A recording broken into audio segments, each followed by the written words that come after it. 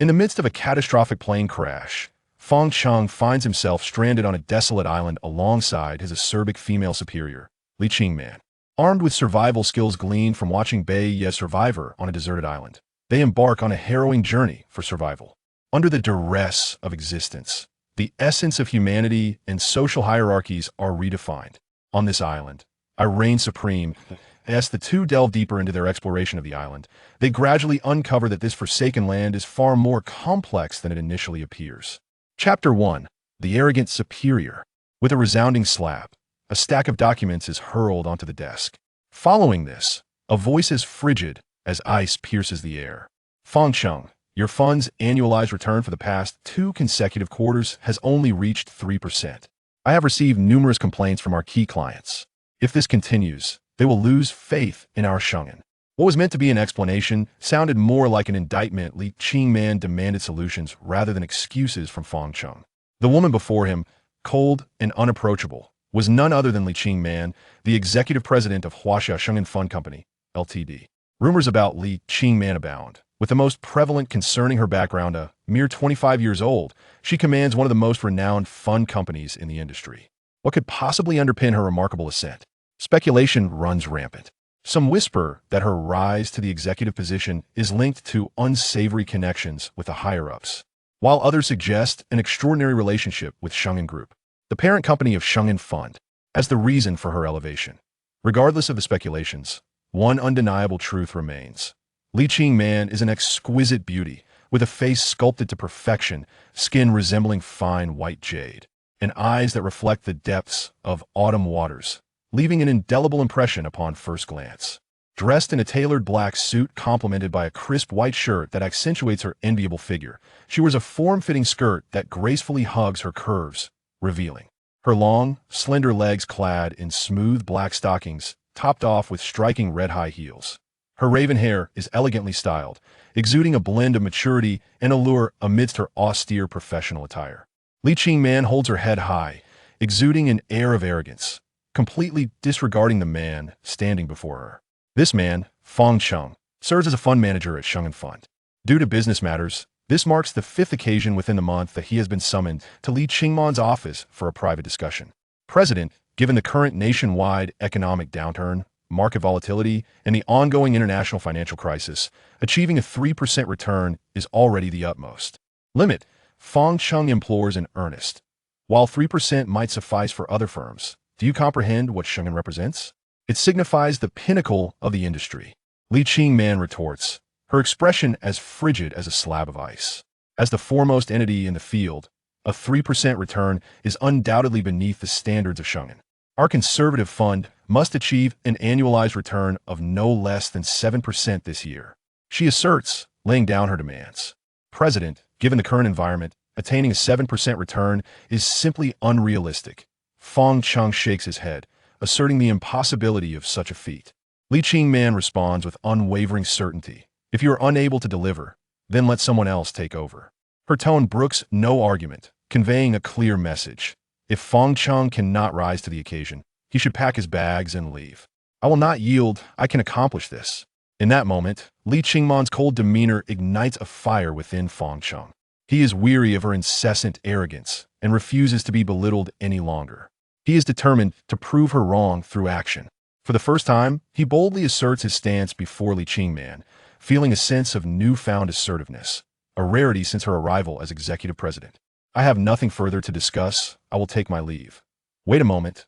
Li Qingman calls after him, gesturing toward a large bouquet of blue roses on her desk, accompanied by an unopened envelope. Take this out for me and dispose of it in the nearest trash bin. As the renowned beauty president, Li Qingman has no shortage of admirers. Executives, wealthy heirs, and political figures all vie for her affection, and her office is inundated with floral tributes daily. Yet her attitude towards these roses is consistently dismissive, treating them as mere refuse. Additionally, there's an industry conference in Los Angeles on the 1st of next month. I have arranged your itinerary. I can trust you will manage your time accordingly. The 1st of next month? That is this weekend. Fang Cheng exclaims, taken aback by the abruptness of the news. I have yet to prepare. Li Qingman, almost unreasonably, insists, this is your responsibility. The conference is crucial, and I will be attending as well. Fang Cheng casts a resigned glance at Li Qing Man. Gritting his teeth, I will prepare immediately. High above the clouds, the steady flight begins to lull him into a stupor. Leaning back in his seat, Fang Cheng draws the sunshade and gazes out at the endless sea of clouds and the deep blue sky. The plane has been in the air for 5 hours, and they are still less than halfway across the ocean. To his right sits a 200-pound man, blissfully asleep, snoring loudly, which is the very reason Fang Cheng cannot find rest. He had anticipated sitting next to Li Qing Man, but it seems his hopes were in vain. She occupies the spacious first-class cabin ahead, enjoying the comforts that far surpass the economy section, especially on such a long flight. Suddenly, the aircraft jolts violently. Many passengers, previously asleep, are startled awake by the turbulence. The man beside Fang Cheng awakens with a start, wiping drool from the corner of his mouth and shouting in panic. Fang Cheng is on the verge of mocking the man for his overreaction, attributing it to mere turbulence, when an overwhelming sensation of weightlessness strikes, nearly hurling him from his seat. The cabin descends into chaos, with people thrown from their seats amidst desperate, anguished cries. The scene is nothing short of a hellish nightmare. Fang Cheng's heart sinks. He can feel the plane plummeting rapidly. It's over or going down. Chapter 2. This will not be the end. Before him lay an endless abyss of darkness, and Fang Cheng felt as though he were trapped in a dream. Suddenly, icy seawater surged from all directions, flooding his ears, nose, eyes, and mouth. This terrifying sensation jolted him awake. As he opened his eyes, he found himself surrounded by murkiness. With a dazzling circle of sunlight shimmering overhead, its rays dancing and distorting through the cerulean waters. After a strenuous struggle lasting approximately a minute, he finally emerged from the frigid depths of the sea. Gasping for air, he inhaled the damp, briny atmosphere that clung to the water's surface. Despite its salty taste, it was a life-saving breath, a stark contrast to the suffocating absence of oxygen he had just endured. Before him stretched an infinite expanse of ocean, boundless in every direction. And floating atop the deep blue waters, Fang Cheng truly grasped the insignificance of humanity in the face of such vastness. The blazing sun loomed above while the chill of the ocean seeped beneath him, creating a dizzying duality that drained his strength rapidly. Although he managed to stay afloat, he was simultaneously cold, hungry, and thirsty, surrounded by a sea of water he could not drink. To him, this saline expanse felt like a blue desert of death. Without rescue, he would soon perish in this endless ocean. Why had fate conspired to entangle him in such a rare misfortune? What had he done to deserve this? In solitude, despair quickly clouded his thoughts. Adrift in the currents for an indeterminate time, his energy waned, and he struggled to keep himself buoyant. Just as he teetered on the brink of psychological collapse, he spotted a cluster of white objects floating not far off. Though he could not discern their nature, intuition whispered to him that if these objects could float, he could perhaps reach them and lay atop them, thus enhancing his chances of survival. Determined to live, Fang Cheng resolved to take a gamble with his very life, mustering the last vestiges of his strength to swim towards the white remnants. He envisioned success and began to paddle through the water. 10 meters, 5 meters, 3 meters, 1 meter. Gradually, he drew closer to the floating debris, and at the brink of exhaustion, he successfully pulled himself onto one of the pieces. It was only upon nearing that he realized these white fragments were remnants of the aircraft's disintegration. The piece he clung to was roughly the size of a mattress, hollow in the center, allowing it to float. After a brief respite, he summoned the last of his energy to hoist himself onto the wreckage. As he lifted himself from the icy water, the sun above felt warm and nurturing, momentarily alleviating his concerns about losing body heat and granting him a chance to breathe. The airplane had plummeted with violent turbulence, and the cabin had become a chaotic scene. Before long, Fang Cheng was flung from his seat, jostled as though in a washing machine, disoriented and unable to discern his surroundings. After a painful collision with the overhead compartment, he lost consciousness, and when he awoke, he found himself in his current predicament. Suddenly, a realization struck him. If the wreckage was here, there must be other survivors. Lying atop the debris, Fang Cheng awakened to the possibility that in this area of the ocean, other passengers may have also survived the crash. After a brief moment of rest, he regained some strength and struggled to rise, precariously maintaining his balance atop the swaying wreckage while scanning the sea for any signs of life. Fortune favored his earnest search. He soon spotted a figure floating nearby, and luck was on his side as the currents were guiding this person towards him. However, as the figure drew nearer, his heart sank. He saw that the individual lay motionless on the water's surface, appearing lifeless. Despite the grim likelihood that the person had perished, Fang Cheng refused to abandon hope and resolved to attempt a rescue. seizing the opportunity as the figure drifted alongside the wreckage. He exerted every ounce of strength to pull the person from the water. After a strenuous struggle, he finally managed to hoist the individual onto the debris. Before him lay a flight attendant, still clad in her uniform, yet her body was devoid of warmth, her complexion pale, and there was no pulse to be found, nor any sign of breath. She was gone, even though they had only crossed paths briefly. Witnessing the extinguishing of a young life before his eyes struck Fang Cheng profoundly. The flight attendant had family and friends who would undoubtedly be devastated by her loss. In contrast, he was fortunate to still be alive, a bittersweet stroke of fate. The sight of her lifeless body deeply moved him, and tears streamed down his cheeks for this stranger. He silently vowed to himself that even if it was just for one more day, he would fight with all his might to survive. For such a catastrophic event as a plane crash would surely attract rescue teams. If he could endure until help arrived, there would still be a chance to reunite with his family and friends. As he drifted with the currents, he witnessed numerous bodies of fellow victims pass him by, and the sight of their suffering weighed heavily on his heart, prompting him to offer silent prayers for their souls. In a moment of hazy recollection, he thought of his supervisor, the haughty and cold beauty, Li Qingman, who likely had also met a tragic fate. A wave of sorrow washed over him. Despite her harshness at work, the thought of such a vibrant life extinguished was painful. Chapter 3. We are in the same boat now. The temperature on the surface of the ocean was oppressive, and under the sun's relentless glare, the body of the flight attendant began to emit a faint odor of decay. Fang Cheng knew he could not allow her remains to remain on the wreckage any longer. He had no choice but to release her into the sea, as he could not drift alongside a corpse. "Forgive me, I am sorry." With a heavy heart, he offered a silent farewell, clasping his hands in prayer as he honored her memory before gently pushing her into the water. Watching her body drift away, he felt an unsettling emptiness. Previously, the wreckage had been shared by two, but now he was left alone amidst the vastness of the sea and sky. The isolation only fueled his anxious thoughts, and the relentless sun, hunger, and thirst exacerbated his condition. In that moment, Fang Cheng yearned for darkness to shield him from the punishing rays of the sun, which felt unbearable. As he continued to drift aimlessly with the currents, he eventually succumbed to unconsciousness. When he regained consciousness, the sun still hung high above him, and he realized he had experienced a brief fainting spell, a physical response to the stress his body was enduring, a warning that he could not last much longer. The solitude continued to erode his resolve, and just as he teetered on the edge of despair, he noticed a figure on the water's surface, seemingly lying atop a box, drifting towards him. Someone. With cracked lips, Fang Cheng felt a surge of excitement. In this vast ocean, the prospect of another survivor was exhilarating.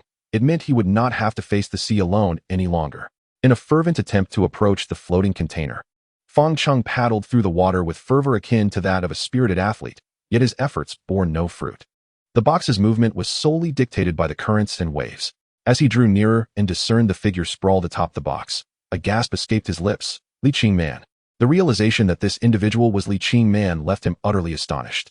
To encounter a familiar face amidst the vastness of the ocean was more exhilarating than any other circumstance. In that instant, Fang Cheng's adrenaline surged, revitalizing him as if he had transformed into a different person.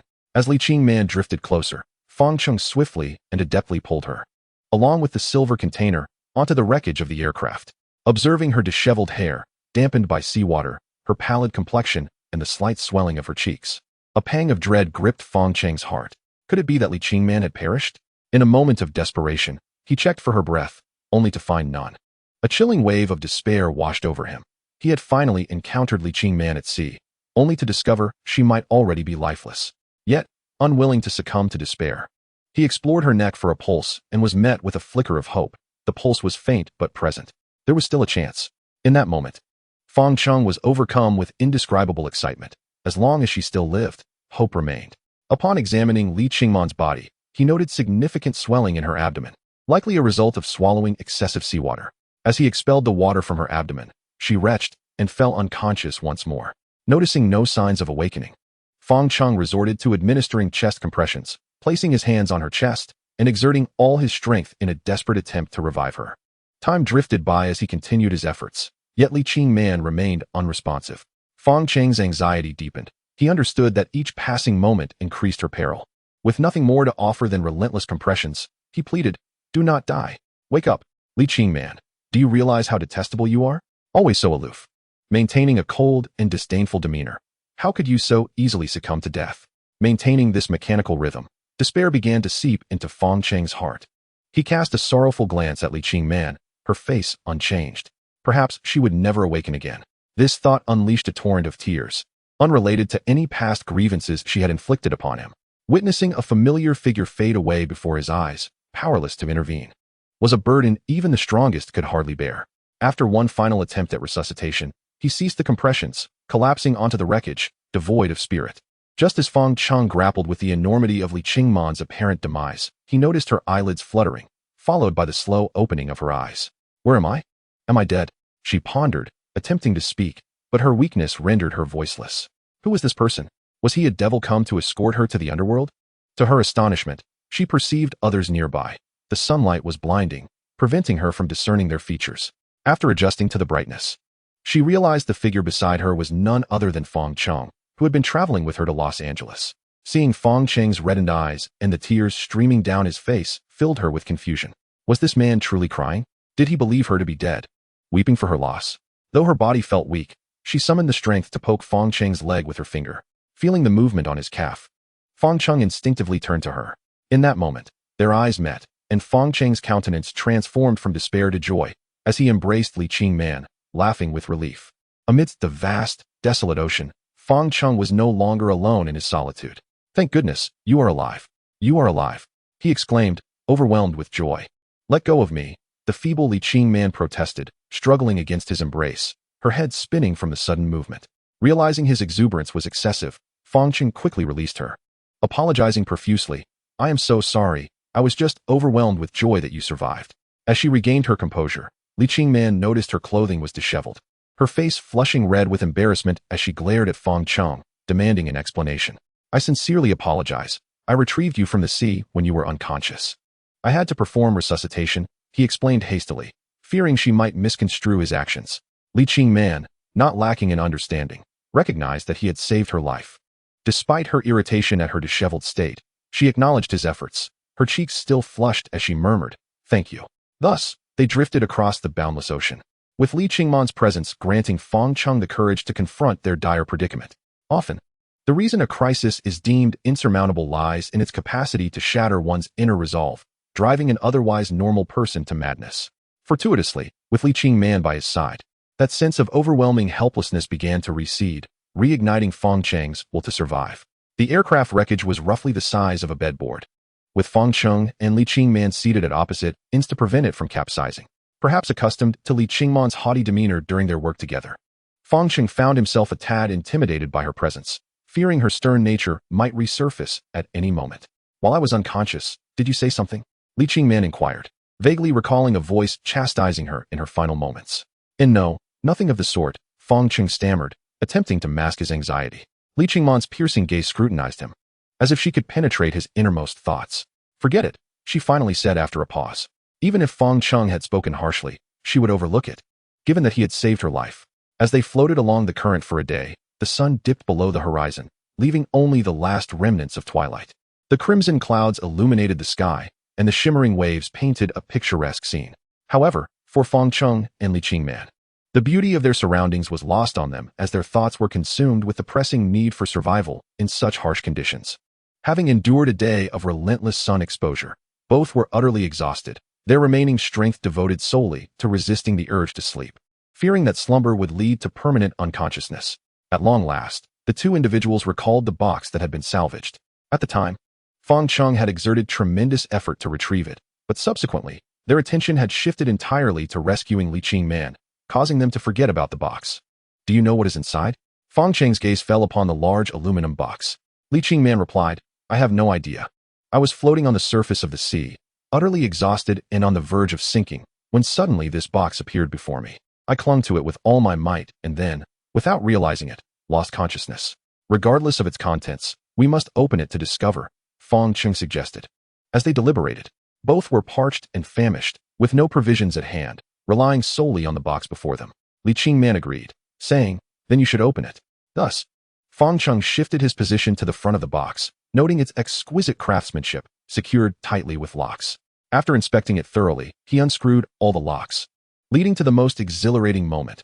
What treasures lay within? Li Qingman's eyes were fixed intently on the box, as its contents could determine their survival on the ocean. Fang Cheng closed his eyes, fearful of what he might see. Would fate bestow upon them a chance at life, or were they destined to perish in the vast sea? With a click, the box opened, prompting a joyful gasp from Li Qingman. Hearing her exclamation, Fang Cheng exhaled in relief. Her tone was filled with delight, indicating that the box must contain something valuable. As he opened his eyes, he beheld several foil food containers and a few small bottles of drinking water inside. It was airline food. At that moment, Li Qingman and Fang Cheng felt as though they had discovered the treasure of King Solomon, bursting into laughter with sheer joy. Indeed, fortune had not forsaken them. Having survived a plane crash, it was clear that they would not perish in this ocean. The sight of food and water rekindled their hope for survival. After counting the items in the box, they found 8 food containers and 5 bottles of water, although scant. It was precious sustenance for the two who were on the brink of starvation.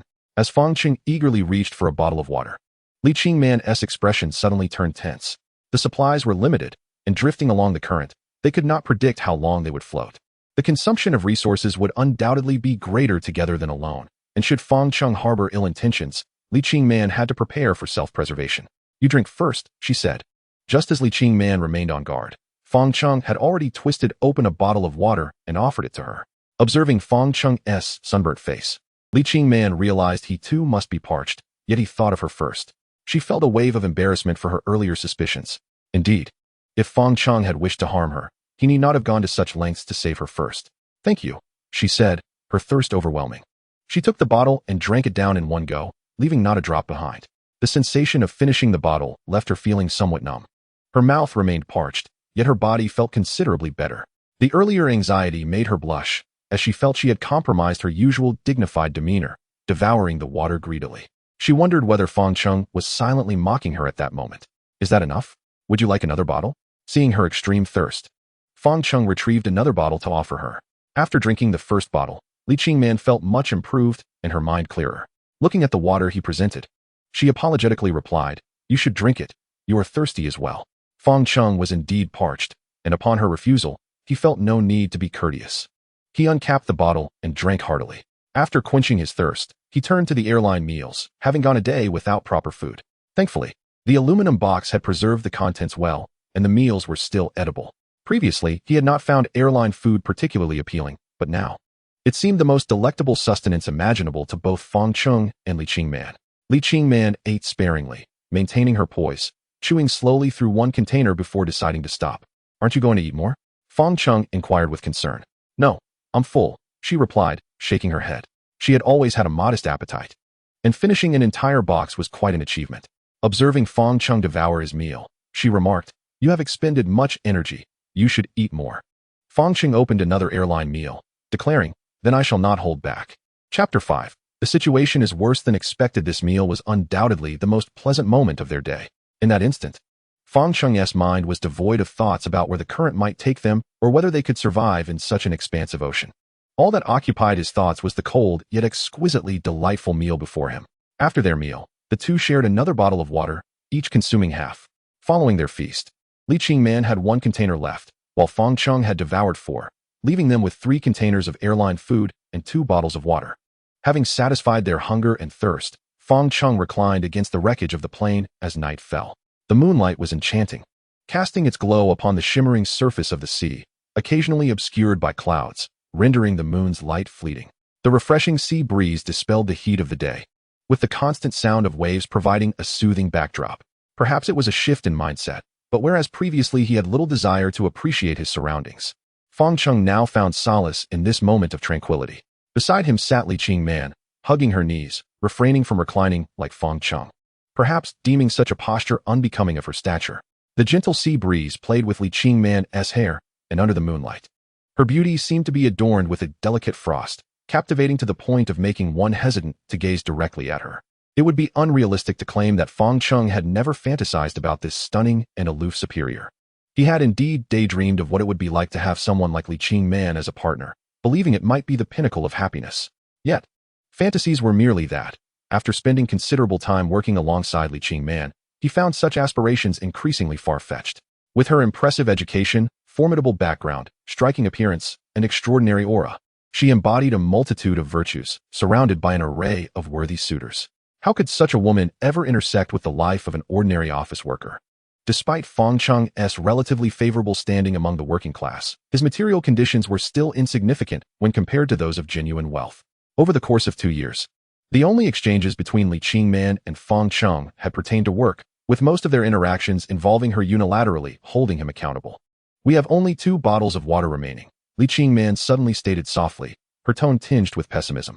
It was understandable. As a woman, she might not possess the same fortitude in the face of such dire circumstances as Fang Cheng did. Initially, he too had felt a similar despair, often losing the will to survive. Yet, the thought of his loved ones waiting at home solidified his resolve not to succumb in this place. "We still have 2 bottles of water." This is a conversation between Fang Cheng and Li Qingman, filled with encouragement and motivation. Although their words differ by just a single character, their attitudes are strikingly opposing. Li Qingman gazes at Fang Cheng in surprise, under the moonlight. Her autumn-like eyes are captivatingly beautiful. She is astonished by Fang Cheng's unexpectedly optimistic outlook and appreciates his subtle encouragement. In her previous experiences at work, Li Qingman regarded Fang Cheng as capable and responsible, yet often felt he lacked a proactive spirit. While he could perform his duties well, he seemed to lack the aggressiveness necessary to expand beyond his current role, which often led her to criticize him harshly for this shortcoming. Her demeanor was typically cold and proud. Holding the position of executive president at Onxing Fund was not merely a result of her temperamental nature. She was strict with her subordinates, at times bordering on being unapproachable, but this was merely a fade of her work style. The key to her success lay in her substantial abilities, which enabled Onxing Fund to maintain its leading position in the industry. This was Li Qingman's true strength. 3 boxes of food and 2 bottles of water should last us at least 2 days if we ration them, Fang Cheng remarked. "What if we still don't receive rescue after 2 days? Li Qingman replied. Fang Cheng's expression turned somber as he responded. "We have drifted with the current for a day and a night. We are likely far from the crash site. Even if their search and rescue teams arrive in the area, it may be impossible for them to locate us. Moreover, it is night, making the search even more challenging." As he spoke, Fang Cheng dipped his hand into the water to gauge the current's speed. While he could not estimate precisely how fast it was, the current was undoubtedly swift. Given our current drift rate, it is hard to say where we will end up after 1 night. "Fang Cheng, if we cannot survive," Li Qingman began, "we will survive. As long as we are alive, it means that fate has not abandoned us. I will ensure that we both live through this." Fang Cheng interrupted, his determination unwavering. In the past, such an interruption would have earned him a stern reprimand from Li Qingman, yet this time she remained silent. Watching him intently, perhaps, as Fang Cheng suggested, fate had not forsaken them, and they might endure together on this vast ocean. Human emotions are ever-changing. Previously, Li Qingman had been quite pessimistic, but influenced by Fang Cheng's optimism, she gradually began to regain her confidence in their survival. "Can we determine our location?" she inquired. "The North Star is still visible, indicating that we remain in the Northern Hemisphere. The plane likely crashed over the Pacific Ocean, and we were not yet halfway through our journey. We are probably adrift in a section of the Central Pacific," Fang Cheng explained, "with the North Star behind us. We are currently drifting southward, and the wind is coming from the northeast. It is likely that we are within the trade wind belt, approximately around latitude 25.5 degrees north." Li Qingman's eyes suddenly sparkled with realization. "If we can roughly calculate the longitude and latitude." However, before she could finish, Fang Cheng shook his head. "That would be futile. Even if we could determine our exact coordinates, we have no means of communicating the information. My phone was lost to the sea during the crash. Mine was ruined by the water as well." Li Qingman recalled her earlier thought of using her phone to send a distress message, but the dark screen had never illuminated again. Without their phones, the prospect of sending a message for help became impossible. Even if they could estimate their coordinates, it would not provide any substantial assistance for rescue. "It is all right. As long as we persevere, we will find a way," Fang Cheng reassured her, striving to maintain a positive atmosphere for both himself and Li Qingman. "Yes, we will survive," she echoed, filled with hope. Suddenly, a splashing noise erupted from the water's surface, as if something had leaped out, followed by a dark shadow landing on the wreckage of their plane. "Ah!" Li Qingman cried out in fright, startled as the wet creature collided with her. Chapter 6. An unexpected guest in the darkness. Apart from the figures close at hand, Fang Cheng and Li Qingman could not discern the nature of the shadowy creature. It seemed to be alive, leaving a slippery residue where it had struck Li Qingman. The creature writhed upon the wreckage, creating a splashing sound. Li Qingman, momentarily dazed and panicked, was quickly steadied by Fang Cheng, who promptly grasped the unexpected visitor. Concerned for Li Qingman's safety, he acted without hesitation. As he held the creature in his palm, he noted its wet texture and relatively small size, resembling a fish. However, beneath its head, He felt a pair of elongated fins. These fins were not typical. They were significantly longer and could spread wide, resembling delicate wings. This is a flying fish. Fang Cheng recalled having seen a documentary about them. These fish are remarkable in appearance, with long pectoral fins extending to their tails, which, when unfurled, resemble the wings of birds. Flying fish are commonly found in warm ocean waters and leap from the surface to glide through the air when threatened, sometimes landing on the decks of vessels sailing in tropical and subtropical regions. Do not fear. It is merely a flying fish, Fang Cheng reassured Li Qingman, seeking to calm her after the sudden encounter. As she observed the flying fish held in Fang Cheng's grasp, Li Qingman regained her composure, no longer screaming. Bathed in the dim moonlight, she took in the sight of the fish, recalling the tales she had heard of such creatures, realizing now that they truly existed. Despite the initial fright, Li Qingman felt a lingering apprehension. However, Fang Cheng shook his head, explaining, flying fish only leap from the water when being pursued. Its presence here indicates it is under threat. If we release it, it will merely become a meal for a predatory fish. Predatory fish? Li Qingman furrowed her brow. Unfamiliar with this term. It is another type of fish found in tropical and subtropical waters, known as a devilfish. They are unattractive, with large heads and long bodies, and they tend to hunt sardines and flying fish, Fang Cheng elaborated. Typically, these fish hunt in groups, and if one flying fish is startled, many more will likely follow. Li Qingman gazed at Fang Cheng in astonishment, surprised by his knowledge of such subjects, which challenged her previous perceptions of him. How do you know all of this? She asked. Fang Cheng offered a wry smile. I learned it all from documentaries. I never expected to find this knowledge useful one day. Just as he finished speaking, another splashing sound echoed across the water. Under the moonlight, another shadow emerged from the depths, spreading its delicate fins, shimmering beautifully in the moon's glow. This was a primal dance of nature, a hunting game between the greedy devilfish and the frantic flying fish. Initially, I believed that this hunting game had no bearing on me, yet such a notion proved to be utterly erroneous. Moments later, an increasing number of flying fish leapt out of the water, resembling arrows shot from a bow as they zipped past Fang Cheng and Li Qingman. The gliding speed of the flying fish was astonishing. Although one fish did not weigh much, the impact from such rapid movement could be exceedingly painful. Suddenly, one fish collided directly with Fang Cheng's face, leaving him seeing stars and clutching his cheek in agony. Fang Cheng, are you all right? Li Qingman, startled by the scene, inquired anxiously. Under the silvery moonlight, the shimmering sea was alive with countless flying fish soaring through the waves, their wings spread wide as they darted by, akin to navigating through a hail of gunfire. Concern for Fang Cheng's well-being flooded her gaze, yet she refrained from moving too much, knowing that any sudden actions amidst the debris could lead to a capsizing incident. I'm fine. You should quickly hide behind the box, Fang Cheng replied, tears welling in his eyes from the pain of being struck on the right side of his face, which felt as though it had cracked. Fortunately, that sound had likely emanated from the fish's body, and Fang Cheng's cheek was merely swollen, appearing bruised in the dim light of night. As he observed the incessant barrage of flying fish approaching, his foremost concern was for Li Qingman. Fearing she might be injured, he could endure the pain, but he dreaded the thought of her being harmed. Luckily, amidst the wreckage lay a large aluminum box, which became their vital shelter against the elements. Li Qingman understood that she must not get hurt at this moment, as it would only add to Fang Cheng's troubles. Thus, she hurriedly moved to crouch behind the box, curling her body in an effort to avoid contact with the flying fish. What about you? Li Qingman called from behind the box, occasionally hearing the dull thud of fish striking the aluminum surface. Don't worry about me. I have a plan. The space behind the box was barely sufficient for Li Qingman alone, and Fang Cheng had not contemplated sharing the shelter with her. In that moment, the only strategy he could devise was to lie flat against the wreckage of the aircraft, minimizing the surface area exposed to the flying fish to ensure his own safety. The two remained vigilant for an indeterminate duration until the currents gently carried the wreckage into a tranquil stretch of sea, where the sounds of leaping fish ceased. Fang Cheng, Li Qingman's anxious voice emerged from behind the box. I'm all right, he replied, having been lying there for at least an hour, on the verge of slumber. Finally, he lifted his head and exhaled a long sigh of relief. I'm fine too, Li Qingman softly responded. As long as we're safe, everything is all right. Fang Cheng sat up, realizing that he had not eaten for quite some time, and the exertion had left him hungry, his stomach growling audibly. Are you hungry? Li Qingman asked. A little, Fang Cheng replied, recalling the 3 boxes of airline meals that remained, which could serve to replenish their strength. Shall we eat something? Chapter 7. Conflicts arising from minor matters. Li Qingman did not oppose Fang Cheng's suggestion.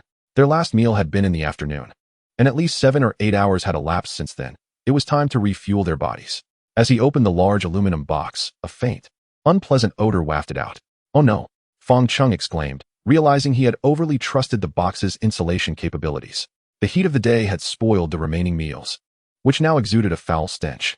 Li Qingman furrowed her brows, the rancid aroma causing her to feel a wave of nausea. "How could I have overlooked this?" Fang Cheng lamented, smacking his forehead, blindly trusting the box's ability to preserve food.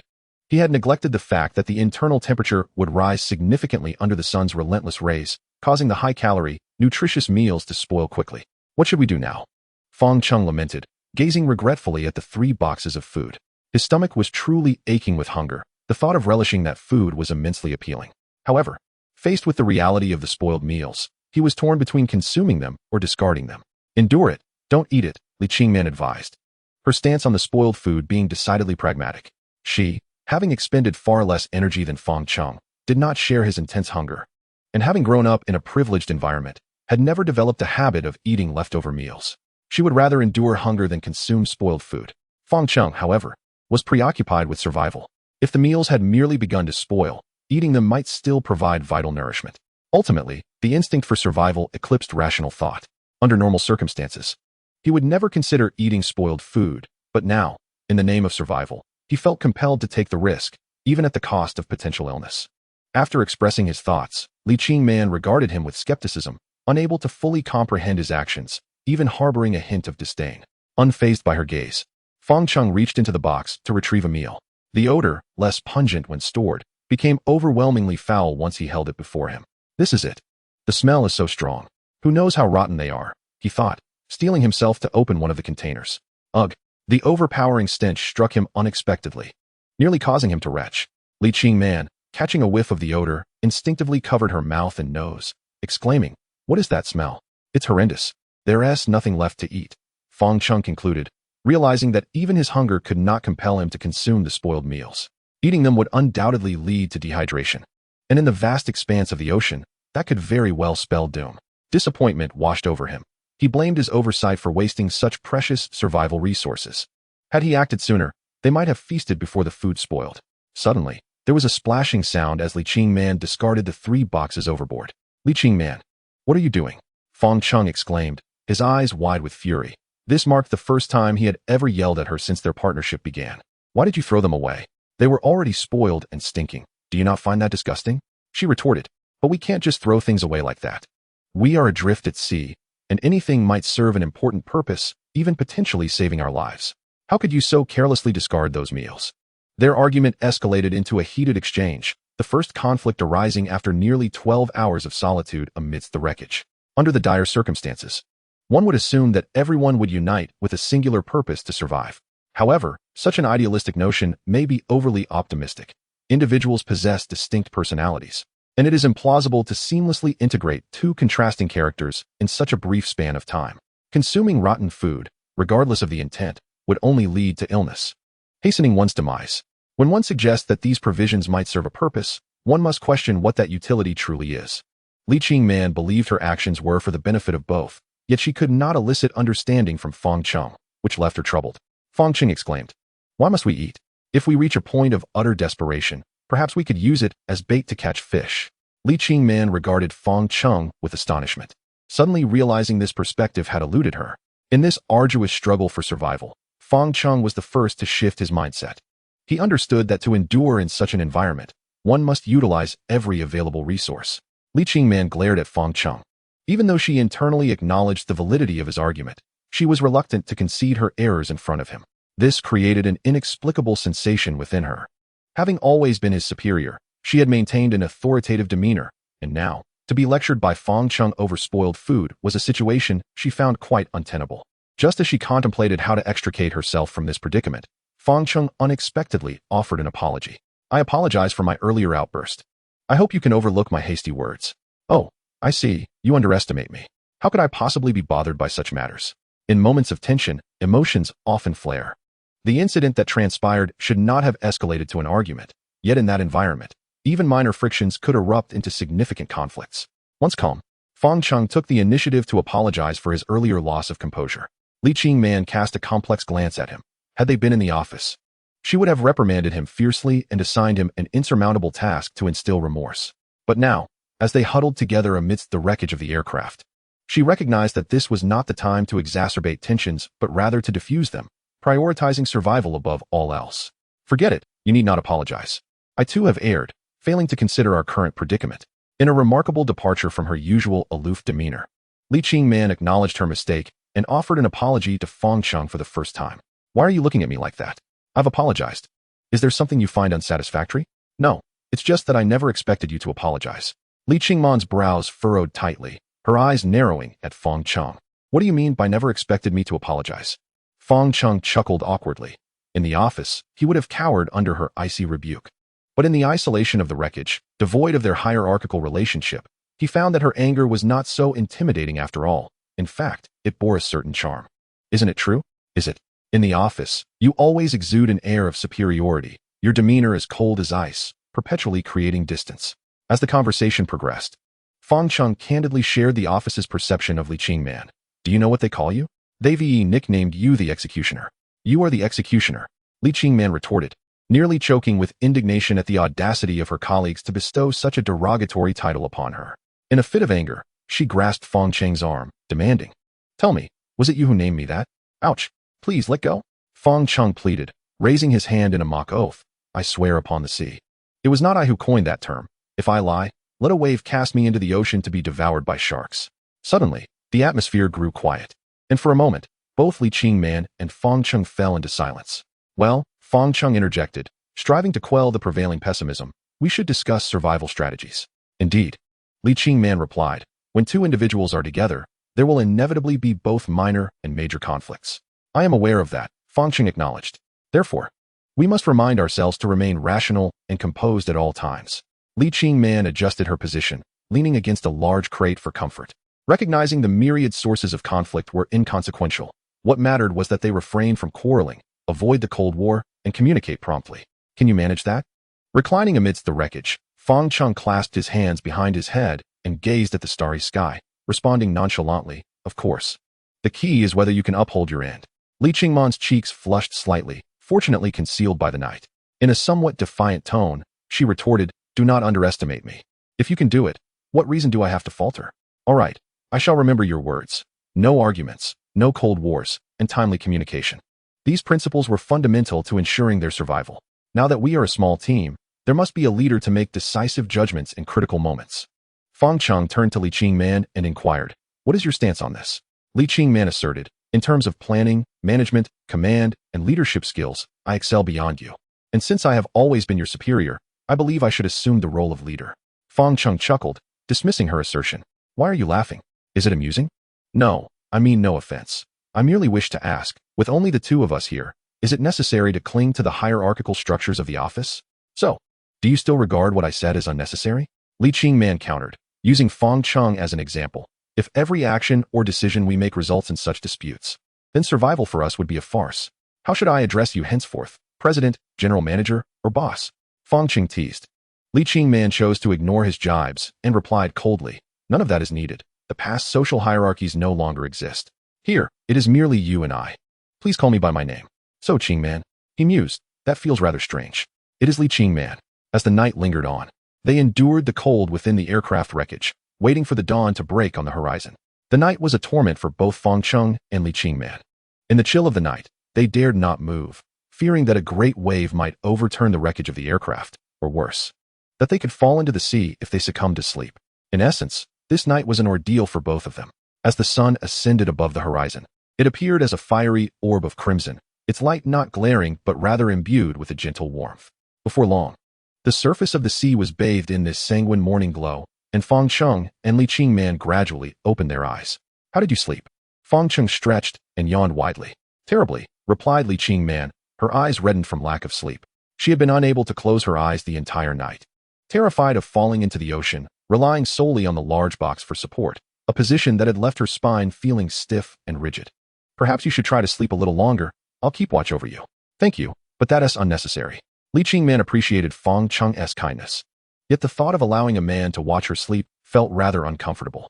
As time passed slowly, the two remained seated atop the aircraft remnants, gazing longingly toward the horizon, fervently wishing to catch sight of land or an island in the next moment. While land and islands remained elusive, their stomachs began to rumble. It had been over 15 hours since their last meal. The depletion of Fang Cheng's strength was particularly acute, and he felt on the verge of madness from hunger. Fang Cheng opened the large box, revealing it contained seawater and 3 flying fish, the unexpected guests from the previous night. Countless flying fish had zipped past them during the night, many colliding with the wreckage. Once it became clear that they could no longer consume the airline meals, Fang Cheng had quickly gathered as many flying fish as he could from the debris. The fish appeared in poor condition, some barely clinging to life. If they did not address this soon, their fate would be sealed. Do we really have to eat these flying fish? Li Qingman looked at Fang Cheng in disbelief. While she had tasted salmon and tuna sashimi, the idea of consuming these unprocessed live fish was a hurdle she could not overcome. Fang Cheng understood that coercing Li Qingman at this moment would be futile. His only option was to set an example, demonstrating that in their current predicament, survival necessitated consuming the flying fish. To be honest, he was unsure if the flying fish were even edible, but hunger had left him dizzy, his stomach aflame with pain, and his body weak. Food was imperative at this juncture. Perhaps it's best not to. Li Qingman continued to shake her head. Don't worry, just watch me eat. With this resolve, Fang Cheng steeled himself, seized a flying fish, grasping it firmly before biting forcefully into its head and body. Ugh! The moment he pierced the fish's skin, a wave of metallic tang mixed with the fish's slime flooded his mouth, nearly causing him to retch. Observing Fang Cheng gnawing on the flying fish, Li Qingman felt a wave of horror wash over her, as if witnessing a primitive being feasting in front of her. Instinctively shifting her body away, attempting to sever the fish's head with just his teeth proved challenging. Fang Cheng had to gnaw and pull repeatedly. Each bite filled his mouth with the pungent taste of fish, but after considerable effort, he finally managed to tear the fish in half. Blood coated Fang Cheng's mouth, and Li Qingman's eyes brimmed with tears as she could hardly bear the thought of having to mimic his actions. Fang Cheng's expression contorted. Truth be told, the experience of biting into a live fish was far from pleasant. Yet, he had to force himself to consume it, for only by doing so could he regain the strength to survive. Fang Cheng, Li Qingman covered her mouth, taken aback by his appearance. It's not bad. It tastes better than I expected. Despite the unappetizing flavor, Fang Cheng managed a strained smile, though the sight of his blood-soaked mouth was indeed unsettling. He decided against eating the fish's head, setting it aside for potential future use. Then, using his fingers, he reached into the fish's cavity, cleaning out its innards with seawater. After meticulous preparation, a pristine fish appeared before them. Would you like to take a bite? Fang Cheng offered the clean flying fish to Li Qingman. No, please take it away. Li Qingman hurriedly waved her hands, her expression one of sheer terror at the thought of touching the prepared fish. All right, then I'll eat it first. Seeing her reluctance, Fang Cheng had no choice but to consume it himself. Gazing at the raw flying fish, he was acutely aware that eating raw food in the wild was perilous, potentially leading to diarrhea or parasitic infections. However, fish meat was relatively safer compared to shellfish, which posed a far greater risk of parasites. Once more glancing at Li Qingman, who still appeared frightened, Fang Cheng could not afford to hesitate. His body was urging him to eat, and he was on the brink of collapse from hunger. With a sharp bite into the flying fish, he tore off a piece of raw flesh, closing his eyes as he chewed. Initially, the fish's strong odor was overwhelming, almost causing him to vomit. However, after enduring the most challenging part, he found that the taste was not as unpleasant as he had imagined. Perhaps his hunger had dulled his sensitivity to flavors, making him less discerning. Accepting the taste, he continued to consume the fish, ultimately reducing it to just its fins and tail. Burp. After swallowing the entire fish, Fang Cheng belched, his mouth still tainted with the fishy taste. Fortunately, the fish had provided a significant amount of energy, alleviating much of his hunger. Do you want to eat some? Fang Cheng reached for a second flying fish, preparing to replicate his earlier method. I'll pass, you can eat it yourself. Though Li Qingman was also quite hungry, she could not bring herself to overcome her mental barrier. Watching the fish squirm in Fang Cheng's hand made it impossible for her to force herself to eat. Fang Cheng skillfully filleted the second flying fish, and after cleaning it, he devoured it voraciously. Despite its unpleasant odor, he found it surprisingly flavorful. Watching Fang Cheng relish the fish, Li Qingman could not help but swallow, her face flushing as she muttered, "You can eat without making all that noise." In the midst of her complaints, Fang Cheng finished off the second flying fish. Witnessing Fang Cheng enjoying his meal so thoroughly, Li Qingman felt a flicker of desire to try it herself. Perhaps the flying fish was indeed palatable. Fang Cheng, can we really eat this? Li Qingman questioned softly. It's not bad, just a bit inferior to salmon, Fang Cheng replied. Would you like to give it a try? I can prepare one for you. This time, Li Qingman nodded, not out of any other reason, but because she was too hungry, the pangs of hunger overshadowing her pride and reservations. Seeing her willingness to try, Fang Cheng beamed with satisfaction, expertly filleting the last flying fish and handing it to her. On the moment Li Qingman took the fish from Fang Cheng, regret washed over her.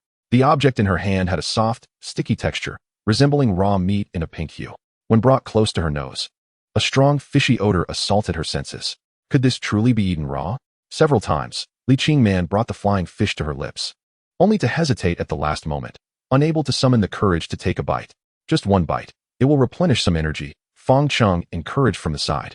A hint of schadenfreude creeping into his demeanor as he anticipated witnessing the proud female superior consume raw fish. Li Qingman understood the gravity of the situation. Survival necessitated difficult choices. Resolutely, she closed her eyes and shoved the flying fish into her mouth, biting down hard. The reaction was immediate and intense. She retched violently, unable to endure the overwhelming fishy taste that churned her stomach, leaving her doubled over at the edge of the plane wreckage, spewing in disarray. Observing her distress, Fang Cheng's initial amusement faded, replaced by concern for her mental state, fearing it might shatter. "I'm sorry, I didn't anticipate such a strong reaction," he murmured. "There's no need for apologies. In these dire circumstances, every action taken for survival is unavoidable," Li Qingman replied, her eyes glistening with tears that had silently fallen during her bout of nausea. Yet, she was not one to display weakness. Once she resolved to survive, she would not allow herself to show vulnerability. Fang Cheng, feeling a pang of sympathy, suggested, "If you truly can't manage it, let me take the flying fish." Li Qingman's eyes shone with determination as she gritted her teeth, declaring, "I can do this. If you can, so can I." She rinsed the filleted fish in the seawater before once more placing it in her mouth. This time, she did not retch at the first touch. Instead, she tightly closed her eyes, a pained expression etched on her face as she chewed vigorously, battling to swallow the fish. Witnessing her struggle to consume the flying fish, Fang Cheng's perception of this formidable woman transformed entirely. Such a feat might be beyond the capabilities of many women, yet Li Qingman accomplished it. Her determination worthy of admiration. After finishing the fish, silence enveloped them. Li Qingman remained in shock from the experience, while Fang Cheng quietly awaited the reaction in his stomach. To be candid, consuming raw fish is perilous, and without medical assistance, a parasitic infection could spell certain doom. However, at that moment, both Fang Cheng and Li Qingman stood on the precipice of life and death, compelled to take such risks.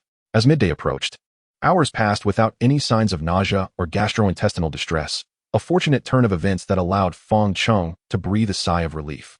The path to survival was fraught with challenges. Even without issues from the raw fish, the relentless sun could strip them of their skin. After a full day's exposure, their exposed skin had turned a fiery red. Their hands, feet, and faces felt as if they had been roasted, with more severe areas, like the nape of their necks, shedding dead skin while fresh skin endured the sun's harsh rays. The sensation of being scorched was unbearable, and when sweat trickled onto the newly tender skin, it elicited grimaces of pain. "I'm parched. We should drink water," Li Qingman said, clutching her throat, which felt as if it might ignite from dryness. The 2 remaining bottles of water in the box became her lifeline. Fang Cheng was equally parched but harbored concerns. Those 2 bottles represented their last supply of fresh water. Drinking now would mean forfeiting any future replenishment, leaving them at the mercy of fate. Noticing Fang Cheng's silence, Li Qingman grew impatient, demanding, "When do you intend to save this water for?" Fang Cheng replied, "I just believe this is our final fresh water. Unless absolutely necessary, I don't wish to touch it. If we can't survive now, what future is there to speak of?" Li Qingman countered, "You're right. In extreme conditions, lacking food, one could survive for 4 to 5 days, but exposed to the sun as they were, their bodily fluids evaporated rapidly. Without timely hydration, they might not endure a single day." Yet, clearly, they had overly optimistically assessed the half-bottle's potential. The sweltering heat mercilessly baked the ocean surface, and sweat poured from their bodies. After several hours, Li Qingman began to show signs of heat stroke. Seeing her pallor, devoid of color, her lips frighteningly white, and her body burning like a flame, Fang Cheng panicked. Li Qingman, I feel so dizzy," she murmured, pressing her forehead. "Don't speak. It seems you've succumbed to heat stroke." Immediately, Fang Cheng stripped off his shirt, draping one end over the box and holding the other to create a small shade for her head, shielding it from the sun.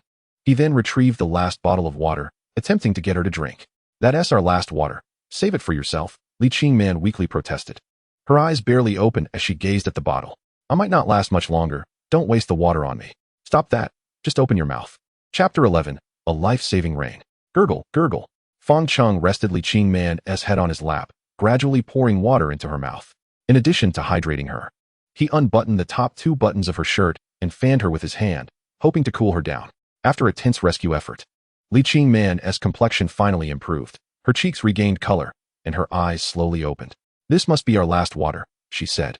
Her first words after regaining consciousness filled with regret and resignation, believing it a waste to use the water on herself. "Don't worry about that. I won't let anything happen to you." Fang Cheng was startled. The despair in her voice indicated a loss of will to survive. In a weakened state, a person's resolve can falter, and Fang Cheng knew he must provide her with unwavering support to prevent her from losing hope. To aid Li Qingman's quick recovery, he ensured she consumed every last drop of water from the bottle. After drinking an entire bottle, and with Fang Cheng's attentive care, Li Qingman gradually returned to her normal self, though she remained weak and breathless, leaning against the large box. "Fang Cheng, thank you for saving me once again. Saving you is saving myself. Don't overthink it. I'm sure you would do the same." Fang Cheng did not wish to portray himself as noble. He simply could not bear to witness a life extinguished before him. Moreover, on this vast ocean, having Li Qingman as a companion, even for conversation, was comforting. If she were to perish, he might not be able to endure it either. "Fang Cheng, I realize I may have misunderstood you in the past. That's all behind us. What matters now is how we can survive." The sun continued to blaze above them, causing them to sweat profusely, the evaporation exacerbating their dehydration. And their situation grew increasingly dire. Having given the last bottle of water to Li Qingman, Fang Cheng had not consumed any himself. At that moment, he felt the agonizing pangs of thirst, as if smoke were rising in his throat, and his lips cracked, covered in dry skin. As Fang Cheng observed Li Qingman, a wave of guilt washed over him. He remarked, "If this continues, neither of us may survive. You should not have saved me. Let go of such thoughts." "We will endure this," she replied, though Fang Cheng's gaze drifted towards the alluring sea beside them. The shimmering waters tempted him, and he longed to bend down and take a sip. Yet, he knew all too well how salty the ocean was. Consuming even a mouthful would likely lead to his demise. "Do you feel the temperature drop?" Li Qingman asked as the sea breeze tousled her long hair. Suddenly, she sensed a hint of coolness in the air. Upon hearing her words, Fang Cheng sat up straight, closing his eyes to savor the oncoming breeze, which indeed carried a refreshing chill. Before long, a thick layer of clouds appeared on the horizon, obscuring the blinding sunlight. The sea grew dark, and the waves surged, resembling white fish leaping from the water. "It's going to rain," Fang Cheng exclaimed with excitement. Li Qingman, abandoning her usual demure demeanor, burst into joyous laughter. A drop of icy rain struck her cheek, followed by a torrential downpour that sent up a mist over the surface of the sea. Both of them were enveloped in the rain, elated to the point of forgetting their dire situation. The rain felt like a long-awaited blessing, revitalizing the two weary souls. Fang Cheng tilted his head back, eagerly attempting to catch as much rainwater as possible. Li Qingman mimicked his actions, opening her mouth wide to receive the rain. When they caught sight of each other's disheveled appearance, they shared a spontaneous laugh. Initially, Fang Cheng had not noticed the scene before him, but upon locking eyes with Li Qingman, he became aware of the rain-soaked fabric of her shirt, which had turned somewhat translucent, revealing a hint of the beauty beneath. This view was more striking than any other, and Fang Cheng found it difficult to tear his gaze away. "What are you waiting for? Hurry and collect the rainwater." Li Qingman, lost in her joy, remained oblivious to his stare. Fortunately, this distraction spared Fang Cheng from feeling overly embarrassed. He promptly opened the aluminum box to gather as much rainwater as he could, using the remaining empty bottles. Though they were reluctant for the rain to end, it eventually subsided. The two gathered around the box, pouring the collected rainwater into the bottles, reserving the remainder inside the box. "This rain saved our lives," Fang Cheng said, reclining on the wreckage of the plane, relieved that they could at least temporarily alleviate their thirst. After the downpour, Li Qingman faced a troublesome predicament. Her clothes were drenched and clung uncomfortably to her skin. Unlike Fang Cheng, she could not simply remove her shirt and lay it out to dry on the wreckage. Under the scorching sun, her wet clothing began to evaporate, creating a sauna-like atmosphere that was both hot and sticky, an utterly unpleasant sensation that was too embarrassing to voice. "What's wrong?" Fang Cheng noticed her discomfort. Blushing, Li Qingman shook her head and replied, "It's nothing. Don't worry about me. Is it the damp clothing that is bothering you? Perhaps you should take it off." Fang Cheng raised his hand in a solemn vow. "I promise I will turn around and not look." Li Qingman, her cheeks flushed with embarrassment, retorted, "Mind your own business." Chapter 12, Tropical Storm. The weather over the ocean is notoriously fickle. One moment it is basking in sunshine, and the next, a torrential downpour ensues.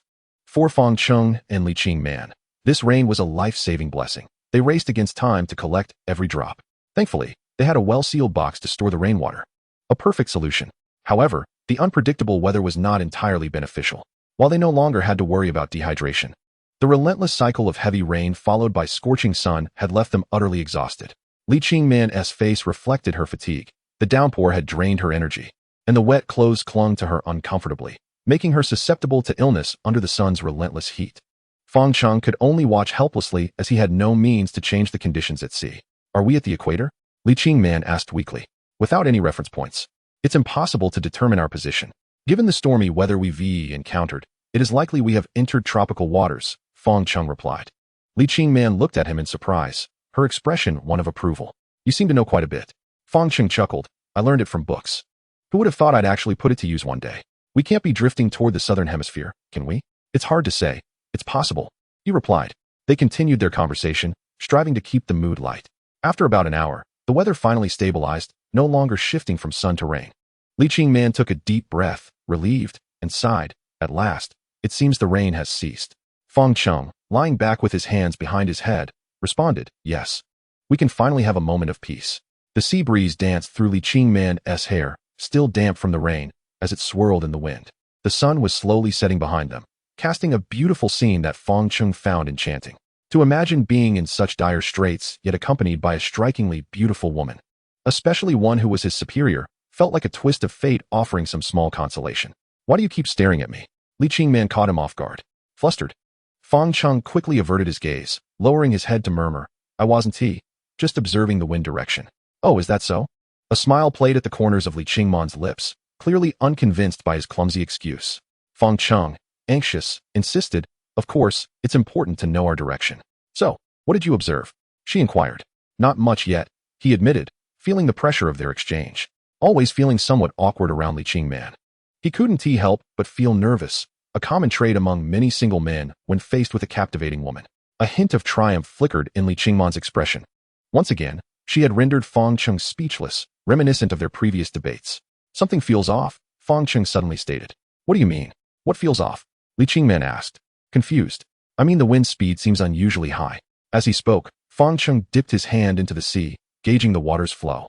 It must be the influence of strong winds. The current is much swifter than usual. Li Qingman, puzzled, asked, what exactly is off about what you said? Fang Cheng explained. The recent storms and the current strong winds are likely the result of an approaching tropical depression.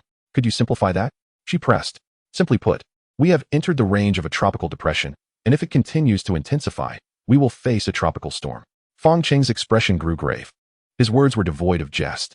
If they indeed encountered a tropical storm, relying solely on the wreckage of the plane, their chances of survival would be, quite frankly, nil. A tropical storm? Li Qingman realized the gravity of his statement, understanding that he was not speaking lightly. Despite her limited understanding of meteorological phenomena, she possessed enough common sense to know that a tropical storm escalates to a strong tropical storm, and further intensification results in a typhoon.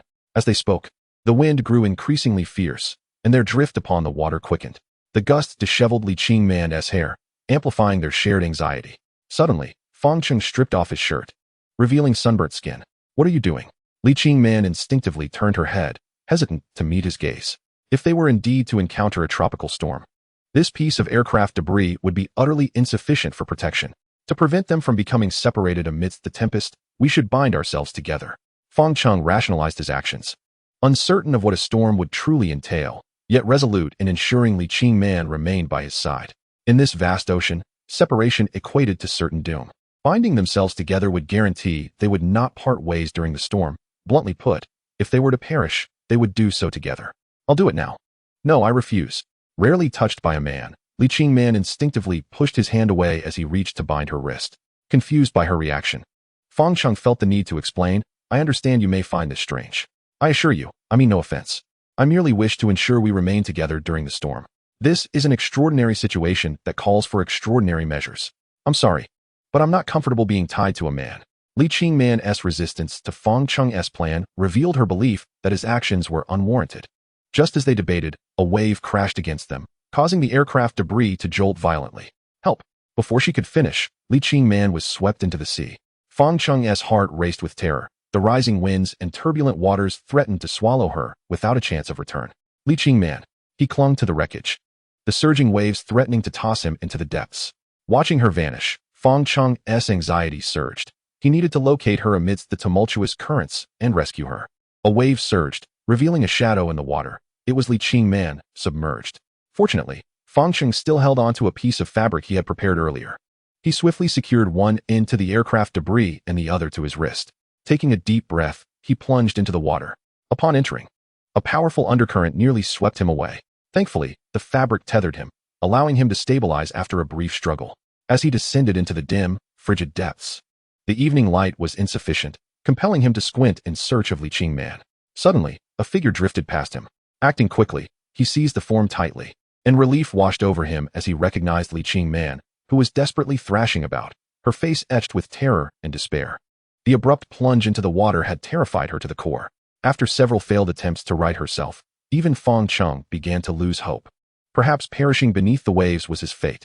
"Fang Cheng, let me go." In the tumult, Li Qingman's eyes brimmed with regret and self-reproach. If only she had heeded his warnings sooner, perhaps this calamity could have been averted. Silence. Fang Cheng's mood darkened. He did not wish to hear her words of despair. "I will not release you. Even in death, we shall face it together." His voice boomed like thunder, each word penetrating Li Qingman's consciousness. Staring at this seemingly ordinary man, she suddenly felt her heart race. She had never regarded him with any particular esteem, always dismissing him in favor of the affluent suitors who pursued her. Yet, in that moment, she recognized that perhaps Fang Cheng was not as ordinary as she had perceived. Submerged in the sea, Fang Cheng held Li Qingman tightly around the waist with one arm, while his other grasped the aircraft debris. Just as he prepared to surrender, a wave surged, lifting him high. Seizing the opportunity, Fang Cheng clambered onto the wreckage, using all his strength to pull Li Qingman from the water. After what felt like an eternity, they regained some strength. Li Qingman struggled to sit up, expressing her gratitude and then apologizing. "I should have listened to you sooner. It would have spared us this danger. Enough, let us bind ourselves together quickly." Fang Cheng, too weary to dwell on past arguments, focused solely on regaining strength before the storm arrived. This time, it was Li Qingman who used the fabric to tie their hands together. "Where's the box?" Fang Cheng suddenly sat up, realizing something dreadful. The box. The box. Li Qingman scanned the wreckage, but the aluminum box was nowhere to be found. With a loud thud, Fang Cheng slammed his fist against the debris, startling Li Qingman. In his rush to save her, he had neglected the box, likely lost to the storm's fury. The precious fresh water they had painstakingly collected was now gone. Their only hope of survival vanished. "I'm sorry." Li Qingman, shedding her pride, sincerely apologized to Fang Cheng. He gazed at the sky, torn between resentment for the lost box and a greater concern for their survival. "There's nothing to be done now. The box is lost. But thankfully, you are still here. Indeed, let us not dwell on this. At least we have not yet reached our final despair. We must conserve our strength and prepare for the impending tropical storm." The sky darkened, the ocean roiled, and the winds intensified. The aircraft debris upon which they stood swayed precariously, threatening to plunge them into the depths. Fang Cheng furrowed his brow, aware that the tropical storm was intensifying, drawing them closer to the cyclone's eye, a perilous path leading to certain death. "Look ahead." Suddenly, Li Qingman's excited voice pierced the tension as she pointed eagerly. Fang Cheng followed her gaze to behold a dark mass on the horizon, igniting a spark of hope within him. "What is that? Is it an island?" Li Qingman exclaimed. "It's very likely. If it is, we may be saved." Hope illuminated Fang Cheng's eyes. The remnants of the aircraft lay scattered, and Fang Cheng and Li Qingman could hardly contain their overwhelming joy as they embraced tightly, tears of exhilaration streaming down their faces. It was a moment of sheer ecstasy, a radiance breaking through a sky previously burdened by despair, as the island emerged to rescue them from their hopelessness. In the distance, the island became their lifeline, and fortuitously, the current of their drift aligned toward it. The wind picked up, threatening to overturn the small aircraft debris at any moment, compelling Fang Cheng and Li Qingman to press down on either end, using their weight to stabilize their fragile refuge. As they neared the island, their excitement bubbled forth once more in unrestrained cheers. It was indeed an island, providing Fang Cheng with a release of relief. For he had previously only glimpsed a shadow on the horizon, uncertain of its true nature, fearing it might be an illusion. Now, confirmed as an island, it signified the end of their aimless drifting upon the sea. "We are moving swiftly," Li Qingman exclaimed, her hands bracing against the remnants. Her expression strained as the tumultuous waves challenged her balance, threatening to hurl her into the depths. Yet, the direction remained correct. The island lay directly ahead. Fang Cheng, too, was no less burdened, having to constantly adjust his center of gravity with the undulating waves. desperately ensuring the debris did not capsize. The evening sky was cloaked in a gray haze, with only the fierce winds howling around them. Until now, everything seemed to unfold favorably. They were drawing closer to the island, the outline of its form becoming increasingly distinct. Fang Cheng, we are getting nearer to the island. Li Qingman's voice quivered with uncontrollable elation. They estimated a distance of about 1,000 meters. Despite the proximity, Fang Cheng dared not relax. Swimming that distance was implausible, and any unforeseen circumstance could shatter their hopes, leading them to a watery grave. His brow furrowed in concentration. He remained vigilant of the wind's direction and the currents of the sea. 800 meters, 600 meters, 500 meters, 400 meters. They were breathless, fixated on the island, wishing fervently for the waves to carry them faster toward their salvation. Suddenly, Fang Cheng's expression shifted dramatically as he realized the wind had changed direction. Once propelling them directly toward the island, now veering west-northwest. Our course has deviated, he shouted in despair. What shall we do now? Li Qingman's eyes dulled, losing their luster. The roller coaster of fate had struck unexpectedly. Moments before, hope had flourished, only to be cruelly dashed in an instant. The deviation was palpable, and the distance to the island was expanding, as if fate played a cruel jest upon them, the debris swirling around the island's periphery. Overwhelmed by despair, Li Qingman broke into tears. Had the island never appeared, she could have resigned herself to her fate. However, to be so close and yet blown away was an unbearable blow. I do not wish to die. I refuse to perish like this. We will not die? Fang Cheng grasped Li Qingman's hand, his warmth offering her a glimmer of encouragement. The winds continued to push them away from the island, and at this rate, within a minute, they would pass it by. Look over there. Fang Cheng suddenly pointed ahead, where a stretch of beach jutted out into the sea. This beach resembled a small tail of the island, extending into the waters, and it offered Fang Cheng and Li Qingman a lifeline of hope. In that moment, Fang Cheng truly understood the meaning of where there is life, there is hope, for as long as he did not give up, destiny would not abandon him either. They were now about 300 meters from the island, and with the beach extending into the sea, it meant they would only need to swim approximately 50 meters to reach solid ground. We must jump. What? Jump? Fang Cheng affirmed, indeed. Our only chance of survival lies in diving into the water and swimming across. Li Qingman glanced at the tumultuous waves beneath her, the sun nearing the horizon, leaving only a final glow in the sky as darkness approached. The unknown depths of the dark waters harbored untold terrors. Do we really have to jump? Li Qingman hesitated, uncertain, preferring the relative safety of the debris, knowing that plunging into the sea could spell immediate doom. At the crossroads of fate, further hesitation would only squander their chance at survival. Without waiting any longer, Fang Cheng took Li Qingman's hand, and together they leaped into the water. The icy waves engulfed them from all sides, and Fang Cheng could no longer recall how many times he had submerged. The sensation of being enveloped by the sea was undeniably unpleasant. The undertow was fierce, separating them. Yet fortune favored them as they were tethered by cloth straps on their wrists, preventing them from losing one another in the depths. After a struggle, Fang Cheng finally grasped Li Qingman and, using all his strength, propelled them toward the surface. Gasping for air, they emerged, exhaling deeply. Yet, the moment for respite had not yet arrived. Jumping into the sea was merely the first step. The next task was to swim toward the island. Can you swim? Yes. Then follow my lead. Do not be afraid. Okay. They were approximately 50 meters from the island. In such turbulent waters, swimming even 10 meters would be a substantial test of stamina. Yet, with the aircraft debris now vanished beneath the waves, they had no choice but to exert every ounce of strength to reach the island. As they swam with all their might, Li Qingman suddenly screamed in sheer terror. Fang Cheng's heart raced as he shouted, "What happened?" Trembling, Li Qingman stammered, "Something just brushed against me." Chapter 15, Reaching the Island. Li Qingman's frightening encounter sent a chill down Fang Cheng's spine. In these frigid, dark waters, no one could ascertain what lurked beneath. Should a shark be present, it would spell disaster for them both. Yet, amidst their fear, there was little they could do about the unknown. Their priority was to focus on reaching the island. For their own survival was at stake. A moment's distraction could lead to being swept away by the waves. Do not be afraid. You will be fine, Fang Cheng soothed, reassuring himself as well. Sharks typically do not attack humans unless provoked by the scent of blood. All he could do was hope that fortune would be on their side and that they would not meet a gruesome end. In the pitch darkness, the nature of the unseen creatures below was inconceivable. Fang Cheng chose to believe they did not exist. His focus remained solely on the island's silhouette, rendering everything else inconsequential.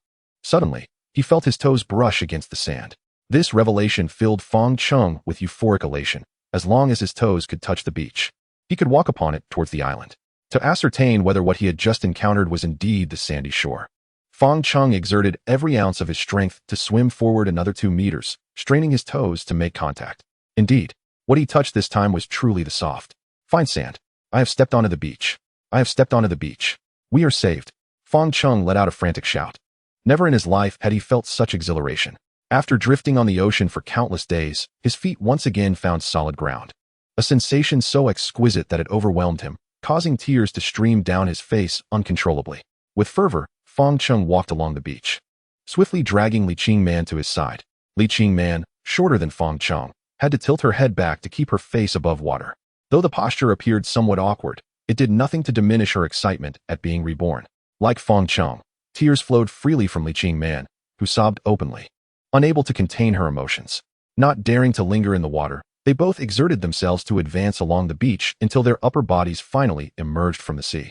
That moment was true liberation. Fang Cheng, like a wild man, danced about, shouting joyfully as he pulled Li Qingman towards the shore. Farewell to the days of drifting on the ocean. The feeling of solid ground beneath his feet was truly unparalleled, no longer confined to that small aircraft wreckage. What awaited them was an island brimming with hope. Exhausted, they collapsed onto the beach, devoid of any remaining strength. Li Qingman, who usually cared greatly for her image, now lay sprawled on the sand, just like Fang Cheng, wishing only to remain in that blissful stillness, doing nothing. We have survived. Li Qingman turned her head to Fang Cheng, her eyes filled with gratitude for surviving this ordeal. She felt fortunate. Had she not been rescued by Fang Cheng that day, and had it not been for his care and encouragement throughout their journey, it was hard to fathom how she could have persevered to this point. Perhaps in any of the previous crises, she would have already succumbed. Yes, we have survived. Fang Cheng, equally elated, spread his arms and legs on the beach, savoring the firm sand beneath him. This moment was truly magnificent. At least for now, they need not worry about survival. Although both wished to lie there indefinitely, reality imposed its limits, for the tropical storm continued to rage. The tide rose, relentlessly consuming the beach, forcing Fang Cheng and Li Qingman to seek higher ground on the island.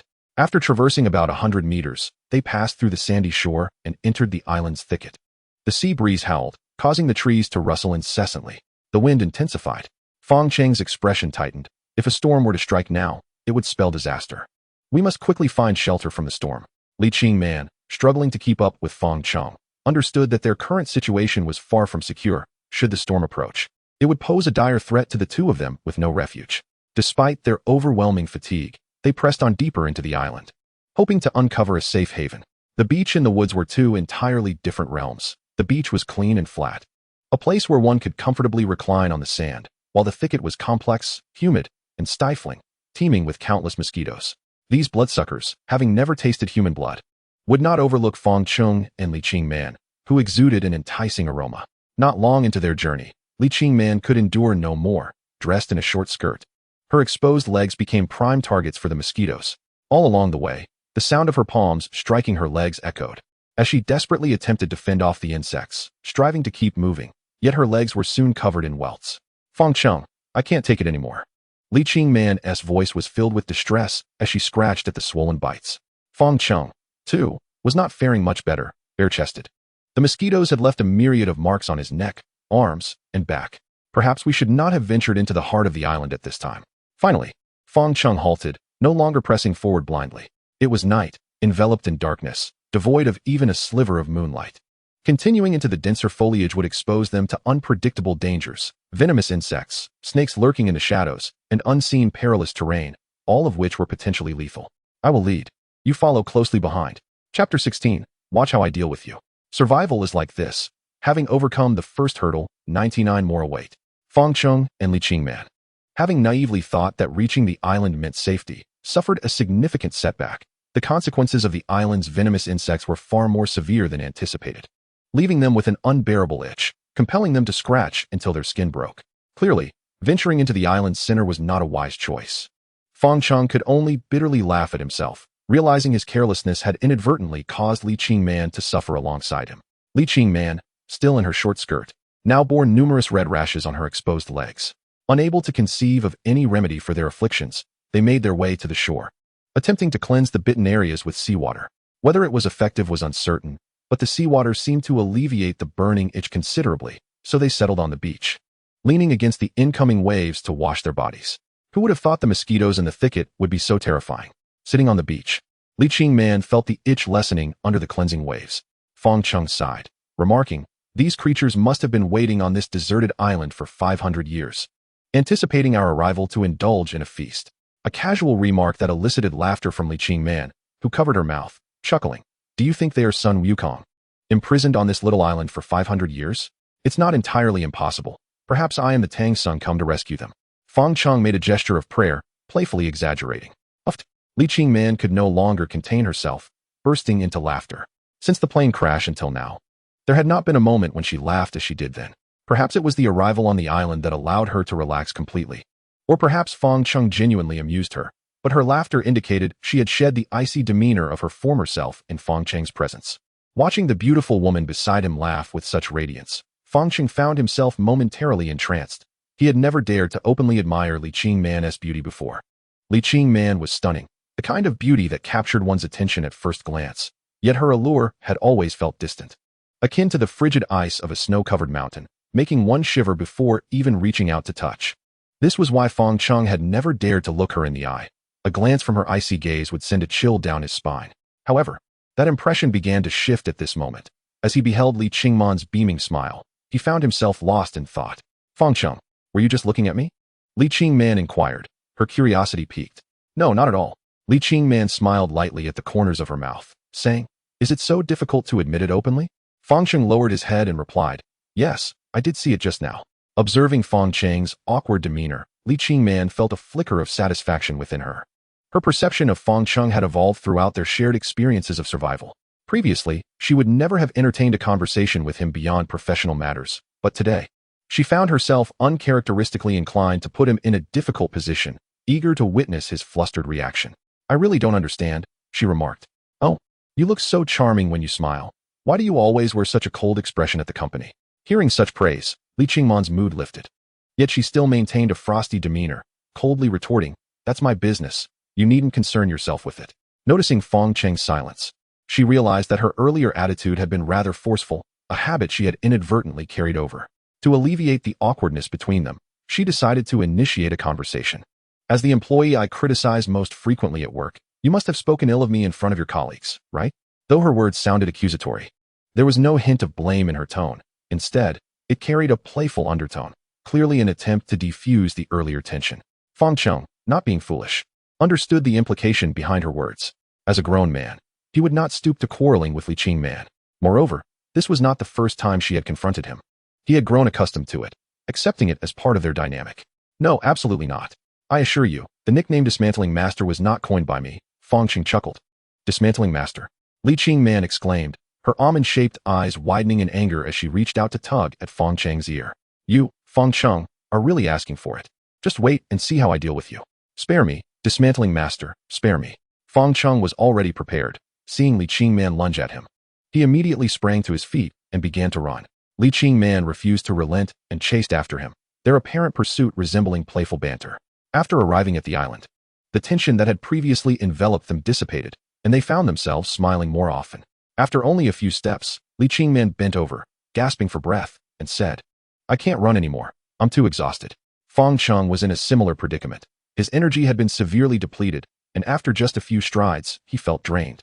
Collapsing back onto the beach with an attitude of indifference, allowing Li Qingman to do as she pleased. Li Qingman had no intention of truly punishing him. Upon seeing him lie down, she settled beside him, their appearance exuding a semblance of intimacy. The beach, originally stretching over 50 meters, had been encroached upon by the rising tide, leaving barely 5 meters of sand visible. Beyond that lay the trees, and fortunately, the water had ceased to rise, sparing them from being forced into the woods, where the memories of mosquitoes were far from pleasant. "How about we spend the night on the beach?" Li Qingman suggested wearily. "No way, we absolutely cannot spend the night on the beach," Fang Cheng immediately objected, explaining. "Sleeping on sandy ground causes the body to lose heat 3 times faster than on solid ground, which can easily lead to hypothermia. We are already exhausted and cannot afford such reckless behavior." "What then?" "The woods are infested with mosquitoes. We can't possibly go in there." Li Qingman awaited Fang Cheng's proposal. Standing up, he pointed into the distance, suggesting, "Let's continue searching along the island. We might find a sheltered spot." Chapter 17. A place of refuge. The night was pitch black, and the winds from the sea were fierce as they walked along the island's edge. Li Qingman's long hair whipped wildly in the wind, which showed no signs of abating. A storm was imminent. A raindrop struck Fang Cheng's face, prompting him to worry. If they did not quickly find shelter, both he and Li Qingman would be exposed to the impending tempest, until they discovered a place to shield themselves from the elements. Neither dared to relax their pace. After about half an hour, the beach came to an end, giving way to a stretch of rocky cliffs. Navigating the rocky terrain posed a greater risk than traversing the sandy beach, but with no retreat possible. Fang Cheng fervently hoped to find a cave within the cliffs where they could take refuge. What about you? Li Qingman inquired. I'll check the cliffs ahead to see if there's a place we can hide, he replied. No, it's too dangerous for you to go alone. I will accompany you. Li Qingman insisted, following him onto the rocky shore. The uneven rocks beneath their feet made each step treacherous, creating a precarious path that required their utmost caution. After walking approximately 200 meters along the rocky stretch, they spotted a dark indentation in the cliffside. This discovery filled them with joy. If the hollow proved safe, it would be the perfect refuge for them. The pit was about a meter above the ground, and Fang Cheng easily climbed up, then pulled Li Qingman up beside him. Initially, they had assumed it would be a deep cave, but upon entry, they found it to be merely a shallow depression, roughly a meter deep, likely carved by years of erosion from the waves and wind. The space was limited, just enough for the two of them, and the uneven ground made it challenging to find a comfortable spot to sit. However, they were grateful to have a place to escape the wind and rain. At that moment, the sound of rain began to patter against the cave entrance. The long-awaited downpour arrived with ferocity, akin to someone pouring buckets of water from above, drowning out their voices with its intensity.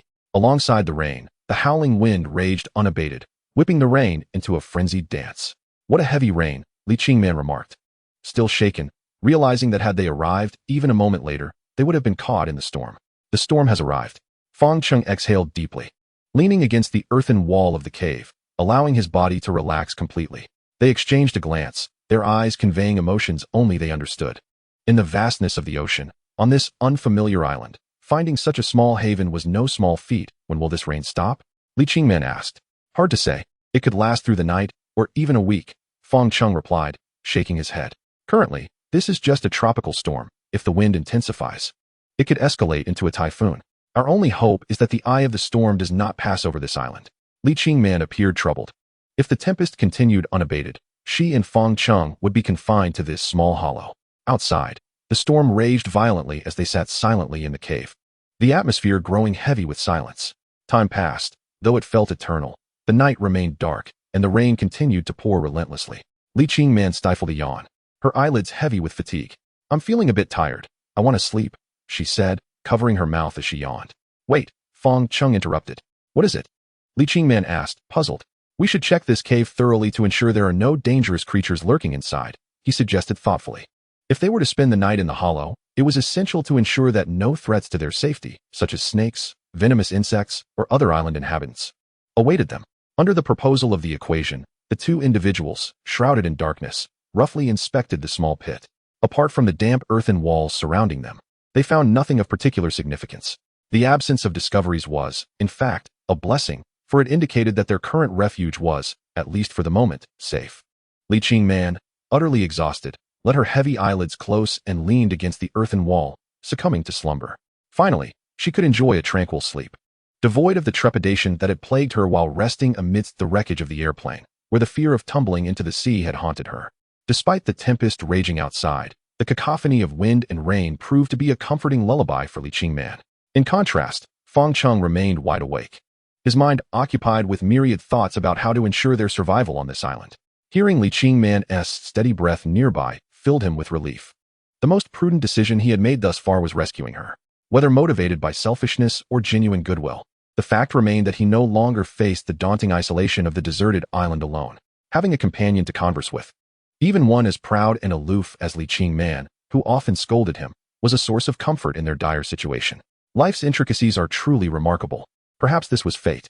In the corporate world, Fang Cheng had dreaded encountering Li Qingman, for her summons often led to a barrage of critiques. It was not that his work was inadequate, but rather that her standards were exceedingly stringent, bordering on unreasonable, a rarity even within the industry. In the office, she was the feared Ice Queen, yet now Fang Cheng found himself collaborating with her for survival on this desolate island. After a considerable time, in the depths of night, Fang Cheng abruptly rose and approached Li Qingman, waving his hand before her. Noticing her lack of response, he surmised she was deeply asleep. He then bent down and leapt through the narrow opening of the cave. For while Li Qingman could afford to rest, he had more pressing matters awaiting his attention. Chapter 18. The shadow intruding into the cave. The fierce wind relentlessly poured into the cave, accompanied by rain. The already diminutive cave was nearly submerged by the incoming water. Yet it was still a stroke of fortune to find shelter within its confines rather than being exposed to the elements outside. In the early hours of the morning, before dawn had broken, Li Qingman awoke, her clothes drenched by the icy rain. The fierce gusts caused her body to tremble uncontrollably. Disturbed by the tempest and unwilling to relinquish her slumber, she reluctantly opened her eyes. Clad in only a thin white shirt and a knee-length skirt, her belongings had vanished during the air disaster, leaving her unable to procure additional clothing to ward off the cold. Fang Cheng, she called softly. After spending these days in his company, she had grown accustomed to his presence, and upon awakening, her first instinct was to call his name. This change surprised even her. The proud and aloof persona she had maintained was giving way to a willingness to reach out to another. Fang Cheng, is something wrong? This was the first thought that crossed her mind. Sleeping in the dark cave, she feared that a wild beast or snake might have snatched him away. In a state of panic, her thoughts spiraled, and upon realizing Fang Cheng was not in the cave, her mind was beset by various fears. Just as anxiety gripped her heart, she heard a sound at the cave's entrance, prompting her to scream in terror. What is it? Stay away. Do not come closer. It's me, Fang Cheng. His voice emerged from the cave entrance, followed by his figure crawling inside. Li Qingman, still shaken, fell silent, feeling both anger and embarrassment at her earlier outburst, which Fang Cheng had witnessed. Where have you been? Her tone bore traces of reproach. For Fang Cheng's sudden return had startled her greatly. The appearance of a figure at the cave's entrance in such desolation could send anyone's spirit soaring in fright. Fang Cheng moved closer to her, finding a spot beside her. He was drenched, droplets still cascading from his hair. Yet the cave's dampness prevented it from becoming even more humid. Have some water. Like a magician, he produced a plastic bottle filled with water. Li Qingman gazed at him in disbelief. How had he acquired water on this desolate island? Where did you get this? She asked, astonished. After you fell asleep. I ventured outside to the rocky shore, Fang Cheng explained. I was uncertain if fresh water existed on this island. So I sought to collect some rainwater while I had the opportunity. But where did the plastic bottle come from? There were plenty of such bottles on the rocky shore. Likely debris washed ashore by the sea, carried here by the waves and currents. As he spoke, Fang Cheng's expression was hard to describe. He lamented the far-reaching impact of human-made pollution, even on this nameless island in the Pacific, while simultaneously feeling grateful for the very debris that had provided him with the means to collect rainwater. Without these bottles, he would have been at a complete loss, uncertain of how to proceed in this barren place. Upon hearing Fang Cheng's account, Li Qingman felt a surge of conflicting emotions. She had not anticipated that the seemingly insignificant trash would become crucial tools for their survival. You should drink first. Seeing Fang Cheng so thoroughly soaked, her heart swelled with gratitude. He had ventured out to gather fresh water while she slept. Recognizing that her previous attempts to assert herself as a leader during their time on the airplane wreckage were immature, she felt a pang of self-reflection. I've had enough outside. You go ahead, Fang Cheng gestured, indicating that he had already drunk his fill. Li Qingman, parched and no longer inclined to be modest, eagerly took the bottle and gulped down the refreshing liquid. The sensation of cool rainwater sliding down her throat brought her close to tears. A stark contrast to her privileged upbringing, where even ordinary tap water was a rarity. When had drinking rainwater become such an exquisite pleasure? Perhaps this was the essence of fate. At that moment, Li Qingman had little regard for the cleanliness of the rainwater. Quenching her thirst was her immediate priority. Don't rush. There's plenty more, Fang Cheng cautioned, concerned she might choke. Once the bottle was empty, Li Qingman's demeanor visibly brightened, and her complexion regained some color. You said there's more? Yes, outside the cave. I collected several plastic bottles, each filled with water. Li Qingman clutched the empty bottle in her hand as if it were the most precious antique, exclaiming, now is the time. Quickly fill this bottle with water.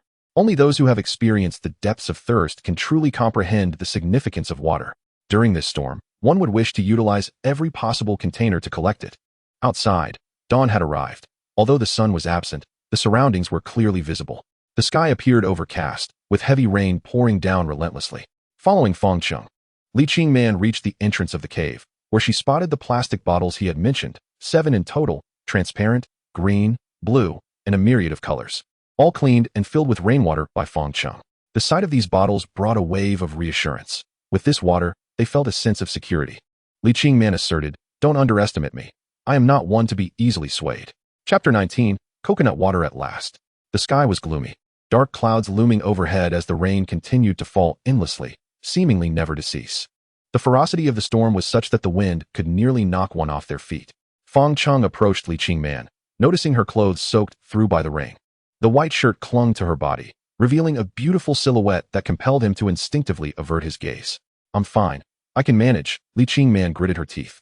"Don't overexert yourself. I'm here. If you fall ill, it could be perilous on this deserted island." Fang Cheng's words rang true, rather than displaying momentary bravado. Survival on this island necessitated long-term planning, with the foremost priority being to avoid illness. Neither he nor Li Qingman were physicians, and without any medical supplies at hand, any illness would leave them utterly helpless. Thus, he could not allow Li Qingman to accompany him further into the storm. "All right," Li Qingman finally acquiesced, for the first time expressing compliance towards Fang Cheng. She understood the gravity of their situation. Every step was a matter of life and death, and she could not afford to take unnecessary risks. "Be cautious. Don't wander too far." "I know." Their recent efforts yielded little. They had found only 3 plastic bottles, 2 of which were unusable, leaving just 1. Additionally, they discovered a blue plastic barrel, likely once used for chemical materials, now washed ashore. For Li Qingman and Fang Cheng, this blue barrel was an excellent water storage vessel, regardless of its previous contents. With water temporarily secured, their next concern was finding food. They had gone nearly 2 days without sustenance, and if this continued, their bodies would surely falter. In such tumultuous waters, attempting to catch fish was futile. They could only devise a plan on land. Navigating through dense thickets, the damp leaves and vines brushed against them. The cold, clammy sensation was far from pleasant. Fortunately, it was daytime, and there were fewer mosquitoes compared to the night, allowing them to see clearly without the fear of hidden snakes or wild beasts. What could possibly be edible on this desolate island was Fang Cheng's greatest worry. If they failed to find food soon, their time would be limited. After walking approximately 100 meters deeper into the island, a tall, sturdy tree stood in their path. Upon seeing the bare trunk of this tree, Fang Cheng's eyes sparkled with hope. It was a coconut tree. At that moment, he breathed a sigh of relief, for the presence of this tree indicated that more coconut trees must exist on the island. Until they found other food sources, coconuts would undoubtedly serve as their primary sustenance. However, his joy was short-lived as he soon grew troubled. This coconut tree was at least 10 meters high, with the coconuts nestled at the top, completely out of reach. If the weather were fair, climbing the tree to gather coconuts would be feasible, but with the raging storm, the slick trunk rendered climbing perilous. In the face of food scarcity, Fang Cheng maintained his composure. Acquiring food was vital, but ensuring personal safety was paramount. Reluctantly, he decided to abandon this coconut tree and seek others. Just as he prepared to leave, he stumbled over a hard object on the ground, narrowly avoiding a fall. Looking down, he discovered it was a coconut, unlike the green ones on the tree. This one had fallen and was a brown coconut. Elated, Fang Cheng crouched down and inspected the coconut from every angle, confirming it was intact and uncracked, which filled him with immense joy. His good fortune seemed to continue. While inspecting the ground, he spotted several more brown coconuts scattered about. Overjoyed, he sat down on the ground and laughed heartily, realizing they had found precious food sufficient for several days. Yet, he was reluctant to linger as the rain intensified, and venturing out into the storm from the cave was extremely hazardous. In a moment of desperation, Fang Cheng glanced at his long pants and suddenly found them quite suitable. The pant legs could easily hold several coconuts. For the sake of survival, there was no room for embarrassment. He promptly shed his pants, leaving only his underwear, and stuffed 2 large coconuts into the legs, holding them in place with his hands. The size of the coconuts fit snugly at the cuffs, and Fang Cheng couldn't help but chuckle as he hastily filled his pant legs with the remaining coconuts. "Fang Cheng, I'm here." The downpour was so heavy that visibility was severely limited, and fearing Fang Cheng might lose his way, Li Qingman waved her hands and called out to him. The cacophony of the rain drowned out her voice, but Fang Cheng saw her at the cave entrance waving, and in that moment, a thought struck him. If he could return home each day to a wife like Li Qingman waiting for him, how wonderful that would be. Chapter 20, A Feast. Upon returning to the cave, Fang Cheng was greeted by Li Qingman's shy exclamation. "Why are you dressed like this? Where are your pants?" Curiously, she observed Fang Cheng tossing up a pair of pants that was heavy with some contents. Fang Cheng braced himself against the rocky entrance and, with a strong push of his legs, climbed up into the cave. Despite his disheveled appearance, it did not dampen his excitement. "Open it and take a look." Inside the cave, Fang Cheng radiated joy like a child, his smile unwavering as he eagerly encouraged Li Qingman to empty the contents of his pants. Seeing Fang Cheng's enthusiasm, Li Qingman approached and shook out the pants, causing coconuts to roll out one after another, scattering across the cave floor. "Oh my God!" Li Qingman exclaimed, covering her mouth, overwhelmed and speechless. "Are these all edible?" She could hardly believe it, her expression pleading for confirmation from Fang Cheng. As she gazed at the pile of brown coconuts, her mouth watered. Having gone so long without food, her body craved sustenance instinctively. "Let us eat." Observing Li Qingman's eagerness, Fang Cheng grinned and handed her the largest coconut. As Li Qingman held the coconut in her hands, she found herself utterly perplexed. How was she supposed to consume it? Previously, coconuts had always been conveniently prepared with a hole for a straw. Now, however, she was faced with a round and hard hairy coconut, and she had no idea how to open it. Desperately, she glanced at Fang Cheng. "Why don't you wait here while I find a rock outside?" With that, Fang Cheng ventured out into the rain, bare and unadorned, making his way to the rocky shore, where he picked up a sufficiently large and weighty black stone. A giddy smile broke across his face. He felt an unexpected surge of happiness. Momentarily convinced he had misheard Li Qingman's concern for him. The notion that this cold and proud superior could ever show him such kindness was something he had never dared to imagine. "What are you grinning about?" Li Qingman frowned, clearly still irritated by earlier events.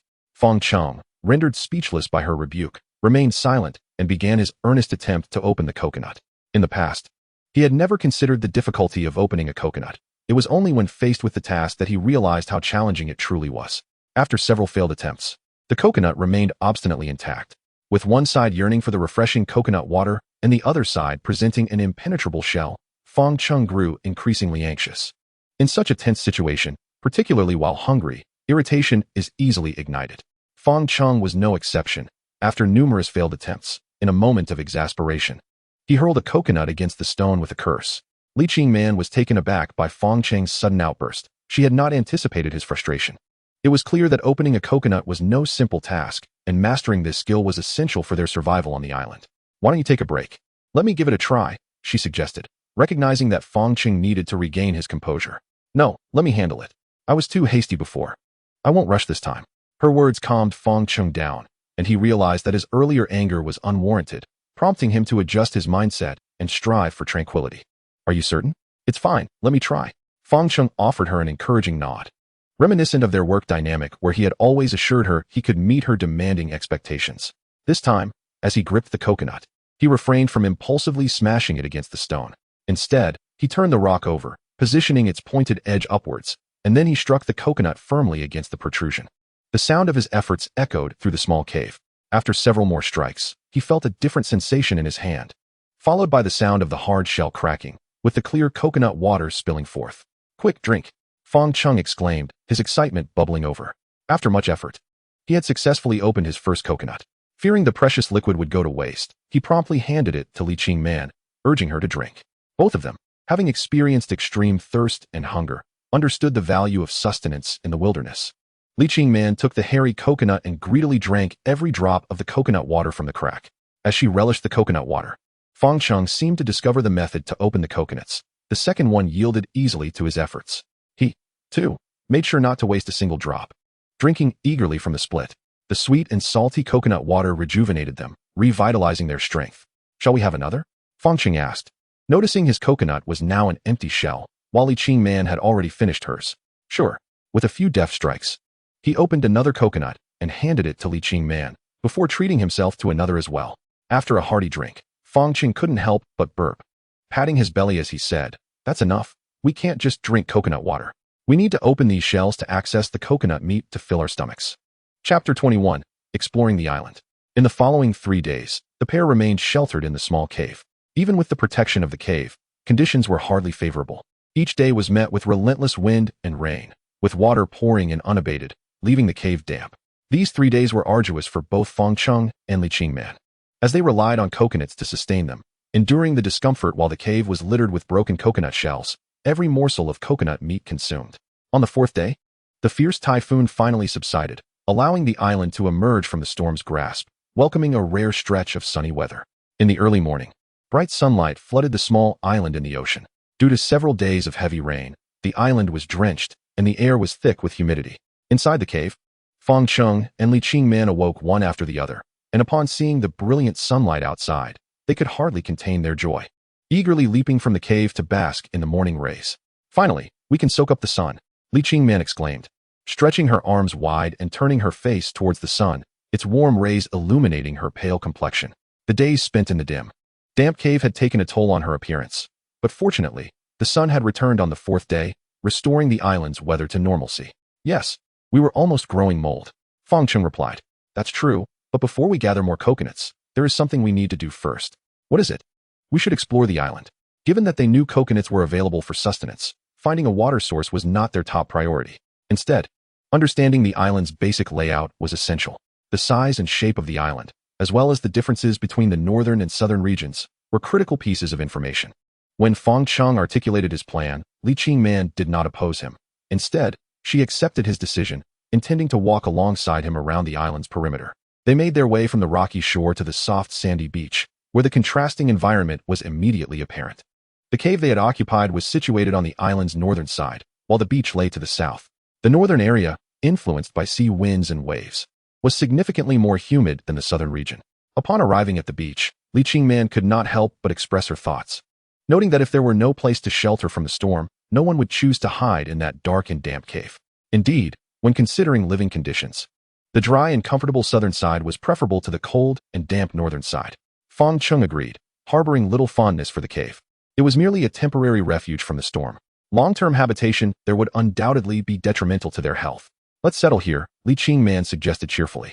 Fang Cheng surveyed the surroundings. The endless stretch of white sand was not an ideal living situation, as a future storm would leave them exposed with no cover, and they would constantly contend with the tides. However, rather than outright rejecting Li Qingman's idea, he replied, "We haven't fully explored the island yet. Let's continue forward. Perhaps we will find a more suitable place ahead." Thus, the two individuals temporarily traversed the expanse of the white sandy beach and resumed their circumnavigation of the island. The journey was somewhat monotonous, and naturally, they engaged in a meandering conversation. Their shared experience of huddling in a cave to evade the elements had significantly deepened the bond between Fang Cheng and Li Qingman. Their relationship had evolved beyond mere hierarchical dynamics. Although neither had explicitly acknowledged it, an undeniable bond of mutual dependence had formed between them. Li Qingman's demeanor towards Fang Cheng had softened, and she occasionally graced him with a smile. "Have you ever contemplated the possibility of finding yourself stranded on a deserted island?" Li Qingman inquired. "Who would ever entertain such thoughts?" Fang Cheng replied with a wry smile. "This situation is akin to winning a lottery of 5 million, an improbability I never anticipated." "Neither did I," she responded. "Fortunately, you're here, otherwise I fear I would not have survived those days adrift at sea." Li Qingman lowered her gaze, admitting, "Without your encouragement and assistance, I might have perished during the crash. In truth, I owe you several lives." Fang Cheng waved his hand dismissively. "You owe me nothing. We are in this together on this island, helping and supporting each other with the singular aim of surviving until rescue arrives." Upon mentioning rescue, a palpable gloom descended upon them. It had been several days since the plane crash, and if help were forthcoming, they would likely have been rescued by now. With so many days elapsed, it was best not to harbor excessive hope for salvation. To uplift their spirits, Li Qingman proactively introduced a new topic. "Do you think there might be a native tribe residing on this deserted island besides us?" "That seems highly improbable," Fang Cheng replied. "Having traversed nearly half the island, it appears relatively small. It takes about an hour and a half to walk from one end to the other, and conservatively estimating, the island's diameter cannot exceed 2 kilometers. In such a diminutive space, it is unlikely that a community of humans could exist." As they spoke, Li Qingman suddenly pointed excitedly towards the horizon, exclaiming, "Look over there." Fang Cheng followed her gesture and beheld a large 3-masted sailing ship from the 17th century, approximately 200 to 300 meters away on the water. "Look, a ship!" Li Qingman exclaimed, her joy nearly propelling her off the ground. The sight of such a vessel on the sea suggested a significant possibility of rescue for both her and Fang Cheng. "Let us not celebrate too soon," Fang Cheng cautioned, dousing her enthusiasm with a dose of reality. Li Qingman looked at him, puzzled. "Why not? Take a closer look at that ship," he urged. At that moment, Li Qingman realized her initial excitement had clouded her judgment. Upon further inspection, she discovered that the ship was indeed a dilapidated relic, nearly fit for a museum. Although too distant to discern the details clearly, it was evident that the vessel was in a state of disrepair, resembling a crumbling old house, riddled with holes. And the deck was strewn with decaying debris. The ship only partially emerged above the water, the visible half resembling a large rock jutting from the sea. "How peculiar. How did it come to be here?" Li Qingman furrowed her brow, incredulous at the sight of an ancient ship aground in the water, as if it had been dredged from the depths. Did we see this ship before we arrived on the island? No. Perhaps the recent typhoon dislodged it from its resting place on the seabed. The sudden appearance of the ancient ship piqued both their curiosities. Despite the considerable distance separating them from the vessel, their intrigue propelled them to consider investigating it, hopeful that they might uncover useful items within the wreck. However, given their current circumstances, such an endeavor was merely a fanciful thought. Venturing into the water posed significant risks, and any unforeseen incident could have dire consequences. Without absolute certainty, they would not dare to approach the sunken ship. It is somewhat regrettable, but let the ship remain there for now, Fang Cheng remarked as he cast one last glance at the vessel before continuing onward. Inside the cave, everything remained unchanged. The familiar damp, briny scent wafting from within caused Li Qingman to wrinkle her nose. It was hard to fathom how she had endured 3 days in such a cramped and humid space. Fang Cheng spread his hands. His original plan had been to circumnavigate the island to assess for more suitable habitation. Regrettably, his exploration yielded no promising shelters. Li Qingman, unwilling to linger in the cave any longer, urged, "Let us move on to the beach ahead. The beach offers no shelter, making it difficult to cope with inclement weather and tides." Fang Cheng voiced his concerns. "What then? We cannot remain here indefinitely. It would be detrimental to our health." Li Qingman was resolute, unwilling to stay any longer in the cave. "How about we construct a shelter on the southern side of the island?" Building a shelter is indeed a viable solution. Fang Cheng considered her suggestion. While erecting a substantial dwelling might be unrealistic, creating a simple structure for refuge seemed feasible given the abundance of trees and foliage on the island. "Very well. We shall head to the southern beach and build a shelter. First, let us enjoy some coconut water. After walking around the island, we are parched and overheated." Li Qingman beamed at Fang Cheng. Her spirits lifted simply because he had acquiesced to her request to relocate to the southern part of the island. They entered the cave, where the remaining coconuts were few. Fang Cheng skillfully opened the coconuts, and together they relished the sweet and salty taste of the coconut water. After indulging in a feast of coconut flesh, they had consumed the last of their coconuts and were now free to leave the less than satisfactory cave behind. In truth, residing on the beach was not out of the question. Compared to the cave, the beach offered numerous advantages: a more beautiful view, fresher air, and better lighting. Moreover, being in a tropical paradise made it far more comfortable than cooping up in a cave. However, constructing a shelter on the beach necessitated addressing the issue of tides. To avoid being inundated by rising waters, Fang Cheng designated a spot further back from the shoreline to establish their shelter. Upon reaching the southern beach of the island, the sun had begun its descent in the western sky. "We must hurry. It would be best to erect the framework of our shelter before sunset." Fang Cheng understood that building a shelter by hand without any tools was no easy feat. It was likely that he and Li Qingman would have to spend the night on the beach, so they needed to accomplish as much as possible before darkness fell. "Let us head to the forest. I will search for wood, and you can gather coconuts." "All right." Li Qingman nodded in agreement. Fang Cheng removed his long pants, revealing his undergarments. Startled by his abrupt action, Li Qingman blushed and exclaimed, "Did you not say we were going to the forest? What are you doing?" Fang Cheng suggested, "You should wear long pants. There are many mosquitoes in the woods, and going in with bare legs will attract them." "Indeed," Li Qingman replied, exhaling in relief. She had feared that Fang Cheng had a sudden impulse, but realizing he was concerned about her being bitten by mosquitoes filled her heart with an indescribable warmth. This was a pair of men's trousers, and Li Qingman had never imagined that one day she would wear such clothing. Looking at her own black skirt, which had accompanied her since the plane crash, her cheeks flushed crimson as she commanded Fang Cheng, "Turn around." "What? Turn around?" Fang Cheng was momentarily bewildered, not comprehending Li Qingman's intent. "I said turn around, did you hear me?"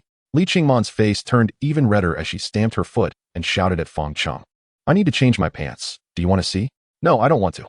Fang Cheng quickly shook his head in denial, realizing he had almost answered incorrectly, and turned his back to Li Qingman. Chapter 23, Seaside Cottage.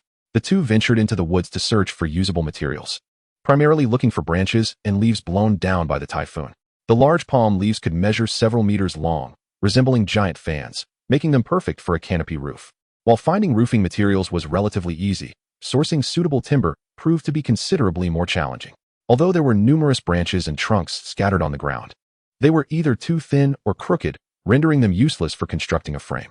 Eventually, they discovered several straight, appropriately sized trees, but they were impossible to break.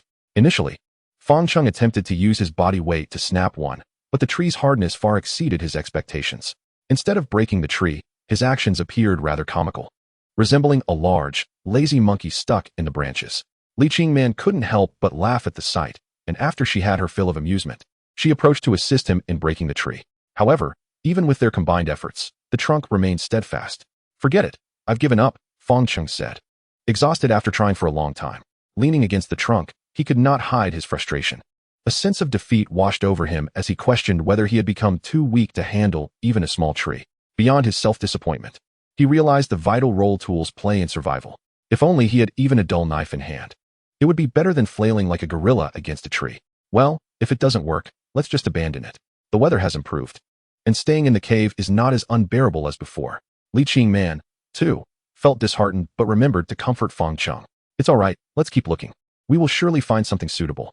Calming down, Fang Cheng understood that without tools, he should not overthink.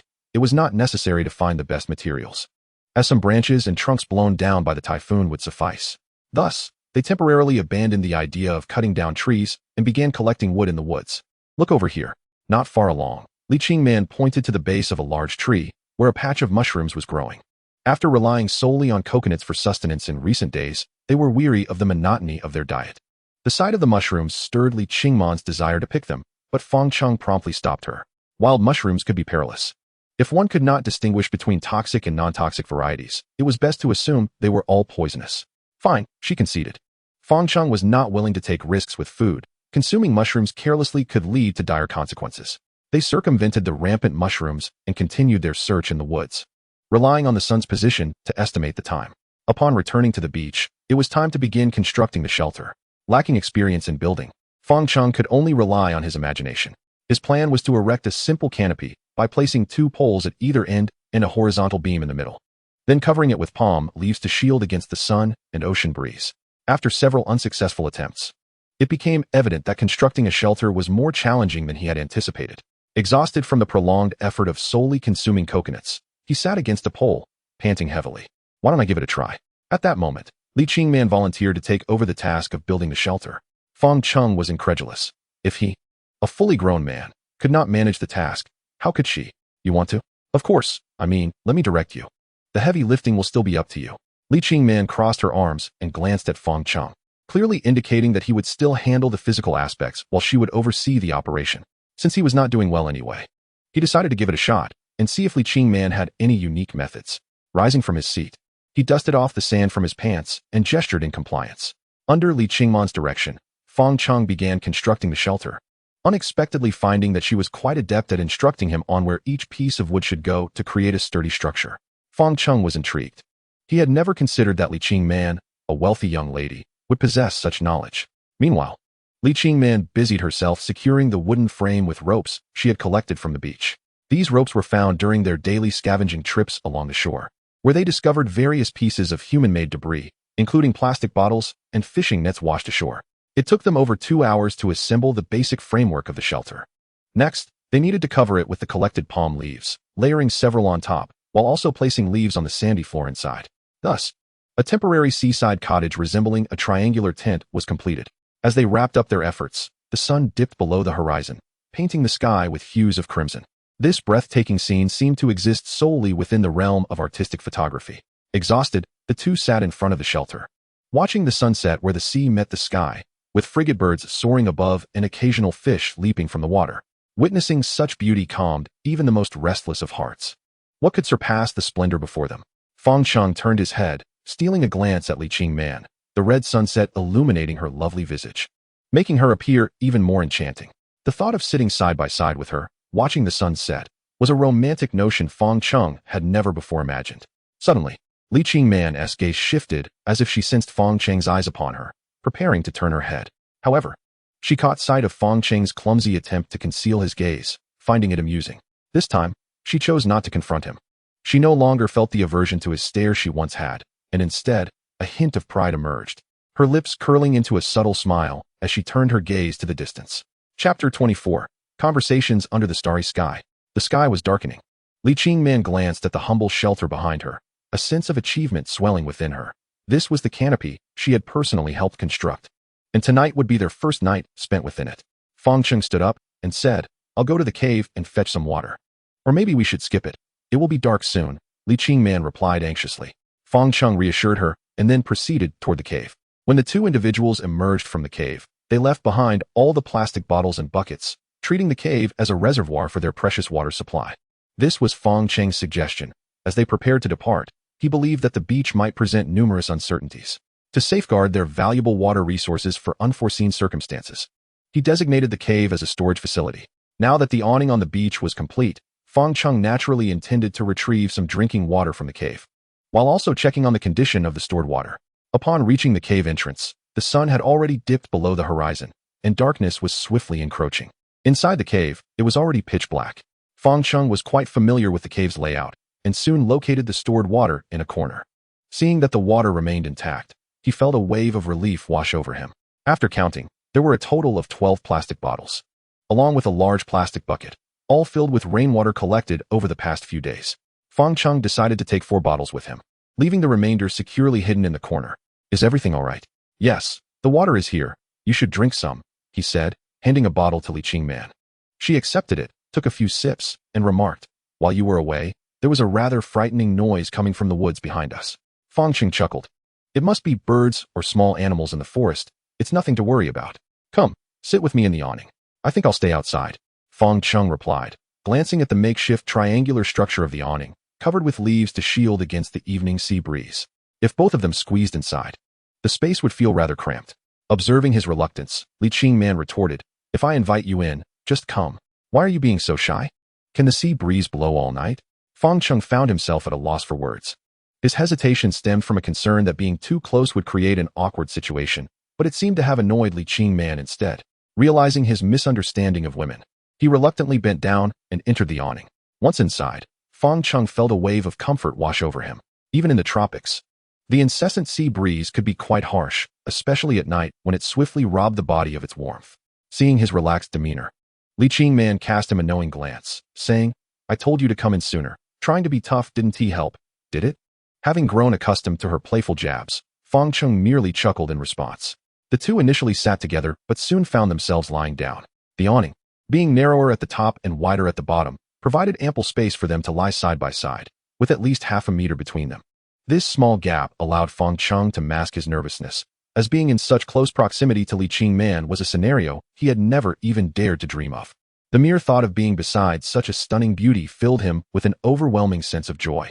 As the night deepened, with the gentle lapping of waves and the caress of the sea breeze, the scene was one that many men would long for. Yet Fang Cheng found himself unable to sleep. With Li Qingman beside him, it was unimaginable for a normal, vigorous young man to find rest. Li Qingman, he whispered softly, wanting to check if she was asleep. To his surprise, she, too, was wide awake, her eyes open. What is it? Li Qingman asked, her voice barely above a whisper. I can't sleep. Then let us talk for a bit. About what? They lay back, gazing up at the splendid night sky through the gaps in the roof. Fang Cheng felt the weight of the conversation on his shoulders, needing to initiate a topic that wouldn't feel abrupt or tiresome to her. I never expected to see such a beautiful starry sky on this island. After saying this, he internally scolded himself for being so timid, using such a mundane opening line for such a remarkable opportunity. Indeed, Li Qingman replied, the last time I saw a night sky this beautiful and pure was nearly 20 years ago. 20 years ago? You must have been 5 then. Fang Cheng observed her intently. Li Qingman chuckled lightly, saying, you're the first to ask a woman her age. You're quite different from most. Fang Cheng scratched the back of his head, awkwardly laughing. I was just curious. Yes, I was 5 when I last saw it. She candidly acknowledged her age without hesitation. When did you leave the country? At 6, I went to the United States with my father. Fang Cheng realized this was why Li Qingman's demeanor was not typical of traditional girls. Her upbringing abroad had shaped her character. It was impressive that despite living overseas for so many years, her Mandarin was impeccable, devoid of any accent. Did you continue studying Chinese in America? All our household staff were Chinese, and my father was quite strict, requiring me to dedicate substantial time to learning Chinese daily, insisting that it was essential to maintain my roots. Fang Cheng remarked, your father is quite strict. Li Qingman laughed lightly. He always has been. I've grown accustomed to it. No wonder you were so diligent at work. What do you mean? She shot back. Meticulous. Fang Cheng grinned. It's evident that like father, like daughter, you've inherited your family's admirable traits. Chapter 25, Memories of the Past. While many memories had faded, Li Qingman still vividly recalled her grandfather weeping profusely at a gravestone, nearly fainting from grief. Later, she learned from her father that the grave belonged to her grandfather's elder brother. Your grandfather? Fang Cheng appeared hesitant. What do you want to say? Li Qingman guessed his thoughts and encouraged, speak freely. There's no need to hesitate. Fang Cheng steeled himself and said, I've heard that you have an unusual relationship with the higher-ups at Shungen Group. Who told you that? Colleagues. They mentioned it, and I was merely curious. They were right, right? Li Shaoan is my great-uncle. Li Shaoan is your great-uncle? Li Qingman candidly revealed her lineage to Fang Cheng, having endured life and death trials together. She deemed him trustworthy, feeling no need to conceal her identity, especially given their uncertain situation on the deserted island. Fang Cheng's mouth fell open in astonishment, the degree of his surprise sufficient to fit a goose egg. Previously, while at the office, he had overheard colleagues speculating about Li Qingman's background, with various outlandish versions circulating. He had dismissed them as nonsense until he heard Li Qingman confirm her relation to Li Shaoan. Suddenly, everything made sense. Why a young woman returning from abroad would hold such a significant position as executive president at Shungen Fund. Shungen Group's ventures spanned investments, capital, real estate, finance, property management, commerce, culture, tourism, and agriculture, encompassing virtually every field. The name Shungen represented a benchmark within the industry.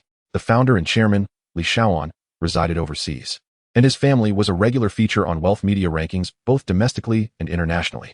However, the head of the Li family seldom reveals information about family members to protect them, and the outside world can only access a meager amount of information. Even many important positions within the Shungen Group are not held by members of the Li family. In truth, I probably should not have disclosed this. But now that I have, it matters little. Li Qingman chuckled. Wait, I still need a moment to process this. Fang Cheng, holding his forehead, asked, so, the Li Shaoan who ranks among the top 10 on the Forbes Chinese billionaires list is your great-uncle? Indeed. Do you have any further questions? You mentioned that Mr. Li Shaoan is your great-uncle. This implies he has siblings, yet I have checked his profile and found no mention of them. Fang Cheng exclaimed, astonished. My great-uncle is very protective of family privacy and spends considerable resources each year to maintain it, Li Qingman replied. My grandfather, Li Shaomin, is my great-uncle's younger brother. When I was a child, my great-uncle doted on me, but after he moved to the United States, our meetings became infrequent. And where is Mr. Li Shaoan now? I'm afraid I cannot disclose that. He is happily living with my aunt and wishes to avoid external disturbances. The whereabouts of Li Shaoan remain a mystery, known only to the Li family, and Fang Cheng is no exception. Do not lose hope. As long as we are alive, there will be opportunities to escape this place. Fang Cheng reassured. Moreover, considering your great-uncle's remarkable stature, he will undoubtedly send searchers upon learning of your flight's mishap. Li Qingman had once held on to that hope as well. But with so many days having passed since the plane crash, she feared that hope had grown dim.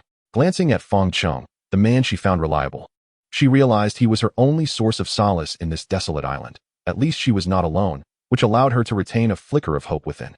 Let us do this. Tomorrow morning, we will create a distress signal on the beach. If anyone searching sees it, perhaps we can be rescued, Fang Cheng proposed. Let's give it a try, Li Qingman replied, though her confidence wavered.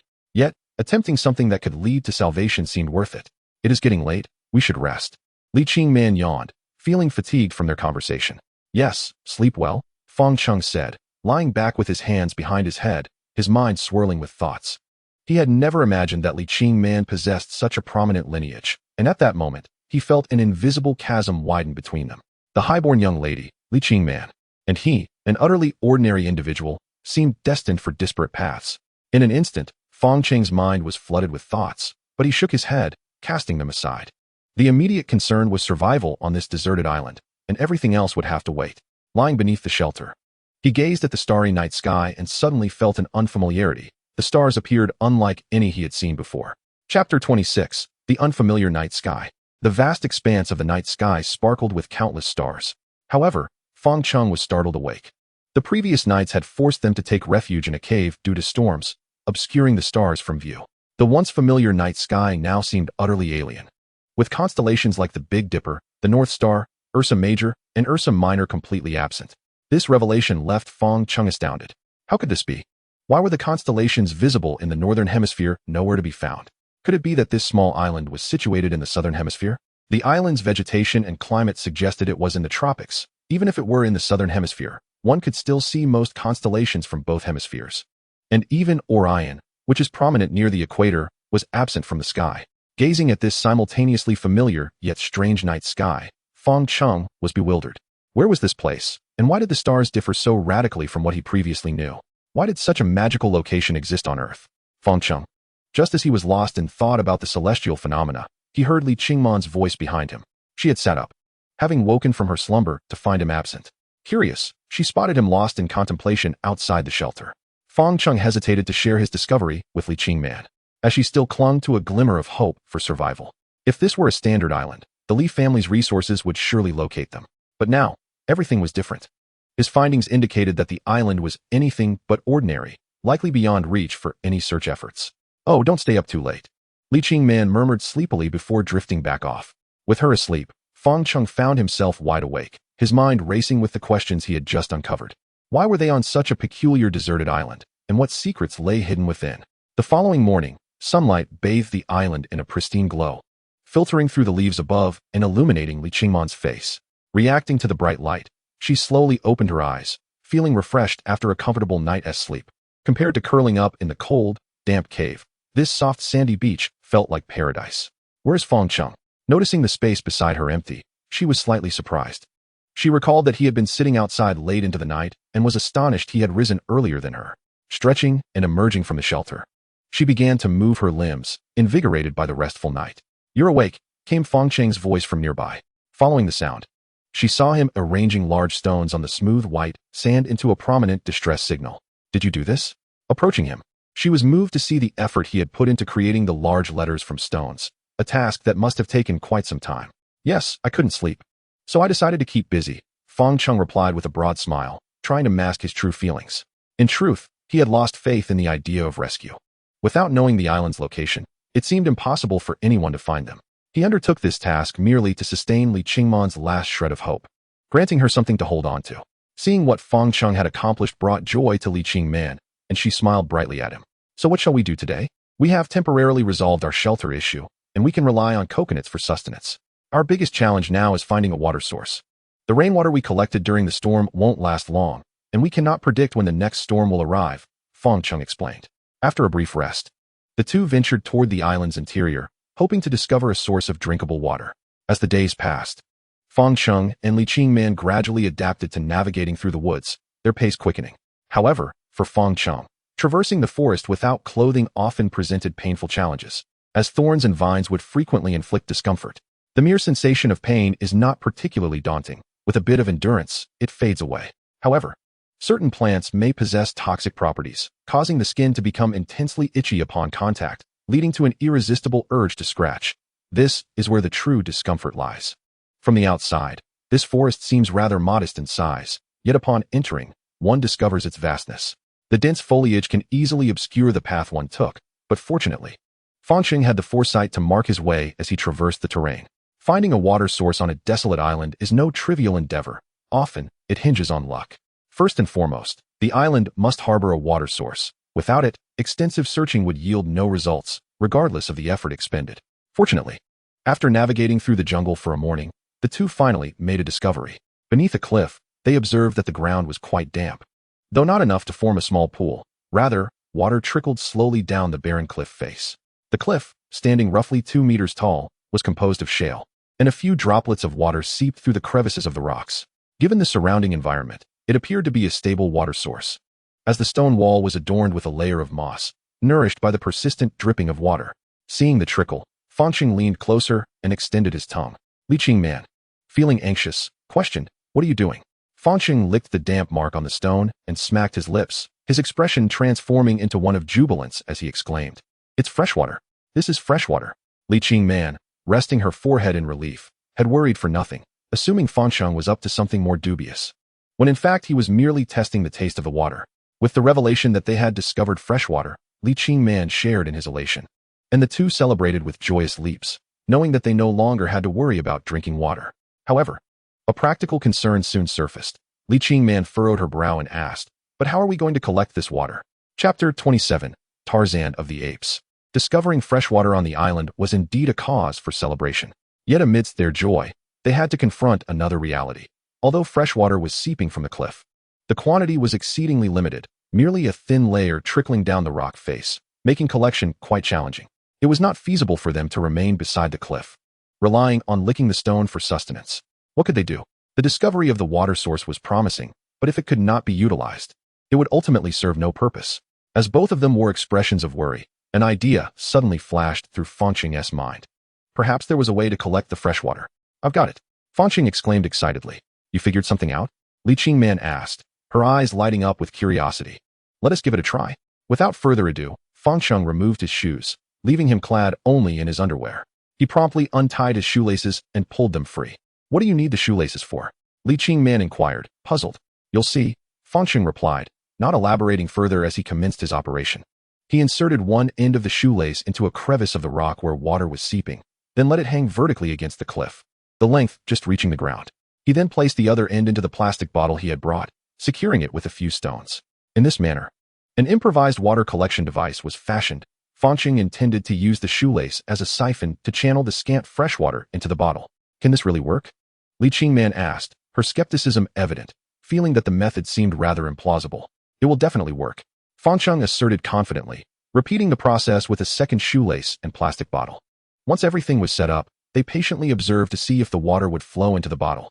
After a few minutes of waiting, they were delighted to see droplets of water trickling down the shoelace into the plastic bottle. Overjoyed by the success of their method, Fang Cheng and Li Qingman exchanged high fives in celebration.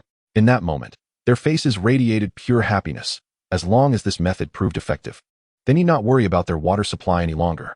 Yet, for Fang Cheng, the sacrifice of his shoelaces left him feeling akin to a primitive man, barefoot in the jungle, a precarious situation that could lead to injury if he were not careful.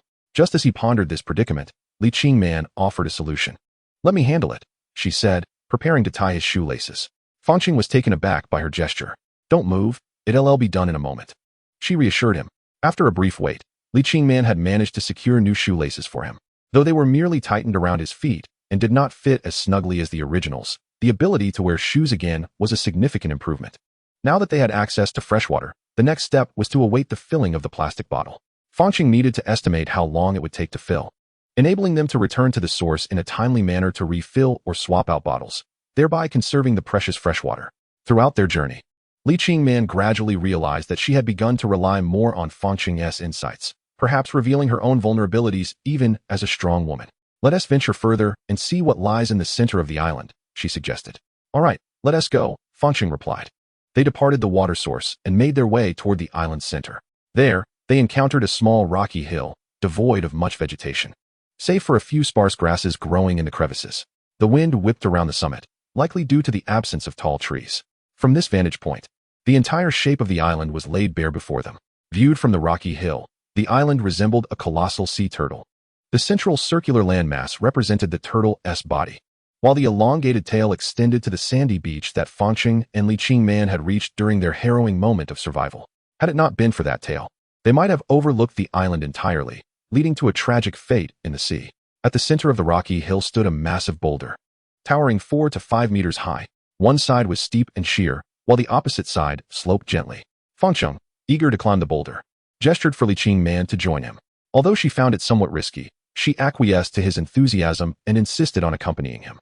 Together, they began their ascent up the steep side, with Fang Cheng providing support to Li Qingman. They reached the summit with relative ease.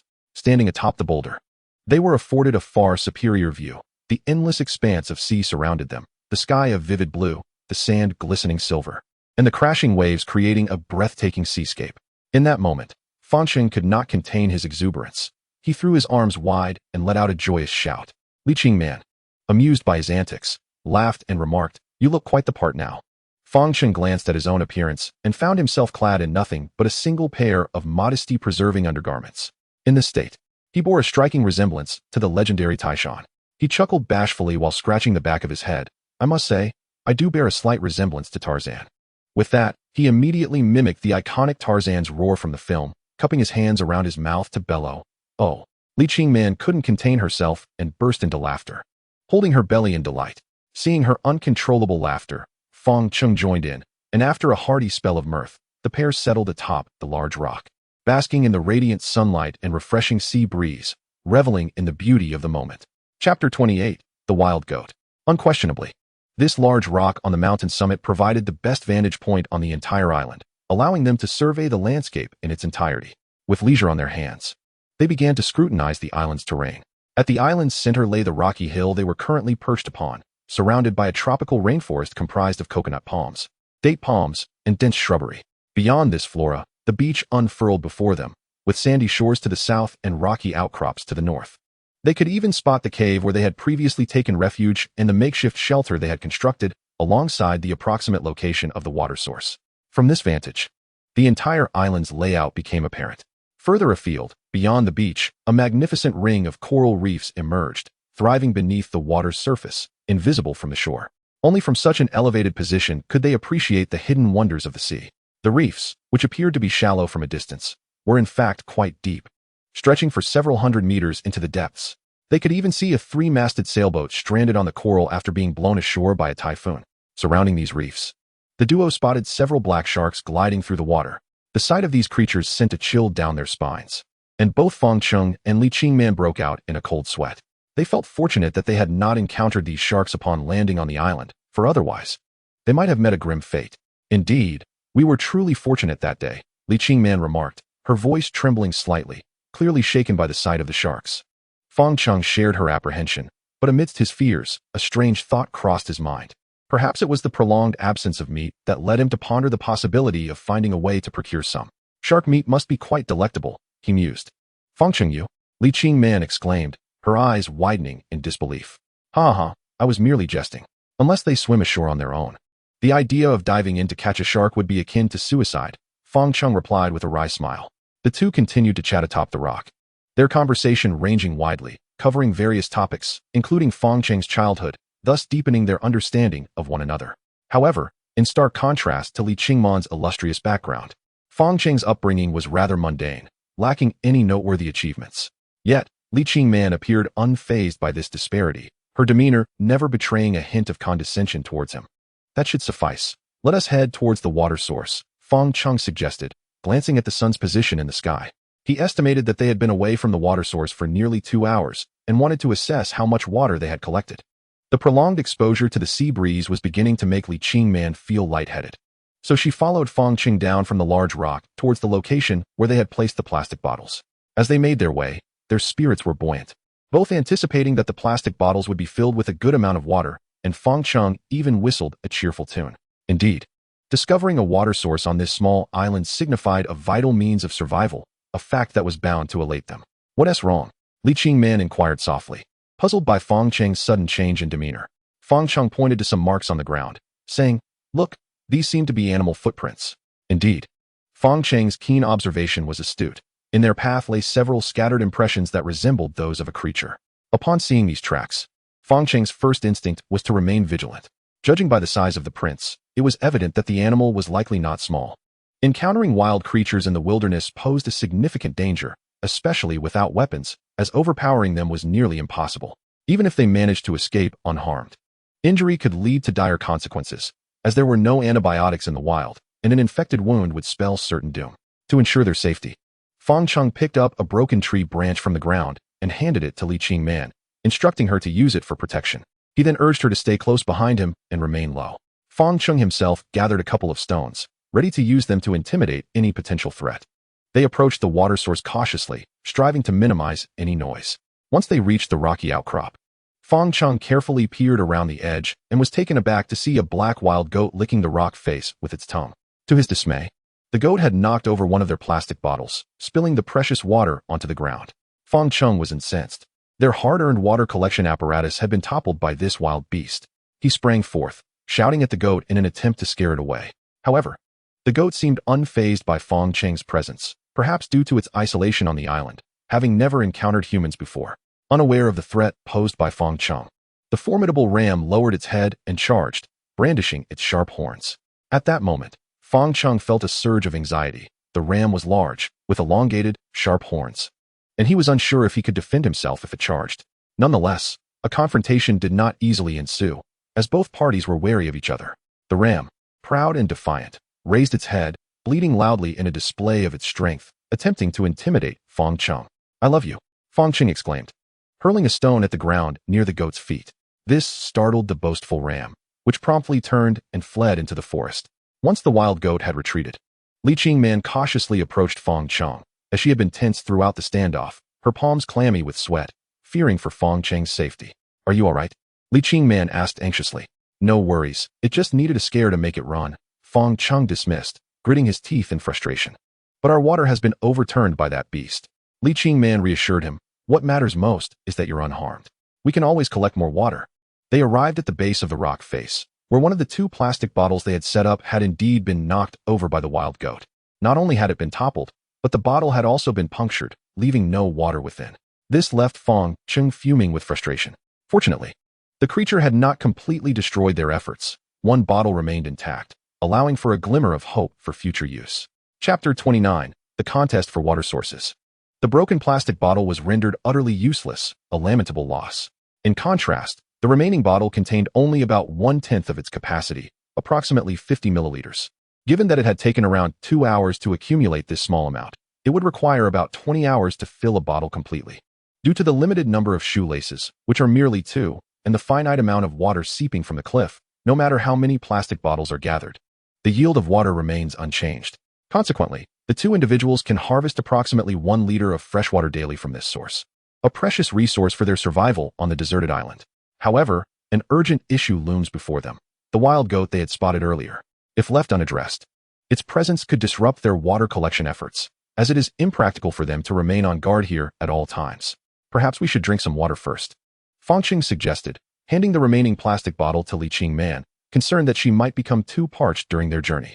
Li Qingman hesitated, stating, "You expend more energy than I do. You should drink." Touched by his gesture, she ultimately accepted the bottle, not wanting to diminish Fang Cheng's goodwill. Upon drinking, she found the fresh water much more palatable than the rainwater they had previously consumed, as it was cool and refreshing, a welcome relief in the sweltering heat. How could there possibly be goats on this deserted island? Is there someone grazing them here? Li Qingman pondered, intrigued by the discovery.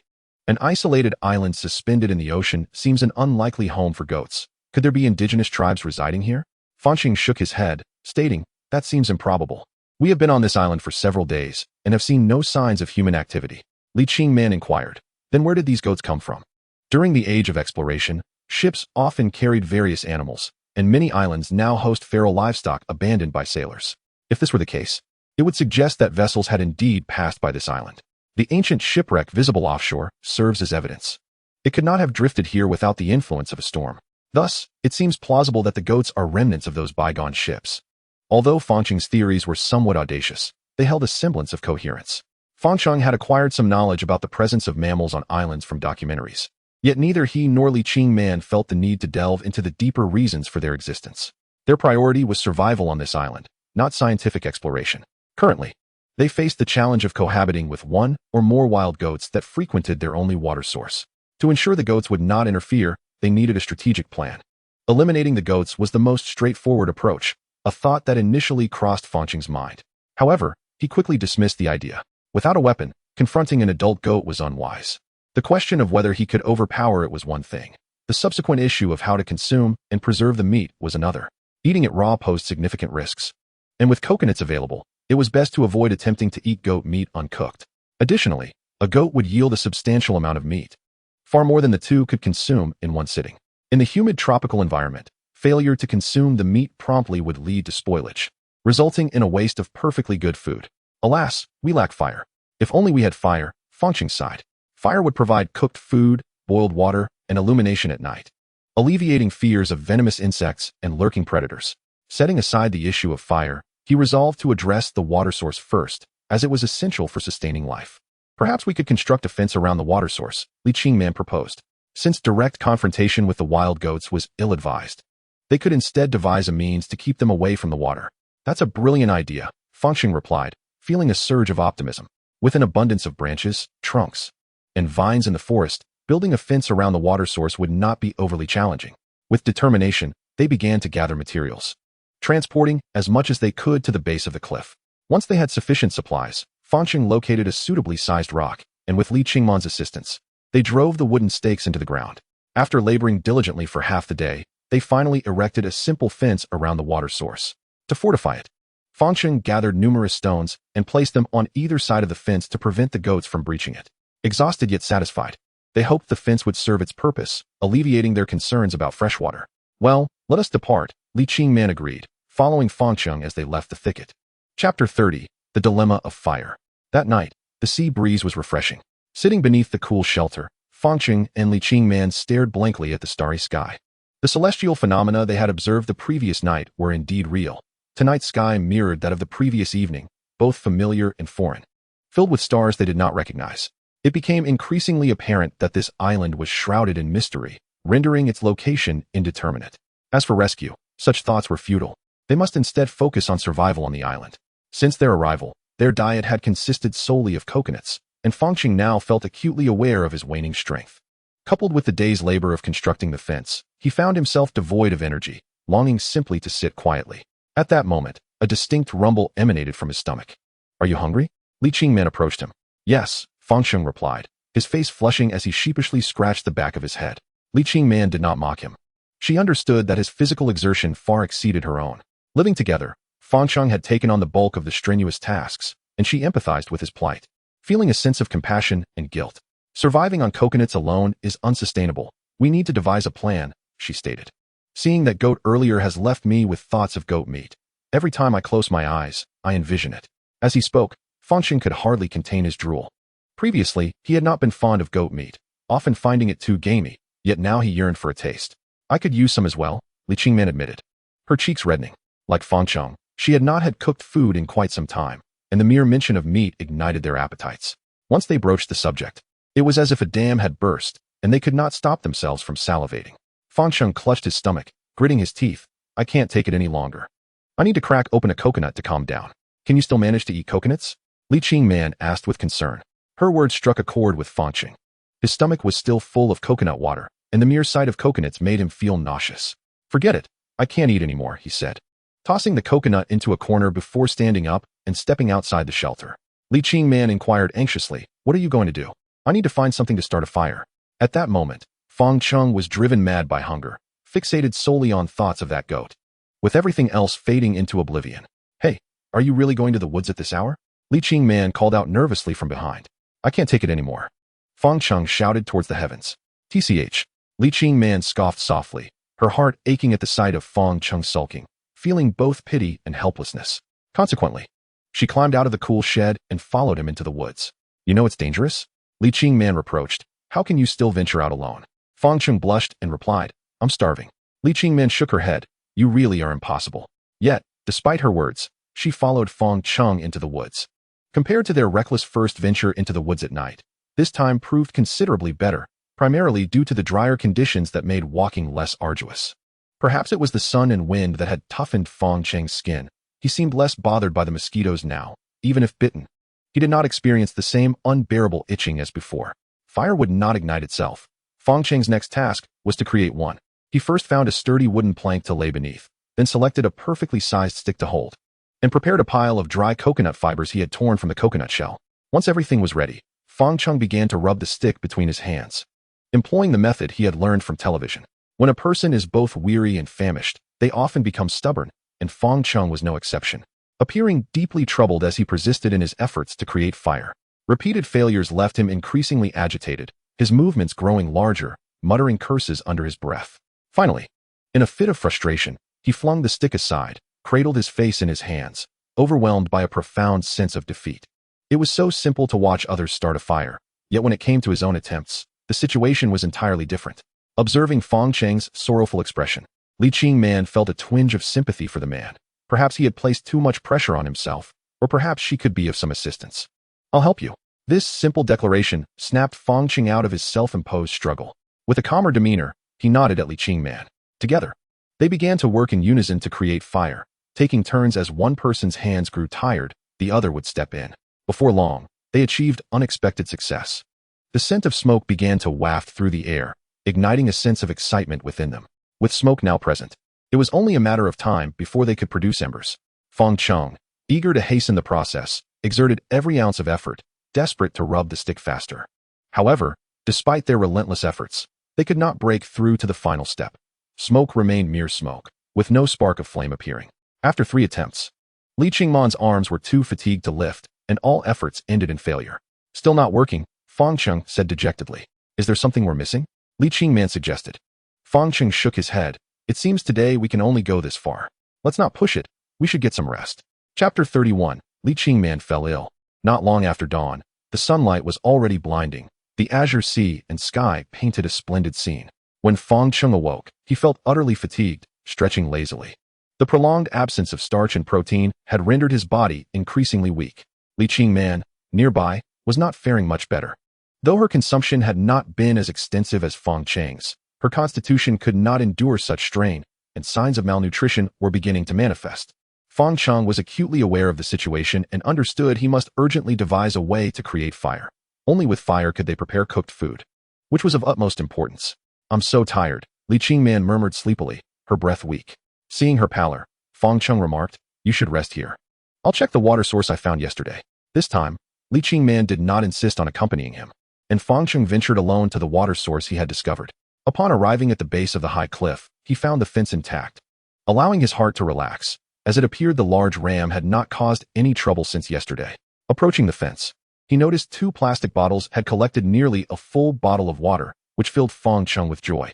He eagerly seized one bottle and drank deeply. Yesterday, when he had given water to Li Qingman, he had yearned for it. Today, finally tasting the underground water seeping from the rock crevice was a delight far superior to rainwater, imbued with a refreshing chill that invigorated him immensely. Reaching the beach, he found no sign of Li Qingman. She would typically take a stroll along the shore at this hour. A sense of unease gripped him, prompting him to hasten towards the cool shed. Glancing inside, he saw Li Qingman still sleeping, which relieved him somewhat, but he quickly realized something must be amiss. Li Qingman. Li Qingman. He hurried to her side, only to find her face flushed as if scorched, and upon touching her forehead, he nearly gasped at the heat radiating from her. Li Qingman had a fever, a high one at that. This sudden turn of events completely unsettled Fang Cheng. Faced with such a situation, he felt utterly helpless. Unsure of what to do. A person suffering from a high fever endures immense pain. Had they been in the city, he would have rushed Li Qingman to the hospital without hesitation, but on this isolated island, devoid of any medical supplies, let alone a hospital, he was at a loss. He touched her forehead again. The temperature was alarmingly high, akin to a burning fireball, and Fang Cheng's heart raced with urgency, desperate to alleviate Li Qingman's suffering. Water. Yes, she can drink water. Li Qingman weakly propped herself up, parting her chapped lips, but upon taking a sip, she was immediately seized by a fit of harsh coughing. "No, this water is too cold," she managed to say, her body trembling intermittently. Fang Cheng, frustrated, thumped his head. If only he had fire. He could boil the water for her, which would surely help her condition. "Wait here, I'll go start a fire." "No, don't. Just leave me be," Li Qingman replied, her expression indicating her intense discomfort, her physical state shattering her mental defenses. When one is ill, they often become the most vulnerable and prone to despair.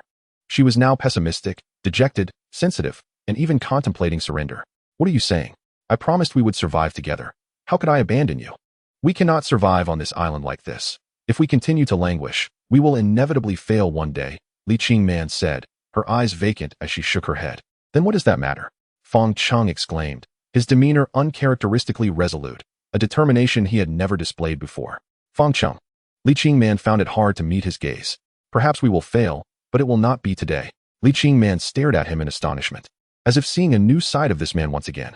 "You rest well. I swear I will start a fire today." This was Fang Cheng's vow. A testament to his dignity as a man. He would do whatever it took to create fire, for it symbolized the hope of their survival together. It was said that a fire was to be kindled. Today, Fang Cheng did not recklessly pursue the task as he had the day before. Despite having Li Qingman's assistance yesterday, he had failed to ignite a fire. Today, he was left to rely solely on his own hands, making it seem even less likely that he could succeed. Observing that Li Qingman was barely holding on, still conscious but teetering on the brink of collapse, Fang Cheng temporarily left the beach and ventured into the woods in search of materials useful for creating a fire. Fang Cheng contemplated crafting a fire bow, placing a wooden stick against the bowstring and pulling it to create rapid friction between the stick and wood, hoping this method would lead to success. The bow required sturdy timber, preferably curved in shape to allow for the bowstring to be affixed. As for the bowstring, he had previously collected some rope while tidying the beach, which would serve perfectly for this purpose. However, finding suitable would prove to be no easy task. Some pieces were too long, while others were too short, some too straight, and others too brittle, snapping at the slightest tug. Once he gathered materials for the fire bow, he still needed dry, soft leaves and slender twigs, as these would ignite most readily and serve as the best fire-starting materials.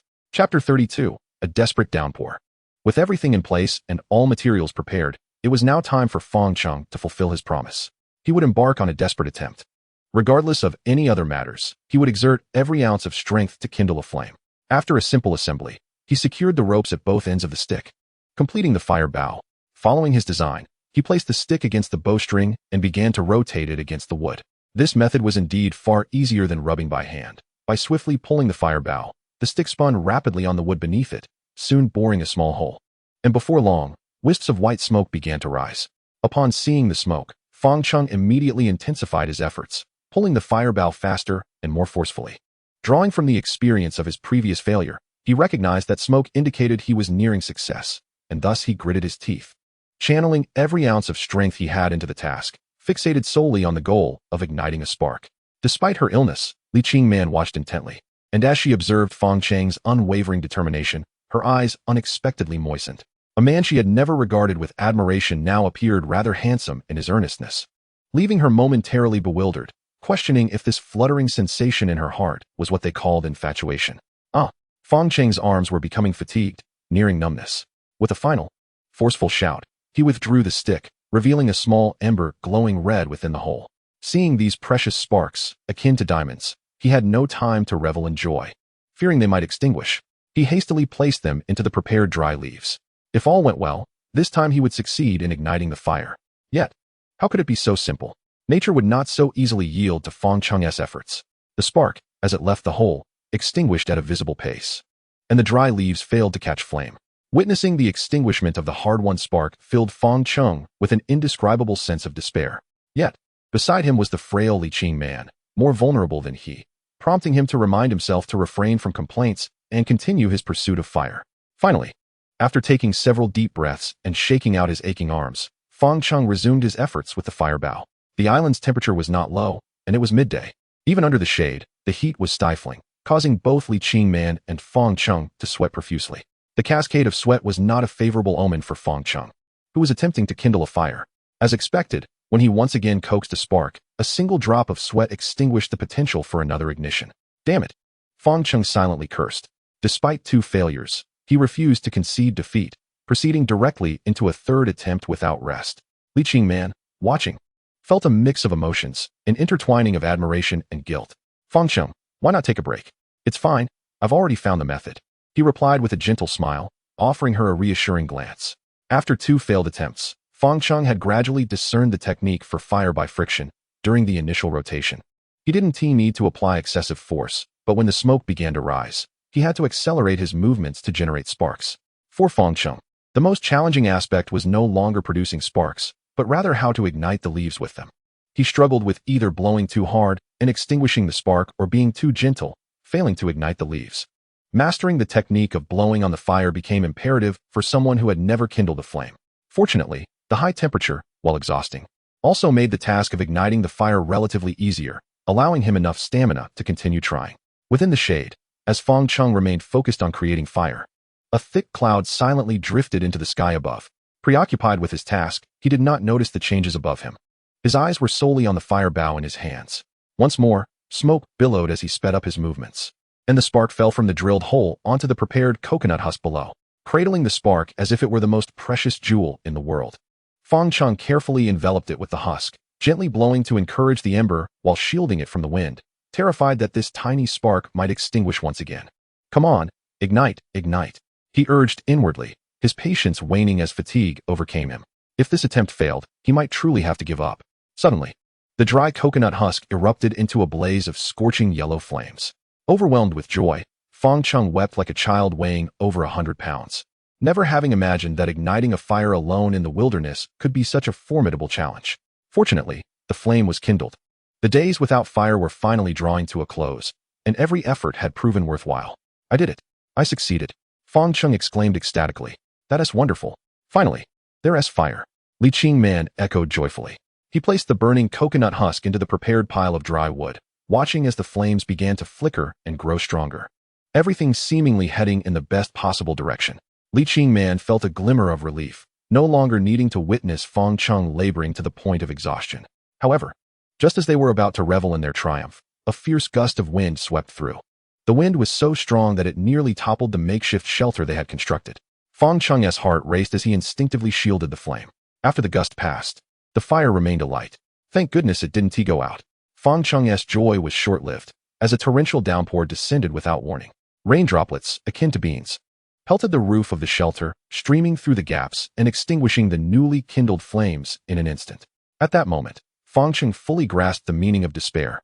He had been elated just seconds before, now rendered speechless, devoid of tears to cry. The spark he had painstakingly coaxed into existence was so easily extinguished by nature's whims, shattering all hope with the relentless rain. Their faces were blank, paralyzed by the ordeal, while Li Qingman sat dazed on the ground. Fang Cheng tossed aside his tools, overwhelmed with the urge to curse the heavens. The tropical climate is capricious. One moment the sky is clear, and the next it may unleash a torrential downpour, leaving one in uncertainty. Chapter 33. The Flicker of Despair.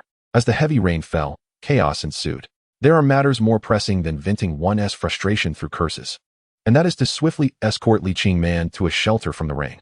Li Qingman was burning with fever, and it was imperative that she not be exposed to the rain, as it would exacerbate her condition. With no other options available, Fang Cheng had to dismantle the awning, layering palm fronds to create a makeshift umbrella, and carried Li Qingman in search of refuge. "Let me carry you." "No, just leave me here. You should hurry and find a place to hide from the rain." Witnessing Fang Cheng's repeated failures only plunged Li Qingman's spirits further into despair. She cursed the wretched weather for tormenting them at such a critical juncture. What a jest! Such words are far from amusing. Fang Cheng glanced at the frail Li Qingman, realizing he could not abandon her at such a moment. Apologizing, he hoisted her onto his back and continued searching for shelter. The downpour was fierce and relentless. "Where are we heading?" Li Qingman asked softly from his back, without struggling. "To a safe place. Close your eyes and rest. We will arrive shortly." Fang Cheng pressed on, sprinting toward the cave they had once sought refuge in during a typhoon when they first landed on the island. At that time, both were in relatively good health, and two young souls could endure the dampness without much difficulty. However, as the lack of sufficient nutrition took its toll, their bodies were rapidly deteriorating, posing a dire threat to their survival. In the absence of adequate nourishment, Li Qingman's immune system faltered, ultimately leading to her fever. Fang Cheng soon reached the cave. Its space was limited, barely allowing one to stretch out. Li Qingman could only sit uncomfortably, and the damp surroundings intensified her discomfort. Having been soaked in the rain, her wet clothes clung to her, causing her body temperature to plummet. She curled into a ball in the corner of the cave, trembling in waves. "Fire! Fire! Fire!" Witnessing her plight, Fang Cheng felt a surge of urgency. At that moment, his mind was singularly focused on one thing: fire. Fire could banish the dampness and chill, provide warmth for Li Qingman, and, crucially, enable them to drink hot water and consume cooked food, which was vital for her recovery. Fang Cheng's thoughts raced until suddenly, it was as if a divine spark illuminated his mind. He recalled the method of igniting fire using a lithium battery. Indeed, a lithium battery. Many survival guides have introduced this method. Should one find themselves stranded in the wilderness, a mobile phone is often the most common item carried. When a phone becomes damaged, submerged, or out of battery, the lithium battery inside serves as an excellent tinder. The advantage of this method lies in its simplicity. Striking or piercing the lithium battery will short-circuit it, igniting a fire. For novices in firemaking, it is the easiest approach. The only drawback is its expense, as it can only be used once. But at this critical juncture, the cost was inconsequential. Igniting a fire to save lives was paramount. Fang Cheng's own phone had sunk into the ocean during the crash, but he recalled that Li Qingman's phone was still with her. "Qingman, where's your phone?" "Huh?" Li Qingman struggled to lift her head, puzzled. "Isn't it broken? What do you need the phone for?" Fang Cheng, filled with urgency, replied. "There's no time to explain. Quickly, hand me your phone. I need it to start a fire." Li Qingman was astonished. Can a phone really be used to start a fire? However, seeing Fang Cheng's anxious demeanor, she reluctantly reached for her bag. Normally, she kept her bag slung over her shoulder, but today it was absent. Only after searching did she realize it was not with her. "My bag should still be at the awning. The phone is inside," she said weakly. Without hesitation, Fang Cheng dashed out into the pouring rain toward the awning. To facilitate the fire-making process, he first selected a relatively dry spot within the cave and piled it high with coconut shells and fibers. He then retrieved Li Qingman's red-cased phone from her bag. The black screen reflected his face, revealing how the hardships of island life had rendered him considerably thinner. Yet, this was not the time for reflection. Igniting a fire was the immediate priority. "Qingman, I'm going to dismantle your phone now." "Dismantle my phone?" Li Qingman's face registered shock. Though her phone had become virtually useless, it could still serve as a mirror. She never anticipated Fang Cheng would take such a drastic step. "We need the lithium battery inside. It is our only hope," Fang Cheng stated plainly. "Then do it." With circumstances as they were, Li Qingman had no grounds for protest and nodded her agreement. Fang Cheng swiftly disassembled the phone and extracted the lithium battery. Holding this small, dark object, Fang Cheng felt as though he was grasping their lives in his hands. His palms trembled slightly. He had never attempted such a thing before, and whether it would succeed was uncertain, but at this moment, he had no choice but to gamble. He found a stone and struck the lithium battery fiercely. It began to swell, and soon the air was filled with the acrid scent of burning. As the white smoke billowed, Fang Cheng's anxious heart finally found some solace, and he began preparing the combustible materials. The battery's temperature escalated rapidly, culminating in a fierce flame. At that moment, Fang Cheng ignited the coconut fibers and shells that he had gathered. Under the fervent blaze of the lithium battery, he succeeded in starting a fire. Chapter 34, The Warm Cave. I did it. I succeeded. Fang Cheng collapsed onto the ground, laughing joyously. One could not help but marvel at the exhilarating ups and downs of life. After so many trials, they had finally achieved fire, transforming their world entirely. Amidst his laughter, Fang Cheng unexpectedly broke into tears. It was a poignant moment for a man, revealing the immense pressure he had endured. After countless failures, he had persevered without surrendering. In that instant, all the previous disappointment and gloom vanished. You did it. Li Qingman gently wiped the corners of her eyes, tears glistening as she was profoundly moved by Fang Cheng's efforts. In that moment, the dim and chilly cave was illuminated by a bright and warm flame. Under its glow, the cave no longer appeared as dark as before. The small cave quickly grew warm. Li Qingman, who had been shivering, felt the warmth of the fire envelop her, akin to stumbling upon a hot spring amidst a frigid winter, as warmth coursed through her body, gradually dispelling the cold within. They huddled closely around the fire, steam rising from their drenched bodies, while Li Qingman's wet clothes slowly dried in the heat of the flames. Without excessive words, joy radiated from their faces, and the occasional shared smile carried an abundance of emotion. How do you feel? Much better.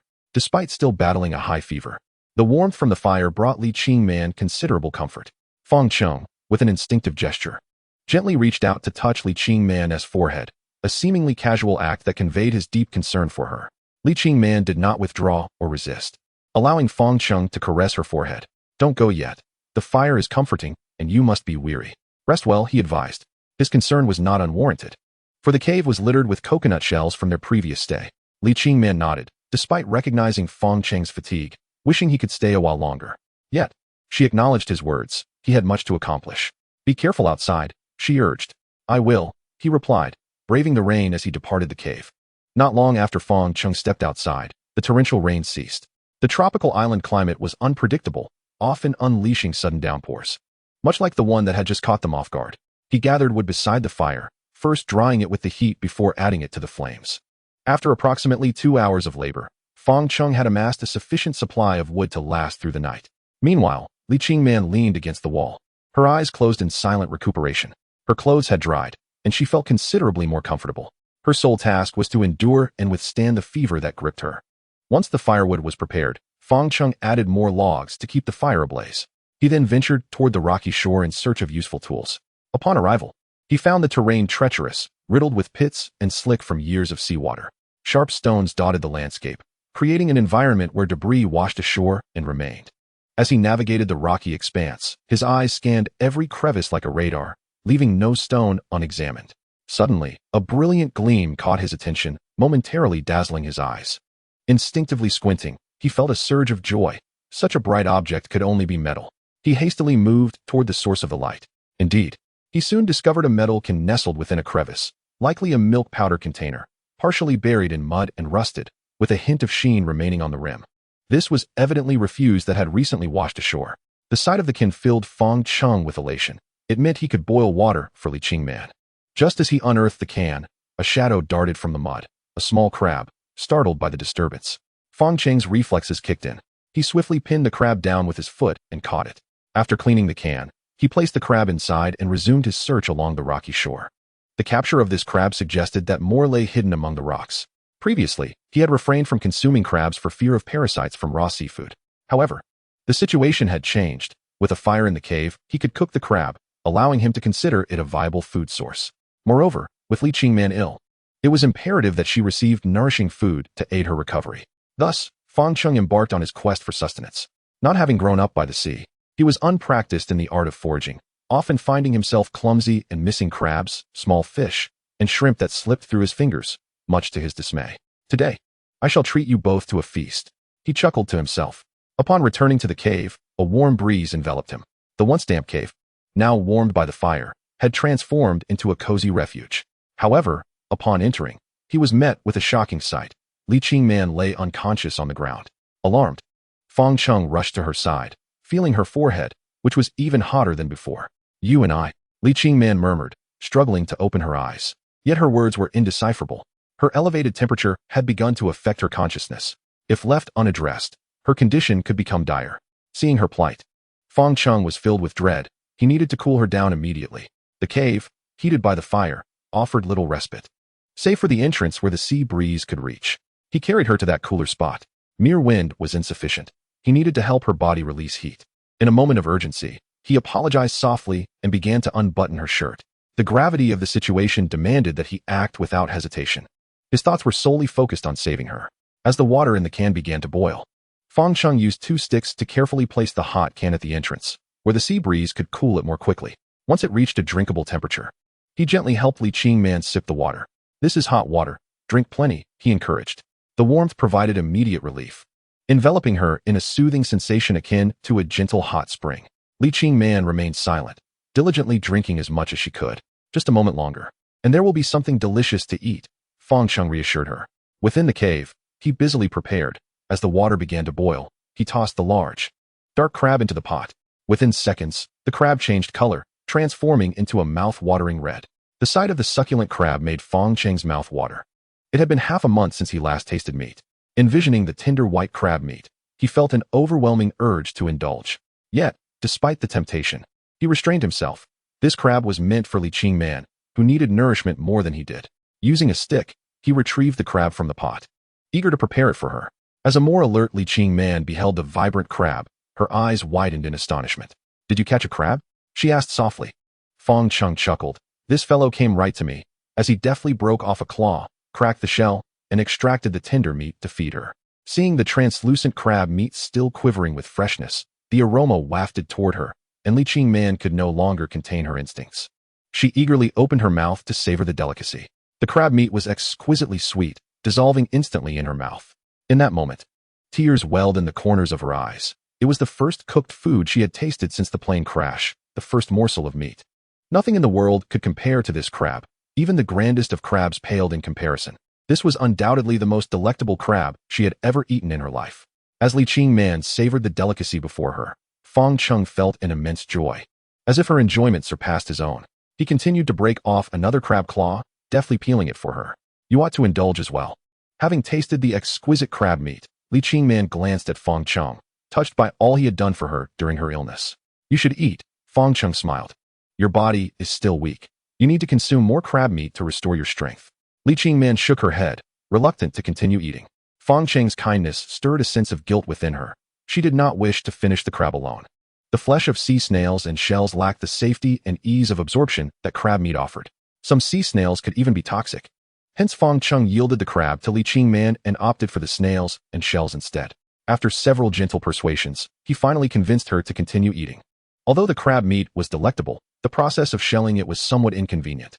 Since he could not eat directly, he fashioned a slender stick as a makeshift utensil, extracting the crab meat to feed Li Qingman.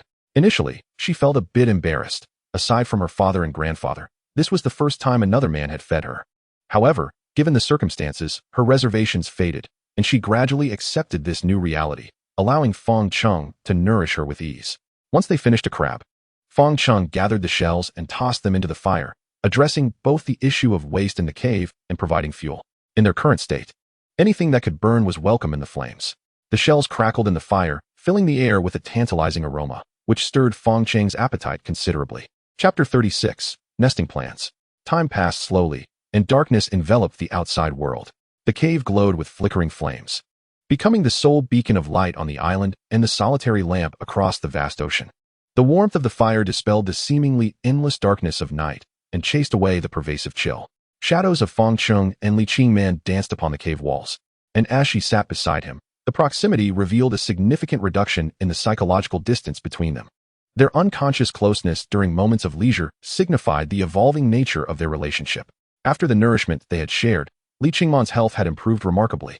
Although her temperature remained high, her mind was refreshingly clear, a promising sign that her immune system was rallying to restore her health. The crab we had tonight was the most delicious I have ever tasted. Li Qingman's once cold eyes sparkled with warmth, her gratitude evident even if she struggled to articulate it. I am glad you enjoyed it. Tomorrow, I shall catch more at the beach. Fang Cheng, a man who had been single for 26 years, found himself flustered under her gentle gaze, his cheeks flushing crimson as he hastily turned away. Seeing Fang Cheng's bashfulness, Li Qingman felt a surge of pride and teased. Why is your face so red? Fang Cheng retorted, it's just the firelight. Li Qingman smiled silently, while Fang Cheng felt an overwhelming sense of shyness. After a while, both found themselves lost in thought, gazing at the fire. This has been the happiest day since I arrived on this island, she said. Now that we have fire, our future will surely improve. Leaning her chin on her hands, her eyes glimmered with hope as she mused. Sometimes I think, staying here on this island for a lifetime wouldn't be so bad. Fang Cheng responded with a smile. That won't happen. We will surely be rescued. He hesitated to share his fears with Li Qingman, worried her already fragile state might not bear the weight of such a thought.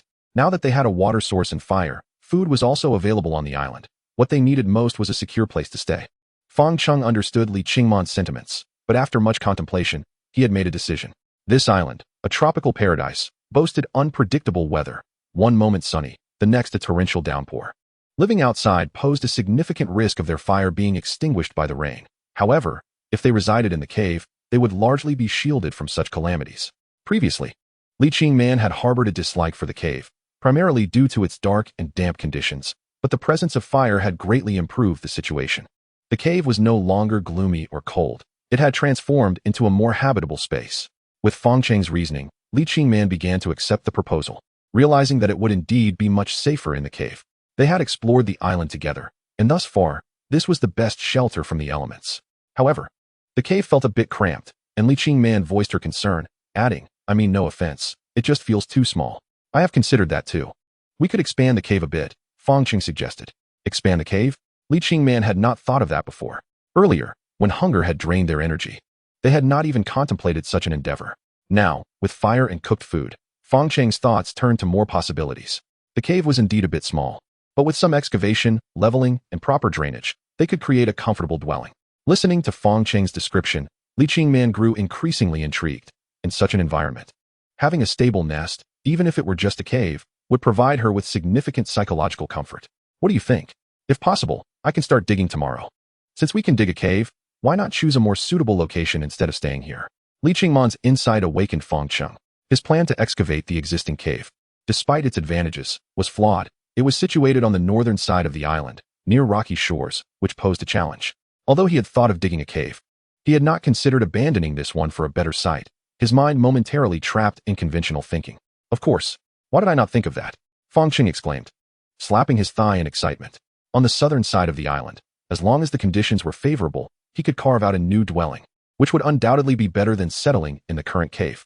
Ultimately, after much discussion, they resolved that the next step would be to scout for a suitable site on the southern part of the island, where they would dig into the mountain and establish a cozy home for themselves. With this plan in place, Fang Cheng was filled with such exhilaration that sleep eluded him, eagerly longing for dawn to begin their search. Li Qingman, still weak from her fever, was less animated than Fang Cheng and soon began to yawn. I am feeling a bit tired. You should rest. I will stay up a little longer. All right. Li Qingman leaned against the wall, closed her eyes, and soon drifted off to sleep. Observing the weary beauty before him, Fang Cheng reflected on how Li Qingman, once so striking and graceful, had become worn from the hardships of island life. Sleep well, rest easy, everything will improve. As he watched Li Qingman drift into slumber, Fang Cheng silently offered a prayer for her, hoping that her condition would improve by the morrow. Chapter 37, Improvement in Health. With the fire burning brightly, the two of them enjoyed a restful night, untroubled by the lurking dangers of the dark nor tormented by the pervasive chill of the cave's damp air. The quality of their sleep, coupled with nourishment, allowed Li Qingman's body to recuperate significantly. By morning, her temperature had substantially decreased, and her strength had returned. Nearby, Fang Cheng was diligently using a stick to sift through the ashes covering the embers, coaxing forth bright red sparks from within. Li Qingman had fallen asleep first, and Fang Cheng had remained by the fire, tending to it throughout the night. By the late hours, fatigue had finally overtaken him, but he feared that if he succumbed to sleep, the fire would extinguish. Hence, he recalled a method his parents had employed during his childhood when handling charcoal, using ashes to pile around the burning coals to allow them to smolder slowly until morning. when he could reignite the flames. In truth, Fang Cheng had not slept soundly all night, as thoughts of the fire occupied his mind. At the break of dawn, he awoke, and the first task he undertook was to clear the ashes to check on the embers. "You're awake?" Fang Cheng exclaimed as he blew on the fire, sending ash into the air, only to then notice that Li Qingman had opened her eyes. Amused by his comical appearance, she chuckled softly and remarked, "You're working so hard. How can I continue to sleep?" The fire was now ablaze, and having accomplished the first order of business for the day, Fang Cheng prepared to venture outside in search of food. When Li Qingman expressed her desire to accompany him, she attempted to rise, only to realize that her legs felt heavy and weak, devoid of strength. Fortunately, Fang Cheng was quick to assist her, advising, "You have not yet recovered. It is best to remain here and rest." Embarrassed, Li Qingman responded with a light laugh, "I'm holding you back." Fang Cheng helped her sit comfortably before hastily departing the cave to the rocky shore outside, determined to return with a bountiful catch.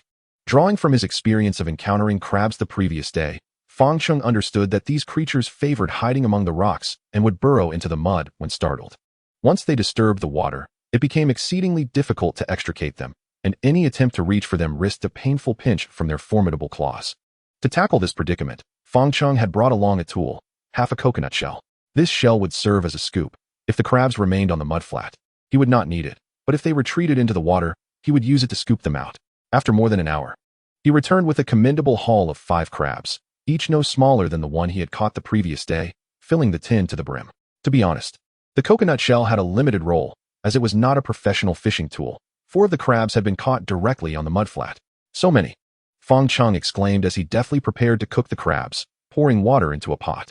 However, he soon discovered that the rainwater they had stored in the cave was nearly depleted, leaving only a large blue plastic barrel with a small amount remaining. "Should we check the water source?" Li Qingman inquired. "Let us eat first. After that, I will go," Fang Cheng replied, his hunger evident. Having missed the opportunity to eat crabs the day before, he prioritized the meal, eager to indulge. Carefully, he lifted the tin off the fire with 2 sticks. The water inside no longer boiling, revealing the crabs exuding a tantalizing aroma. "It smells so good." Li Qingman inhaled deeply, her mouth watering in anticipation. This smile did not escape Li Qingman's notice, flushing her cheeks with embarrassment as she realized her earlier anxious demeanor had been observed by Fang Cheng. "Fang Cheng," she playfully admonished, feigning sternness. "It's nothing. I won't laugh, I promise." He chuckled in response. "Then hurry up and shell the crabs for me." What do you mean by that?" Li Qingman, blushing, pressed. In that moment, Fang Cheng was momentarily stunned, recalling that Li Qingman's tone had been teasing, akin to that of a playful command, and he realized she was not merely instructing him, but rather expressing affection. The surge of happiness left him somewhat disoriented. He had never anticipated such a charming display from Li Qingman. Observing her adorable, pouting expression only caused his heart to race. "I heard you. I'll shell them right away," he replied, feeling elated at the prospect of preparing the crabs for her. As he fumbled about, Li Qingman could not suppress her laughter, playfully scolding him. "Why the rush? Take your time.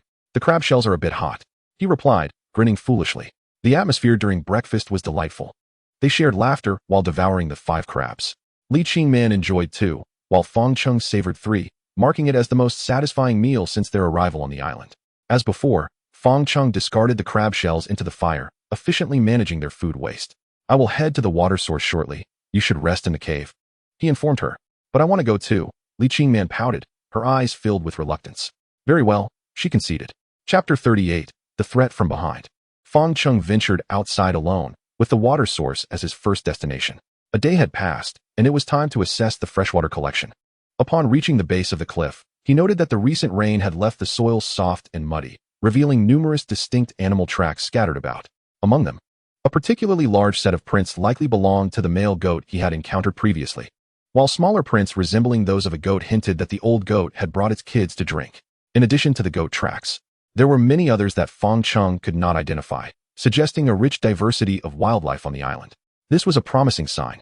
The presence of various animals indicated that survival for both him and Li Qingman was indeed feasible. After inspecting the fence, he discovered a broken branch in the corner, and it was clear that only the large male goat could have caused such damage. "What a powerful creature," Fang Cheng muttered, noting that the branch was nearly as thick as his arm, a testament to the goat's strength. Reflecting on the confrontation with the goat, he felt fortunate that it had not charged at him. Otherwise, he would have had to protect Li Qingman while contending with the formidable beast, a daunting prospect. To prevent further damage to the fence, he sought out a thicker branch in the nearby woods to replace the broken one. After securing the fence, Fang Cheng felt uneasy. Fearing the male goat would return to wreak havoc, so he piled a few stones beneath the fence for added security. The island's freshwater supply was limited, and to ensure he and Li Qingman had enough drinking water, he deemed it necessary to take such precautions, confident that the animals could survive on grass and leaves without needing to drink.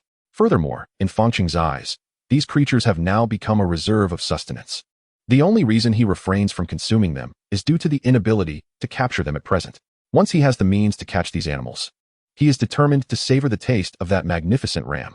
The mere thought of the ram conjures images of a roasted whole sheep in his mind, causing saliva to flow uncontrollably. No, he must not dwell on this. Fang Cheng quickly shook his head to dispel the thoughts of roasted lamb. Otherwise, he would lose focus on other pressing matters. Currently, he lacks the adequate means to catch a goat, and he has a far more urgent task at hand, tending to the ailing Li Qingman. Just as he was about to leave the water source with 2 bottles in hand, a shadow suddenly shot towards him from a large tree behind. The speed was akin to that of a black lightning bolt. The suddenness of it all left Fang Cheng unable to discern what was coming at him. Instinctively, he sidestepped. But his footing faltered, and his heel caught on the vines below, sending him crashing to the ground. With a thud, Fang Cheng hit the earth hard, unable to cry out in pain before the shadow landed beside him. It was then that he saw clearly. The creature that had attacked him from behind was a long black snake, its triangular head unmistakably identifying it as venomous. Its chilling eyes fixed on Fang Cheng, its tongue flicking in and out, producing a hissing sound that sent shivers down his spine. Fang Cheng scrambled to his feet, facing the snake, slowly retreating. What a joke! Encountering a venomous snake on this deserted island was the last thing he had envisioned. He had no intention of bravely fighting it. A single bite could spell his end. In that moment, he mentally conceded, recognizing that fleeing was the only option. Unfortunately, while Fang Cheng sought to escape, the black snake showed no inclination to relent. Perhaps Fang Cheng had intruded upon its territory, provoking its wrath. This cold-blooded predator would surely exact a bloody lesson for the audacious intruder. Hiss! The snake hissed, coiling its body before lunging at Fang Cheng like an arrow in flight. A chill coursed through Fang Cheng. His hair stood on end at the thought of being bitten. As the snake approached with lightning speed, he found himself cornered. In the face of extreme terror, he strangely found a sense of calm. At such a moment, life or death could hinge on a heartbeat. Resolutely, Fang Cheng dismissed thoughts of retreat and faced the snake with a determination to confront it. In that critical instant, he recalled the water bottle in his hand. While it lacked lethal force, it offered more assurance than being unarmed. He swung the bottle like a baseball bat, aiming for the rapidly approaching snake's head. Thud! Fortune favored Fang Cheng. The bottle struck true, sending the snake flying. The plastic bottle, though filled with water and possessing some heft, lacked the rigidity to deliver a fatal blow. That strike merely afforded Fang Cheng a momentary reprieve from death. The real danger still loomed. Aware of his precarious situation, Fang Cheng threw caution to the wind, lunging at the dazed black snake. Seizing its head while it was still disoriented, he gripped tightly. The snake, now fully awake, writhed and struggled to escape his grasp. Despite its slender form, it possessed surprising strength, nearly breaking free. In this life-or-death scenario, hesitation was not an option. Fang Cheng seized a nearby rock and began to pound the snake's head with relentless force. After several strikes, the snake exhibited a noticeable decline in vigor. Fearing a counterattack, Fang Cheng continued to strike, vigorously smashing its head until it was reduced to a pulp. Finally, he halted, breathless. Chapter 39, A Taste of Snake Meat. Gazing at the mangled remains of the snake, Fang Cheng collapsed onto the ground, exhaling deeply. The courage he had summoned to confront the serpent stemmed from sheer adrenaline. And now that the snake lay dead, that adrenaline ebbed away. In the aftermath of the chaos, he felt a sense of disarray. The sight of the black snake's corpse sent shivers down his spine. He felt fortunate to have emerged victorious. Had the outcome been different, he would have been the one lying lifeless. It was clear that in the days to come, he must remain vigilant, paying heed to those easily overlooked corners. For only then could he and Li Qingman hope to survive on this island. After sitting for a while to regain his composure, he contemplated the deceased snake beside him. He could not simply discard it. In this environment where food was precious, there was no reason to abandon the snake. Approaching the cave, he spotted Li Qingman seated at the entrance, about 30 meters away. The sea breeze tousled her long hair, and she leaned against the wall in serene repose. A scene so beautiful it resembled a painting. The backdrop of the island, the sky, and the sea, combined with Li Qingman, formed an image that Fang Cheng could gaze upon indefinitely without growing weary. Li Qingman's head tilted slightly in his direction, her eyes catching sight of his return, accompanied by a gentle smile. However, When Fang Cheng appeared before her, brandishing the decapitated snake, she was instantly struck with horror, her complexion paling. Fang Cheng, what do you have in your hand? Upon seeing the reptile covered in black scales, a chill coursed through her body, prompting her to shut her eyes in fear. Fang Cheng hurriedly reassured her, do not be afraid. It is a dead snake, already lifeless. What? We still have to eat it? We have to skin it? Li Qingman was nearly beside herself. The mere thought of such a cold-blooded creature sent her trembling, let alone the idea of consuming snake meat, which was unthinkable to her. Fang Cheng implored, I understand your fear, but the situation is dire. This will be a vital source of nourishment for us. In that critical moment, Fang Cheng's words proved effective. He spoke to the heart of their predicament. To survive on this deserted island, sacrifices and changes were imperative. Do you remember the wreckage of the airplane? You ate your first raw flying fish there. Enough. Let's not go there. Li Qingman covered her mouth. While the thought of fish did not elicit such a strong reaction, the notion of eating snake induced an instinctual nausea within her. Nevertheless, she nodded in agreement with Fang Cheng's proposal, understanding that survival necessitated adaptation. The temperature on the island was high, and animals decomposed rapidly after death. Thus, they needed to process the black snake quickly to prevent spoilage. The first step was skinning the snake. Fang Cheng wished to preserve the skin, as an intact snake skin could prove invaluable in the future. If only he had a small knife, the task would be greatly simplified. But where could he find a knife? This was the pressing question. Fang Cheng first considered searching the rocky shore for a flat stone to sharpen into a makeshift blade. What about the phone case you discarded when you dismantled my phone? Li Qingman promptly offered an alternative. Her phone case was metallic. Using it as a tool would undoubtedly be far more effective than a stone. A sudden insight illuminated Fang Cheng's mind, and he joyfully slapped his forehead, exclaiming, in the cave, still in the cave. I shall retrieve it at once. With that, he dashed into the cave and rummaged through a corner until he uncovered a red metallic phone case. This case, lightweight and perfectly fitting in hand, could be sharpened along one edge to create an exceptionally useful small knife. Without hesitation, Fang Cheng commenced sharpening the case against a large stone at the cave entrance. After a brief period, he fashioned a rudimentary blade. This will do, he proclaimed, grinning widely as he held the makeshift knife. Although it was somewhat diminutive, its utility would prove indispensable in various situations to come. Li Qingman observed Fang Cheng's exuberance with a smile of her own, her heart lifting in tandem with his joy. With the knife prepared, it was time to skin the snake.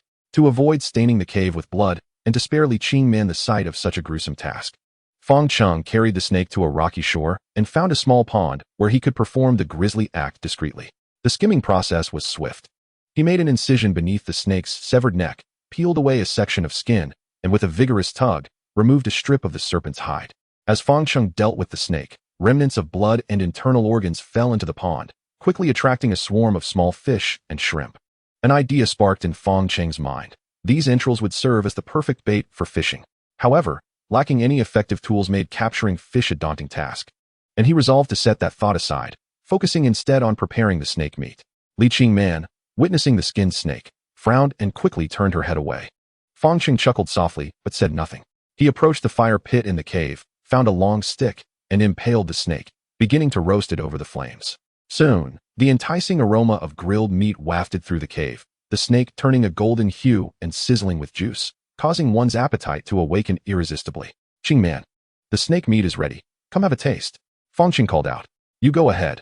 I'm not particularly hungry, Li Qingman replied, seated at the cave's entrance. Her senses captivated by the delicious scent. Internally, her mind and stomach waged a battle. Her mind resisted while her stomach growled in hunger.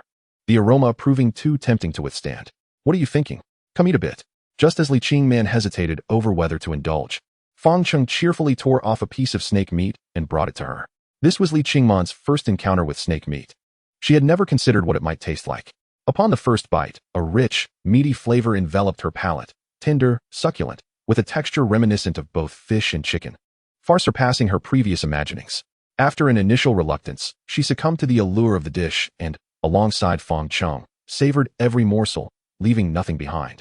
The nourishment revitalized her weakened body, her condition steadily improving with each passing moment. Having consumed the snake meat, there remained the task of dealing with the snake skin. Upon seeing the dark hide again, Li Qingman no longer felt the same revulsion. Her innate fear of this cold-blooded creature was waning. How do you plan to handle it? She inquired. We'll dry it out and save it for later use, he replied. After addressing the snake skin, Fang Cheng contemplated the snake's entrails, remnants he intended to use as bait for capturing fish and shrimp. He pondered the best method to set a trap. considering how to effectively lure the prey and ensure their capture. He shared his thoughts with Li Qingman, hoping for her insight. Li Qingman furrowed her brow in contemplation and suggested, "What if we construct a small dam on the tidal flats? The tides rise and fall daily. If we can trap the prey during high tide, it should facilitate our catch." Although this idea seemed somewhat impractical, it sparked a revelation for Fang Cheng. Indeed, utilizing the ebb and flow of the tides could provide an opportunity to ensnare their quarry. The rocky shore, abundant with stones and mud, could be utilized to create an artificial pond at a higher elevation, into which the snake's entrails could be cast to attract fish and shrimp. Once all preparations were complete, they would simply await the rising tide, which would bring greedy fish from the ocean, likely leaving them stranded in the pond as the tide receded. With purpose, Fang Cheng set to work on this fishing trap shortly after their meal, hardly pausing for a moment. Li Qingman, eager to assist, offered, "I want to join you."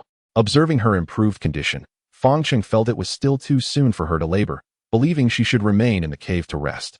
"I've recovered from my fever," she replied, as if anticipating his refusal. "I understand, but you are still quite weak. You just got over your fever. The sun is harsh outside, and the sea breeze is strong. It is not advisable for you to venture out just yet," he insisted, concerned for her well-being. Though disappointed by his refusal, Li Qingman accepted his reasoning, recognizing his concern for her health. Thus, Fang Cheng departed the cave to commence setting up the fishing trap, while Li Qingman sat at the cave's entrance, her feet dangling in the air, quietly watching him labor nearby. This serene moment felt beautiful and tranquil, evoking a sense of companionship between them, akin to a married couple, with Fang Cheng tirelessly working to provide for them both while caring for her illness. "Oh my, how could I think such thoughts?" Li Qingman's cheeks flushed with embarrassment at this unexpected realization, feeling both shy and incredulous. Fortunately, Fang Cheng was preoccupied with moving stones on the tidal flats, oblivious to her moment of vulnerability. On the tidal flats, Fang Cheng executed his plan, first identifying a higher ground that would remain above water before the tide came in.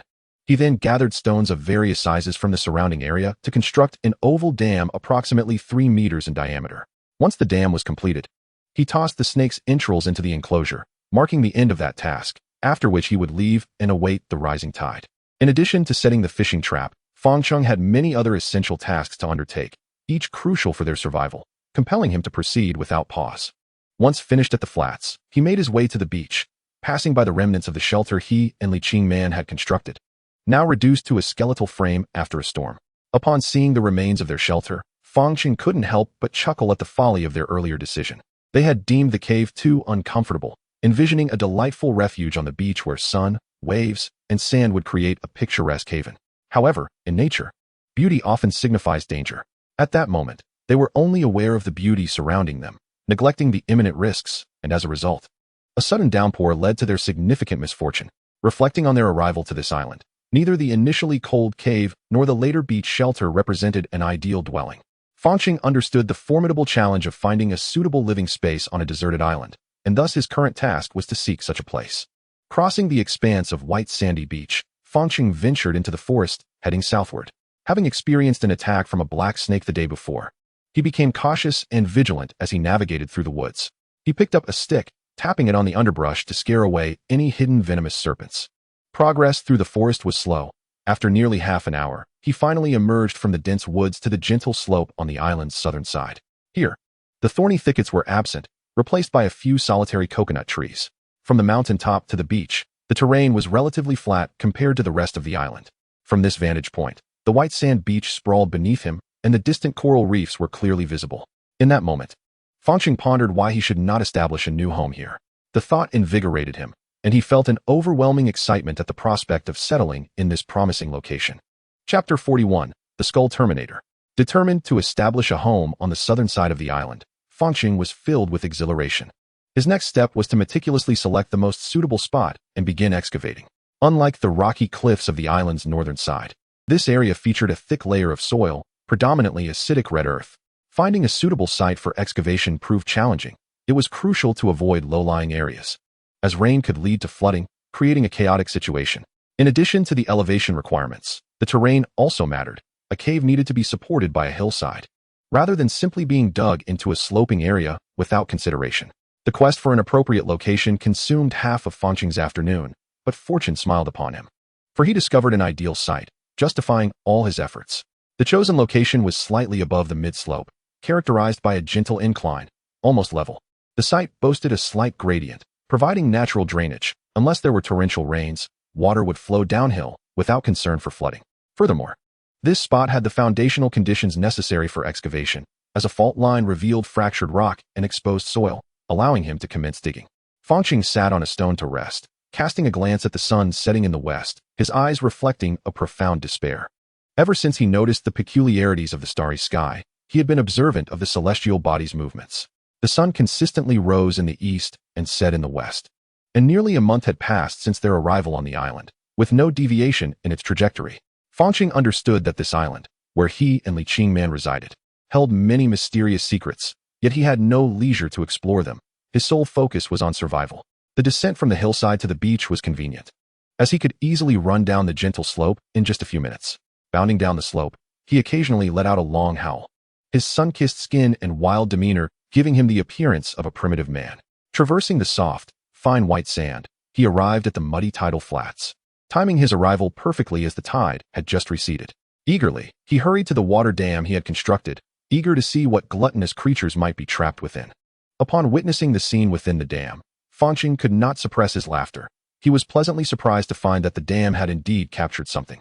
A black eel, over a meter long, was thrashing about inside, resembling a snake at first glance, startling Fang Cheng momentarily as he feared he had disturbed a snake's nest. Upon closer inspection, he discerned that it was merely an eel, which brought him some relief. The eel was sizable, with a girth comparable to Fang Cheng's arm. Realizing there was no escape for the creature, the eel appeared increasingly agitated, swimming frantically. Since he was already there was no reason to let it go. In high spirits, Fang Cheng began to jest with the eel. Catching an eel was no simple task, as they possessed hundreds of backward-facing teeth, each one sharp and capable of inflicting severe wounds while thrashing wildly upon capture. Adhering to the principle of using tools rather than direct confrontation, Fang Cheng gathered stones and launched a barrage at the eel.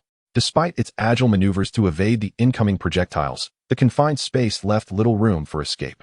Ultimately, when a large stone struck the eel, it was stunned, floating disoriented on the water's surface. Quick as a flash, Fang Cheng seized the opportunity. Grasping the eel and pinning it against a rock, just as he had done with the black snake, he wielded another stone, delivering several decisive blows until the eel lay lifeless. In high spirits, Fang Cheng tossed the eel to the ground and joined Li Qingman. Upon seeing the creature flung at her feet, she jumped in fright, momentarily mistaking it for yet another snake. Just as she was about to scold him, she noticed Fang Cheng's mischievous grin. "Fang Cheng, are you trying to scare me on purpose?" Li Qingman said, her cheeks alternating between white and red, a mix of anger and embarrassment evident on her face. She realized that Fang Cheng had witnessed her startled reaction. Fang Cheng quickly clarified, "This is not a snake. Take a closer look. It's an eel. Did you catch this in the dam you suggested we build? It must have been so engrossed in eating that it didn't notice the tide recede, leaving it trapped when I arrived." Li Qingman could not help but chuckle at Fang Cheng's humorous explanation, her anger dissipating. "Fang Cheng, I've noticed you've changed these past few days." "Really? How so?" "You've become more talkative and often share amusing stories." Fang Cheng offered a wry smile, responding, "There's a saying that one cannot change their environment, but can alter their mindset. Living on this deserted island will inevitably bring moments of joy amidst hardship." Suddenly, Li Qingman gazed at Fang Cheng with a gentle glimmer in her eyes, softly saying, "With you by my side, perhaps it won't be so difficult after all."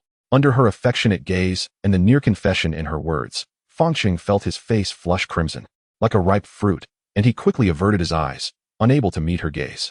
Chapter 42. The relationship heats up. Like the unfortunate snake, the eel's fate was to be skewered and grilled. Due to the scarcity of freshwater resources, barbecuing was the most water-efficient method of food preparation, allowing for immediate consumption without waste. To assert that the flavor of the eel pales in comparison to the snake consumed yesterday would be an understatement. Firstly, the eel's skin possesses a slimy texture, coated in a layer of viscous substance that proves difficult to cleanse thoroughly. Even after being grilled, the skin retains an unpleasant stickiness. Moreover, the taste of the eel carries a robust earthy scent that may be off-putting to those unaccustomed to it. The only redeeming quality lies in its tender flesh.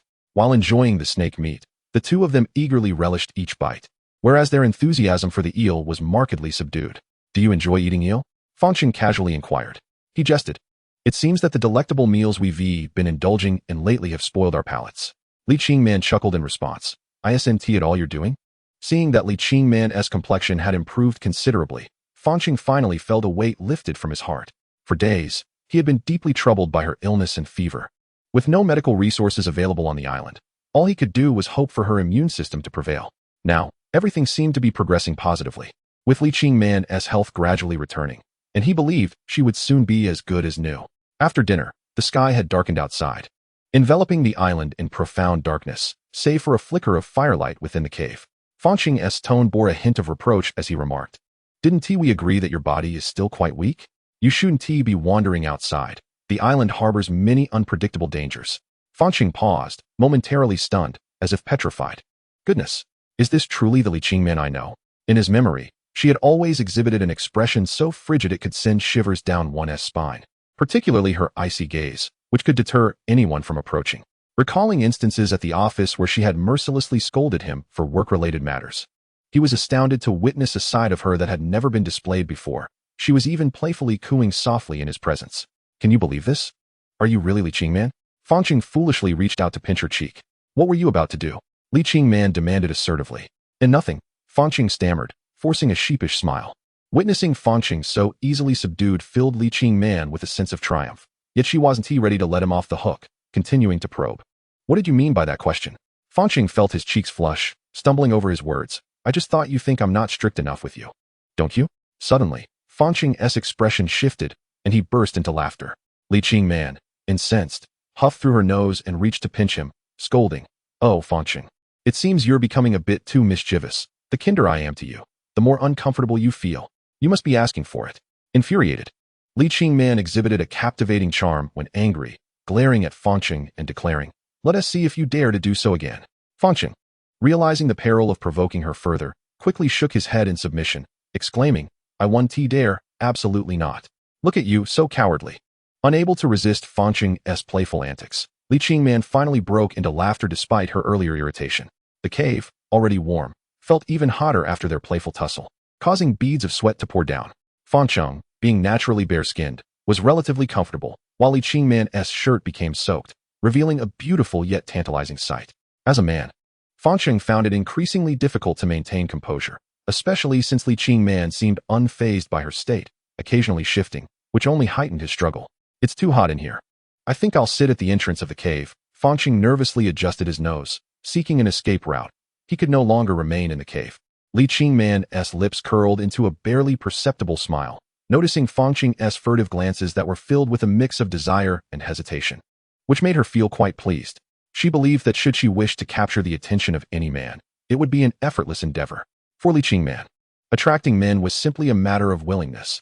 If she chose not to, her demeanor would remain cold, keeping suitors at bay. However, if she desired, she would naturally reveal her gentler, more alluring side. With a hint of pride in her voice, Li Qingman suggested, "I, too, find the cave stifling. Let us step outside for a stroll." Fang Cheng voiced his concerns. "The sea breeze is quite strong. You've just recovered from your illness. It would be best not to expose yourself to the wind." Li Qingman approached the cave entrance and sat down beside Fang Cheng, expressing her displeasure. "I'm not as fragile as you think. Have you forgotten the half-marathon organized by the company? I came in first place, while it seems you didn't even finish." Chapter 43, Quarreling Rivals. It has been nearly a month since their arrival on this small island. Were it not for Fang Cheng diligently etching dates on the stone walls of the cave, they might have lost track of time entirely. He still vividly remembers the day of the plane crash, August 22nd. Although the inscriptions on the stone walls may not align perfectly with the actual timeline, it can be surmised that it is now October. Logically, with October upon them, the weather should be cooling down. However, being located in the tropics, the island remains swelteringly hot, without any semblance of autumn or winter. Fortunately, the tropical climate has provided a wealth of resources, enabling Fang Cheng and Li Qingman to sustain themselves. At the cave entrance, Li Qingman sat on a rock, surrounded by some palm fronds, diligently weaving them into a mat. The bucket they had found during their stroll on the beach yesterday had piqued their curiosity when they noticed something red from a distance. Upon closer inspection, they discovered it was a broken water bucket. Fang Cheng was elated, for despite a hole in it, it could still hold water and serve various purposes, an invaluable tool for the two of them. Curiously, although the island is isolated amidst the vast ocean, various human debris appears to wash ashore intermittently. Fang Cheng had no time to ponder such matters. His focus was solely on survival. How was the catch? Fang Cheng smirked as he presented the plastic bucket before Li Qingman, revealing 2 pitiful crabs. "Is this all?" she teased. "Having something to eat is still good. Perhaps they've been frightened by your presence lately," and scuttled away at the sight of you. Fang Cheng feigned a grimace, playfully asking, "Am I really that terrifying?" "How would I know?" Li Qingman shot him a glance. Chuckling, Fang Cheng carried the bucket into the cave, expertly tossing the 2 crabs into the ashes to roll around, coating them in soot before placing them near the fire, utilizing the heat to cook them. The crabs were small and cooked quickly, releasing an enticing aroma despite their size. Fang Cheng returned to the cave entrance, sitting beside Li Qingman and handing her one of the crabs.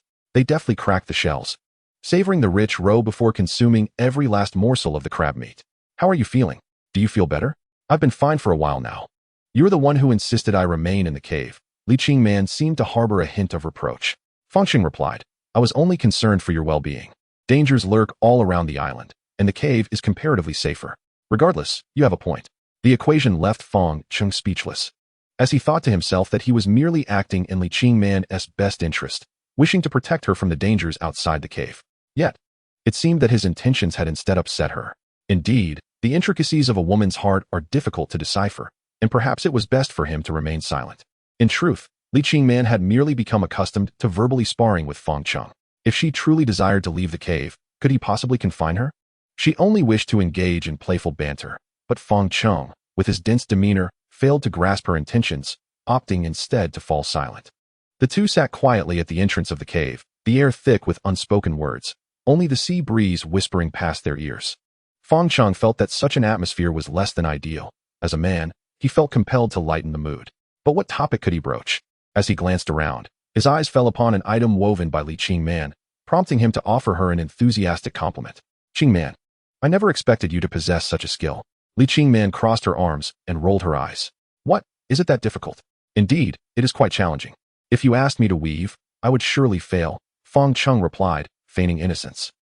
It's merely your clumsiness." She retorted, "Yes, I am rather clumsy. Here I am, trying to show my concern for you, yet I end up making you angry," Fang Cheng exclaimed, seizing the opportunity to act innocent. "Who is angry with you?" "I am merely frustrated that you failed to keep your mouth shut." Li Qingman glared at his grinning face. Even if she wanted to be upset, she found it difficult to muster that emotion, nearly succumbing to laughter instead. Seeing her reaction, Fang Cheng sensed an opportunity and quickly inquired, "What exactly are you weaving?" Li Qingman brought the item closer and asked, "Can you not tell?" Fang Cheng shook his head. "I aim to weave a mat. Since our arrival on this island, we have been sleeping on the ground. I intend to use these palm leaves to create a mat so that we need not sleep on the bare earth any longer." Upon hearing her explanation, Fang Cheng examined the item again, indeed resembling a mat. He was astonished that Li Qingman, a lady of privilege, would engage in such labor. He stared at her in disbelief. "Why do you look at me like that?" Li Qingman asked, somewhat irritated. "You are quite impressive, possessing such a skill to weave even a mat." Fang Cheng marveled, seizing the moment to lavish her with praise. "I only thought to keep myself occupied while I was ill these past few days, being confined to the cave with nowhere to go," she explained. Her gaze fixed on Fang Cheng. During her illness, it was Fang Cheng who bore the burden of caring for both of them, a testament to the pressure he faced alone on this deserted island. Thus, while feeling grateful, Li Qingman also experienced a pang of guilt. Had she not fallen ill, Fang Cheng would not have had to endure such hardship. Hence, she resolved to contribute in whatever way she could to alleviate his burdens. "This is my first attempt at weaving, and it is not very good," she admitted shyly. "It is wonderful. With this mat, we will no longer have to sleep on the ground," Fang Cheng exclaimed, his delight evident. Though aware that Fang Cheng was simply trying to flatter her, Li Qingman felt a warmth in her heart. His praise reassured her that her efforts were not in vain, and that she was not merely wasting time. Chapter 44. Life on the island. From the moment Li Qingman fell ill until her recovery, a total of 7 days elapsed. This experience significantly deepened the bond between her and Fang Cheng. Their interactions became more relaxed and natural, and Fang Cheng no longer regarded Li Qingman as the aloof superior she once appeared to be. Instead, they now resembled friends who had weathered hardships together, sharing a profound camaraderie. Occasionally, Li Qingman would adopt a stern demeanor, lightly reprimanding Fang Cheng, but only when he purposefully provoked her. Within the cave, Fang Cheng had constructed a fire pit from stones, allowing for the efficient collection of ashes. The stones helped contain the heat, making the burning process more effective and conserving firewood. Each morning, Fang Cheng would kindle the fire before embarking on the day's labor. The tranquility of the island gradually became familiar to him. Aside from the monotony of leisure, the surroundings were quite pleasant: sunshine, sandy beaches, the ocean, and pristine air. With a shift in perspective, it felt akin to a vacation. While Fang Cheng toiled outside, Li Qingman remained in the cave, diligently weaving her mat. Though her skills were limited to the art of braiding hair, under the current circumstances, any ability to weave palm leaves was commendable. During her illness, Li Qingman managed to complete a mat that was more akin to a miniature mattress. Measuring approximately 1 meter 80 in length and 50 centimeters wide, perfectly sized for one person to lie upon. However, due to the new palm leaves, it had some prickly spots that required drying by the fire before it could be used. The first mat was currently being dried, while Li Qingman hurriedly worked on a second, enabling both her and Fang Cheng to finally bid farewell to the hard ground and enjoy a modicum of comfort. "Let us rest for a moment and have some water," Li Qingman suggested, feeling parched. She accepted the water that Fang Cheng offered, taking a small sip to soothe her throat before pouring the remainder into a versatile tin can for boiling. In the wild, it was advisable to consume boiled water whenever possible, as health was of utmost importance. Having experienced illness firsthand, Li Qingman understood this well. Her greatest fear was falling ill again, whether herself or Fang Cheng. If either were to succumb to illness, survival on the island would become exponentially more challenging. "How is the water source?" she asked. The water remained in the tin can, quietly awaiting its boil, and it would take some time to heat up. Li Qingman sat by the fire, hugging her knees. Those creatures must have been restless. Last night, they broke through 2 of the fence posts. When Fang Cheng arrived at the water source that morning, he was taken aback by the sight before him. Footprints littered the area, and it appeared to be in disarray. Clearly, many animals had congregated there last night, likely drawn by the enclosed water source, leading to this unexpected assembly. Upon hearing about the broken fence, Li Qingman asked with concern, "What is the situation now?" "It is fine. I have replaced the broken posts with thicker branches and reinforced them with more stones. We are now engaged in a war of attrition with these creatures. The water source is a vital resource, and we cannot yield an inch," Fang Cheng reassured her. "I worry that those animals might become frantic and continue to damage the fence." Li Qingman expressed her concern. Fang Cheng mimicked a throat-slitting gesture and replied, "If it comes to that, we will have to engage in a life-or-death struggle. First, we will take down that large ram to set an example." "That sounds quite ominous. I suspect you have been eyeing that ram for quite some time," Li Qingman teased with a playful glare, suppressing a smile. "Hey, I've grown tired of crabs and sea snails. Occasionally, I desire a change in palate," Fang Cheng admitted, revealing his intentions. And he did not forget to tempt Li Qingman further. "Boiled lamb, roasted whole lamb, lamb soup, just thinking about it makes my mouth water. Don't you wish to indulge a little?" As he spoke, Li Qingman found herself involuntarily swallowing in response to the tantalizing images conjured by Fang Cheng's words. She lamented, "You, who speak of things that do not exist, have made me hungry." Fang Cheng chuckled. "Just because it is not the case now does not mean it will remain so in the future. I have made my decision. If this ram breaks the fence again, I shall have no choice but to prepare a sumptuous feast of lamb." Li Qingman furrowed her brow and shook her head, saying, "Did you not mention how perilous it is to confront that ram? It would be wise to avoid provoking it. As for the practical capabilities of this spear, they remained uncertain, yet Fang Cheng believed that possessing it would simplify the task of dealing with the ram, at least ensuring he was no longer defenseless. Li Qingman, however, did not share Fang Cheng's optimism. She was more concerned about any potential mishaps befalling him. Thus far, she had realized that she had become somewhat dependent on this man before her. The water in the tin can was boiling, constantly emitting white steam. Fang Cheng skillfully pinched the can with 2 pieces of wood and placed it at the cave's entrance to cool.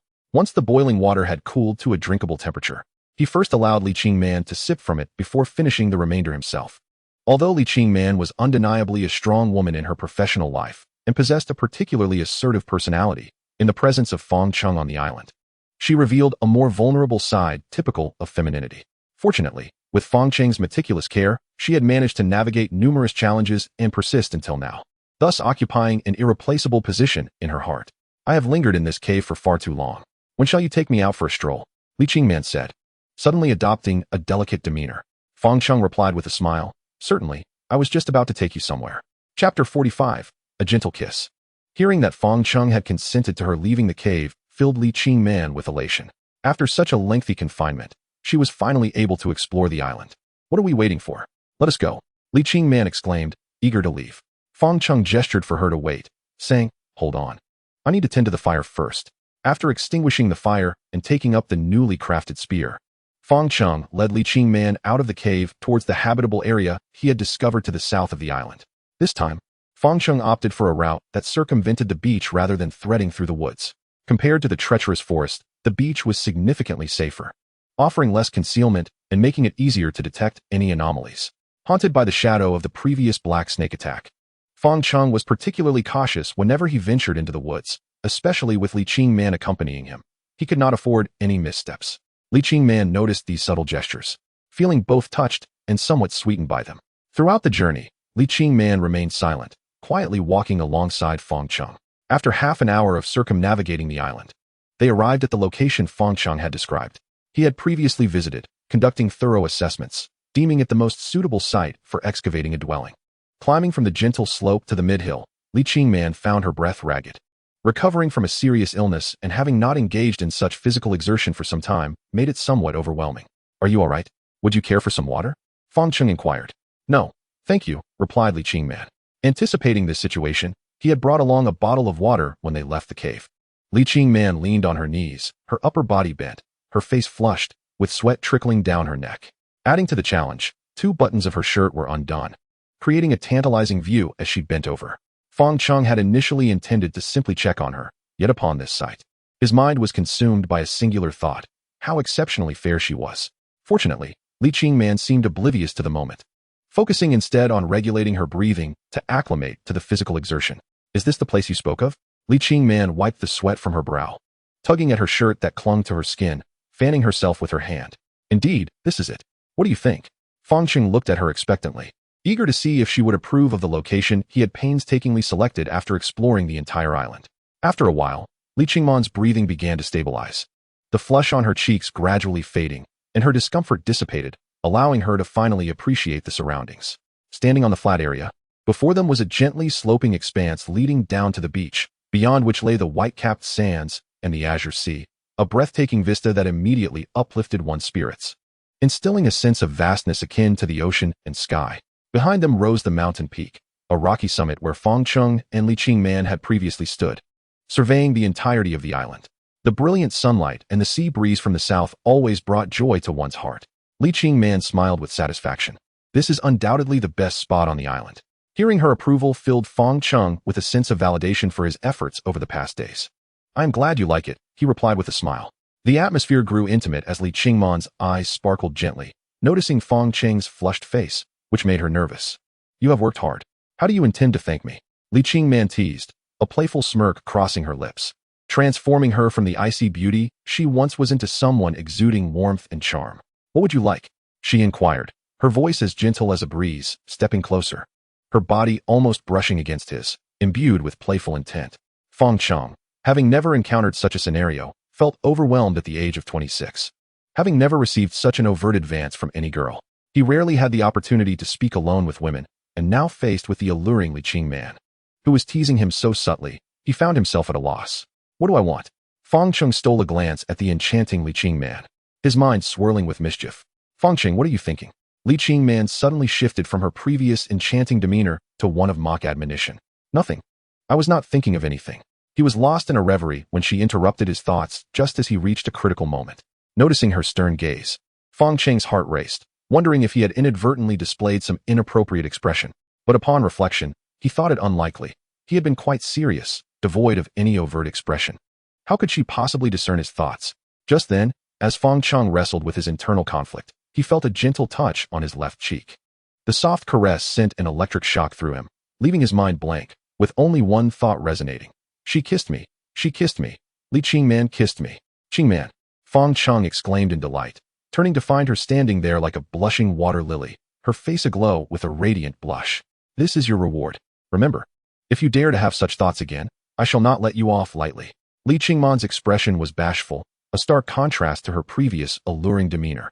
In truth, this was her authentic self. The earlier display was merely to witness Fang Cheng's flustered reaction.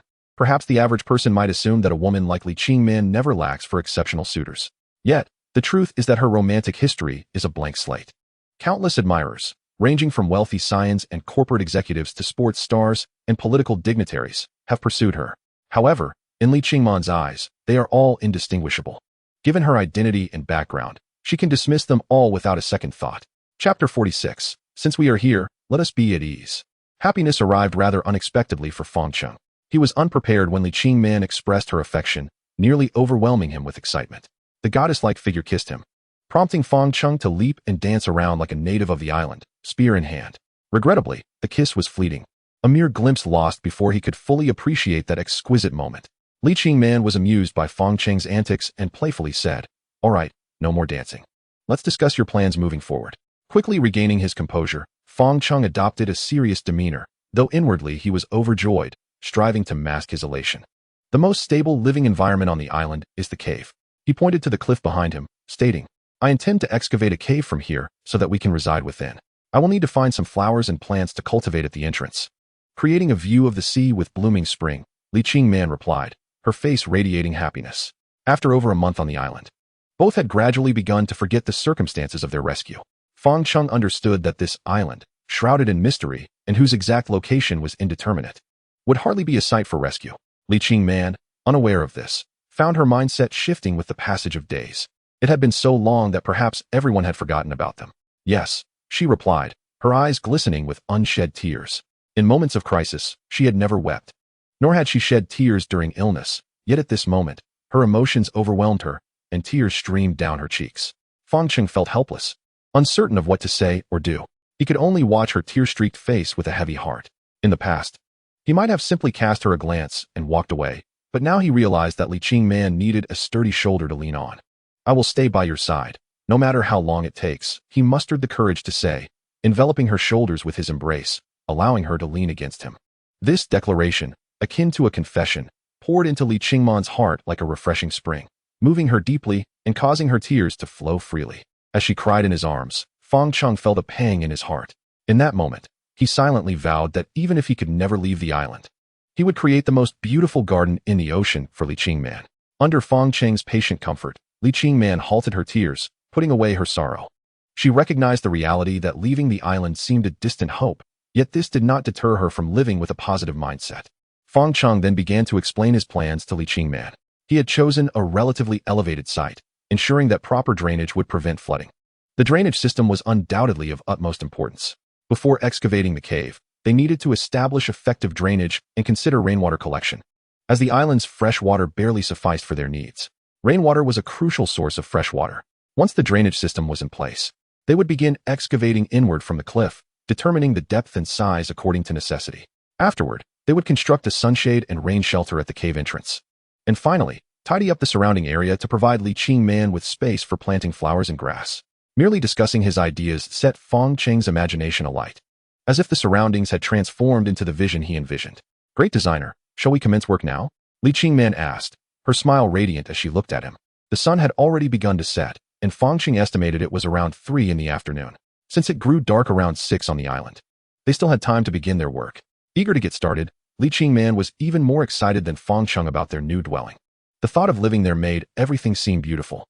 Yet, when it came time to excavate, they realized the reality was far from their expectations.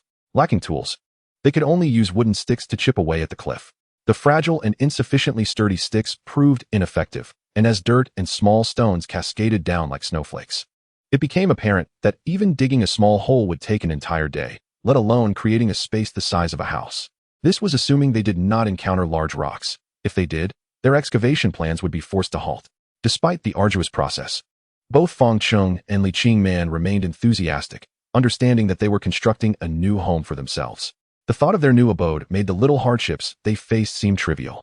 On the hillside, 2 figures toiled under the sun, sweat pouring down their faces. Unbeknownst to them, the sun had dipped below the horizon, its setting rays painting the sea and clouds in hues of red. Fang Cheng and Li Qingman's shadows stretched long, and amidst their exhaustion, Li Qingman playfully began to tease Fang Cheng's shadow, who, not to be outdone, retaliated in kind. The 2 bored souls played with their shadows, reminiscent of children lost in joy.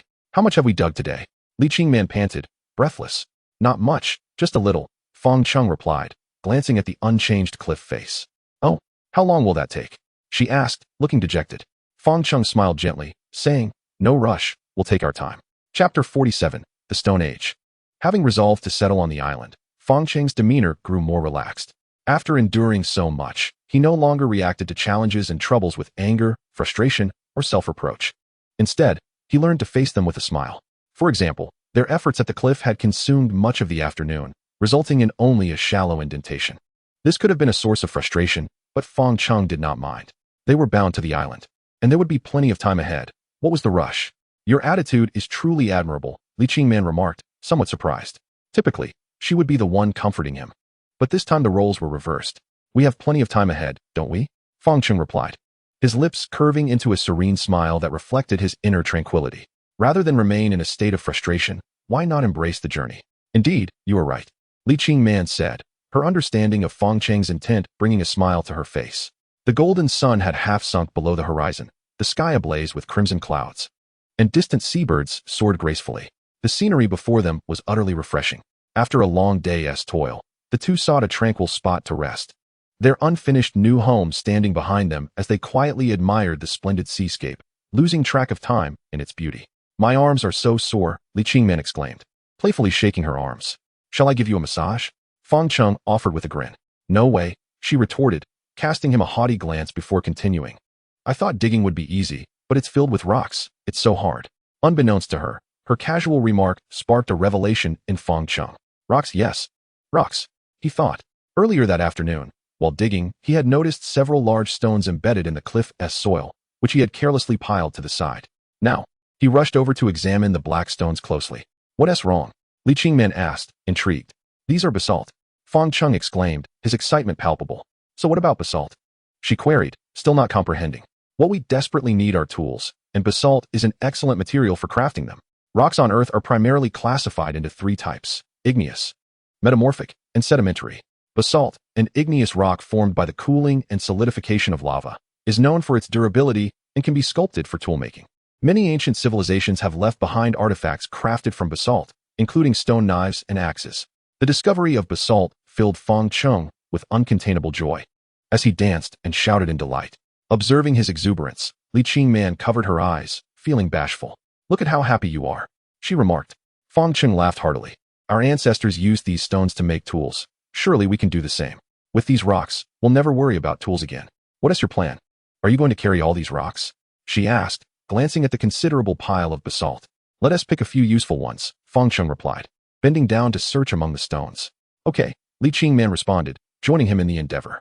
They sifted through the pile, selecting several pieces that were suitably shaped and sized. Li Qingman chose well-formed, moderately thick basalt, ideal for crafting stone knives and axes, while Fang Cheng picked long, slender pieces and flat stones. Why do you only pick those? She inquired, puzzled. The easiest tool to make is a chisel, he explained, holding up a long, narrow piece of basalt. See how it's wider at one end? If we sharpen the narrow end, it becomes a chisel. Li Qingman recalled a faint memory of a chisel from her childhood. Having seen one in her grandfather's carpentry box, it was a common tool among traditional woodworkers for drilling holes in wood. Fang Cheng then picked up a flat piece of basalt, his eyes sparkling with enthusiasm. Look at this stone, it's big and round. Oh, wait. He chuckled at his slip of the tongue. I meant, doesn't it look like a hoe? Just needs a handle. He mimicked the motion of digging. Li Qingman, still laughing, found his antics amusing. You're trying to make me laugh to death. Why have I never noticed how funny you are before? Fang Cheng suddenly grew serious. If life hadn't forced me, who would want to wear a suit and tie every day, pretending to be someone they're not? Oh, Li Qingman raised an eyebrow. Intrigued. From your tone, it sounds like you were dissatisfied with your previous job? No, I swear. He quickly denied. Just then, a strong wind swept through, and they felt it acutely on the mountainside, nearly toppling them over. Li Qingman rolled her eyes, teasing, see? With such a disingenuous heart, you dare to swear? You better be cautious next time. Fang Cheng brushed off her teasing, accustomed to their banter, but his brow furrowed at the suddenly changing weather. The previously serene night had turned ominous. The moon disappeared behind thick clouds. As he looked up, he noticed the clouds gathering, engulfing the island in darkness.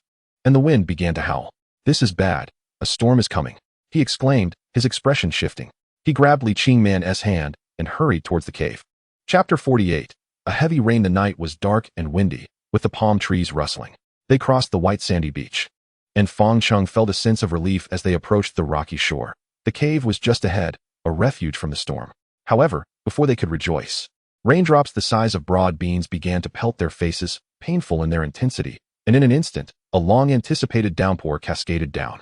Amidst the torrential rain, Li Qingman cried out in alarm, stumbling over a stone jutting out at an angle and falling to the ground. In the blink of an eye, the rain obscured her vision, rendering everything beyond a meter unclear. Are you okay? Fang Cheng called out. I'm fine, she replied, gritting her teeth and stubbornly standing up. Follow me. At that moment, a strong hand reached out, firmly grasping Li Qingman's palm. in the midst of the rain, feeling the warmth radiating from his grasp. She found immense comfort. In this small island, nothing felt more reliable than Fang Cheng by her side. Their figures dashed through the curtain of rain. Inside the dark cave, listening to the howling wind and the patter of rain, soaked and disheveled, Li Qingman and Fang Cheng exchanged glances and burst into laughter. Why is it that everyone else finds romance in the rain while we end up like this? She mused. You'd have to ask yourself that, he replied. Me? Isn't it because of your reckless swearing? All right, fine, I'll take the blame, she teased. Of course, who else would bear it if not you? Fang Cheng chuckled. I must bear it, my wife is right. Who is your wife? Li Qingman exclaimed, her eyes widening in mock fury as she pinched his arm. If you dare say that again, you'll regret it. I want tea, Fang Cheng cried, feigning distress as tears brimmed in his eyes from the pinch. He wondered where Li Qingman got such strength. It felt as though she could wrest his flesh from his bones. Having learned his lesson, Fang Cheng refrained from teasing her further. He knew better than to provoke her. Outside the cave, the rain continued to patter, and within, they fell silent, the stillness sharpening their thoughts. Suddenly, Fang Cheng remembered the fire they had left behind earlier in the day and exclaimed, "Oh no, what's wrong?" Li Qingman asked, startled by his alarmed tone. Fang Cheng rushed to the fire pit, feeling no warmth emanating from it. He began to sift through the ashes, only to find the embers extinguished, leaving nothing but a pile of cold ash. Bang! A muffled sound echoed, reminiscent of the fist of Fang Cheng striking the ground, causing Li Qingman, who stood behind him, to feel her heart leap. At that moment, Fang Cheng was engulfed in deep regret, chastising himself for his carelessness that led to the extinguishing of their most precious spark. Li Qingman lowered her head and murmured, "It's all my fault." "No, it cannot be blamed on you. It was my moment of negligence in forgetting about the fire," Fang Cheng responded, his words laced with profound self-reproach. Having once led a team, Li Qingman understood that placing blame at this moment would be futile. The pressing priority was to find a solution to their predicament. Now is not the time for such thoughts. Let us rekindle the fire.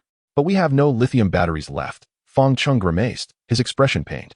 The last successful ignition had relied on a lithium battery, now reduced to ashes in the flames, and he pondered where to find means to ignite fire again. What about the fire bow? Li Qingman suggested. Yes, the fire bow. We still have the fire bow. Her reminder jolted Fang Cheng's memory of the fire bow he had crafted, and he chastised himself for forgetting such a vital tool. With that thought, he swiftly rummaged through the shadows of the cave and retrieved the crooked fire bow. Gazing at it, his emotions mirrored the bow's undulating form. This time, the cave was filled with dry wood, coconut husks, branches, and leaves. Everything needed to kindle a flame was at hand, making the task seem less daunting. Coupled with his prior experience, Fang Cheng felt a surge of confidence. Is there anything I can assist you with? Li Qingman inquired softly as she observed Fang Cheng diligently operating the fire bow. No, just watch closely, he replied, fixated on his task, eager to showcase his fire-starting prowess to her. As seconds ticked by, his movements became increasingly adept, and soon the air was thick with acrid smoke. Recognizing the crucial moment, he hastened to draw the bow with greater urgency. Sparks fell into the coconut husk, and he carefully set it aside, cradling the glowing husk as if it were a newborn, gently blowing on it. The sparks flickered uncertainly, gradually igniting the husk. After a brief yet anxious wait, a billow of thick white smoke erupted, followed by the emergence of flames. Hooray! It worked! Fang Cheng exclaimed, filled with exuberance, breaking into a dance of joy within the cave. This successful ignition represented his true mastery of the fire bow technique, signifying that fire would no longer pose a challenge for the two stranded on the island. Don't just celebrate, gather more wood, Li Qingman urged, her voice tinged with impatience. Right, more wood. Fang Cheng snapped back to reality, hastily placing the prepared twigs onto the burning coconut husk. As the flames roared to life, the cave was illuminated, and warmth enveloped them, providing a safe haven amidst the tempestuous night. Chapter 49, A Thoughtful Gesture. The fire crackled warmly in the cave while outside. The rain poured relentlessly. In stark contrast to the tumultuous sounds of the storm, the cave remained tranquil, with the two sitting silently around the fire. With the flames providing light during the night, a sense of security enveloped them, and after being drenched, the warmth of the fire was their greatest comfort. Under the heat, beads of moisture began to form on Li Qingman's skin, her wet clothing clinging uncomfortably. However, she found herself with no option but to await the flames to dry her garments. Fang Cheng, perceptive to her discomfort, noted the difference in their situations. Shortly after arriving on the island, he had shed all but his shoes, accustomed to being bare. The rain was easier for him to dry off from, but for Li Qingman, the experience of wearing wet clothes while trying to warm herself was quite unbearable. I'll step outside for a moment, Fang Cheng announced. What? In such heavy rain, where are you going? Li Qingman exclaimed, her eyes widening at the thought of him braving the storm. His intent was to give her the chance to dry her clothes in comfort, but Li Qingman was clearly reluctant to let him venture out into the downpour, pressing him to reconsider. Isn't there anything that can wait until tomorrow? I need to collect rainwater while it's falling. Fang Cheng fabricated an excellent excuse. We have very little freshwater left. We must seize this opportunity to replenish our supply. With no counterargument against the necessity for freshwater, Li Qingman reluctantly acquiesced to his departure from the cave. Thus, Fang Cheng ventured forth, armed with jars and the largest blue plastic bucket, into the relentless rain. Oh, fine, she replied, not thinking much further. What is wrong with me? Li Qingman thought, cradling her face, feeling a faint flush creep across her cheeks, softly chiding herself for such thoughts. Thankfully, Fang Cheng was absent. If he had seen her in this state, she would surely have been the subject of endless teasing. As Fang Cheng had previously mentioned his intention to check the water source, Li Qingman harbored no real concern, even under normal circumstances. The trek from the cave to the water source took several minutes, and with the rain pouring, it would likely take even longer. As time passed, Li Qingman grew increasingly bored. With Fang Cheng absent, there was no one to converse with, leaving her to sit in silence. She faced a dilemma, whether or not to remove her wet clothing. Under normal circumstances, she would never consider such an act, but these were not ordinary times. They were in a dire survival situation, and she had already done many things she had never imagined. Stripping off her clothes seemed to be one of the simplest challenges she faced thus far. Resolute in her decision, she swiftly removed her shirt and deftly unfastened her skirt, revealing her fair skin in mere moments. In a hurry, she carried her clothes to the cave entrance and began to wash them with the rainwater. Anxiety mounted as she thought of Fang Cheng braving the storm. What if something happened to him? A flash of lightning illuminated the darkness, followed by the rumble of thunder, heightening her apprehension. Just then, she glimpsed a figure on the distant shore, and upon observing the gate, she confirmed it was undoubtedly Fang Cheng. Returning to the cave, Fang Cheng leaned against the fire, attempting to warm his nearly frozen body, looking quite disheveled. Why did you take so long? Did you encounter danger? Li Qingman asked, her voice laced with concern. The fence broke. Fang Cheng concocted a splendid excuse. Li Qingman pouted, scolding him. It's all that wretched goddess' fault, making you stay out in the rain for so long. What are you looking at? Upon raising her gaze, Li Qingman inadvertently met Fang Cheng's steady stare. His eyes fixed on her, causing her to feel a rush of shyness mixed with pride. Nothing, he stammered, hastily averting his gaze. Suddenly, Li Qingman seemed to grasp the underlying reason for Fang Cheng's lengthy absence. He had gone to the water source not just for supplies, but to ensure she could dry her clothes in private, sparing them both the embarrassment of being in the cave together under such circumstances. Seeing him return soaked and disheveled tugged at her heartstrings, stirring feelings of guilt, gratitude, and happiness all at once. Chapter 50, The First Haircut. The following morning, the two awoke early. Unlike the tempestuous weather outside, the cave was remarkably dry and warm, allowing the two to enjoy a restful night. Li Qingman stretched her body and yawned, casting a glance at Fang Cheng beside her, her eyes reflecting a hint of gratitude. Were it not for Fang Cheng's thoughtful care, she could not have experienced such comfort the previous night. How are you? You were drenched for so long last night. Are you feeling unwell? Li Qingman inquired with concern. I'm perfectly fine, Fang Cheng replied briskly as he rose, patting his chest to demonstrate his robust health. A little rain was hardly a concern for him. Li Qingman chuckled softly, shaking her head. You're becoming more like a wild man. What do you mean like? I am one, Fang Cheng retorted with self-deprecating humor. Just look at my disheveled appearance. If a newcomer were to see me, they might mistake me for a native of this island. Having been on the island for over a month, Fang Cheng had neglected his appearance entirely. He lacked even the most basic razor, rendering any grooming futile. Cutting hair or shaving was merely a distant luxury. His hair had grown long, his beard unkempt, and his skin had darkened from sun exposure. Fang Cheng was indeed correct. He resembled an island native. In contrast, Li Qingman fared much better. Women do not grow beards. Thus she was spared that concern. Her primary issue stemmed from her long hair, which had become dry and split due to inadequate care and nutrition on the island. Feeling self-conscious under Fang Cheng's gaze, he covered his chest and asked, Hey, what are you planning to do? Li Qingman let out a light scoff, teasing. Why are you covering your chest? Do you even have anything there? I don't, he stammered. Then why not put your hand down? Li Qingman shot him a look, then deliberately glanced at her own ample bosom, adding with a hint of pride, Am I going to attack your chest? Fine, I'll put it down, Fang Cheng said, his face turning red as he complied, fearfully asking, Can you please clarify what you intend to do? Li Qingman examined him, a mysterious smile gracing her lips as she mused. It is indeed my oversight to let you go around with a head full of straw. It seems necessary to give you a proper grooming.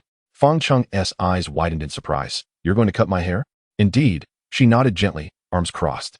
Wait, may I ask how you intend to cut my hair? Where are the scissors? Why would we need scissors? We have a blade. You mean to use that? Fang Cheng felt a chill run down his spine. The blade Li Qingman referred to was fashioned from her phone case. After smashing her phone and removing the lithium battery, Fang Cheng had salvaged the metal casing, sharpening one edge to create a makeshift knife. He never anticipated that this bloodstained blade would be used on his own head, as Li Qingman intended to use it for his haircut. Perhaps we should reconsider, he said, attempting to discreetly back away. Li Qingman, having seen through his ruse, frowned and commanded, Fang Cheng, sit still. Oh, he acquiesced, sensing her displeasure. Li Qingman's lips curled into a smug smile as she retrieved the blade from the corner where she had stored her tools and began sharpening it in front of him. Fang Cheng swallowed nervously, urging, could you hurry up? If I don't sharpen the blade well, cutting your hair will be quite painful, she replied calmly. Then sharpen away. He rolled his eyes, realizing there was no escaping this predicament. He surrendered, spreading his arms in resignation, allowing Li Qingman to have her way. After sharpening the blade for a while, Li Qingman pulled a strand of her own hair to test it, ensuring it was sharp enough to cut hair before she proceeded to give Fang Cheng a haircut. His hair, indeed, resembled straw, coarse, greasy, and emanating a pungent odor. Initially hesitant, Li Qingman soon reconciled herself to the situation. After all, it was her request to cut his hair, and she wished to contribute in some way. As she snipped away, strands of hair fell to the ground, and Fang Cheng transitioned from tension to enjoyment, pleasantly surprised by her skill. Unfortunately, without a mirror, he was unaware of how his head was transforming. He thought to himself, even if it ended up a buzz cut, it would still be a story to tell for a lifetime. After all, who else could boast that Li Qingman personally cut their hair? Ouch! Just as everything was going smoothly, a miscalculation caused Fang Cheng to yelp in pain. Li Qingman quickly halted, inspecting the blade in her hand, grumbling. Is your head made of pig bristles? The blade is already dull. Fang Cheng chuckled. Perhaps I was the legendary Marshal Tianpeng in my past life. I've never heard someone compare themselves to Zhu Beiji before. Li Qingman laughed heartily. What is wrong with being Zhu Beiji?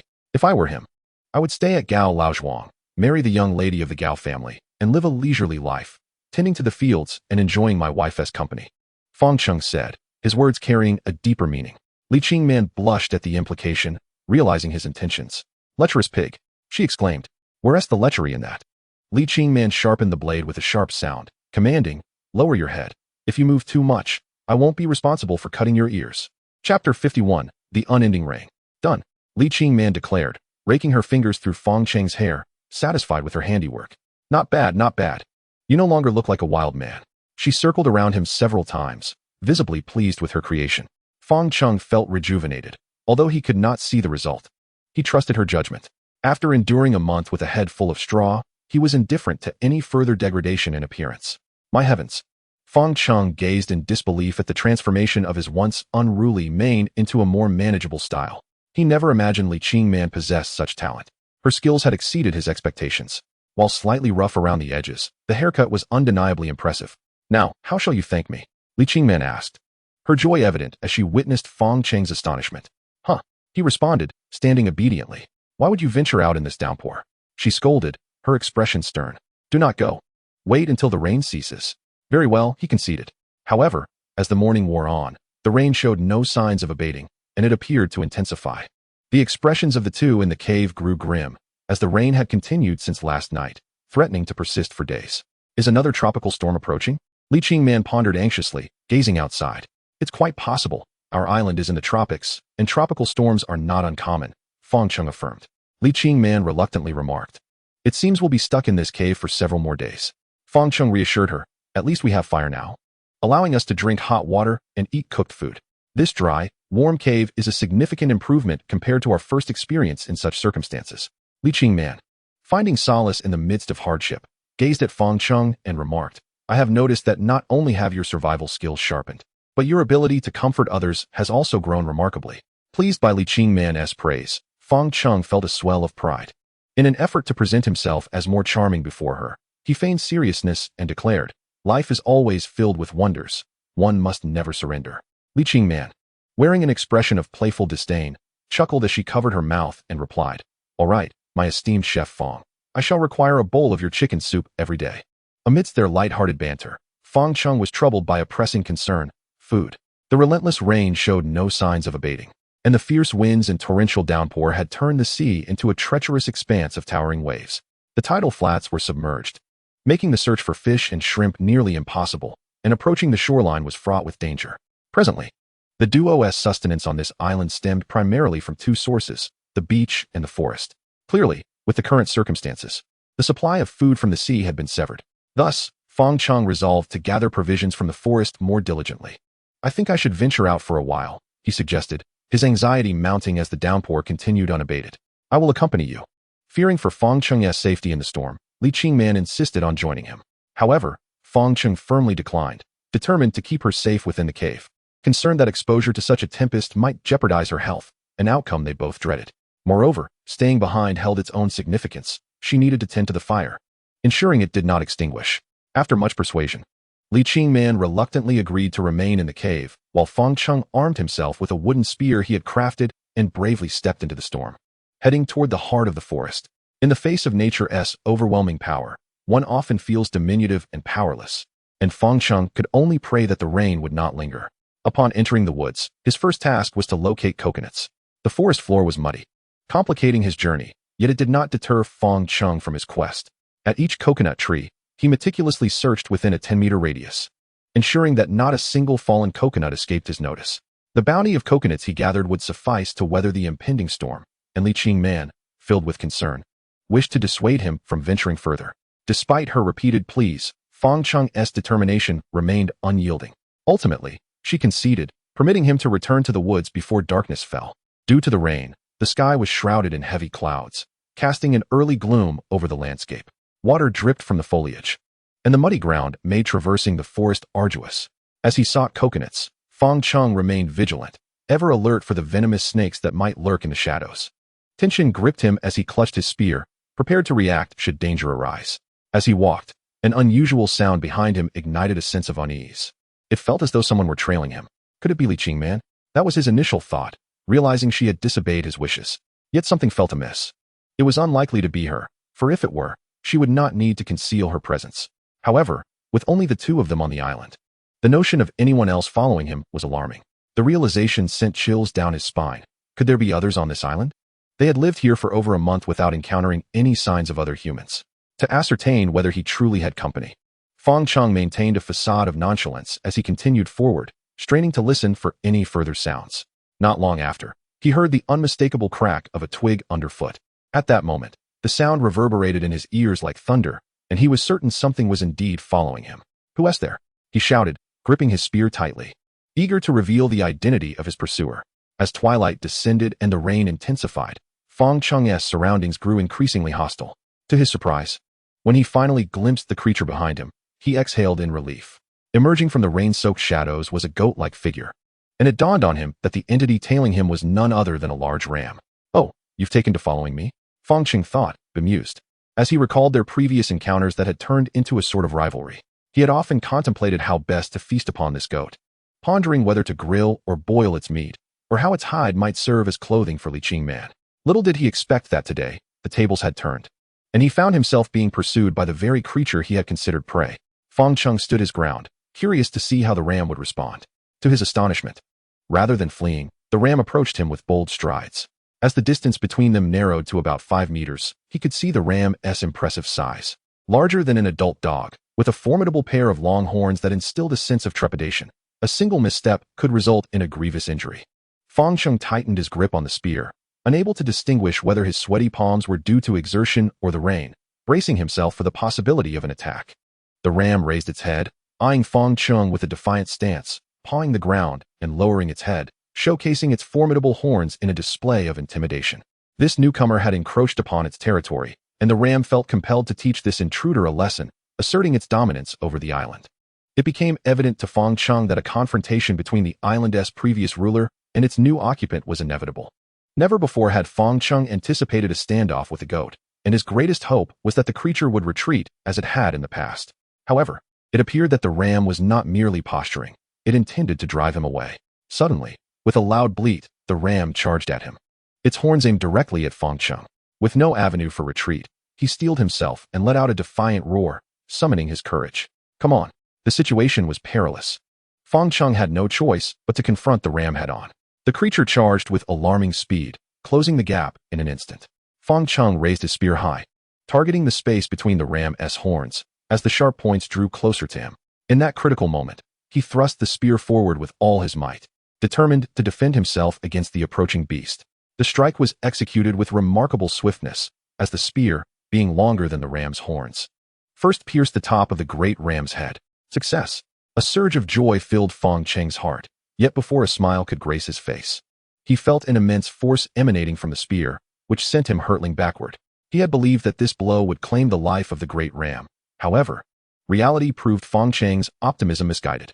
The wooden spear lacked the sharpness required, and the ram's thick and slick hide, compounded by the rain, effectively encased it in a protective layer, rendering penetration nearly impossible.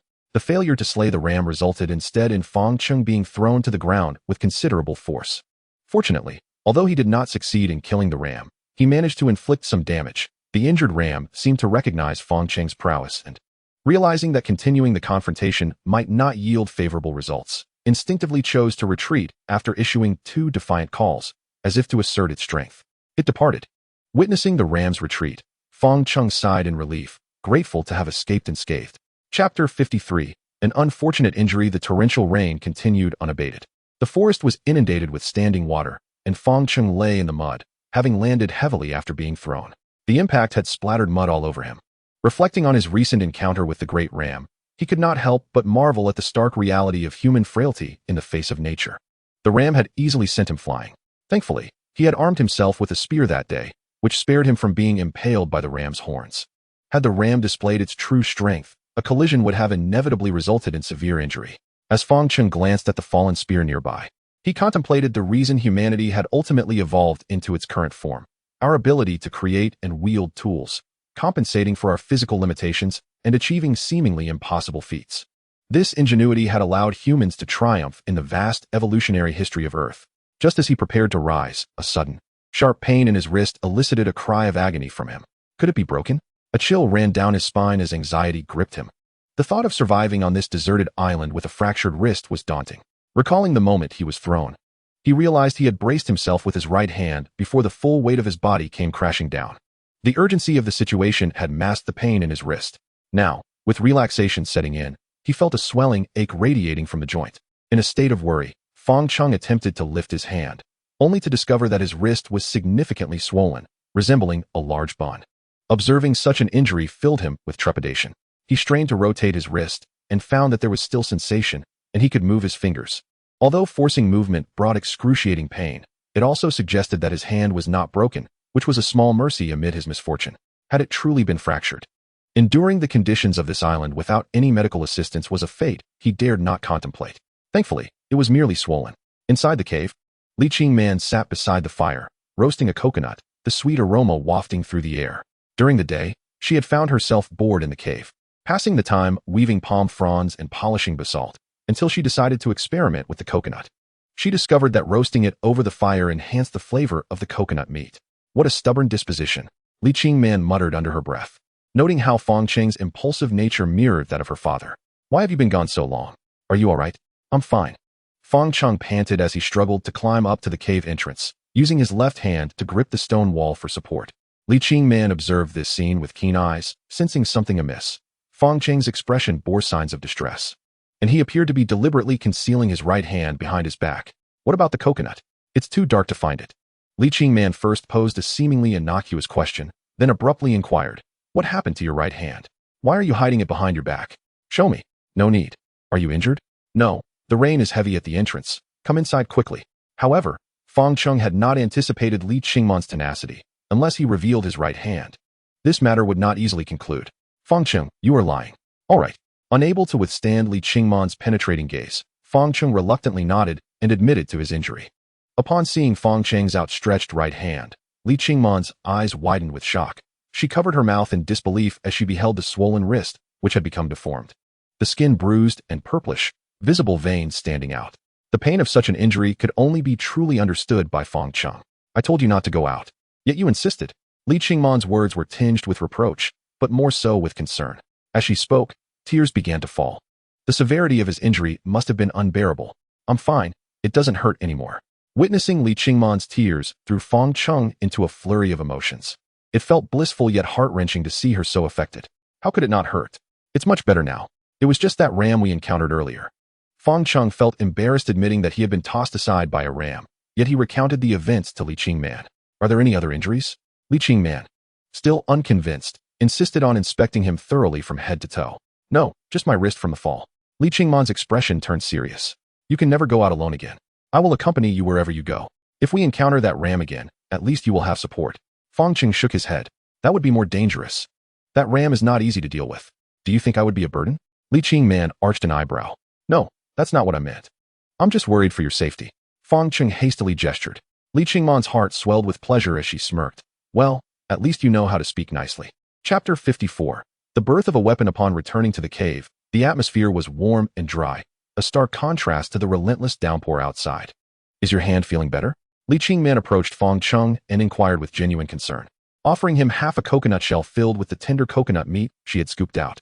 The roasted coconut meat, still steaming, emitted a delightful aroma that made Fang Cheng's mouth water. It's much better. The swelling has gone down significantly. Although his wrist still throbbed, Fang Cheng was ravenously hungry. His eyes lit up at the sight of food, and he eagerly accepted the coconut shell, using his left hand to scoop the meat into his mouth. Take your time. It's very hot. It's not hot, it's delicious. Truly wonderful. Fang Cheng exclaimed, displaying no concern as he savored the taste. Would you like some as well? He asked, glancing at Li Qingman, who seemed to be watching him eat with a mix of concern and amusement. If I do, I'll eat it all. Go ahead, enjoy. Watching Fang Cheng devour the food, Li Qingman shook her head with a sigh, her worries still lingering over his injury. As he ate, Fang Cheng praised her ingenuity for thinking to prepare the coconut meat this way, noting that it was far more enjoyable than eating it raw. The method of peeling it entirely made for a delightful experience, allowing him to consume bite after bite without interruption.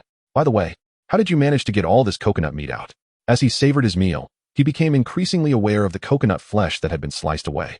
He understood that the task of peeling coconuts was arduous. Previously, he and Li Qingman would simply smash the coconut shell and gnaw at it. Which tool did you use? Indeed, during the day when I had nothing to do, I chiseled stones in the cave.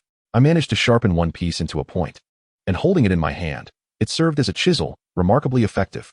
As she spoke, Li Qingman retrieved a rectangular piece of basalt and proudly displayed it before him. The chisel, approximately 3 fingers wide and about 25 centimeters long, was flat and sturdy, making it ideal for crafting tools. After her meticulous polishing, the narrow end had become sharp enough to be a practical stone tool, needing only further refinement on its edges. Did you make this? Upon seeing the chisel, Fang Cheng was left speechless with astonishment. Basalt was exceptionally hard and challenging to work with. He could hardly believe that Li Qingman had crafted such a beautiful tool. With a tone that was both playful and slightly haughty, she proclaimed, "So what do you think? Quite impressive, isn't it?" Impressive is an understatement. It is nothing short of perfection. Fang Cheng generously bestowed his praise, genuinely feeling that in certain aspects, he was even inferior to Li Qingman. Perhaps this was why fate had sent him adrift on this deserted island, accompanied by Li Qingman. Perfection is unattainable. Each held their own strengths.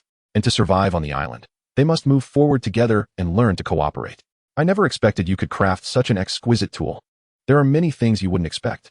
Li Qingman's expression turned slightly prideful as she moved to a corner, selecting a particularly hard coconut from the pile. Fang Cheng thought to himself how considerate she was, realizing he hadn't eaten enough and bringing him another coconut. Just as he was about to express his gratitude, Li Qingman excitedly remarked, "And I discovered that this chisel is genuinely effective. It makes opening coconuts remarkably convenient." As she spoke, she secured the coconut and positioned the chisel against the shell, striking it with another stone. With a sharp crack, the coconut shell easily split open, allowing the chisel to penetrate effortlessly. How about that? Isn't it impressive? Successfully opening the coconut filled Li Qingman with delight, her laughter ringing out.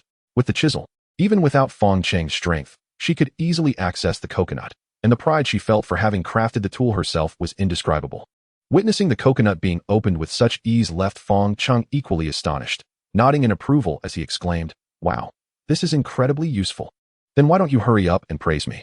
Li Qingman, in a playful manner, displayed a charming demeanor that was hard to resist. "Indeed, you are remarkable, truly remarkable." Fang Cheng clapped his hands in admiration. "Is that all? Ah, isn't that enough?" Li Qingman pouted, huffing, "Forget it. You are as dense as a rock." "I."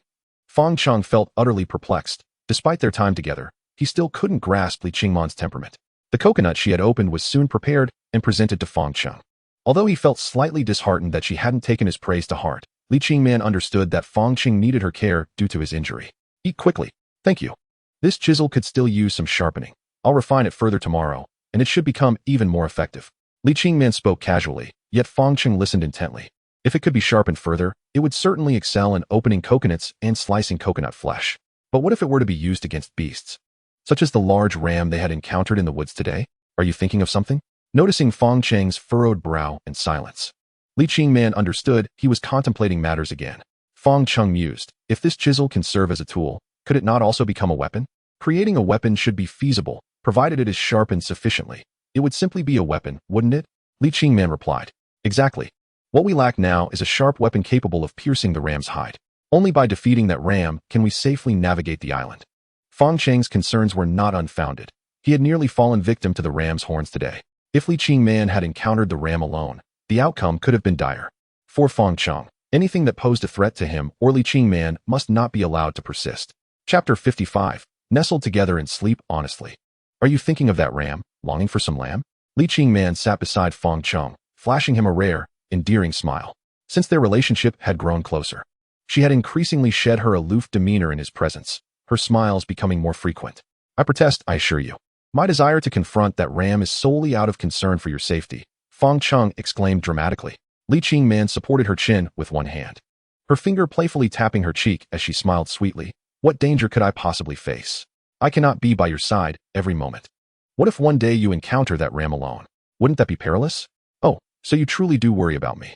Of course, Fang Cheng replied without hesitation, perfectly aligning with Li Qingman's intention as she sought his acknowledgement of her safety. Noticing her suppressed laughter, Fang Cheng realized he had unwittingly walked into her trap, his cheeks flushing with embarrassment. I meant it, he muttered, looking down. I know, Li Qingman replied, her joy evident. Fang Cheng added, of course, I must admit, I do have a slight craving for lamb. Li Qingman playfully chided. Could you not have kept that to yourself? The long night passed swiftly as they engaged in conversation. And before they knew it, it was already the early hours of the morning. Li Qingman had fallen asleep against Fang Cheng's shoulder, marking the most intimate moment they had shared since arriving on the island, one Fang Cheng had never dared to dream of. Gazing at the slumbering Li Qingman, her exquisite beauty remained captivating. Suddenly, a thought crossed Fang Cheng's mind. He wished to gently plant a kiss on her forehead while she slept. Yet, with that notion came hesitation. He feared that any movement might awaken her, leading to an awkward moment should she catch him in the act. In truth, Li Qingman was deep in slumber, entirely unaware of his inner turmoil, breathing steadily against his shoulder. Fang Cheng's anxiety heightened. After kissing Li Qingman, his face burned crimson, feeling as if it were ablaze. As the night deepened, fatigue overtook him, and after a few yawns, he unknowingly drifted into sleep. The next day, he awoke to find Li Qingman preparing their coconut breakfast by the fire. She had risen early, and seeing Fang Cheng still asleep, she couldn't bear to wake him. Aware of his injury, she felt it was her responsibility to care for him. It smells wonderful, Fang Cheng stretched and cheerfully remarked. Waking up to see a beautiful Tianluo girl preparing breakfast for me. Surely, this cannot be a dream. I think you are the one dreaming. Who is your Tianluo girl? Li Qingman wrinkled her nose and scoffed. If it weren't for your injured wrist, I wouldn't bother with you. Their playful banter continued as they enjoyed their breakfast together. Originally, the plan was for them to excavate a cave on the southern slope after breakfast, but the relentless rain continued to pour outside. Cursed rainy days. Li Qingman could not help but voice her complaints. Fang Cheng remarked, in fact, there are numerous tasks we can undertake, such as crafting stone tools. Observing Fang Cheng's eagerness, Li Qingman chuckled. You must have been thinking about this since last night, right? Caught in her teasing, Fang Cheng could only respond with an embarrassed grin. Let's be honest. You are still fixated on that large ram, Li Qingman quipped, casting him a playful glare. Slaughtering the ram means we will have meat to eat. Fang Cheng admitted candidly this time. Li Qingman couldn't help but laugh. You could have admitted it sooner. I see you are just craving meat. The two then settled into the cave to begin their task of shaping stone tools. Outside, the rain poured incessantly, while inside the cave, the sound of their work echoed. The dreary weather allowed them to focus on their meticulous crafting. Li Qingman diligently refined her stone chisel, the overall shape already taking form, though the edges required further refinement. Crafting stone was no easy feat. Fang Cheng could only rely on his left hand for strength. After considerable effort, he managed to break apart several sizable basalt stones, finally uncovering a few suitable pieces for spear tips. However, when it came time to polish them, Fang Cheng faced repeated mishaps. The stones were either too thin or too brittle and would shatter with minimal effort, leaving him helpless as he watched his hard-earned samples disintegrate. Perhaps you should let me handle it, Li Qingman suggested, noticing Fang Cheng's growing frustration. All right. Polishing may not truly be my forte, he conceded. Li Qingman smiled gently and said, sit down and rest. We can continue once your hand has healed. Fang Cheng rubbed his nose, embarrassed. I feel guilty just sitting here while you work. Perhaps I should go outside instead. You want to go out? Li Qingman replied, her displeasure evident. She fixed him with a complex gaze, and after a moment, finally relented. Fine. If you must go, then go. Are you really agreeing? Fang Cheng exclaimed joyfully, having expected her to firmly refuse. Li Qingman shook her head in resignation. Even if I told you not to go, would you listen? Chapter 56. The Body Washing Ashore. Exiting the cave, Fang Cheng found the relentless downpour showed no signs of abating. Gazing at the churning, murky waves along the coastline, he shook his head. This was certainly not good news. While the rain provided ample drinking water, it also limited their food sources. With the beach submerged, their primary means of procuring food, fish, shellfish, and sea snails, had been drastically reduced. The absence of protein-rich fish and seafood would soon become untenable, as relying solely on coconuts was unsustainable in the long run. Despite most of the beach being swallowed by the sea, Fang Cheng still hoped to try his luck as he passed a stretch of white sand. If fortune smiled upon him, he could perhaps find a few large crabs. That would indeed be a morale booster. Upon reaching the beach, Fang Cheng was cautious not to venture too far, for the waves were formidable, and a single misstep could drag him into the depths. He carefully traversed the shoreline, but regrettably found nothing. In the midst of such torrential rain, the fish, shrimp, and crabs had retreated to their shelters, avoiding exposure in such hostile weather. Frustrated, Fang Cheng suppressed his urge to curse, reminding himself that maintaining a positive mindset was crucial for survival. To further test his luck, he walked along the beach once more, his spear poking the sand repeatedly. Yet luck eluded him. The sought-after treasures remained absent. Reluctantly, he decided to abandon his search for food and turn to ascend the hillside to the south of the island. Just as he was about to leave, a monstrous wave surged forth, and despite his distance from the shoreline, Fang Cheng could not evade it in time. The wave towered at least 2 meters high as it crashed onto the island, propelling him towards the coconut grove behind him with tremendous force.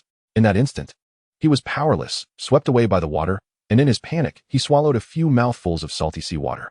Fortunately, this wave was not followed by another, and it merely pushed him from the beach into the relative safety of the trees. Regaining his composure, Fang Cheng could not help but exclaim, "What a close call.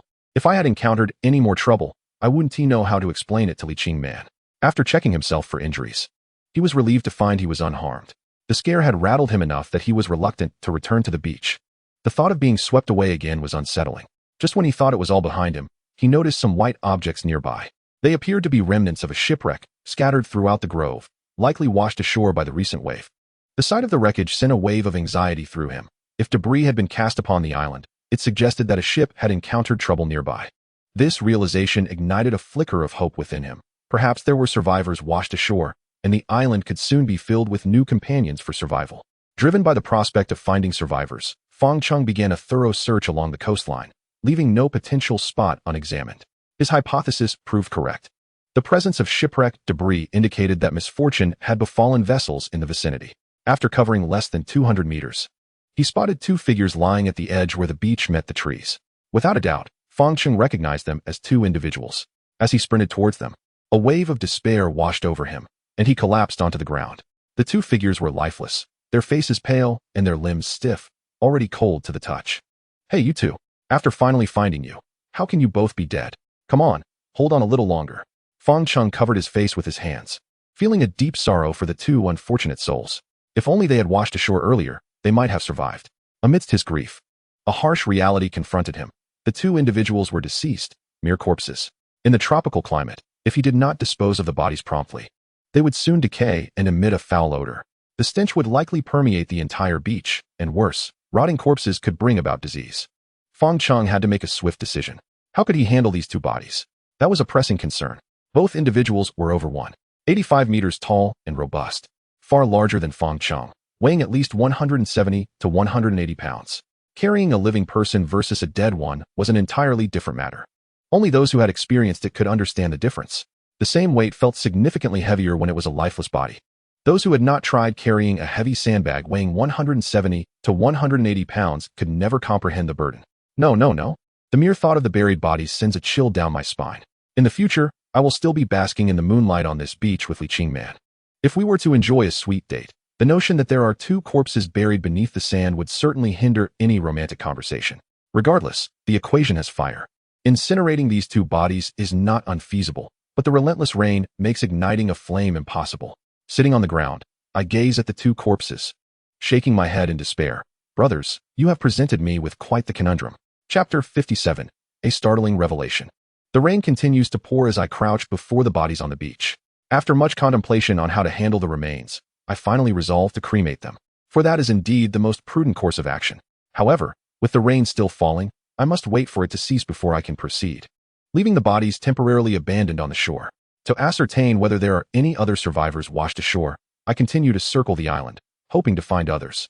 After a thorough search around the island in the downpour, no additional discoveries are made. Apart from the two bodies encountered on the beach, no other survivors have emerged.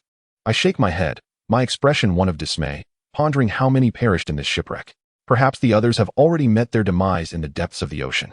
As I stand before the two corpses and observe their attire, I suddenly find it peculiar that both are clad in identical black suits, their styles remarkably uniform. Previously, I had been preoccupied with the possibility of other survivors, thus I paid little attention to their clothing. Now, upon closer inspection, I sense something amiss. These two individuals are tall and robust, dressed in black suits, evoking an image reminiscent of bodyguards. To further clarify their identities, I feel compelled to search their pockets for any clues. Pardon the intrusion, gentlemen, I say, bowing slightly before I begin my search. Aside from a mobile phone, the first individual yields no further possessions. I proceed to the second. As he lies on his side on the beach, I quickly discover a walkie-talkie tucked behind him. This find seems to corroborate my earlier suspicion. Dressed in matching attire and equipped with a communication device, they are likely bodyguards after all. Upon retrieving the walkie-talkie, I flip the body over and continue my search. Suddenly, my hand brushes against something hard, causing a surge of tension to course through me. With cautious exploration, I extract a black handgun from the pocket. A gun. The sight of this weapon sends a shiver down my spine, and a cold dread envelopes me. These men are no ordinary bodyguards. The presence of a firearm raises urgent questions about their true identities. In astonishment, I eject the magazine, and to my surprise, I find it contains a live round. Amidst the downpour, I hold the gun, lost in contemplation. Back at the cave, Li Qingman sits patiently by the fire, meticulously crafting stone tools. The inclement weather prevents any outdoor excursions, making this a fine way to pass the time. Everything all right? She asks. Yes, I reply. Weren't you out gathering stones? What happened to them? I discovered something else. Oh, what is it? I approach her, revealing the gleaming black handgun I had hidden behind my back. Upon seeing the firearm, her heart nearly leaps into her throat, and she gazes at me in disbelief. Her voice trembling as she inquires, how did you come by a gun? I recount my encounter. I found two corpses on the beach and retrieved it from one of them. Her excitement surges. The presence of washed-up bodies suggests that vessels may have traversed this maritime region. If so, there is a possibility of rescue for us both. Yet, I remain skeptical. If our island lies on a shipping route, it is peculiar that no ship has appeared in over a month. It is more likely that the ill-fated vessel met its end in another area, and the remains were merely swept here by the storm. Let us not harbor false hopes. They may be just like us, swept here by the currents or a tempest. I douse her enthusiasm with a dose of reality. Disappointment clouds her expression. So what now? I hand the handgun to her, cautioning, you should keep this. Startled, she recoils, fearful as she exclaims, what do you mean? There is still a bullet in it. I clarify. In that case, I dare not take it. I insist, after much thought, it is best that you keep this weapon. We cannot foresee the dangers we may face on this island, and having it will at least ensure your safety. Moved by my words, she realizes the gravity of our predicament, trapped on this deserted island. The trust one place in her with the sole weapon we possess speaks volumes about her significance in my eyes. And what about you? She asks, her gaze softening. I pat my chest, adopting a playful demeanor, and respond, do not forget, I am Tarzan, capable of overcoming any peril. Tarzan. More like a wild monkey, she chuckles, covering her mouth. After some persuasion, Li Qingman ultimately agrees to safeguard the handgun. However, carrying such a dangerous item constantly is impractical. So we devise a plan to dig a hole in a corner of our woodpile to conceal the weapon, covering it with timber for security. Once the gun is stowed away, my mind drifts back to the two corpses on the beach, and an unease settles over me. I feel compelled to investigate further. Li Qingman insists on accompanying me, and though I initially hesitate, her persistence sways me, and I agree to her presence. As we step out of the cave, the rain shows signs of abating after days of relentless downpour. Approaching the beach, We can already see the two figures in black attire from a distance. Before we draw near, I notice Li Qingman's tension. Perhaps you should stay back, I suggest. Her competitive spirit ignites. Feeling the need to prove herself, she retorts defiantly. Why not? They are merely corpses, what is there to fear? Chapter 58. A woman drifts ashore. As we leave the cave and reach the beach, the incessant rain finally ceases, transforming the island's weather from overcast to brilliantly sunny.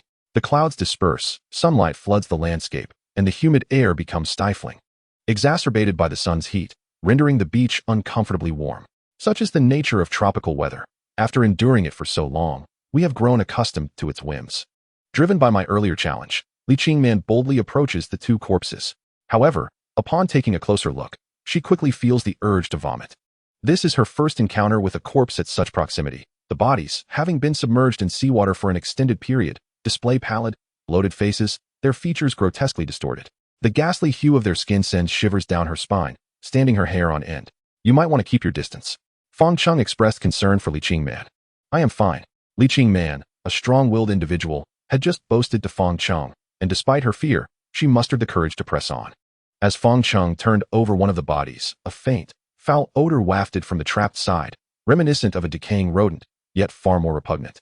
Inducing feelings of nausea, Li Qingman instinctively covered her mouth and nose, while Fang Cheng endured the stench, searching the pockets of the two individuals once more, but regrettably found nothing of significance. Standing up, Fang Cheng remarked, "This is not good." "What's wrong?" Li Qingman inquired, her voice tinged with anxiety. "The bodies are beginning to decompose," Fang Cheng replied, shaking his head in resignation. "In this humid environment, corpses can emit a foul smell within hours. We must dispose of them swiftly, or it will become troublesome." "How do we dispose of them?" "By cremation." Under the midday sun, the heat was unbearable, scorching their skin. Aware that time was of the essence, Fang Cheng understood they needed to burn the bodies before the stench permeated the entire beach. "Wait here while I gather wood from the forest." "No," Li Qingman exclaimed in a state of panic as she saw Fang Cheng attempt to leave. Stealing a glance at the two corpses sent a chill down her spine. She took a step closer to Fang Cheng and, feigning calmness, said, "Your hand is injured. You cannot handle heavy labor alone. I must accompany you." Fang Cheng smiled faintly, recognizing her fear of the bodies, but choosing not to address it directly. "Very well. Let us search for wood together." The greatest advantage of this island was its tropical climate, with abundant vegetation, ensuring they could find ample firewood at any time. After nearly 2 hours of toil in the forest, Fang Cheng and Li Qingman finally gathered enough wood, primarily branches and twigs broken by the storm, along with some vines and weeds. Unfortunately, these materials were damp and could not ignite. They needed to be laid out on the beach to dry. Fortunately, after a couple of hours of intense sunlight, the beach had dried out, and those moist logs spread out on the sand could potentially be ready for burning by evening. Once they finished their task, Fang Cheng and Li Qingman sought a shaded spot to rest. Fang Cheng inadvertently turned his head and, to his dismay, caught a glimpse of a sight that startled him, prompting him to quickly avert his gaze, pretending he had seen nothing. A fleeting smile appeared on Li Qingman's lips. Having noticed this moment, she had thought their relationship had grown quite intimate, yet Fang Cheng still displayed the bashfulness of a young man, even in such situations. However, this time, Li Qingman refrained from chastising him as she had before. She found his bashfulness quite amusing and, to further unsettle him, her fingers moved toward the second button of her shirt. What does she mean by this? Has she realized I was glancing earlier? Although Fang Cheng's gaze remained fixed ahead, he could still perceive Li Qingman's actions from the corner of his eye. As she reached for the second button, a surge of warmth rushed through Fang Cheng's veins, igniting a flurry of emotions. How could a young man in the bloom of youth withstand such a sight? In less than a second, his cheeks flushed as if seared by a hot iron, radiating heat. "Fang Cheng," Li Qingman suddenly called him softly. That alluring voice nearly melted Fang Cheng's resolve, leaving him trembling and unsure of how to respond. What to do? What to do? Fang Cheng's mind raced. And at that moment, a dark object seemed to be pulled in by the waves. The sudden appearance of the shadow caught Fang Cheng's attention, and he focused intently to discern its form, which appeared to resemble a human shape. "Look over there, something is coming ashore," Fang Cheng exclaimed with relief, quickly standing to point toward the beach. Following his gesture, they indeed spotted a dark object being washed onto the shore. Li Qingman pouted in disappointment, feeling that the moment of teasing Fang Cheng had been interrupted by this unexpected event. "That seems to be a person," Fang Cheng stated. "What is happening today?" Li Qingman muttered, astonished that 3 people had suddenly washed ashore on this desolate island. Eager to ascertain the nature of the shadow, they hurried toward the beach. Not far into their run, they discovered a person in black, clothing lying face down. Fang Cheng rushed over, quickly flipping the individual onto their back. It was a woman. Seeing her disheveled hair, pallid complexion, and icy body sent a chill through Fang Cheng's heart, and an ominous premonition loomed. Could this be yet another lifeless body? Perhaps there is still hope. Li Qingman scrutinized the woman closely and noticed that her cheeks were somewhat different from those of the two previously discovered corpses. While the latter had become bloated and bore the pallor of death, this woman, though pale, had not reached that stage. Fang Cheng checked for breath and felt for a pulse on her neck, and to his surprise, he detected a faint heartbeat. She is alive. The realization that she still lived filled both Fang Cheng and Li Qingman with elation. She is alive, Fang Cheng exclaimed, laughter escaping him in sheer relief. Li Qingman joined him in joyful laughter, thrilled that they had finally encountered a living survivor after discovering two bodies. Having spent nearly 2 months on this island with only each other for company, rescuing this woman meant they would gain an additional companion. She is breathing but unconscious. Fang Cheng examined the woman's body and found no visible injuries or bruises, indicating she had not been harmed prior to her fall into the water. The reasons for her unconsciousness could be numerous: exhaustion, loss of body heat, or choking on seawater. With Li Qingman's assistance, Fang Cheng laid the woman across his knees and began to gently press on her back, attempting to expel the seawater from her lungs. After about 5 minutes of this effort, a sputtering sound erupted, and the woman expelled a pool of yellowish water. Despite this, she remained in a state of unconsciousness. Observing the woman's pitiful condition, Li Qingman was reminded of her own past experience when she had also fallen unconscious, rescued from the sea by Fang Cheng, who had revived her. She is very weak and needs water. Perhaps out of empathy, Li Qingman felt a deep concern for the woman's well-being. You stay with her. I will fetch some water from the cave. Time was of the essence, and Fang Cheng did not dare delay, hastily departing toward the cave. The beach was left with only Li Qingman and the unfamiliar woman. As the sun dipped below the horizon, darkness would soon envelop the sky.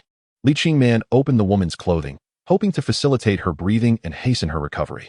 Here is the water. Quickly, let her drink, Fang Cheng announced as he returned with water. Li Qingman accepted the water, propping the woman up against herself, and carefully pried her lips open, pouring the water into her mouth drop by drop. Due to the woman's comatose state, it was not an easy task to get her to drink water. It required Fang Cheng's assistance in gently manipulating her chin to facilitate swallowing. They persisted in this endeavor for a considerable duration until the sun sank beneath the horizon. The last remnants of twilight vanished, and the plastic bottle had been emptied of most of its contents. Their only recourse now was to wait for the woman to awaken on her own. Is that for eating? Initially, Li Qingman noticed the coconut that Fang Cheng had brought and assumed it was meant for the woman. To her surprise, Fang Cheng merely set it aside without touching it. Inside is a source of fire, he explained. A source of fire? Li Qingman expressed her disbelief. Fang Cheng then revealed the coconut shell, which turned out to be hollowed out and filled with charcoal, along with numerous glowing embers. Li Qingman was taken aback, unable to restrain her admiration, exclaiming, "How did you come up with this idea? Using a coconut shell to transport fire?" Fang Cheng rubbed his nose with pride, adding, "The two bodies need to be dealt with. Otherwise, by tomorrow, the stench on this beach will be unbearable." Indeed, while the odor could be tolerated, allowing the corpses to decompose posed a far graver threat of disease and pestilence. Li Qingman understood the severity of the situation. The bodies had to be handled properly, or dire consequences awaited them both. With that, Fang Cheng instructed Li Qingman to keep an eye on the fire and the woman while he attended to the two corpses. Upon reaching the bodies, which had been exposed to the relentless sun all day, Fang Cheng noted that their skin had begun to darken, resembling dried meat, and a potent stench wafted from them. Truth be told, dealing with these corpses was a daunting task. The psychological discomfort was compounded by the nauseating odor. Fang Cheng glanced at Li Qingman, who was some distance away on the beach, relieved that he had not brought her along, as it might have left her with lasting psychological scars. The next steps were straightforward. Gather the driftwood scattered across the beach, pile it together, drag the two bodies into the heap, and finally cover everything with dry grass and leaves. Once these tasks were completed, the beach was enveloped in darkness. Fang Cheng grimaced as he caught a whiff of his palm, a repugnant stench lingering from his earlier handling of the corpses, and he wondered how long it would take to dissipate.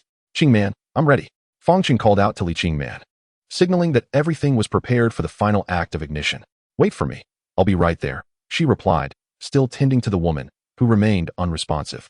Reluctantly, she set the woman aside, carrying the coconut shell containing the fire source to Fang Cheng. "Why does it smell so bad?" Upon her arrival, she instinctively wrinkled her nose and quickly covered her face with her hand. Fang Cheng shrugged. "That's the smell of decaying bodies. Don't dawdle. Light it quickly," Li Qingman urged. Unable to endure the foul odor any longer, Fang Cheng accepted the coconut shell, opened it to reveal the flickering embers within, poured them onto the prepared pile of dry grass, and gently blew on it. The grass immediately began to emit white smoke, and with a few more breaths, a flicker of red flame ignited, consuming the dry grass in an instant. Under Fang Cheng's careful handling, the entire woodpile soon caught fire, flames soaring several meters high, illuminating a significant portion of the beach. The air was filled with the acrid scent of burning hair, a sharp aroma that both Fang Cheng and Li Qingman silently acknowledged. What about the woman? Fang Cheng inquired, glancing back at the beach. She's still lying there, Li Qingman responded casually. It was a seemingly normal exchange until Fang Cheng looked toward the beach and was startled to find it empty. There was no sign of the woman. Not even a shadow. She's vanished. Fang Cheng exclaimed in shock, his voice filled with disbelief. Li Qingman trembled, her voice quaking with fear. It was terrifying that a living person could simply disappear in an instant. Chapter 60. The search in the forest. The sudden turn of events left both Fang Cheng and Li Qingman momentarily stunned. Just moments ago, there had been a living person lying on the beach, yet now, there was nothing. Li Qingman's lips quivered as she anxiously stated, I distinctly placed her on the beach. This is impossible. She should still be unconscious. Perhaps she has awakened. Fang Cheng, a staunch skeptic of the supernatural, found it hard to believe any ghostly phenomena. His upbringing had instilled in him a firm atheism. Nonetheless, he couldn't shake the unease that this island might defy common logic. After all, even the night sky appeared altered here. The true location of this island remained an enigma. The fire continued to blaze fiercely, casting light across much of the beach. At this moment, there was no time to dwell on the bodies destined to become ashes. Finding a living person took precedence. If she had indeed awakened, her strength would likely be feeble, and she could not have ventured far. Let us search the beach and the surrounding areas separately. I prefer to stay together, Li Qingman timidly suggested, casting a fearful glance at the burning corpses. While Fang Cheng might not harbor fear, it was unrealistic to expect her not to feel apprehensive, especially with the bodies ablaze and the woman mysteriously missing, which sent chills down her spine. Noticing Li Qingman's frightened demeanor, Fang Cheng realized he had overlooked her feelings, and a wave of regret washed over him. He quickly agreed to search together. Fang Cheng took a burning log from the fire as a torch and returned to the spot where the woman had lain. In the dim light, he discerned a trail of footprints leading southward. Footprints? That means she is not a ghost. Fang Cheng thought to himself. They followed the footprints, but despite their efforts, the woman's figure remained elusive. Eventually, they reached the end of the beach, where the trail of footprints abruptly ceased, leaving no trace of her whereabouts. Wasn't she unconscious? Even if she woke up, she couldn't have moved so swiftly, could she? Li Qingman questioned, her eyes filled with disbelief. A person just rousing from unconsciousness could hardly outrun two healthy individuals. Fang Cheng crouched to examine the footprints, noting their depth and the disturbed sand, indicating that the woman had been running, which explained why they had failed to catch up. Perhaps she awoke long ago and feigned unconsciousness. Waiting for the right moment to escape, he speculated. His words seemed to awaken Li Qingman to a realization. This explanation made sense. The woman had likely been awake for some time, pretending to be in a stupor to seize the opportunity to flee. However, this raised another question. Why was she attempting to escape? Do we appear to be villains? Fang Cheng found the situation puzzling. By all logic, one would expect a survivor stranded on an island to be overjoyed upon encountering fellow humans. Instead, it seemed as though this survivor viewed him and Li Qingman as threats, feigning unconsciousness and then making a hasty retreat. Li Qingman suggested, perhaps it has something to do with those two men in suits? This time, it was Fang Cheng who was awakened by Li Qingman, slapping his thigh and exclaiming that the woman might indeed know those two men in suits, suggesting a possible special relationship between them. Fang Cheng ventured a guess. Are those two her bodyguards? Have you ever seen a bodyguard carrying a gun? Li Qingman questioned. Fang Cheng shook his head, acknowledging that typically bodyguards do not carry firearms. Moreover, he noted that the handgun he discovered had only one bullet left in the magazine, indicating it had been fired. Who would fire a gun? A detective, an agent, a spy, or perhaps an assassin? In that moment, the identities of those two men became a mystery once again. Regardless, we must find that woman first, Li Qingman stated. But it's pitch black everywhere. Where can we search? Fang Cheng remarked, as the torch he had brought extinguished, leaving them in complete darkness. Li Qingman closed her eyes, attempting to immerse herself in the woman's mindset, pondering which direction she would flee. Clearly, the forest was the best hiding spot. However, even if they knew she had taken refuge in the woods, the vastness of the forest, coupled with their lack of any lighting, made it exceedingly difficult to locate her. Fang Cheng seemed ready to abandon the search, suggesting, perhaps we should let her hide in the forest for now. We can look for her in the daylight. After all, this island is not vast, surrounded by water, so she cannot escape. No, this island is fraught with danger. If she remains alone in the woods, what if she encounters peril? By the time we find her, it may only be to recover her remains. In their approach towards the fleeing woman, Fang Cheng and Li Qingman found themselves at odds. Fang Cheng was reluctant to continue searching, primarily due to the impenetrable darkness of the forest, believing that if the woman wished to remain hidden, it would be nearly impossible to find her. He also feared for both their safety. On the other hand, Li Qingman could not bear the thought of a living survivor meeting a tragic end. Understandably, life on this island was monotonous, and the prospect of a new companion could provide a much-needed lift to their spirits. Whether we search or not, I will follow your lead. As their disagreement unfolded, Li Qingman set aside her usual arrogance and assertiveness, allowing Fang Cheng to make the decision. Let us continue searching. Fang Cheng pondered for nearly a minute before ultimately arriving at his conclusion. In truth, he and Li Qingman shared the same sentiment. They did not wish to witness a survivor become a casualty. The island genuinely needed a new ally. Once their opinions aligned, they ventured into the woods, with Fang Cheng leading the way and Li Qingman closely following. To locate the woman, their pace was slow, as they focused intently on searching, particularly behind the bushes and large trees, scrutinizing every potential hiding spot. Just as they continued their search, a rustling sound suddenly emanated from the nearby underbrush. Someone! Fang Cheng whispered urgently, casting a glance towards Li Qingman. The noise had likely been made by the woman, and to ascertain the situation ahead, Fang Cheng instructed Li Qingman to remain still while he approached cautiously. Chapter 61, Abduction. Concerned about startling the creature lurking in the grass, Fang Cheng tread lightly, stealthily making his way to the thicket. In an effort to catch the fleeing woman off guard, he suddenly parted the tall weeds. It was empty. Upon witnessing the scene before him, Fang Cheng gasped in surprise. The thicket was devoid of the woman, leaving him to dramatically miss his target. It seemed the earlier commotion had likely been caused by some nocturnal creature on the island, leading Fang Cheng to mistakenly believe it was the woman. The shadow arrived too swiftly, leaving no time for reaction, and seized Li Qingman in an instant. Hey, stop! Fang Cheng exclaimed in shock, rushing to save her. But the distance of nearly 10 meters rendered him too late.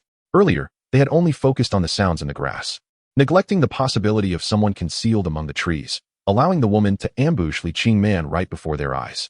We are the ones who rescued you from the sea. Fang Cheng shouted at the woman, anxious for Li Qingman's safety, wishing to convey that they were not her enemies. However, the woman appeared oblivious to Fang Cheng's words. Gripping a broken branch against Li Qingman's neck, her agitation palpable as she shouted incessantly. Let her go. Their shouting devolved into a chaotic exchange, each unable to understand the other. Yet, Li Qingman, caught between them, maintained an unusual calm. Suddenly, she seized the woman's arm that was constricting her neck, bending low to perform a shoulder throw, sending the woman crashing to the ground. The woman, taken aback by Li Qingman's unexpected skill, had no time to react and found herself sprawled on the ground. Fang Cheng's eyes widened in disbelief as he witnessed the scene. Having heard of Li Qingman's judo training and her considerable prowess in competitions, but never truly believing it until now. Observing the woman lying on the ground, Fang Cheng exhaled with relief, grateful that Li Qingman's danger had been averted, while silently thanking his stars that he had never provoked her. Otherwise, he might have been the one thrown. Seeing Fang Cheng remain still, Li Qingman shouted, "What are you waiting for? Come here."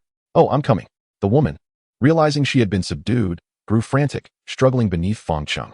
"Hey, can you please listen to me? We mean you no harm." Fang Cheng pressed down on the woman with an expression of deep exasperation, puzzled as to why he appeared so villainous. From the woman's accent, Li Qingman discerned a clue and signaled Fang Cheng to cease wasting breath. It seems she speaks Korean. Korean? Fang Cheng had not anticipated this. The woman, with her dark hair and eyes, had initially led him to assume she was local, only to discover she was Korean. Li Qingman inquired of the woman on the ground, and upon hearing the question, the woman's expression shifted from panic to calm, nodding at Li Qingman. Fang Cheng observed with admiration for Li Qingman's intelligence. While neither of them spoke Korean, they could communicate in English, which would facilitate their interaction.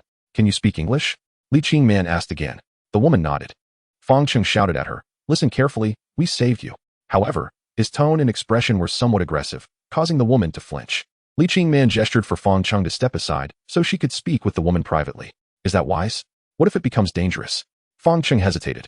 "You saw that she cannot harm me," Li Qingman replied confidently. "She is too weak to pose any threat." Fang Cheng reluctantly nodded. "All right, I will step aside. Just call if anything happens." Once Fang Cheng retreated, Li Qingman helped the woman to her feet. Though the gesture appeared friendly, Li Qingman's expression was icy, as she could not overlook that the woman had previously threatened her with a branch. "Why did you do that?"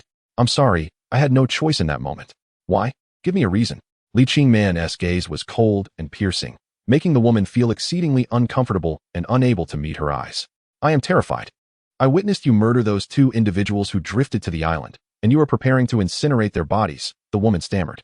You have only seen a fraction of the situation. We are indeed burning their corpses, but that is merely to dispose of them. Otherwise, they would rot and emit a foul stench. As for your claim that we killed those two, it is utterly absurd. Li Qingman glared at the woman, demanding, Did you see us commit murder with your own eyes?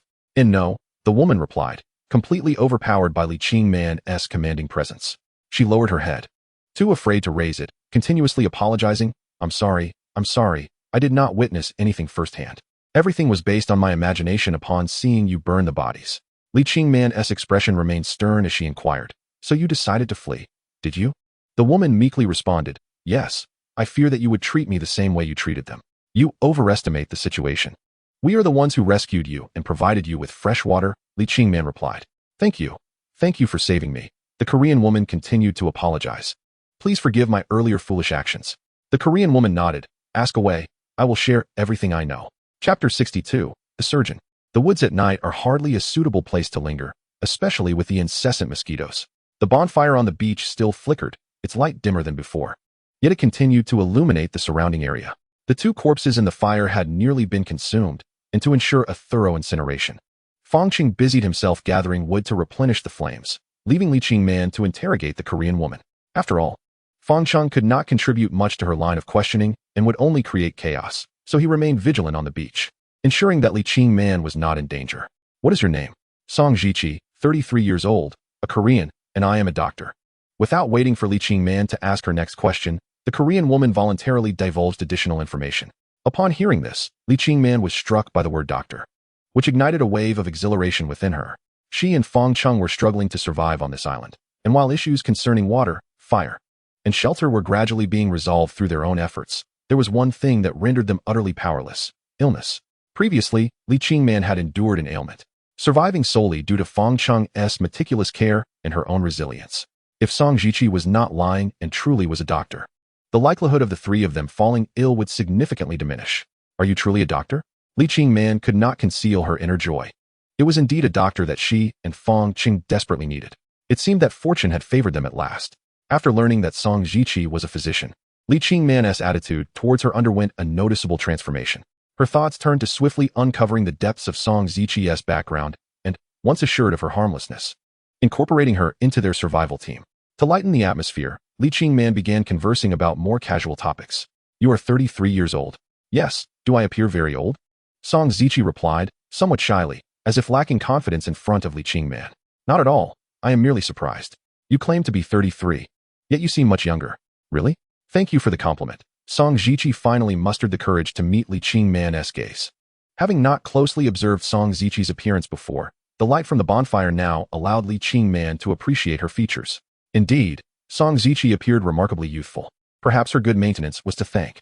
Although she claimed to be 33, she looked no older than 28 or 29. Moreover, her facial features were quite refined, especially her nose, which stood out as the most striking aspect of her face, lending it a three-dimensional quality. However, given that Korea is renowned for its artificial beauty, whether Song Jiqi had undergone any cosmetic procedures remained a mystery known only to her. While Song Jiqi was attractive, she was merely pretty. She could not compare to Li Qingman, whose beauty seemed sculpted. Beyond looks, the disparity in their presence was even more pronounced. After all, Li Qingman had grown up in a top-tier wealthy family, possessing a natural poise that was not easily emulated. Do you know them? As Song Jiqi began to relax, Li Qingman suddenly posed a pointed question. The abruptness of it caught Song Jiqi off guard, leaving her momentarily speechless, unsure of how to respond. Him? Them? Do not be anxious. You know precisely whom I am referring to, Li Qingman replied coolly, her words clearly alluding to the two charred bodies. As she posed this unexpected question, Li Qingman scrutinized every inch of Song Jiqi's face, keenly observing the slightest changes in her micro-expressions. Indeed, under the pressure of Li Qingman's probing inquiry, Song Jiqi grew tense once more. Be candid, your earlier reaction has already betrayed you. Tell me, do you recognize those two bodies? Li Qingman cut to the chase, no longer engaging in circles. Following their brief exchange, Song Jiqi realized that Li Qingman was no ordinary person. Her gaze was sharp and profound, seemingly capable of piercing through one's heart. Any deceit would not escape her notice, leaving Song Jiqi with no choice but to admit, yes, I do know them. Who are they? And what is your connection to them? They Song Jiqi appeared hesitant, uncertain whether she should divulge the truth. Stay here by yourself, Li Qingman. Lacking patience for further delays, rose to leave and called out to Fang Cheng. Let us go. Leave her here alone. Wait, please don't go. Seeing Li Qingman about to depart, Song Ziqi panicked and hurriedly grasped Li Qingman's hand. Have you come to a decision? Li Qingman asked coldly. I will tell you everything I know, Song Ziqi replied, lowering her head. They are assassins, sent to kill me. Assassins? Li Qingman felt a jolt of surprise. Her earlier speculation with Fang Cheng about the identities of those two men, likely agents or assassins, had proven accurate. Simultaneously, Song Ziqi's identity must also be significant. Otherwise, why would assassins be sent after her? Why do they wish to kill you? Because a month ago, I was forced to perform a surgery. Song Ziqi's words left Li Qingman bewildered. A surgery, assassins, how were these elements connected? The island's night was quiet, the fine sands of the beach comfortable, and the firelight illuminated the faces of the two women. Fang Cheng was nearby, searching for wood, and after a brief silence, Song Ziqi began to share her story with Li Qingman. I am a leading surgeon in Korea, working at the most renowned hospital, with a thriving career and family. Everything was perfect until a month ago when I received an anonymous letter. What did the letter say? Nothing at all, just 2 photographs of my daughter. As she spoke of her daughter, tears immediately streamed down Song Ziqi's face, a genuine display of a mother's concern for her child. Chapter 63, A Tragic Past. Was your daughter kidnapped? Yes. Who are they? At first, I was unaware of the situation, but eventually, they discovered my phone number and address. They threatened me, stating that if I wished to save my daughter, I must comply with their demands. What did they ask of you? Song Ziqi closed her eyes, her expression reflecting immense anguish. After a prolonged silence, she slowly opened her eyes and replied, a surgical procedure. A surgical procedure? Li Qingman furrowed her brows, perplexed by this revelation. After much contemplation, it became evident that numerous aspects of this situation remained shrouded in mystery. Li Qingman gazed blankly at Song Ziqi, awaiting an explanation. Why did they target you? Because I am one of Korea's foremost surgeons, and my patient's condition is exceptionally unique. Why unique? Do you refer to the illness or the individual's identity? Song Ziqi nodded and replied, both. He suffers from a rare kidney disease, which is deteriorating rapidly. The only way for him to survive is through a kidney transplant. Furthermore, he is a well-known figure in Korea, and any information regarding his condition must remain confidential. Li Qingman could not ascertain whether Song Ziqi's term well-known was an exaggeration, but it was clear that this prominent figure was not merely a common celebrity. Otherwise, there would be no need for such secrecy regarding his illness. Although Song Ziqi did not explicitly state it, Li Qingman surmised that the identity of the individual requiring the surgery was undoubtedly significant. A kidney transplant is not overly complicated, but why resort to kidnapping your daughter? The surgery is not difficult. The challenge lies in obtaining the organ. As she spoke, Song Ziqi's features contorted into a mask of torment, her expression reflecting profound pain as she cradled her face, unable to confront the reality. Li Qingman suddenly seemed to grasp something. A chilling realization coursing through her body as she looked at Song Ziqi with shock and inquired, so, you? Yes, I was compelled to perform an illegal organ transplant. Song Ziqi wept in remorse, confessing that the prominent individual's kidneys were both failing, and to survive, he required 2 new kidneys, while the innocent child who was thrust onto the operating table was merely 18 years old. Song Ziqi knelt before Li Qingman, recounting the circumstances of the surgery while seeking forgiveness for her transgressions. Not far away, Fang Cheng heard Song Ziqi's cries and observed her kneeling before Li Qingman, feeling puzzled about what this Korean woman was doing. However, seeing that Li Qingman was not in danger, Fang Cheng chose to refrain from intervening, leaving the matter to her discretion. After listening to Song Ziqi's confession, Li Qingman felt a profound heaviness in her heart, an indescribable sensation. A figure who was once an angel of mercy, devoted to saving lives, was now forced to commit acts that contradicted the very essence of her profession under the threat of power, staining her once pure hands with blood. I am aware of the gravity of my sins, but if I had not acted thus, my family and my child would perish. I cannot cast blame upon you. I cannot fathom what choice I would have made had I been in your position. Li Qingman's eyes reddened as she empathized with the helplessness that Song Ziqi embodied. What about your child and family? Are they safe now? I do not know. Since then, I have had no opportunity to contact them. How did the surgery go? What is the condition of that prominent individual? The surgery was successful. He has escaped danger and is living like a normal person. Li Qingman asked. Since the surgery was successful, why are there still assassins after you? Song Ziqi explained. Precisely because the surgery was successful, I must be erased from this world.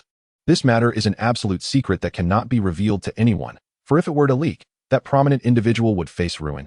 Thus, he wishes for my demise. That individual does not want to suffer a disgraceful end, so he seeks to eliminate the surgeon who possesses knowledge of this incident. To resolve this issue, they dispatched assassins to execute me aboard a yacht. However, just as everything was about to conclude, the yacht encountered a sudden and ferocious storm, sinking amidst the towering waves, ultimately vanishing into the vast ocean. I do not know what transpired after the yacht sank, but upon awakening, I found myself among you. Are you saying that the yacht sank in the storm, and then you arrived here? Li Qingman expressed her astonishment, as this tale sounded utterly implausible, almost like a fantastical fable. The yacht must have been navigating near the open sea, reaching no further than international waters. How could it possibly end up on this small island following a storm? It is essential to note that this place lies in the tropics. While Korea is situated in a temperate zone, separated by thousands of miles even on the basis of latitude. It is true. I assure you that everything I have stated is genuine. Song Zixie's demeanor was fervent. She was unsure how to convince Li Qingman of her truth. But these events genuinely unfolded in her life. Please, do not be agitated. Rest for a moment. Li Qingman sought to calm the distraught Song Zixie, encouraging her to sit on the beach before approaching Fang Cheng. Fang Cheng smiled at Li Qingman and remarked, "How did it go? What did that Korean woman say? I saw her crying and pleading before you. She is a pitiful soul." Li Qingman's eyes were filled with sorrow as she recounted Song Zixie's plight to Fang Cheng. Truly, the innocent suffer for the sins of the powerful. After hearing of Song Zixie's tragic ordeal, Fang Cheng sighed deeply, realizing that ordinary people stood no chance against the might of authority. One's fate is perpetually in the hands of others. Whether one lives or dies is beyond one's control. Bearing such a burden of guilt, I believe she is genuinely tormented. When she wept and confessed to me earlier, her emotions were raw and sincere. So, you believe her words to be true? Li Qingman nodded, saying, "My intuition tells me she is not deceiving me. I choose to trust her." Fang Cheng replied, "Since you believe her, I have nothing further to say. The next steps are entirely up to you." Li Qingman looked at Fang Cheng with gratitude. His support undoubtedly fortified her conviction in her judgment. "Allow me to go. I have several questions I wish to pose to her." Chapter 64 New Companion. "Hello. My name is Fang Cheng." Fang Cheng settled beside Song Zixie, casually introducing himself. "I am Song Zixie." Seeing Fang Cheng bare-chested made Song Zixie somewhat anxious, feeling as though she were beside a wild man. Song Zixie said, "I will reveal everything I know. Li Qingman mentioned that you were pursued by assassins on a yacht, then encountered a storm and woke up here on this island?" "Yes, I know this sounds unbelievable. Even I cannot comprehend why I am on a tropical island." Song Zixie clutched her hair, swearing that every word she spoke was true. "I cannot explain what transpired in my life. Please, you must believe me." "I believe you," Fang Cheng replied calmly. "What?" Song Zixie was taken aback, having struggled to explain herself, finding it astonishing that Fang Cheng so readily accepted her account. "Mr. Fang, so you are willing to believe me?" Song Zixie looked at him in surprise and joy. Fang Cheng nodded, saying, "Of course, I believe you." He then pointed to the sky, encouraging Song Zixie to look up at the heavens. "Do you notice anything unusual about the night sky here?" "Mr. Fang, I do not quite understand this." "Take your time. Can you discern the issue?" Fang Cheng was guiding Song Zixie. After a few minutes, Song Zixie rubbed her neck and exclaimed, "My goodness, the starry sky here is entirely different from that outside." Under meticulous observation, Song Zixie finally uncovered the island's mysteries. Gazing up at the starry sky, she realized it bore no resemblance to the familiar nightscape of her past. The stars and constellations she could name had vanished, replaced by a dazzling array of twinkling lights. This was simply extraordinary, and Song Zixie shook her head in disbelief. "Thus, I am inclined to believe your words. This island is rife with enigmas, and any occurrence seems entirely plausible. Thank you for your trust." Song Zixie must have understood Fang Cheng's words, as her eyes brimmed with gratitude as she nodded appreciatively towards him. "Mr. Fang, I overheard you mention that you and Miss Qingman have been surviving on the island for 2 months?" "Indeed," Fang Cheng replied. Song Zixie covered her mouth in astonishment and exclaimed, "It is truly unimaginable. How did you and Miss Qingman manage that?" "To be frank, it was quite challenging. Thankfully, I washed ashore with Qingman. Had I been alone, I likely would not have endured," Fang Cheng stated earnestly. "In such an environment, the first thing to crumble is one's mindset. The unending solitude can be utterly devastating." Song Zixie remained silent, listening intently. "If you wish to survive here alone, believe me, it will be arduous. Therefore, join me and Qingman, and everything will become much simpler. Are you truly willing to accept me?" Song Zixie asked anxiously, gazing at Fang Cheng. "Of course, if you agree, you will be our companion, and together we shall endure on this island." "Thank you, Mr. Fang." Song Zixie bowed repeatedly in gratitude for his offer to welcome her as their companion.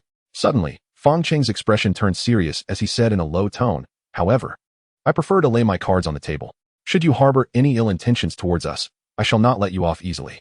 Mr. Fang, your willingness to shelter me is already a second salvation. How could I ever contemplate harming you? She hurriedly replied.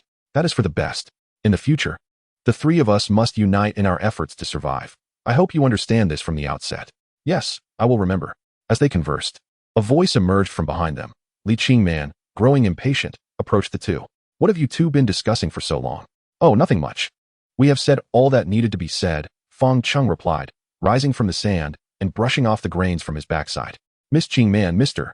Fang just shared many insights on surviving on this island, and I feel I have gained much knowledge.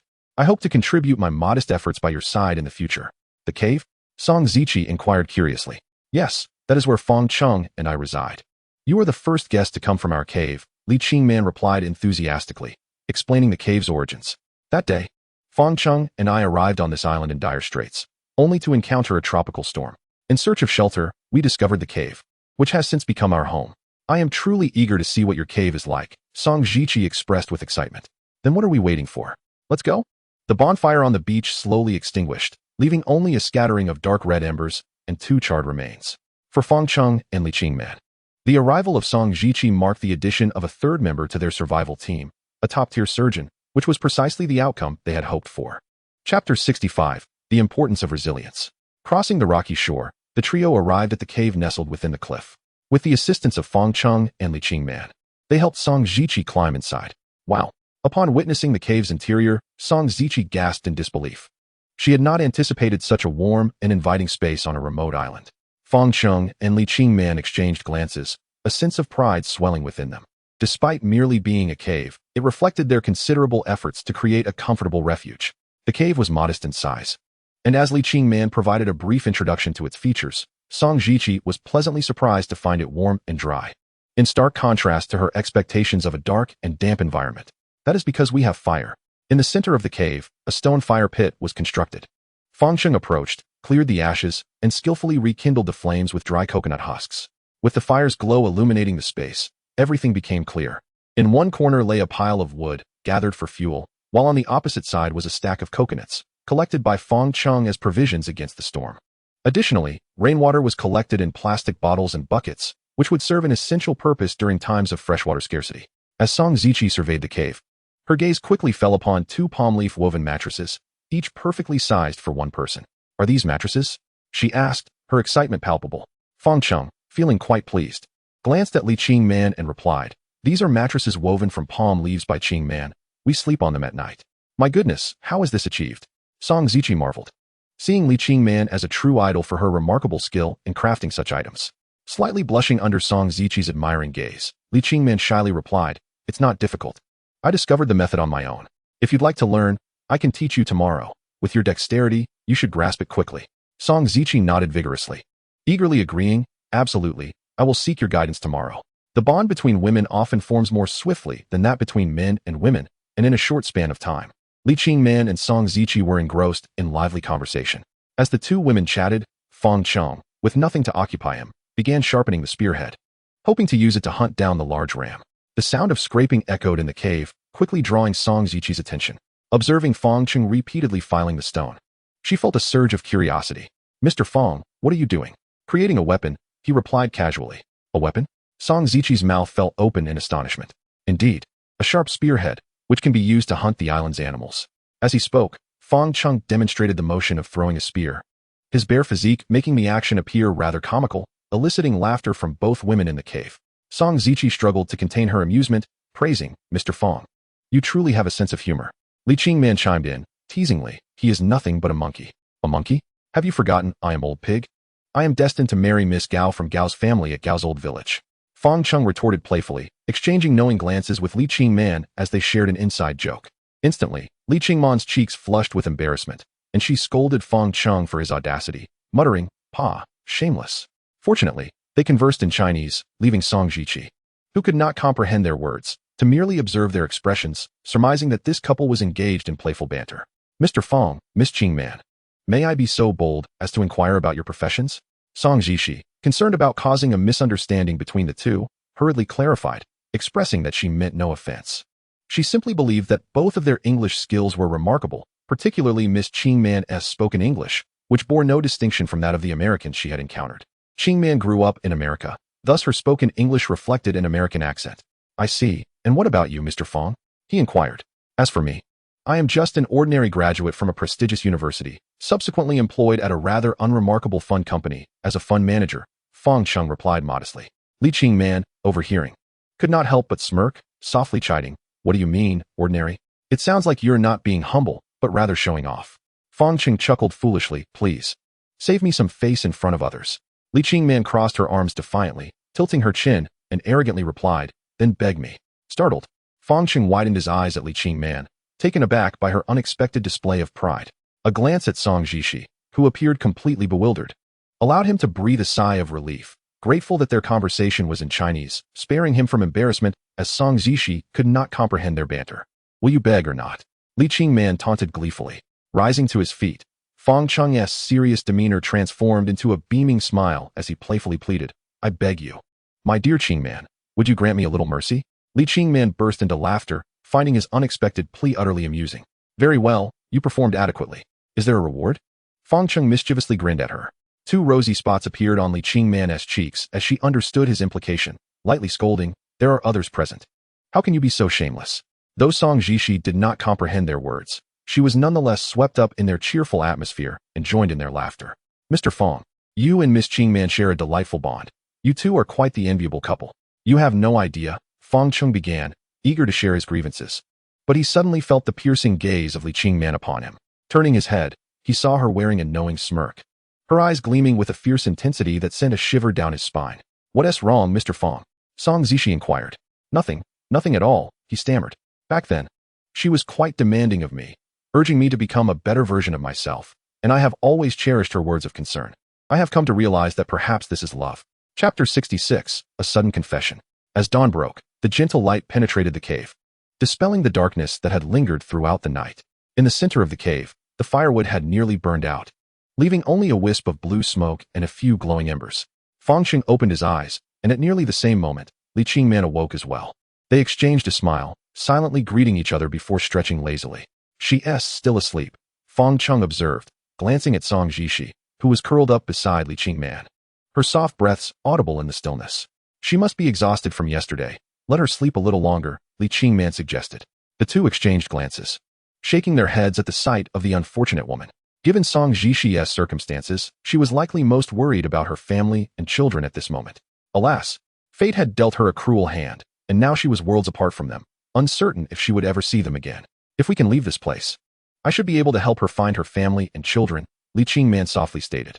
Fang Cheng, however, replied, I fear that may not be possible. Though he wished to avoid the worst-case scenario, the events that had transpired with Song Zishi suggested that the powerful figure behind her plight had likely already harmed her loved ones. Though the truth was difficult to bear, it was the harsh reality. To avoid waking Song Zishi, they spoke in hushed tones in Chinese, ensuring she would not overhear. By the way, Fang Cheng, there's something I forgot to ask you, Li Qingman began. What is it? Are you hiding something from me? Fang Cheng was caught off guard by her inquiry. He reflected on his time since arriving on the island. Aside from the unusual circumstances surrounding it, he had concealed nothing from her. Was this what she meant? Li Qingman possessed a keen insight. His hesitation only served to strengthen her suspicions. You are indeed hiding something from me. This island has issues, doesn't it? Qingman, I did not mean to keep it from you, Fang Cheng admitted, bowing his head in regret. Li Qingman offered a bittersweet smile, shaking her head. No, you need not apologize, you owe me nothing. In fact, I owe you. You are afraid that revealing the truth about this island would shatter my will to survive. Thus you chose silence? If you said nothing, perhaps you would not have to face this reality, still holding on to the hope that someone would discover us and rescue us. Fang Cheng raised his hands in resignation, his expression one of helplessness. But now you know that escaping this mysterious island is utterly impossible. We don't even know if it exists in this world. So what? Let the impossible remain impossible. Li Qingman's emotions, having accumulated, finally erupted when they reached a tipping point. In that moment, Fang Cheng felt a rush of oxygen deprivation, his heart racing, his mind blank. It was a scene he had never dared to dream of. Li Qingman was confessing her feelings to him. As a man, he was the one receiving a confession from her. Little did he know, beneath her frosty exterior, Li Qingman harbored a passionate heart when it came to love, likely shaped by the cultural influences she had grown up with. If she had chosen someone, she would become remarkably proactive. In that charged moment, even if Fang Cheng were a fool, he understood what he needed to do. He stepped forward and enveloped Li Qingman in a firm embrace. She struggled slightly before yielding to his hold, feeling the rapid beat of his heart against her. Fang Cheng whispered his promises into her ear, filling the cave with their sweet atmosphere as they nestled closely together. Just as their moment of bliss unfolded, they heard some stirring from Song Zixie's side, causing Fang Cheng and Li Qingman to hastily part, their faces flushed, avoiding each other's gaze. Sitting up, Song Zixie stretched and, surprised, greeted the two at the cave entrance. "You're both awake so early?" Li Qingman, still blushing, awkwardly replied. "Yes, the weather is nice today. And we have much to do, so we wanted to rise early." "Wonderful. Is there anything I can assist with?" "Please let me know," Song Zixie enthusiastically offered. With a cheerful smile, Li Qingman handed her some black powder, saying, "Great. Let us start with brushing our teeth." Song Zixie looked quizzically at the black powder in her palm. "We brush our teeth with this? What is this black powder that can be used for brushing teeth?" To satisfy her curiosity, she leaned in to sniff it and discovered it was charcoal. "This is charcoal," she exclaimed, her expression one of surprise. Realizing its excellent cleaning properties made it a superb choice for dental hygiene in the wilderness, where maintaining oral cleanliness was challenging. "Indeed," Li Qingman replied. "How did you think of using this method?" "You should ask Fang Cheng. He is the survival expert," she pointed to him. Fang Cheng, feeling a sense of pride, stated, "I learned this from survival videos. Once you have fire, you can create charcoal, and crushing it becomes the best teeth cleaner. Give it a try." Li Qingman urged eagerly from the side. "All right, how does it feel?" she inquired with a smile. "This is truly astonishing. I have managed to brush my teeth using charcoal, and the results are quite remarkable." Song Zixie's joyful smile has alleviated the furrow of worry that had settled between her brows. "After completing our morning routines, we are now poised to embark on a day filled with busyness. Our survival team comprises 3 members, with Fang Cheng as the cornerstone, determining the roles each member shall undertake. At this juncture, the most pressing matter is undoubtedly the establishment of a new dwelling, as our modest cave has become increasingly inadequate to meet the needs of the group. With Song Zixie's arrival, the already cramped space has grown even more congested, making the excavation of a cave on the mountainside to the south an urgent priority. Chapter 67, The Master of Chicken Soup. The rain has been falling for quite some time, and the situation at the water source should be quite favorable. I shall head over to investigate. Allow me to accompany you. I can be of assistance. Song Zixie eagerly volunteered to join Fang Cheng, hoping to contribute in any way she could. Upon witnessing her enthusiasm, Fang Cheng and Li Qingman exchanged a glance, their shared understanding sufficing to convey their mutual thoughts. In truth, Fang Cheng had intended to take Song Zixie along as well, primarily to familiarize her with the daily routines on the island and to ensure she adapted swiftly. Additionally, he harbored concerns about leaving her alone with Li Qingman, fearing she might pose a threat to her safety. After all, one must remain vigilant, as trust has yet to be established, especially given that Song Zixie had previously taken Li Qingman hostage. Li Qingman comprehended Fang Cheng's intentions and, without dissent, nodded slightly, allowing him to make the decision. "Very well, you may accompany me." "Thank you, Mr. Fang. Since we are now a team, please refrain from addressing me as Mr. Fang. You may simply call me Fang Cheng. And as for me, referring to me as Miss Qingman feels rather awkward. If we are to be friends, just call me Qingman." Song Zixie's eyes glistened with unshed tears. The gestures of Fang Cheng and Li Qingman deeply touched her. Were it not for Li Qingman's presence, this emotional woman would likely have succumbed to tears once more. As they exited, Fang Cheng purposefully took his self-crafted spear with him. After a night of meticulous work, the spearhead had been fashioned into a long, sharp stone tip. He first carved a cross shape at one end of the spear using a stone chisel and then inserted the spearhead, securing it tightly with a cord woven from palm leaves, thus completing a rudimentary spear. "We shall depart now. Yes, do exercise caution in the woods." Exiting the cave, Fang Cheng led Song Zixie across the rocky foreshore, passing by the white sandy beach, and was heading towards the water source. "What is that?" Suddenly, Song Zixie pointed excitedly at some stones arranged on the distant beach. "A distress signal, one that I had previously set up."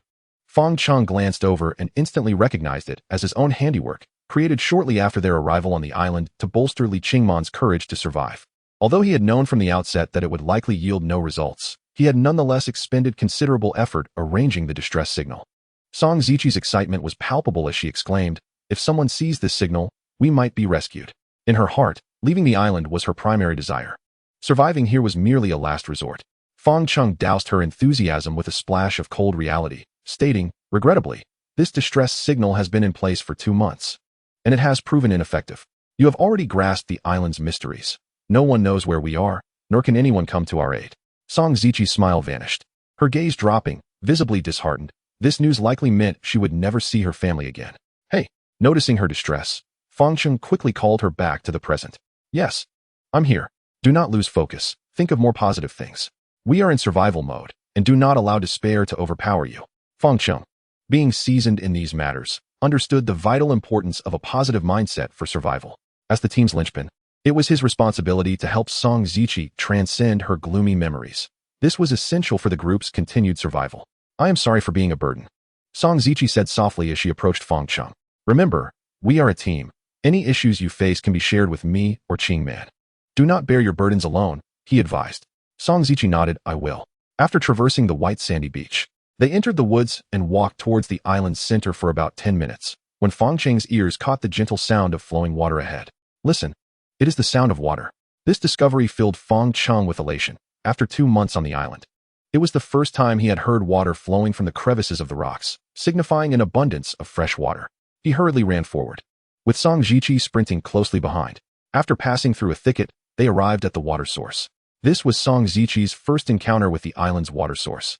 She beheld a cliff over one person's height, with water gushing from between the stones. The crystalline water flowed down the crevices, creating a sound akin to the rhythm of life, breathtakingly beautiful.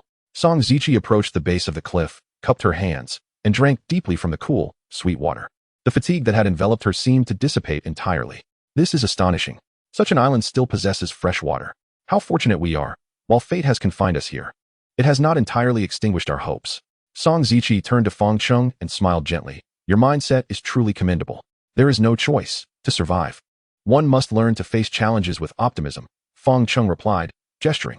Life can be splendid, whether in the concrete jungle of a metropolis or on this mysterious, uncharted island. One must strive to embrace it. You truly have a gift for encouragement, Song Ziqi remarked with a slight smile. Fang Cheng self-deprecatingly quipped, perhaps just a little. Qingman has remarked similarly about me. We often refer to this as boiling chicken soup, describing my tendency to share inspirational quotes. Boiling chicken soup? Song Ziqi attempted to mimic Fang Cheng's pronunciation, awkwardly articulating the 3 words in her faltering Chinese. Upon hearing her comical accent, Fang Cheng could not help but burst into laughter. I apologize, my phrasing was inadequate. Song Ziqi blushed, her fair cheeks turning crimson. Fang Cheng quickly waved his hands in apology, saying, I am sorry. You spoke quite well. The fault lies with me. After a moment, Song Ziqi regained her composure. Looking down as she murmured, Fang Cheng, could you teach me some simple Chinese? Perhaps this could help bridge the gap between us. Certainly, if you wish to learn. I shall ensure you master it. Fang Cheng readily agreed. Chapter 68, Scraping Waves. Perhaps due to the incessant heavy rains that had fallen for several days, the freshwater supply has become abundant. Regardless, this is indeed wonderful news. Such a precious resource as water can never be deemed excessive. Moreover, with Song Ziqi now on the island, an additional person means an increased demand for resources. The original water supply was barely sufficient for Fang Cheng and Li Qingman, and now an even greater quantity of fresh water is necessary to meet the daily needs of the 3 of them. Fang Cheng skillfully collected the filled plastic bottles, replacing them with empty ones. With the increased water flow, there was no longer a need to use shoelaces for drainage. Simply securing the bottles in place and aligning their openings with the water stream made water collection straightforward. Did you construct the wooden fence outside? Song Ziqi inquired with great curiosity about the enclosure surrounding the water source. On this island, there are numerous other creatures that come to quench their thirst. To compete for this vital resource, we must separate them with a fence, explained Fang Cheng. What about those animals? It is the law of nature that the weak are devoured by the strong. Although this notion may seem somewhat harsh, it is an undeniable truth. Such competition results in a survival of the fittest. Noticing the compassionate expression on Song Ziqi's face, Fang Cheng glanced at the small puddle forming beneath their feet and remarked, previously, water was scarce, but now fresh water is abundant. Look, there is already a puddle on the ground. Those animals will not perish from thirst. Understanding that Fang Cheng's words were intended to comfort her, Song Ziqi nodded in gratitude.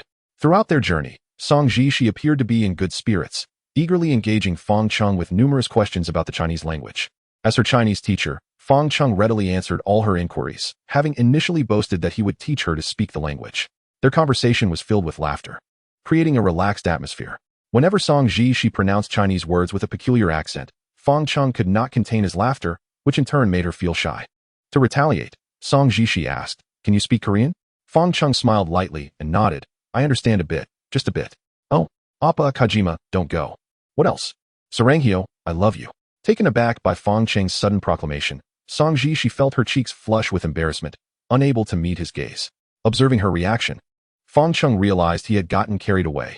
In truth, he knew very little Korean, having merely picked up a few phrases from Korean dramas, uttering whatever came to mind. Though he recognized that his use of saranghyo might have been somewhat inappropriate. My apologies, I actually do not understand Korean. I learned those phrases from watching Korean dramas. Please do not mind any inaccuracies, he quickly clarified to Song Ji-shi to avoid any misunderstandings. After a moment, Song Ji-shi regained her composure and, with a smile, alleviated the earlier awkwardness, saying, I am genuinely surprised. Your linguistic talent is remarkable, having learned so well just by watching television. Fang Cheng chuckled. I am not as talented as you claim. It is merely that I have heard it enough to pick it up. You have no idea how popular your dramas and idol groups are among the young girls in our country, who all dream of marrying some oppo idol. It is truly a phenomenon. Song Ji-shi covered her mouth in laughter. I was the same way. When I was younger, I was infatuated with those idol groups. But as I grew older and faced the responsibilities of family and work, I lost the energy to pursue such passions. What about Li Qingman? Does she follow idols? Having grown up in America, she was immersed in Western culture and likely has little interest in Korean pop culture. Given the prominence of the Li family, they undoubtedly place great importance on education, with far more worthy pursuits than idol worship. Song Ji-shi asked a few more questions about Li Qingman, seemingly to deepen their understanding of one another, hoping to become better friends without ulterior motives. However, Fang Cheng remained cautious regarding Li Qingman's background, offering only perfunctory responses, revealing no useful information. Regardless of his level of trust in Song Ji-shi, he would not divulge anything about the matter to anyone but himself. This was Fang Cheng's way of protecting Li Qingman to prevent unnecessary complications arising from her lineage. Upon returning to the cave, they found Li Qingman sitting at the entrance, lost in thought. Song Ji-shi waved to her, attempting to greet her in the Chinese she had recently learned from Fang Cheng. Ji-shi, you can speak Chinese now? A little bit. I persuaded Fang Cheng to teach me, replied Song Ji-shi with an awkward smile. My pronunciation is not great, so please continue to teach me. Of course, as long as you wish to learn, I will gladly teach you, Li Qingman responded with delight. Hearing that the water source had become plentiful, a natural joy spread across Li Qingman's face. Now that their survival team had expanded to 3 members, the consumption of water posed a potential issue, which was likely why she had been daydreaming earlier, pondering how to address their drinking needs. However, with the news from Fang Cheng that the water supply had increased sufficiently for their daily needs, her previous concerns dissipated. While it was indeed a positive development that there was now enough water, both Fang Cheng and Li Qingman remained troubled by the possibility that this increase might have been due to the recent heavy rains. With surface water flowing down from the cliffs, they worried about the sustainability of this water source in the long term. Song Ji-shi, being a perceptive woman, understood the underlying concerns that Fang Cheng and Li Qingman were expressing. I am sorry that my presence has caused you trouble. No, you need not apologize. Li Qingman reassured her, taking Song Ji-shi's hand in a gesture of encouragement. Please remember, we are a team, and we will face challenges together. There is no need to apologize for any circumstance. Fang Cheng also encouraged, do not worry too much. In China, we have a saying, heaven will not seal off all paths. As long as we are alive, we will surely find a solution. Chapter 69, The Marvelous Uses of Ashes. After enjoying the freshly boiled water in the cave, the 3 members of the survival team felt invigorated, relishing the beauty of the new day. Li Qingman remarked, this is the most refreshing drink I have had since arriving on the island. I no longer have to worry about running out of water. Indeed, previously we could only collect 1 bottle of fresh water in a day, but now we can fill a plastic bottle in just an hour, drink as much as we like. Fang Cheng grinned widely, his joy unrestrained. In this desolate island, nothing brings more happiness than having an ample supply of water. This had become a habit for Fang Cheng over the past 2 months. Whenever possible, he would fill all available containers with water, having experienced the dire straits of thirst. Thus, he cherished fresh water more than anyone else. While they reveled in the abundance of water, a sudden thought flashed in Li Qingman's mind, causing her to blush before she could voice it. Noticing her peculiar expression, Song Ji-shi inquired, what is it, Qingman? It's nothing. Li Qingman shook her head, glancing at Fang Cheng. With a man present, it felt somewhat embarrassing to broach the subject. Fang Cheng quickly grasped her intention. It seemed she wished to discuss a private matter with Song Ji-shi, so he took the woven basket crafted by Li Qingman and his own spear, departing the cave to search for food by the sea. Once he was certain he had gone far enough, the 2 women resumed their conversation. Song Ji-shi asked, what were you thinking earlier? Li Qingman, feeling a bit shy, admitted, due to the lack of fresh water. I have not had a proper bath in quite some time. Oh, I understand now. You were suggesting we go wash by the water source. Song Ji-shi, quick-witted, immediately grasped Li Qingman's intent. Li Qingman nodded eagerly, asking, "Since you and Fang Cheng have been to the water source, how is the situation there? Is there enough water for bathing?" "Water flows continuously from the crevices of the rocks, so there should be no problem washing our bodies," Song Jishi said, blushing slightly. "In fact, when I saw the water flowing down, I longed to bathe there. It has been far too long since I last cleaned myself, and I feel as though there is a foul odor emanating from my skin." "Then let us go," Li Qingman proposed enthusiastically. "Now?" Song Jishi asked, astonished. "Of course now. Fang Cheng has gone to the seaside and will not notice our absence for a while." This was indeed the true intention behind Li Qingman's desire to send Fang Cheng away. She longed to bathe at the water source, but felt too shy to mention it with him nearby. Thus, she sought to discreetly wash herself in his absence. As they prepared to depart, Song Jishi picked up a half coconut shell from the ground, filling it with some plant ash to take along. "Jishi, are you really going to bring that?" Li Qingman inquired with curiosity. Song Jishi explained, "The primary component of plant ash is potassium carbonate, which becomes alkaline when dissolved in water, making it effective for removing grease from the body. We can use it as soap." Li Qingman was overjoyed. She had merely wished to wash with fresh water, but now, with the prospect of using plant ash as soap, she could thoroughly cleanse herself. Upon reaching the cave entrance, they spotted Fang Cheng standing in the water on the distant white sand beach, repeatedly thrusting a spear into the water, seemingly attempting to catch fish. Concerned about being seen by him, they hastily left the rocky shore and made their way into the woods, heading towards the water source. Song Jishi held the coconut shell filled with plant ash, while Li Qingman clutched a partially crafted stone axe, prepared for any potential dangers. Their journey through the woods was smooth, as the daytime environment was relatively safe, and they quickly arrived at the water source. Cool freshwater gushed from the crevice of the cliff, and upon witnessing this scene, Li Qingman was astonished. Hardly able to believe this was the same water source she and Fang Cheng had discovered before. She recalled that at that time, only a trickle of fresh water seeped through the crevice, whereas now it flowed abundantly, creating a small pond on the ground. This sight filled her with excitement, and she could hardly wait to take a proper bath. There shouldn't be anyone around, right? Song Jishi glanced around nervously, feeling somewhat hesitant to remove her clothing. "Rest assured, aside from Fang Cheng, there are no other men on this island. Let us seize the moment," Li Qingman encouraged. "Well, all right then." Deep within the forest, the gentle flow of water revealed infinite beauty. Li Qingman and Song Jishi reveled in their first delightful freshwater shower since arriving on the island. Utilizing the powerful cleansing properties of the plant ash not only to wash their hair, but also to thoroughly cleanse their bodies. With the use of plant ash, there was no concern about polluting the water source. The flowing water would swiftly restore the area to its original state. On the beach, Fang Cheng was attempting to spear fish with his long spear. In truth, foraging for food was easier on the tidal flats, but he was eager to test his weapon. The spear was crafted to confront the large ram, which had yet to make an appearance, and Fang Cheng was not inclined to seek out trouble with it. So he settled on the beach to practice with the fish swimming near the shore. However, after several attempts to spear fish, Fang Cheng realized the challenge inherent in the task. He had underestimated the skill required. Despite seeing the fish swimming close by, he could not catch a single one with his spear. Each failure eroded his confidence, and he retreated from the water to the sand, sitting down with a look of frustration and resignation. After much contemplation, he could only console himself, acknowledging that not everyone can master the art of spearing fish. Perhaps it was best left to those more skilled, while he returned to the tidal flats to try his luck there. Upon arriving at the tidal flats, he discovered that the circle of stones he had previously built had long been washed away by the waves. The relentless sea showed no mercy, indifferent to the effort expended. As it turned out, for a novice like Fang Cheng, choosing the tidal flats was far more prudent than the beach. Within half an hour, his basket was filled with several large crabs and an assortment of seashells. Chapter 70. It seems to have become whiter. Seeing this scene, Fang Cheng's heart suddenly raced with anxiety. He regretted leaving Song Jishi behind with Li Qingman. Now that Li Qingman was missing, it was possible that something had happened due to Song Jishi. Overcome with remorse, he struck himself on the head, berating himself for his momentary negligence that led to a grave mistake. But then he realized it was not the case. Fang Cheng stood there, momentarily stunned. It turned out that Li Qingman had not gone missing. Song Jishi had not abducted her. His own overreaction had led to the misunderstanding.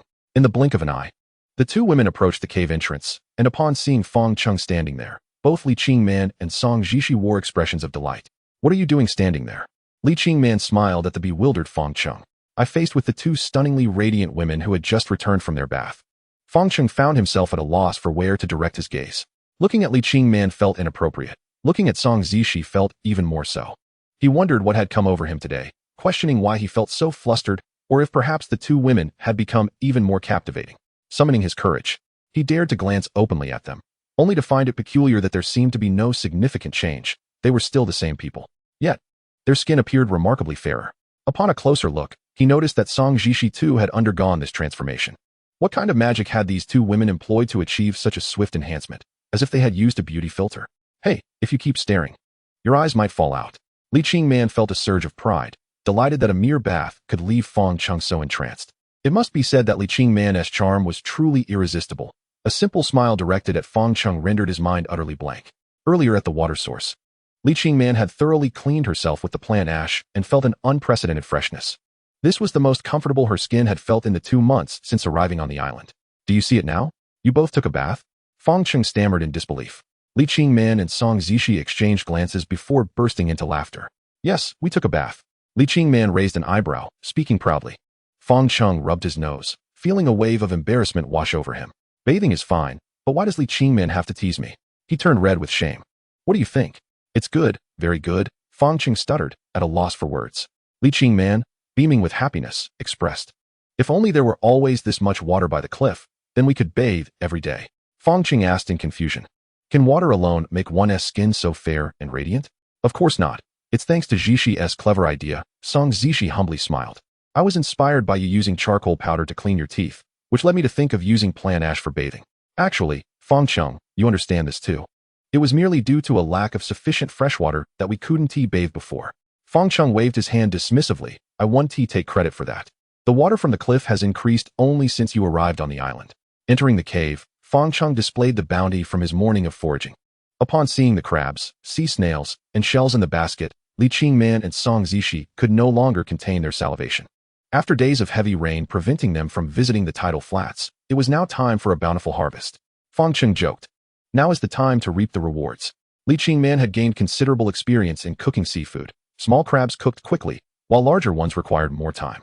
Shellfish could be eaten once opened, and snails needed the longest cooking time.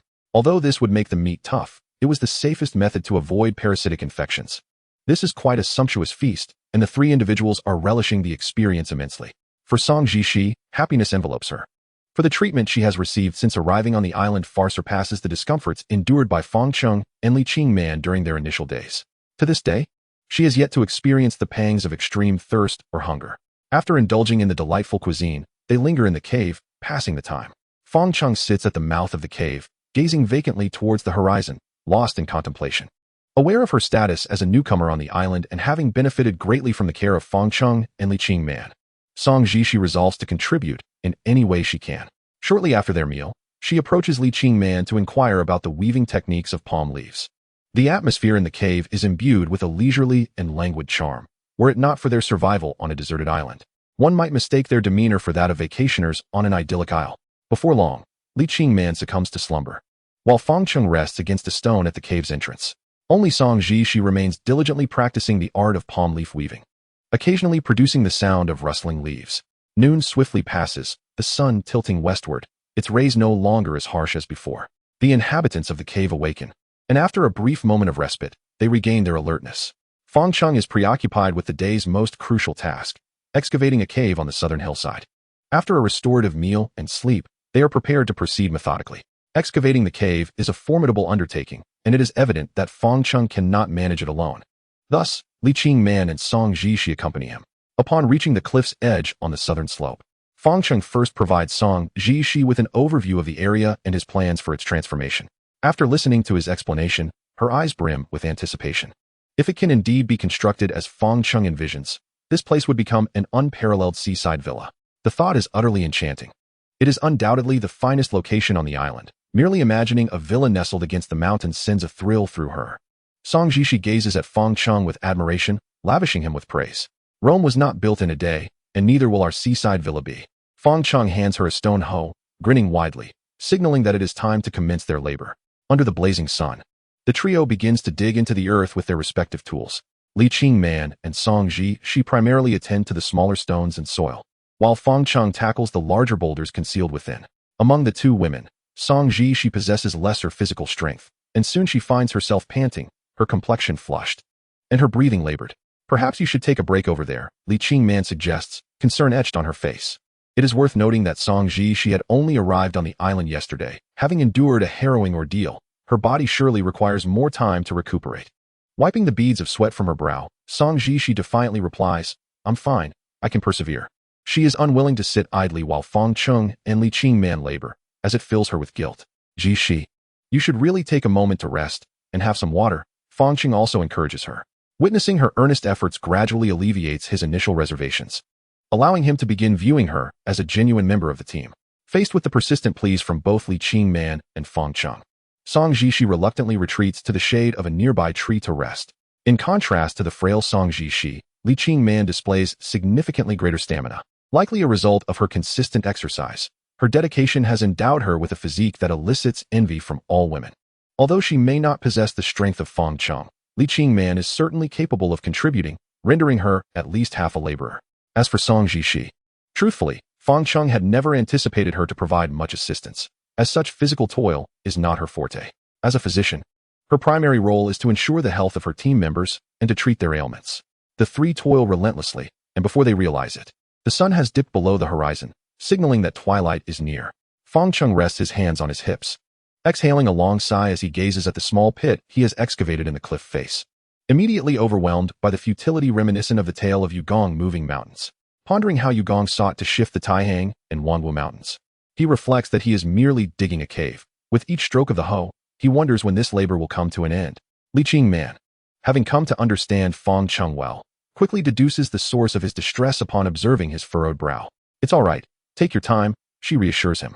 A simple word of comfort can soothe Fang Cheng's troubled heart. Perhaps this is the unspoken bond they share. "Who is your wife? Come here." Initially feeling disheartened, Fang Cheng's spirits are swiftly lifted by Li Qingman's encouragement. A smile of renewed confidence graces his face as he gathers the tools from their hands, hoisting them onto his shoulder and striding back towards the cave. Upon returning, utterly exhausted, Fang Cheng leans against a stone at the cave entrance and soon falls into a deep slumber, his snores echoing within the cave.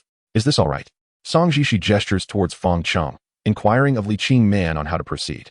Understanding Li Qingman's concern, she nods in agreement, casting a sympathetic smile at her, perhaps a reflection of the love that binds them, a truly enviable connection. Observing Li Qingman carving a coconut, Song Jishi volunteers, "How about I prepare dinner tonight? Can you manage?" Li Qingman hesitates. "You haven't really had a chance to rest, and I know you're fatigued. Allow me to handle this. You should take a proper break," Song Jishi insists. A warm current flows through Li Qingman's heart. Song Jishi's thoughtfulness touches her deeply, and she indeed feels worn out, in dire need of rest. "The stone chisel is here. I'll leave the rest to you." "All right. Make sure to get some good rest," Li Qingman replies, taking the stone chisel. Song Jishi emulates Li Qingman's earlier technique for opening coconuts, initially believing it would be a daunting task. However, with the aid of the sharp stone chisel, it proves far simpler than anticipated. Once she successfully opens 3 coconuts, she is poised to boast to Li Qingman, only to find that she has already succumbed to sleep upon the palm mat. Sighing softly, Song Jishi gazes at the 2 weary figures, a pang of guilt stirring within her. If only she could contribute more, perhaps they wouldn't be so exhausted. Nevertheless, dwelling on such thoughts proves futile. Her priority now is to prepare a delicious dinner. Approximately an hour later, the cave is filled with the tantalizing aroma of coconut meat. Following Li Qingman's guidance, Song Jishi combines coconut meat with crab, snail, and shellfish, creating a delectable coconut seafood rice. Before rousing Fang Cheng and Li Qingman, she tastes a spoonful herself. Perhaps due to her hunger, the coconut seafood rice exceeds her expectations in flavor. Only after confirming the delightful taste of her creation does she gently awaken the slumbering Fang Cheng and Li Qingman. "Wow, what is that delightful fragrance?" Fang Cheng mumbles, still dazed from sleep, nearly drooling. Song Jishi beams as she presents him with a bowl of coconut rice, saying, "My skills may be lacking. I hope you'll forgive me." "What about me? What about me?" Tempted by the enticing aroma wafting through the air, Li Qingman can no longer contain herself and eagerly desires a generous serving. "Patience, it will be ready shortly." Song Jishi hands her another bowl, cautioning, "It might be a bit hot, so be careful." The sight of the snow-white coconut meat mingled with crab and shellfish, releasing an irresistible scent, ignites their appetites. Unable to resist the temptation, they took a bite, and the moment it touched their lips, it melted away. The flavor was rich and layered, a delightful fusion of coconut's refreshing aroma mingling with the sweet tenderness of crab meat. This exquisite taste immediately captivated Fang Cheng and Li Qingman, who devoured it eagerly, finishing every morsel of the coconut rice within moments. "Slow down. There's plenty more," Li Qingman cautioned. Witnessing the overwhelming success of her dish, Song Jishi was elated, a sense of achievement swelling within her. With her mouth full, Fang Cheng mumbled, "Jishi, you are simply the modern-day Zhang Jiam." In surprise, Song Jishi laughed. "You know about Zhang Jiam?" Fang Cheng replied, "My mother was already following that drama while I was still in the womb." Chapter 72, Sunburned. Last night, everyone slept soundly, and both Fang Cheng and Li Qingman enjoyed a restful slumber, a boon for their physical well-being. Upon awakening, they discovered that Song Zishi was missing from the cave. "Where has she gone?" Li Qingman asked, her eyes still heavy with sleep. Fang Cheng yawned and shook his head. "She must have woken up early. Did she go to fetch water?"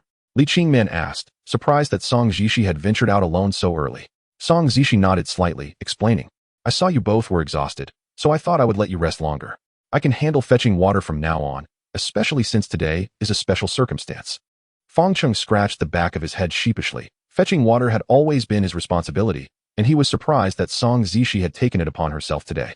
His reluctance to let women fetch water stemmed largely from concerns about potential dangers lurking in the forest, venomous snakes, poisonous insects, the island's wild animals, and that formidable ram, all of which could pose serious threats.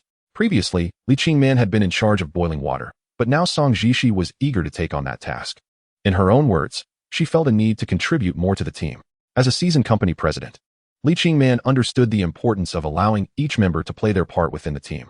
She refrained from competing with Song Zishi for these tasks, recognizing that the latter was grappling with feelings of guilt and insecurity and needed small responsibilities to bolster her confidence. Sitting at the cave's entrance, the briny sea breeze tousled the hair of the two young women. The sky was dotted with fluffy clouds, while Fang Cheng's gaze stretched out to the horizon, watching the sea transition from pale blue to green, then dark blue, until the line between sea and sky blurred. "If only we had some tea, it would be perfect," he sighed, putting down the tin can. "Nice thought, but do you think we are here on vacation?" Li Qingman retorted, playfully challenging him. This had become a daily routine for the two, with Li Qingman often finding fault in Fang Cheng's remarks, while he relished the banter. "Jishi, do Koreans drink tea?" Fang Cheng inquired. "Some do, but young people generally prefer other beverages. Older folks tend to enjoy traditional Korean tea, which differs from what you have in your country," Song Jishi replied. Seizing the opportunity, Li Qingman shot a triumphant glance at Fang Cheng, saying, "Did you hear that? Older people like tea." Fang Cheng chuckled nonchalantly. "When I encountered those little kids on the street, they called me brother. Later, they started calling me uncle, and now, working under you, they started calling me granduncle. What are you implying? That I'm being treated poorly by you? It's quite amusing, isn't it? A man in his 20s already being called granduncle. That speaks volumes about how terrifying it is to work under you." Li Qingman crossed her arms, feigning anger. "Oh really? So you think I'm terrifying?" No, I was wrong." Fang Cheng quickly interjected, lowering his head in contrition, his demeanor sincere. Li Qingman was merely putting on a front to tease him. The moment she saw his earnestness, her anger melted away, and she smiled, "Given your eagerness to apologize, I shall let you off this time." After a brief respite, it was time to resume their daily toil, starting with foraging for food to prepare meals for lunch and dinner. As they were about to exit the cave, a fleeting expression of pain crossed Song Jishi's face, which Li Qingman keenly noticed. "Jishi, what's wrong? Are you feeling unwell?" "It's nothing. Let's just head to the beach to find food," Song Jishi replied. Fang Cheng suggested, "If you're not feeling well, you should rest here in the cave. Li Qingman and I can handle the food gathering. It's just a sunburn. I'll be fine," Song Zishi insisted. Upon her admission, Fang Cheng and Li Qingman finally noticed the sunburn on her arms and neck, where her skin was bright red and even blistered in some areas. "Goodness, you've really burned yourself," Li Qingman exclaimed, her heart aching at the sight of Song Zishi's sun-kissed skin. Song Zishi's complexion was naturally fair and delicate, and after a long afternoon under the sun, she had indeed suffered quite a bit. In contrast, Li Qingman and Fang Cheng, who had also worked alongside her, fared much better. They had been on the island for 2 months and had gradually acclimatized to the sun's intensity, their skin becoming noticeably darker.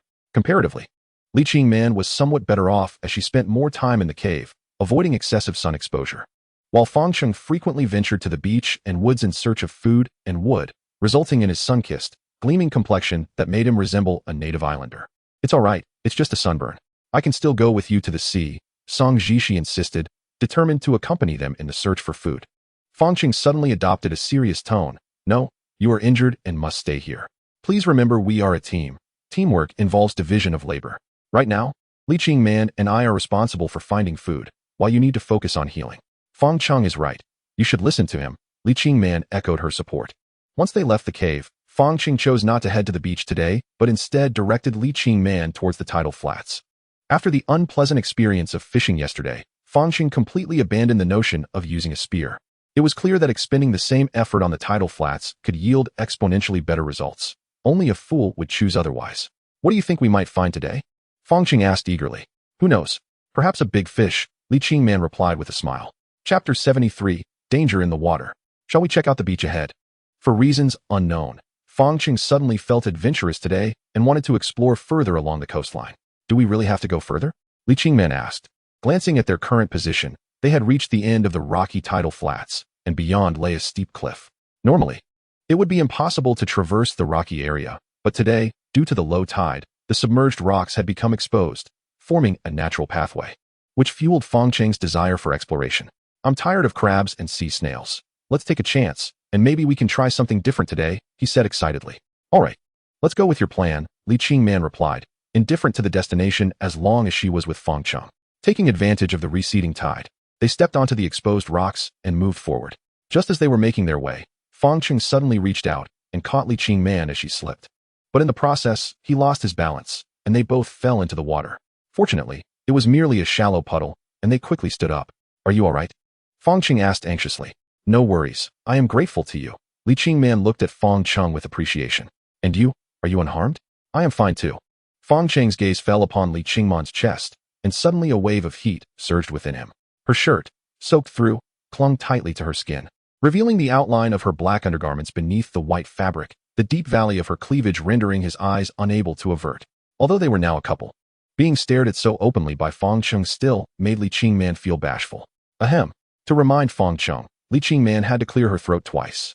Fang Cheng, as though jolted by electricity, quickly diverted his gaze, momentarily unsure where to look. Is it beautiful? Beautiful? Oh no, I saw nothing. Li Qingman lightly flicked Fang Cheng's forehead. Her beautiful eyes filled with playful reproach, saying, next time you look, I won't let you off easily.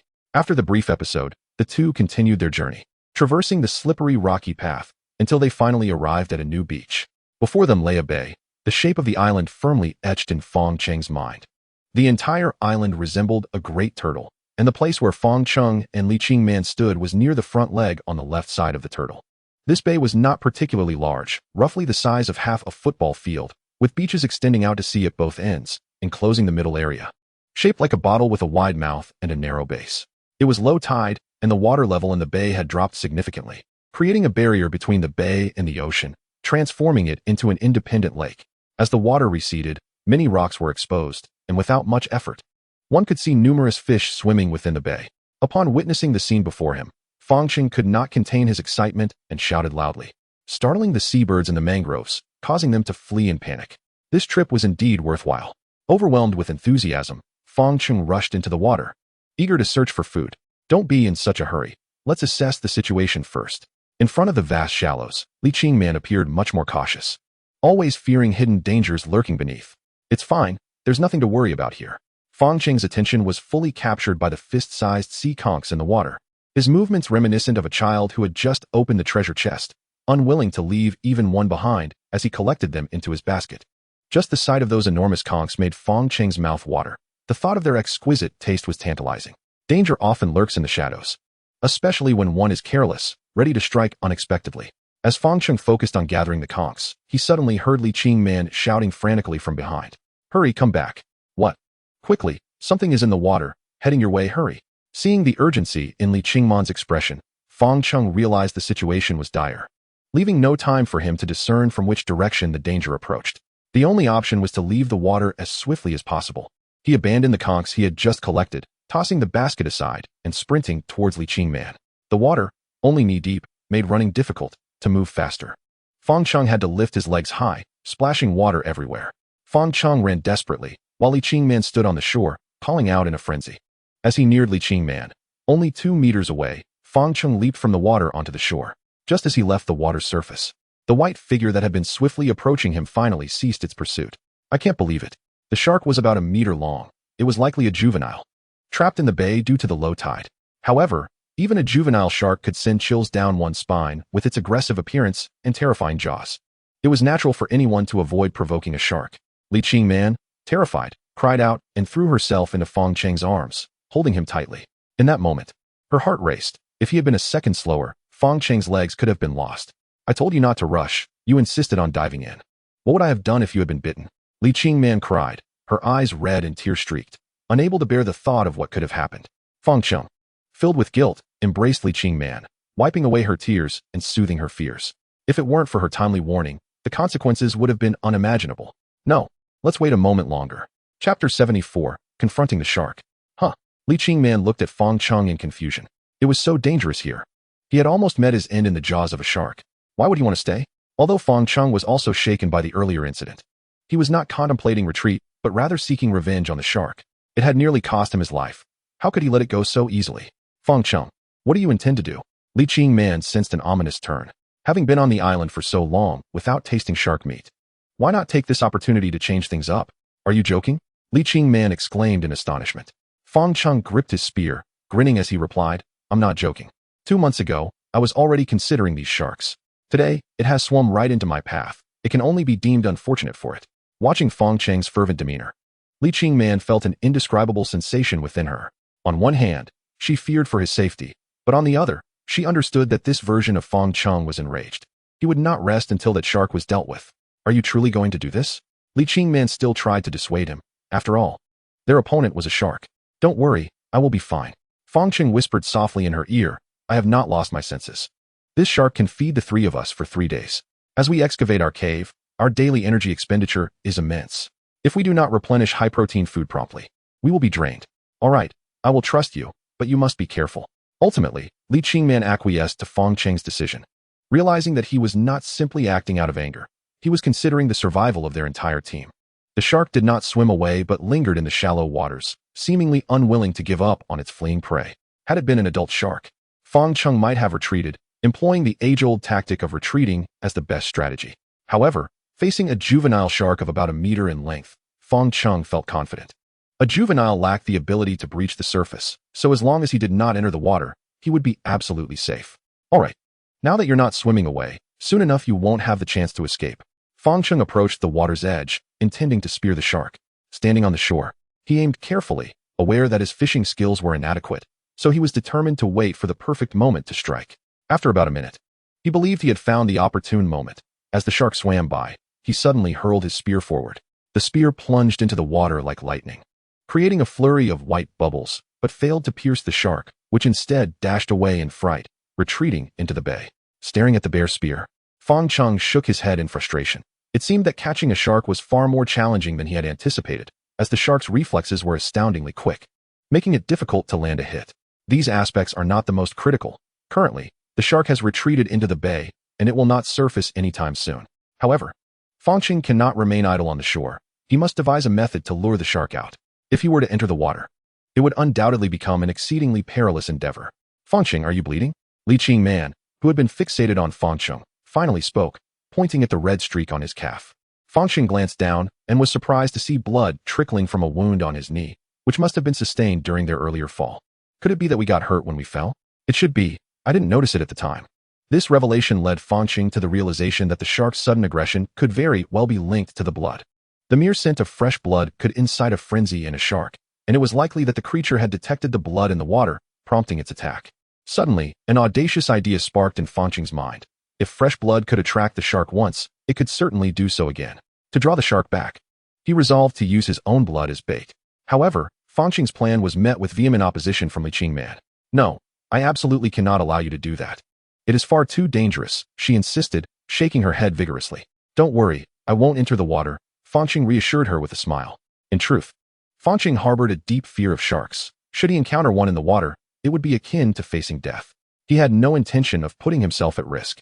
He merely intended to reopen the wound on his knee, allowing more blood to flow and spill into the water. The fresh blood would quickly mix with the seawater. And for a shark capable of sensing its prey from several kilometers away, this blood would be sufficient to lure it once more. Indeed, it was not long before the shark reappeared, swimming rapidly towards the shallow waters. This time, Fang Cheng abandoned his initial plan to spear the shark. Instead, he located a large stone weighing at least 30 to 40 pounds. When thrown into the water, such a stone would have the impact of a bomb. Even if it did not kill the shark outright, it could certainly stun it. Come here, you greedy creature. Fang Cheng focused intently, lifting the heavy stone with both hands. Whispering to himself, hoping the shark would approach quickly. Initially, the shark seemed hesitant, lingering at a distance. Fortunately, It eventually succumbed to the allure of the blood and decisively swam into the shallow area where Fang Cheng had spilled his blood. At the moment the shark drew near, Fang Cheng hurled the stone into the water with all his might. The impact sent a tremendous splash, and though the stone did not strike the shark directly, the resulting waves were sufficient to disorient it. Unlike ordinary fish, sharks lack swim bladders and rely on muscular movement to dive and surface. Thus, an unconscious shark would sink directly to the bottom. Fortunately, as they were in shallow waters, Fang Cheng was able to drag the shark from the water. Once again, the fearsome predator of the island met its end as Fang Cheng struck its head repeatedly with the stone, ensuring it would not awaken. My heavens, you actually caught a shark. Li Qingman's face was a portrait of disbelief. Not only was Li Qingman astonished, but even Fang Cheng himself could scarcely believe it. Yes, this is utterly insane. I actually caught a shark. Chapter 75. The taste is a bit strange. The shark measured nearly a meter in length and appeared quite sizable on the ground. Prior to this, Fang Cheng had never captured such a large fish. The shark's head was battered beyond recognition, ensuring that it was indeed lifeless, with bright red blood pooling around it, creating a somewhat macabre scene. I will carry it, Fang Cheng declared without hesitation, hoisting the shark onto his shoulder. It was indeed heavy, weighing at least several dozen pounds, and Fang Cheng felt the strain in his shoulder, grimacing slightly. Shall we carry it together? No, it's simpler if I do it alone. Though heavy, it was not beyond his strength, and Fang Cheng took a deep breath, hastening towards the cave with quick strides. Li Qingman, wielding the spear in one hand, supported Fang Cheng's burden with the other, hoping to alleviate some of the weight. Fang Cheng felt exhilarated, like a victorious soldier, as he flung the shark onto the ground with a broad smile illuminating his face. Song Jishi's eyes were wide with shock, shaking her head in disbelief. I can't be seeing this right. Is that really a shark? Li Qingman nodded affirmatively. Indeed, that is a shark. Good heavens. How on earth did you manage to catch a shark? Song Jishi exclaimed, cradling her head in her hands. Utterly unable to fathom how Fang Cheng and Li Qingman had accomplished such a feat, gazing at the battered head of the shark, with dark red blood oozing from it, she felt a chill run down her spine. Sharks are inherently fearsome creatures, and the sight of one so brutally injured was undeniably unsettling. With this big fellow, we can enjoy several hearty meals, Li Qingman remarked. But how do we cook such a large shark? Song Zishi lamented, feeling overwhelmed. The shark's size rendered their small metal pot inadequate. If they were to cut the shark open to cook it, the efficiency would be abysmal, and in the tropics, food spoils at an alarming rate. If they did not cook the shark promptly, it could begin to rot within just a few hours.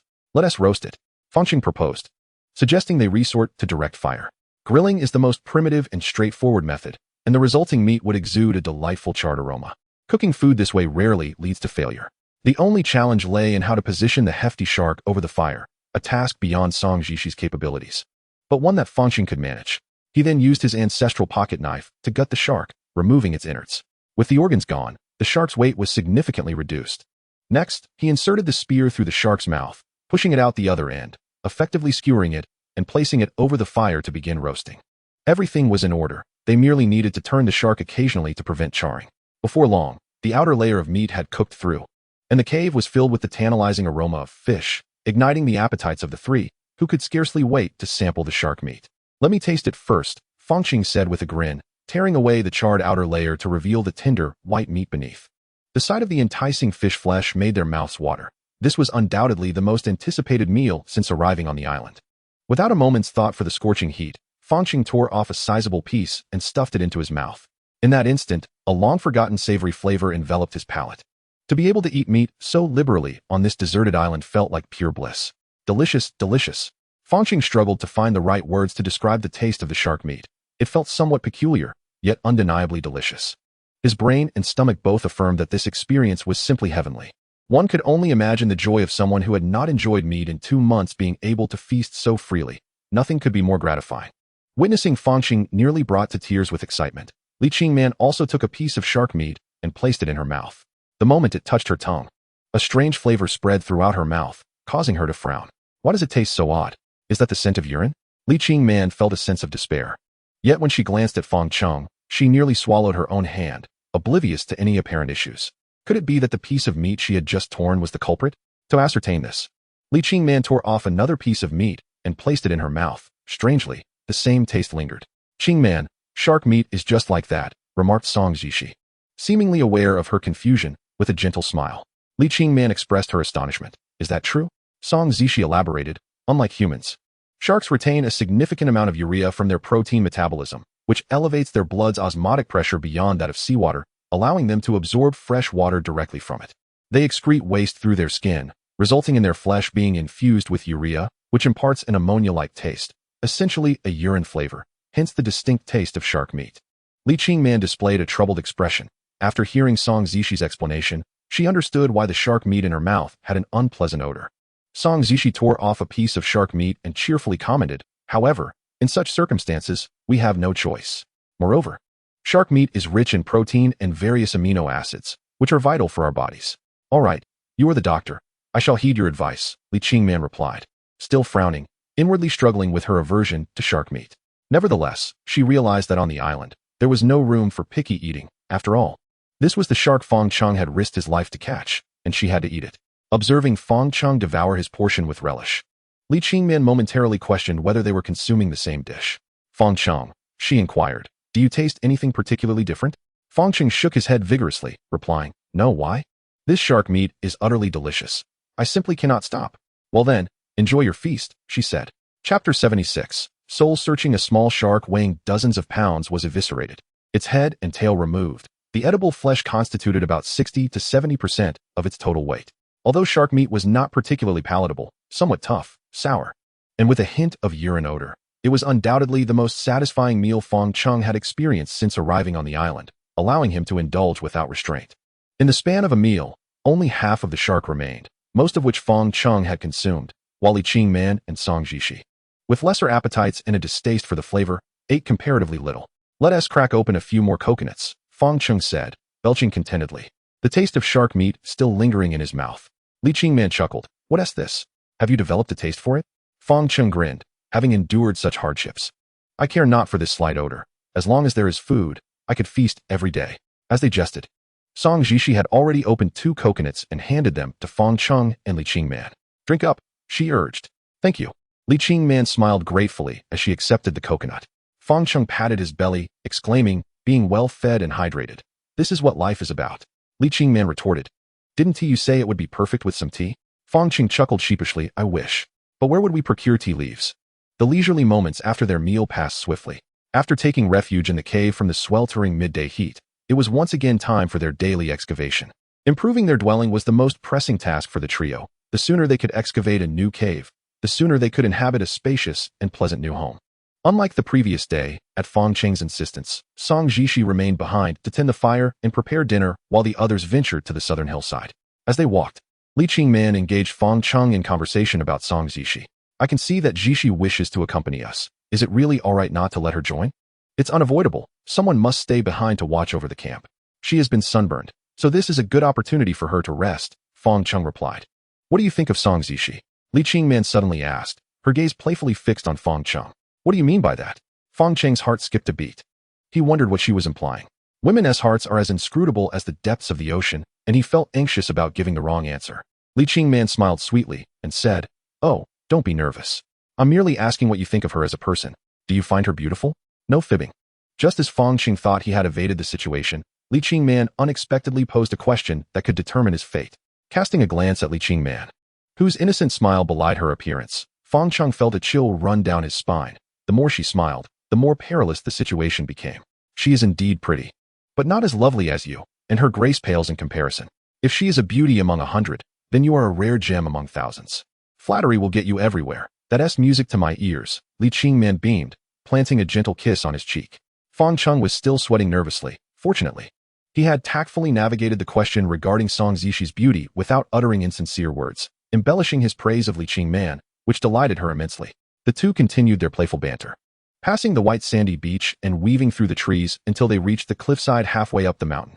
Fortunately, with the possession of stone picks, their efficiency in digging had significantly increased compared to when they had to rely on mere branches. However, even with the stone pick, their troubles were not over. The tool was fragile and easily damaged. Fang Cheng's pick shattered upon striking a large rock. "No way, it broke already?" Fang Cheng sighed, rolling his eyes as he tossed the damaged pick aside and sat down on a nearby stone. Li Qingman approached him, offering comfort. "Perhaps you should rest for a while and drink some water." "I can't drink. At this rate, it may take months to excavate a new cave." Fang Cheng's expression was one of anxiety. "So what if it takes months? Even if it takes a year or two? We're stuck on this island anyway. We might as well treat it as a way to pass the time." Li Qingman took his hand, wishing to offer him more solace. As she held his hand tightly, She felt the thick calluses, which moved her. These calluses were a testament to Fang Cheng's efforts for their survival. With Li Qingman's heartfelt comfort, Fang Cheng's mood improved significantly. He smiled and said, "It used to be me comforting you, and now it's you comforting me." Li Qingman gently replied, "When you feel down and disheartened, I wish to be by your side." Meanwhile, in the cave, Song Zishi was weaving a palm mattress, following the techniques Li Qingman had taught her. The mattress was now more than halfway completed. As the sun dipped low, casting golden rays across the island and shimmering on the sea, Song Zishi felt compelled to pause her work and gaze outside. Although Fang Cheng had advised her to remain in the cave to rest, she believed a brief visit to the beach would pose no harm, especially since it was not noon and the sun was not too harsh. Thus, she took a basket and ventured out, hoping to enjoy the sea breeze and perhaps gather some ingredients for dinner. Walking on the soft sand and feeling the refreshing sea breeze, Song Zishi felt rejuvenated. Being on the beach was undoubtedly a paradise compared to the confines of the narrow cave. At this very moment, she yearned to simply sit on the beach, gazing at the crimson hues of the sunset, watching the flocks of seagulls, and observing the sun slowly descend below the horizon. However, aside from relishing the breathtaking scenery, there was a more pressing matter she needed to attend to. Aware that Li Qingman was not particularly fond of the taste of shark meat, she hoped to try her luck on the beach in search of alternative food sources. Chapter 77. The Crystals on the Beach. Everything appears simple at first glance. Yet the reality of execution reveals its inherent challenges, as is the case with foraging for food on the beach. Disheartened, Song Zishi had to abandon her plans of collecting seafood. Initially, she expected to return empty-handed, but fortune seemed to smile upon her. Upon leaving the beach and arriving at the area between the dry and wet sand, she suddenly noticed glimmering objects within the sand trails beneath her feet. This discovery filled her with elation, prompting her to crouch down for a closer inspection of the crystals. These crystals were small, roughly the size of a thumbprint, and appeared slightly damp, exhibiting a lustrous white sheen. Could this possibly be sea salt? The sight of these crystals immediately brought sea salt to Song Zishi's mind, and she promptly dipped her finger in and tasted it. The moment it touched her tongue, a salty flavor stimulated every taste bud, evoking an indescribable delight. And she couldn't help but emit a soft hum of pleasure. This is salt, indeed. Realizing that the white crystals were sea salt, Song Zishi was overwhelmed with joy. The significance of salt to humanity needs no elaboration. In ancient times, it was a resource controlled solely by the government, with the illicit sale of salt punishable by death. Composed primarily of sodium chloride, salt also contains trace amounts of potassium, magnesium, iodine, and calcium. Prolonged absence of salt in one's diet can lead to severe health issues. And more importantly, salt bestows a new soul to food. Even the most mundane dish can transform into a culinary delight when seasoned with salt. This revelation nearly sent Song Zishi into a frenzy, and she began meticulously searching each sand trail for more sea salt. Yet, even the slightest amount of salt can dramatically alter the quality of food. Imagine cooking without any seasoning, merely boiling a piece of meat in water. Most would find that flavor intolerable. However, with salt, the situation changes entirely. This is fantastic. Fang Cheng and Li Qingman will surely be astonished. Are you hungry? Would you like to eat something first? Song Zishi cheerfully approached them. Fang Cheng smiled and said, "Wow, today's treatment is indeed different. It seems wise to have kept Zishi around." Li Qingman licked her lips and remarked, "I'm so thirsty. Let's drink some water first. I have boiled water ready for you." "Please, drink up," said Song Zishi, retrieving 2 plastic bottles filled with the cooled water she had prepared. Upon receiving the water bottle, Li Qingman, parched to the point of discomfort, gulped it down in one go. The refreshing sensation of drinking water was indescribably delightful. "By the way, how is the water source? Is there still enough flow?" Fang Cheng inquired. "I made 2 trips during the day, and the water supply is still ample, just like yesterday," Song Zishi replied. Upon hearing this, Li Qingman immediately contemplated another trip to the water source and smiled at Song Zishi, saying, "If that's the case, can we take a bath again?" After enjoying the refreshing experience of bathing yesterday, she became infatuated with it. Given that they had labored throughout the day, drenched in sweat, the idea of a bath was irresistibly appealing. Song Zishi blushed, realizing Fang Cheng was still present. She hadn't expected Li Qingman to bring up bathing so openly and shyly said, "It might be dangerous to go to the woods at night. What's to fear? We have Fang Cheng with us," Li Qingman said with a smile, glancing at Fang Cheng. "Me?" Fang Cheng pointed to himself, astonished. "Him?" Song Zishi also looked at Fang Cheng incredulously. Of course, who else could it be? Li Qingman shot Fang Cheng a flirtatious glance and playfully said, "Your task is to protect me and Zishi while we bathe, my knight." Protecting 2 beautiful women while they bathe certainly sounded like a grand task. And Fang Cheng hesitated to agree until Li Qingman cheerfully declared, "If you remain silent, it means you consent." After discussing bathing, Song Jishi could hardly wait to let the two of them try the shark meat. Upon seeing the shark meat, Li Qingman frowned slightly, recalling that it contained urea, which made her somewhat resistant. Just try a bit. It might taste different. Song Jishi urged her to give it a chance. Li Qingman tore off a piece and placed it in her mouth. The moment she tasted it, a subtle salty flavor made the shark meat surprisingly delectable, and the previously off-putting taste of urea seemed to diminish significantly. My goodness, how did you do this? Li Qingman exclaimed, looking at Song Jishi in astonishment. Seeing Li Qingman's reaction, Fang Cheng quickly took a bite as well. This taste was extraordinary, as if he had opened the door to a new world. How could shark meat suddenly be so delicious after just one meal's absence? Song Jishi beamed with delight, proudly declaring, "It's because of the salt." Salt? Where did you get the salt? Both Fang Cheng and Li Qingman asked in unison. I found it on the beach this evening. I went looking for food and unexpectedly discovered crystallized sea salt. Song Jishi excitedly explained. This is incredible. With salt, the shark meat is at least 10 times better. We will never have to endure a life without salt again. Fang Cheng exclaimed joyfully. Song Jishi shook her head and said, however, the crystals of salt on the beach are scarce and not easily found. Relying solely on this method to gather enough salt is unrealistic.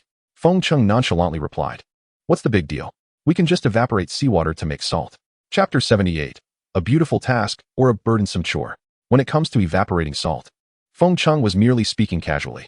If it were that simple, he and Li Qingman would have devised a method for salt production during their 2 months on the island, rather than waiting for Song Jishi to discover sea salt to recall this notion. Firstly, salt production requires a sufficiently large salt field to channel seawater into the salt pans. The seawater in the salt pans must be separated from the external seawater, and then the intense sunlight evaporates the seawater, leaving coarse salt behind. Setting aside whether such a location exists on the island for the establishment of salt pans, the island's unpredictable weather makes the process of evaporating salt far from straightforward. Just as one is making progress, a sudden downpour could occur, leaving one in tears with no recourse. The atmosphere in the cave was somber, and the expressions of the three were grave. Although salt is a valuable commodity, acquiring it is no easy feat indeed. Relying solely on seashells and clams cannot sufficiently replenish the body's lost salt.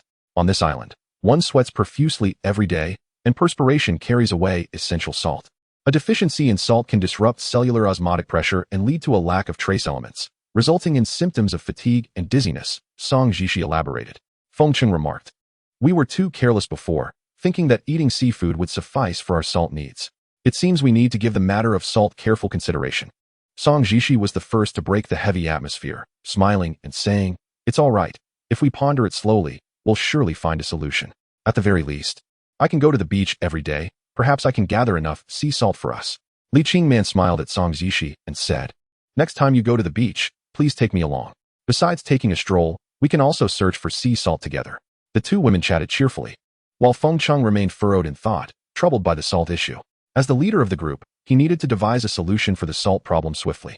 Nevertheless, to speak candidly and setting aside the issue of salt, this dinner was indeed quite delightful, nearly overwhelming Fang Cheng. It reminded him of his middle school days during his growth spurt when he was physically active and had an astonishing appetite, able to consume enough food for 3.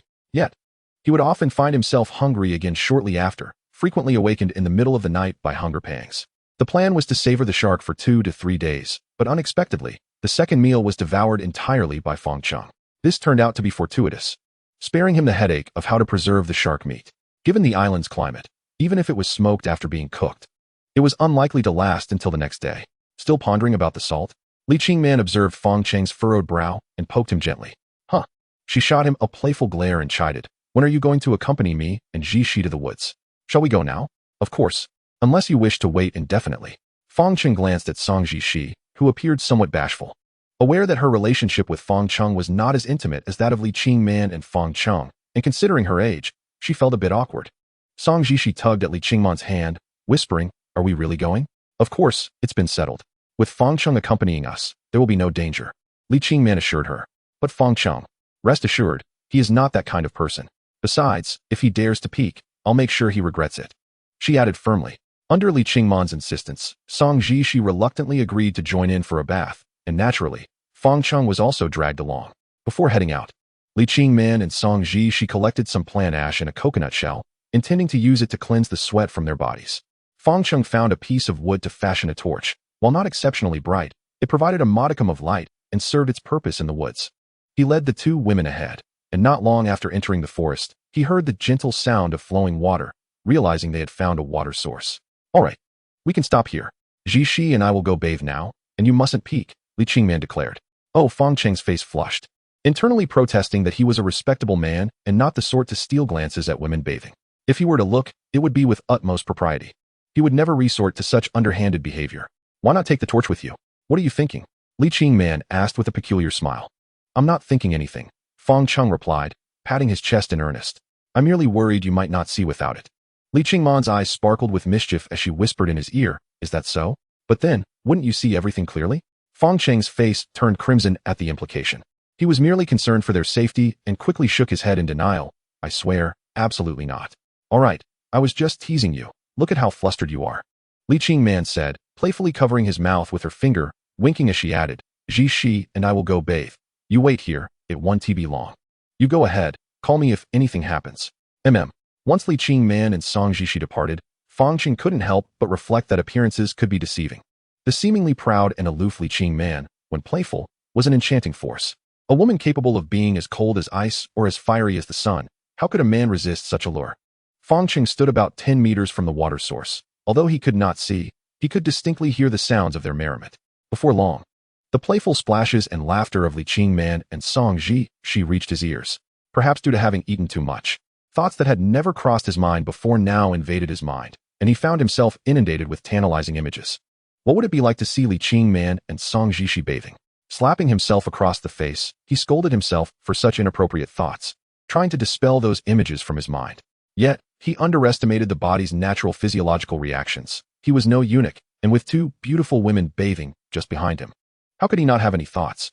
Thus, the forest echoed with the sound of his own slaps. Fang Cheng.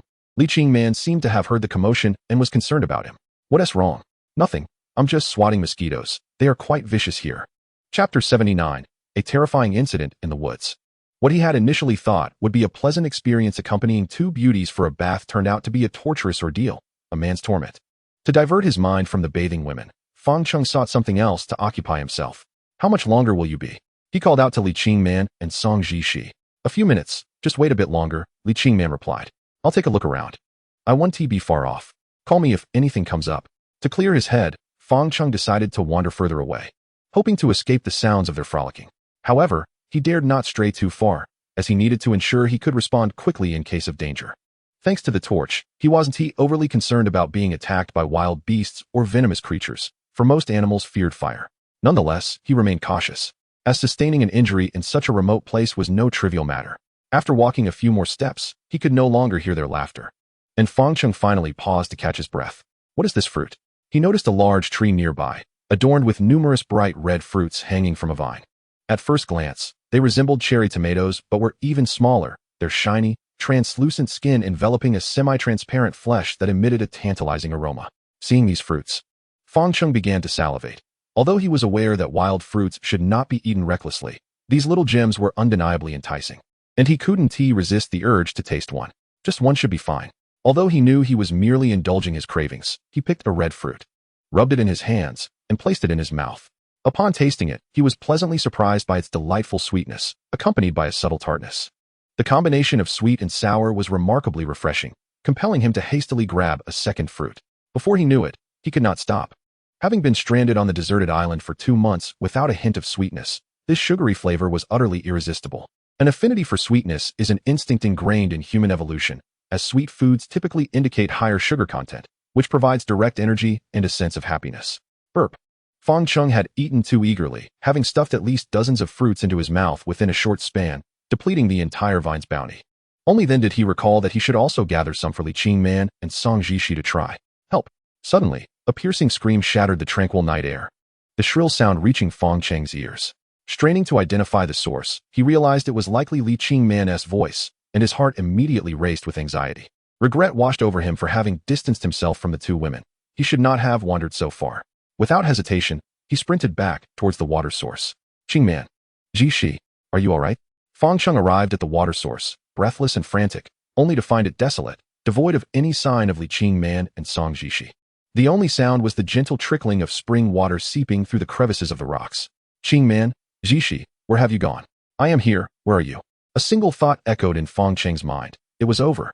His negligence had led to the disappearance of the two women. In a fit of self-reproach, he struck himself twice, fully aware of the perils lurking on the island, yet he had left the two women unattended, oblivious to the dangers they might now face. Something was amiss. Where were the coconut shells, and why were there no footprints? As Fang Cheng crouched by the pond, searching for clues, he noted the pristine clarity of the water, with no signs of disturbance. This was highly unusual, considering that Li Qingman and Song Zishi had just bathed here, frolicking joyfully. How could the water be so immaculate? He recalled that they had brought a coconut shell with them, and now it was nowhere to be found. Their clothes should have remained behind. It was inconceivable for them to vanish without a trace. Was this truly the water source? A cold sweat broke out on Fang Cheng's back. Why was there not a single trace of Li Qingman and Song Zishi? Had he mistakenly wandered to another location? Yet, that could not be. There was only one water source on the island, and this place unmistakably resembled it. Damn it! The realization struck him like a lightning bolt, sending shivers down his spine. If he had not been imagining things, he had glimpsed a woman in a white robe with cascading black hair.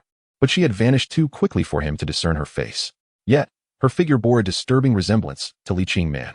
The terror mounted. This apparition was eerily reminiscent of Li Qingman, leaving him with an unsettling chill that penetrated deep within. He questioned himself incessantly. Why did that figure resemble Li Qingman? Could it be that a ghost on this island had abducted her, taking her form? Fang Cheng, Fang Cheng. Just as he was consumed by fear, a voice called out to him from behind. Zishi. As he turned, a jolt of dread coursed through him. There stood Song Zishi, clad in white. Her hair disheveled, her face pale and ghastly, devoid of any color. Ghost. The sight of Song Zishi's cadaverous visage nearly caused Fang Cheng to lose control of himself. Even more terrifying was the smile that crept across her face, as she bared her teeth in a ghastly grin. Fang Cheng, do not come any closer. Before he could comprehend the situation, the fleeting figure reappeared, flanking him with Song Zishi, effectively trapping him. It was over. He felt like a prey with no escape from the clutches of these two specters. As they approached, he could discern the other figure's features. It was indeed Li Qingman. Yet, this specter bore a haunted expression, her eyes vacant and devoid of life, resembling a mere shell of her former self. Qingman, what has happened to you? Fang Cheng's heart raced with a mix of fear and anguish. He was bewildered by the inexplicable events unfolding before him. The two phantoms quickly ensnared him, leaving him with no means of escape, as he braced himself for impending doom. Suddenly, an inexplicable surge of strength coursed through him, propelling him to break free from their grasp. Fang Cheng, where are you going? Just as he prepared to flee, he heard Li Qingman's concerned voice behind him. Confused, he turned to find Li Qingman and Song Zishi restored to their former selves, their expressions tense and filled with concern. Fang Cheng, what is wrong? Have you been possessed or seen a ghost? As the situation grew increasingly perplexing, Fang Cheng noted that, while they resembled Li Qingman and Song Zishi, their demeanor was entirely different. The two women drew closer, their bodies pressing against him, their presence overwhelming. Qingman, Zishi? Sensing their odd behavior, he lifted his gaze once more, only to gasp in horror. The two women had transformed back into their ghostly forms, their faces pale and chilling, and worse still, they were smiling seductively at him, with Song Zishi even playfully licking her lips in a manner that was both inviting and terrifying. The two phantoms taunted and teased him relentlessly. If this continued, Fang Cheng feared he would be drained dry. Hey, don't touch me, let go. That is not right. He shouted desperately, but his cries fell on deaf ears. In a moment of desperation, Fang Cheng conjured a daring idea. If they sought to seduce, he would outdo them in shamelessness. With a swift motion, he discarded his remaining undergarments. The two specters gasped, covering their faces in shock. Is that all you've got? You think I fear you? Fang Cheng laughed triumphantly, seizing the opportunity to escape as they shielded their eyes. He dashed into the woods, running for his life. The two phantoms pursued him relentlessly. Yet Fang Cheng felt invigorated, exhibiting no signs of fatigue as he sprinted through the darkness, soon disappearing from sight. Emerging from the forest onto the beach, Li Qingman and Song Zishi chased after him, but they could not catch up, watching helplessly as he ran farther away. Li Qingman's eyes were filled with worry as she shook her head, sighing, what has gotten into him? Song Zishi speculated, based on his behavior, he may be experiencing hallucinations. Hallucinations? Typically, extreme mental stress or the ingestion of certain substances can trigger such experiences. We consumed the same food. You and I are fine. So how could Fang Cheng suddenly be affected? Li Qingman pondered. Could it be the pressure has overwhelmed him? Hallucinations usually manifest intermittently and would not lead to such a response, Song Zishi countered. It is likely he ingested something hallucinogenic.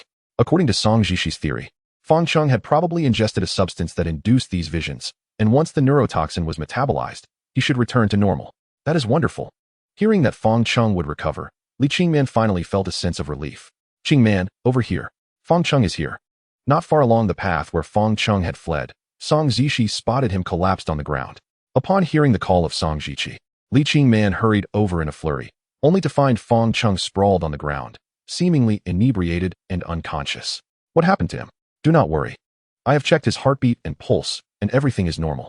He simply fainted, Song Ziqi reassured her as she lifted Fang Cheng onto her lap. She signaled for Li Qingman to help pinch his nose, and then forcefully pried open his mouth, retrieving some remnants of food from his oral cavity. To Li Qingman's eyes, this scene was rather unappealing. However, for Song Ziqi, a doctor, it was merely a routine examination. Only by knowing what Fang Cheng had consumed could they ascertain the cause of his hallucination. From his mouth, she extracted a sticky, soft substance resembling fruit pulp, which she gently sniffed, detecting a faint sweet and sour aroma. Did you discover anything? Li Qingman inquired anxiously. I found some suspected fruit pulp in his mouth.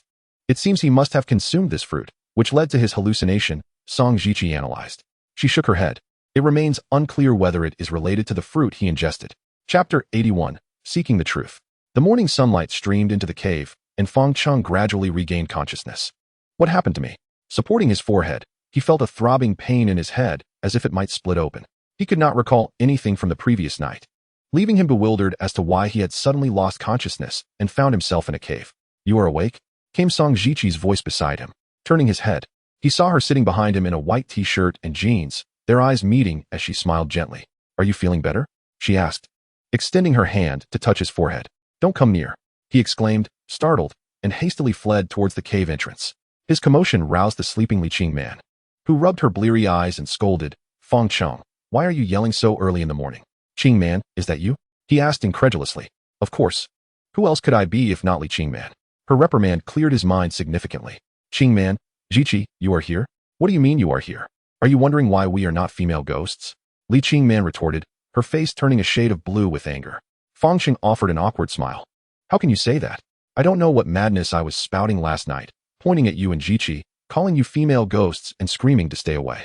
He felt his face flush, unable to meet Li Qingman's gaze, like a student being chastised by a strict teacher. What is most infuriating? Li Qingman abruptly halted mid-sentence, her mind flashing back to the image of Fang Cheng suddenly removing his pants the previous night, leaving her utterly mortified and speechless.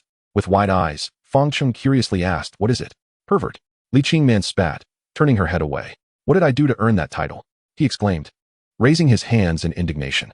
Enough, enough, I understand, he said, feeling ashamed and stopping Song Ziqi from continuing, fully aware of what had transpired next. That damned rascal. Just wait until I get my hands on him. As Fang Cheng fetched a stone from the cave, poised to enact a dramatic punishment on his troublesome younger brother, Song Ziqi gasped and covered her mouth in shock. Li Qingman crossed her arms, watching Fang Cheng's theatrics with a cold gaze.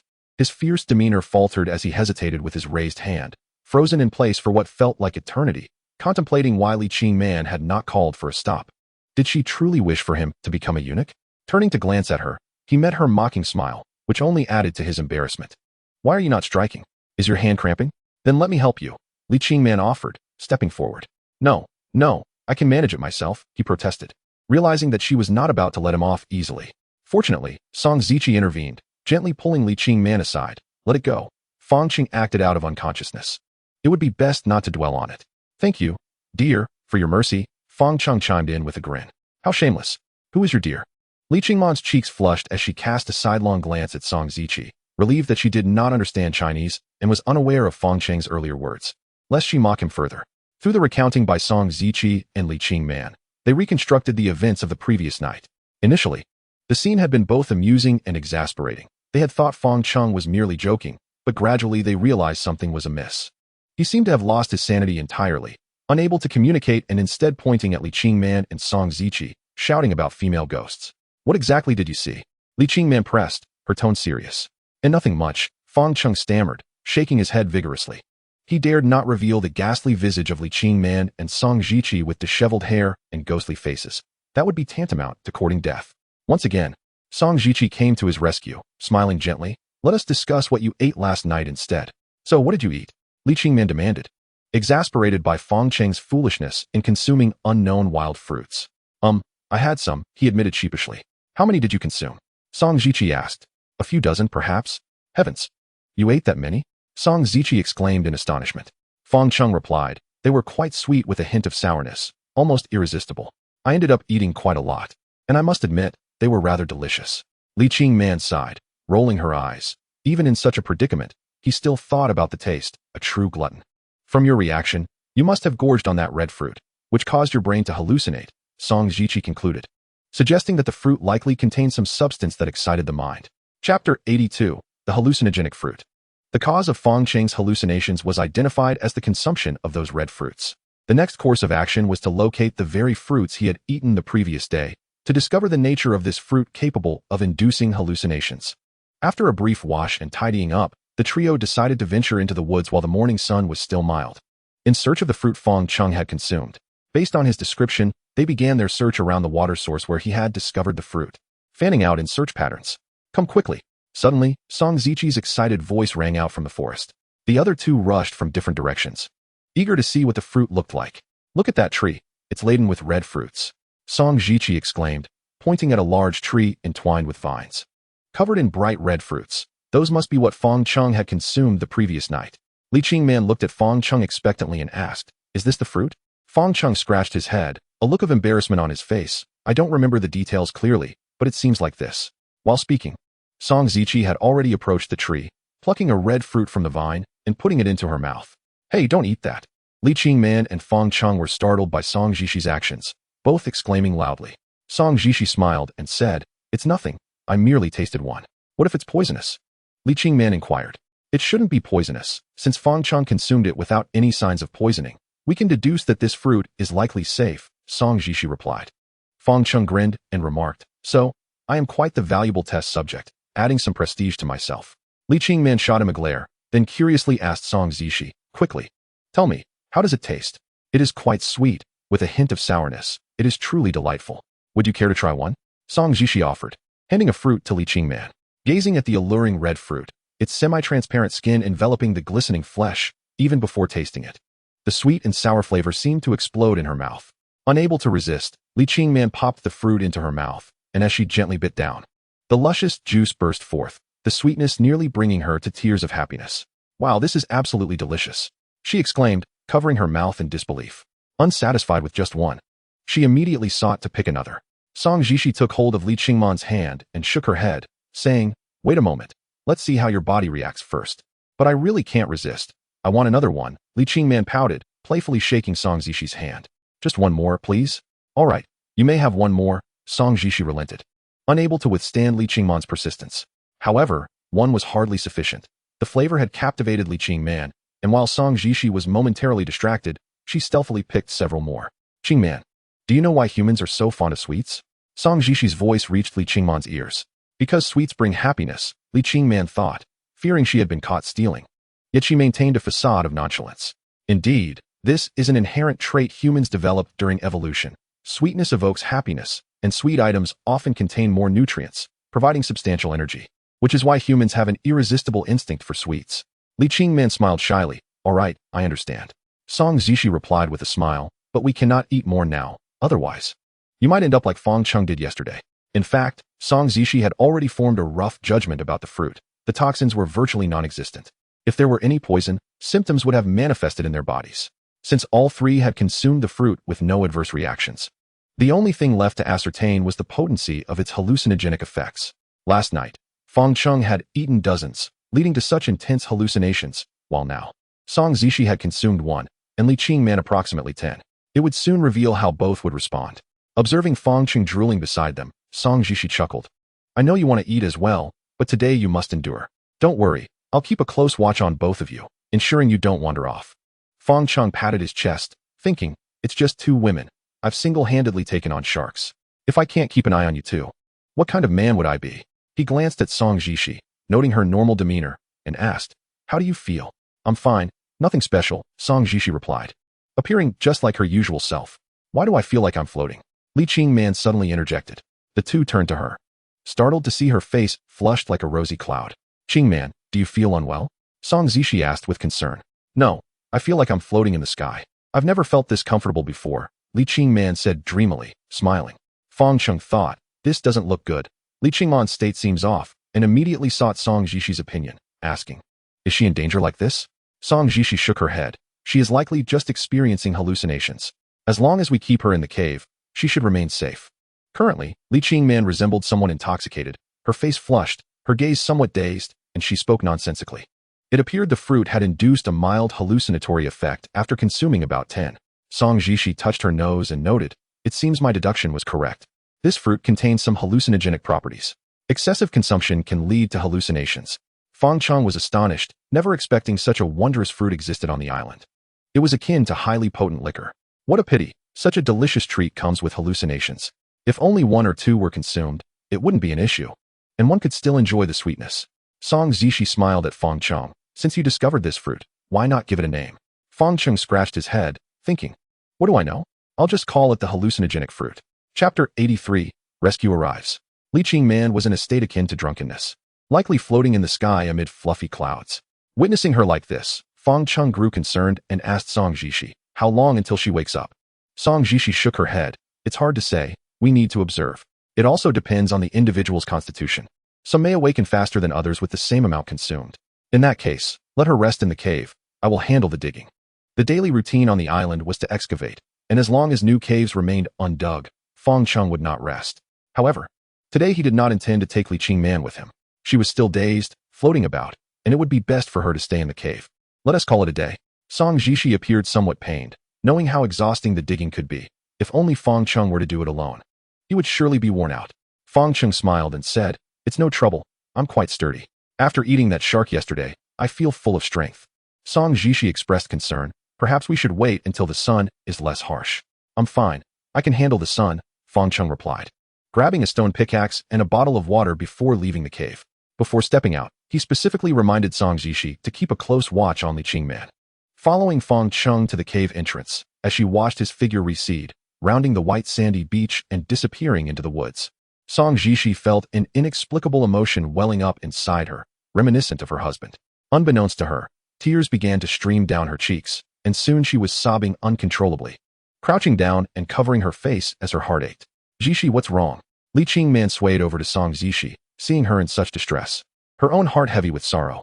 "It's nothing." Song Jishi quickly wiped her tears and looked up, attempting to appear unaffected, yet her reddened eyes betrayed her.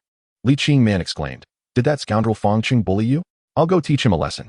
Song Jishi grasped Li Qingman's hand, shaking her head. "Qingman, it's not because of Fang Cheng." "Oh." Gazing into Song Jishi's profoundly sorrowful eyes, Li Qingman's heart felt as if it had been pierced by a knife. Her drunken stupor faded, the hallucinations brought on by the fruit slowly dissipating, and her mind gradually returning to clarity as she understood the reason for Song Jishi's sadness. "Qingman, there are many moments when I truly envy you and Fang Cheng. You share a profound love, demonstrating mutual tolerance and support, and most importantly, you are together." "Indeed, it is true. In fact, my connection with Fang Cheng is also a matter of serendipity. Had it not been for that unfortunate plane crash, and had I not found myself stranded on this desolate island, it is highly likely that he and I would have remained 2 parallel lines destined never to intersect in this lifetime." "So, your romance blossomed only after arriving on the island?" Song Jishi appeared astonished. "Yes, that is correct. I always assumed you were a couple before coming to the island." Li Qingman replied with a smile. "Before we arrived, I was his superior, but now I am his girlfriend. Fate is often so marvelous, just as you have come to this island and become one of us. At that time, when our yacht sank, I believed I would perish, but when I awakened, I found myself here. I can relate. There were several instances when I thought I was doomed, yet Fang Cheng saved me each time." "Have your hallucinations improved?" "Much better. Though I still hear a rumbling wind in my ears, as if I am floating in the sky." Song Jishi gently touched Li Qingman's forehead, finding it warm, a reassuring sign of her good health. "Jishi, thank you. In terms of roles, you are the patient and I am the doctor. Age-wise, you are younger than I, so it is only natural for me to care for you." As she spoke, Song Jishi brought over a bottle of cool water, urging her to drink more to expedite her metabolism. Li Qingman graciously accepted Song Jishi's care, gradually opening her heart to her. "Rumble, rumble." Li Qingman managed a faint smile, saying, "Perhaps the hallucinations have not yet faded. The wind sounds still echo in my ears." Song Jishi's expression shifted, her demeanor turning anxious as she exclaimed, "No, it's not a hallucination. That is the sound of an airplane." Initially, Li Qingman thought it was merely her lingering hallucination. But to her surprise, Song Jishi heard it too. With concentrated attention, they discerned it was indeed the sound of a helicopter's rotor blades. A helicopter has arrived near the island. This revelation sent the 2 women in the cave into a fervor, embracing each other in tears of joy. This is wonderful. We can be rescued. They will take us away from here. Now is not the time for tears. We must quickly go outside and signal for help, alerting them that there are people on the island. Yes, let us head outside the cave. In that moment, Li Qingman remained level-headed amidst the excitement, understanding that such an opportunity is fleeting. The helicopter might simply pass overhead, and if they did not act swiftly, all would vanish into a mirage. Ecstatic, the two women emerged from the cave, gazing upwards for the helicopter's location. Indeed, above the southern side of the island, they spotted a white helicopter hovering. Over here. We are here. The two women traversed the mudflats to the white beach, waving and shouting towards the helicopter in their respective languages. However, the noise from the rotor blades was deafening, making it likely that even if they screamed until their throats were raw, the occupants of the aircraft would not hear them. Seeing that the helicopter continued to circle overhead, without any indication of approaching their direction, Li Qingman and Song Zishi grew anxious, determined not to let this rare chance for rescue slip away. Smoke. Smoke will help them notice us, Li Qingman exclaimed, devising a plan. Knowing that if their voices could not be heard, smoke would surely attract attention. I will fetch some fire starters and wood from the cave. Song Zishi immediately turned and dashed back towards the cave. Chapter 84. The Descending Assassins. As usual, Fang Cheng arrived at the cliffside halfway up the mountain to commence his drilling task for the day. Not long after he began, a rumbling sound resonated from the horizon, gradually growing louder. From his vantage point, Fang Cheng had an excellent view and quickly spotted a small white dot against the azure sky, which was approaching steadily, hovering near the island. Watching that dot, Fang Cheng felt his heart race with excitement as he could clearly see that it was indeed a helicopter. Over here. There are people here. Like all those seeking rescue, Fang Cheng waved frantically at the helicopter, hoping to catch the attention of those aboard. However, his efforts bore no fruit as the occupants remained oblivious to his presence. Positioned on the mountainside, he could clearly see the activity on the white beach, where he noticed Li Qingman and Song Zishi had also come to the shore, waving towards the helicopter just as he was. They must be seen.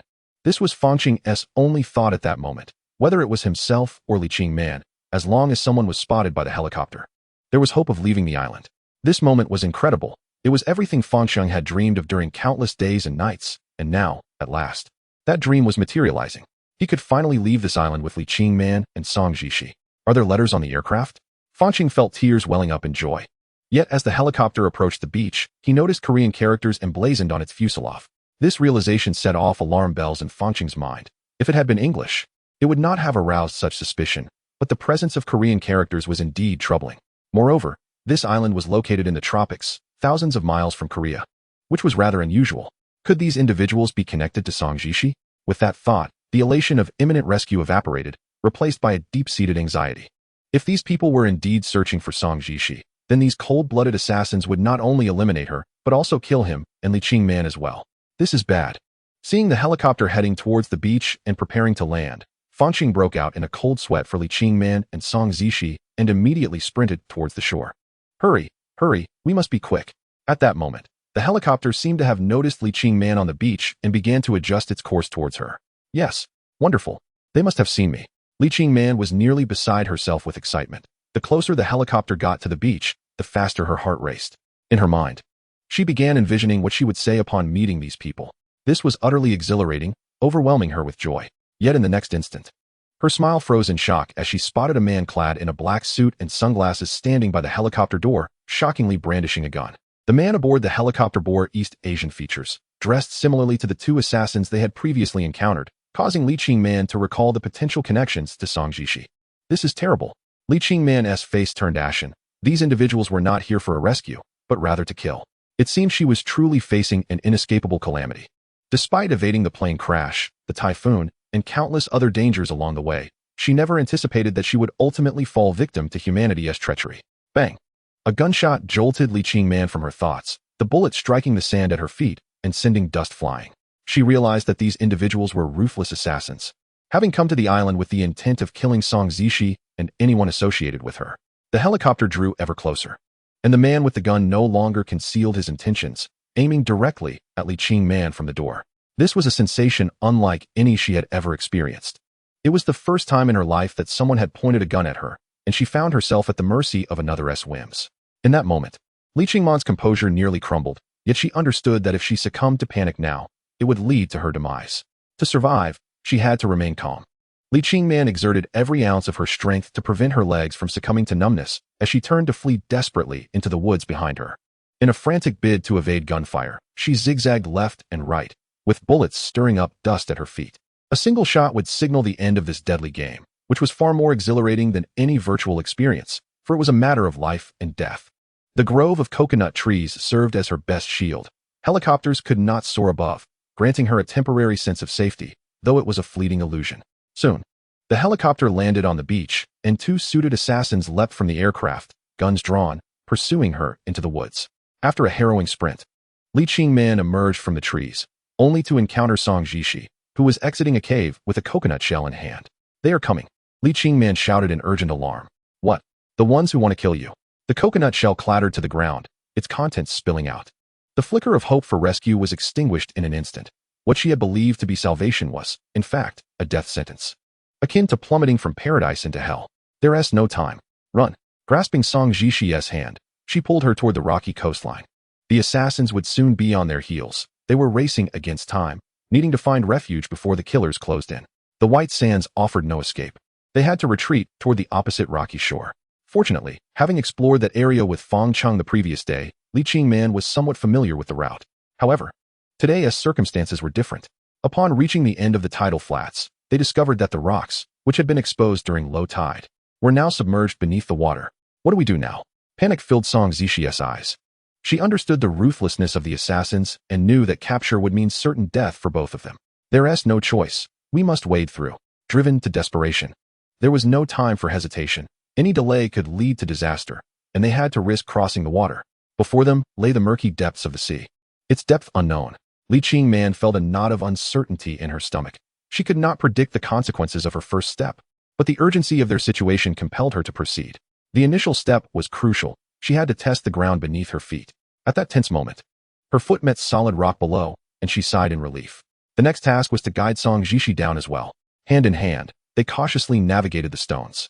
The waves surged violently, crashing against them, sometimes towering higher than their heads. A powerful wave struck, nearly sweeping them off their feet. As they pressed forward, the water deepened, rising from their waists to their chests, an unsettling sensation as the ground beneath was obscured, making each step feel perilous. Suddenly, a scream pierced the air. Song Zishi had slipped and fallen into the water. Fortunately, Li Qingman reacted swiftly, reaching out just in time to pull her back from the clutches of the waves. Emerging from the water, Song Jishi wore an expression of sheer terror, having choked on seawater and now coughing violently. Yet there was no time to regain composure. Despite her panic, they must find a safe haven to escape the gunfire. "Are you okay?" "I'm fine. Let us keep moving." The urgency of the moment reduced their concern to a mere exchange of 3 words. To prevent another mishap, Li Qingman tightened her grip on Song Jishi's hand, exercising caution as she tested each step ahead. Soon, they arrived at the steep cliffs of the island's western shore. The island's geography was distinct: a gentle slope to the south, rocky tidal flats to the north, and sheer cliffs to the west, where jagged stones jutted like daggers along the coastline, the most treacherous area of the island, with the fiercest waves crashing against it. The chaotic scene before them was a tempest of rocks and foaming surf. In their minds, reaching the perilous western coast would lead to a safe hiding spot, where the assassins would surely not venture. Yet, as they approached, they encountered their greatest obstacle. The path ahead was blocked, and crossing now required swimming rather than simply stepping on stones. "Stay close to me." "Okay," Song Jishi nodded, fully aware that there was no alternative but to press forward. Thus, they began to swim, with Li Qingman choosing the route nearest the bay, where, in the worst-case scenario, they would be swept into the bay rather than the open sea. Meanwhile, 2 assassins clad in black suits had disembarked from the helicopter, armed and discussing their quarry in Korean. The woman ran into the woods. "Is she the one we seek, Mujin? We didn't see her clearly. But our target is on this island. Mujin likely hides here. Regardless of whether she is Mujin, we must find her." One of them, appearing to be the leader, mimicked a throat-cutting gesture. Undoubtedly, these men were there to kill, and Li Qingman had unwittingly become their prey. The assassins began tracking her footprints through the woods. For these professional killers, tracking was not a challenge. They could easily discern the direction of their quarry's escape from the imprints left in the ground. She headed north on the island. "As long as she remains here, she cannot escape our grasp. Be cautious. This is an unfamiliar island. There may be many hidden dangers in the woods." The leader of the black-clad assassins removed his sunglasses, revealing a typical Korean face, square-jawed with high cheekbones and small, piercing eyes. "We have guns. There's no danger," the other assassin boasted, gesturing with his weapon. Just then, a rustling sound above caught their attention. Looking up, they were startled to see a vibrant green snake poised on a branch, flicking its tongue at them. In an instant, the snake lunged from the branch towards the overconfident assassin, who stood frozen, unable to react. The sound of gunfire erupted, and the snake was shot in half, its head exploding. At that critical moment, the leader had saved his subordinate's life. Be more careful. Next time, luck may not be on your side, he admonished, glaring at his accomplice. Meanwhile, on the southern side of the island, Fang Cheng hurried toward the beach, wishing fervently for wings to fly as fast as he could. Just as he felt a surge of urgency, gunfire erupted from the woods. The shots revealed the assassin's position and alerted Fang Cheng to the perilous nature of his adversaries. They were armed, and a single misstep could cost him his life. Chapter 86, The First Aid Package. The current situation is one where the enemy is aware while we remain concealed. Fang Cheng has a rough idea of the locations of the two assassins, yet they are oblivious to his presence. Even so, eliminating these two assassins poses a monumental challenge. At present, Fang Cheng possesses only a stone pickaxe, and he is devoid of clothing, while his adversaries are armed. The two assassins are able to support each other, and sending a man from a primitive society to confront two gun-wielding killers seems nothing short of a death wish. The sound of gunfire sharpens Fang Cheng's mind, leading him to realize that confronting them directly would be the most foolish choice. He must devise a more cunning plan to deal with these two foes. The helicopter. Soon, Fang Cheng's attention is drawn to the helicopter parked on the beach. This helicopter serves as the primary means of transportation for the assassins, who plan to escape the island via it. Therefore, Fang Cheng's first task is to neutralize their helicopter. Without hesitation, he stealthily approaches the edge of the forest, concealing himself behind a coconut tree to observe the situation. The helicopter's rotor blades have ceased their rotation, and the cabin door stands ajar. Peering inside, he spots a pilot lounging in the cockpit, seemingly dozing off, presenting Fang Cheng with an optimal opportunity.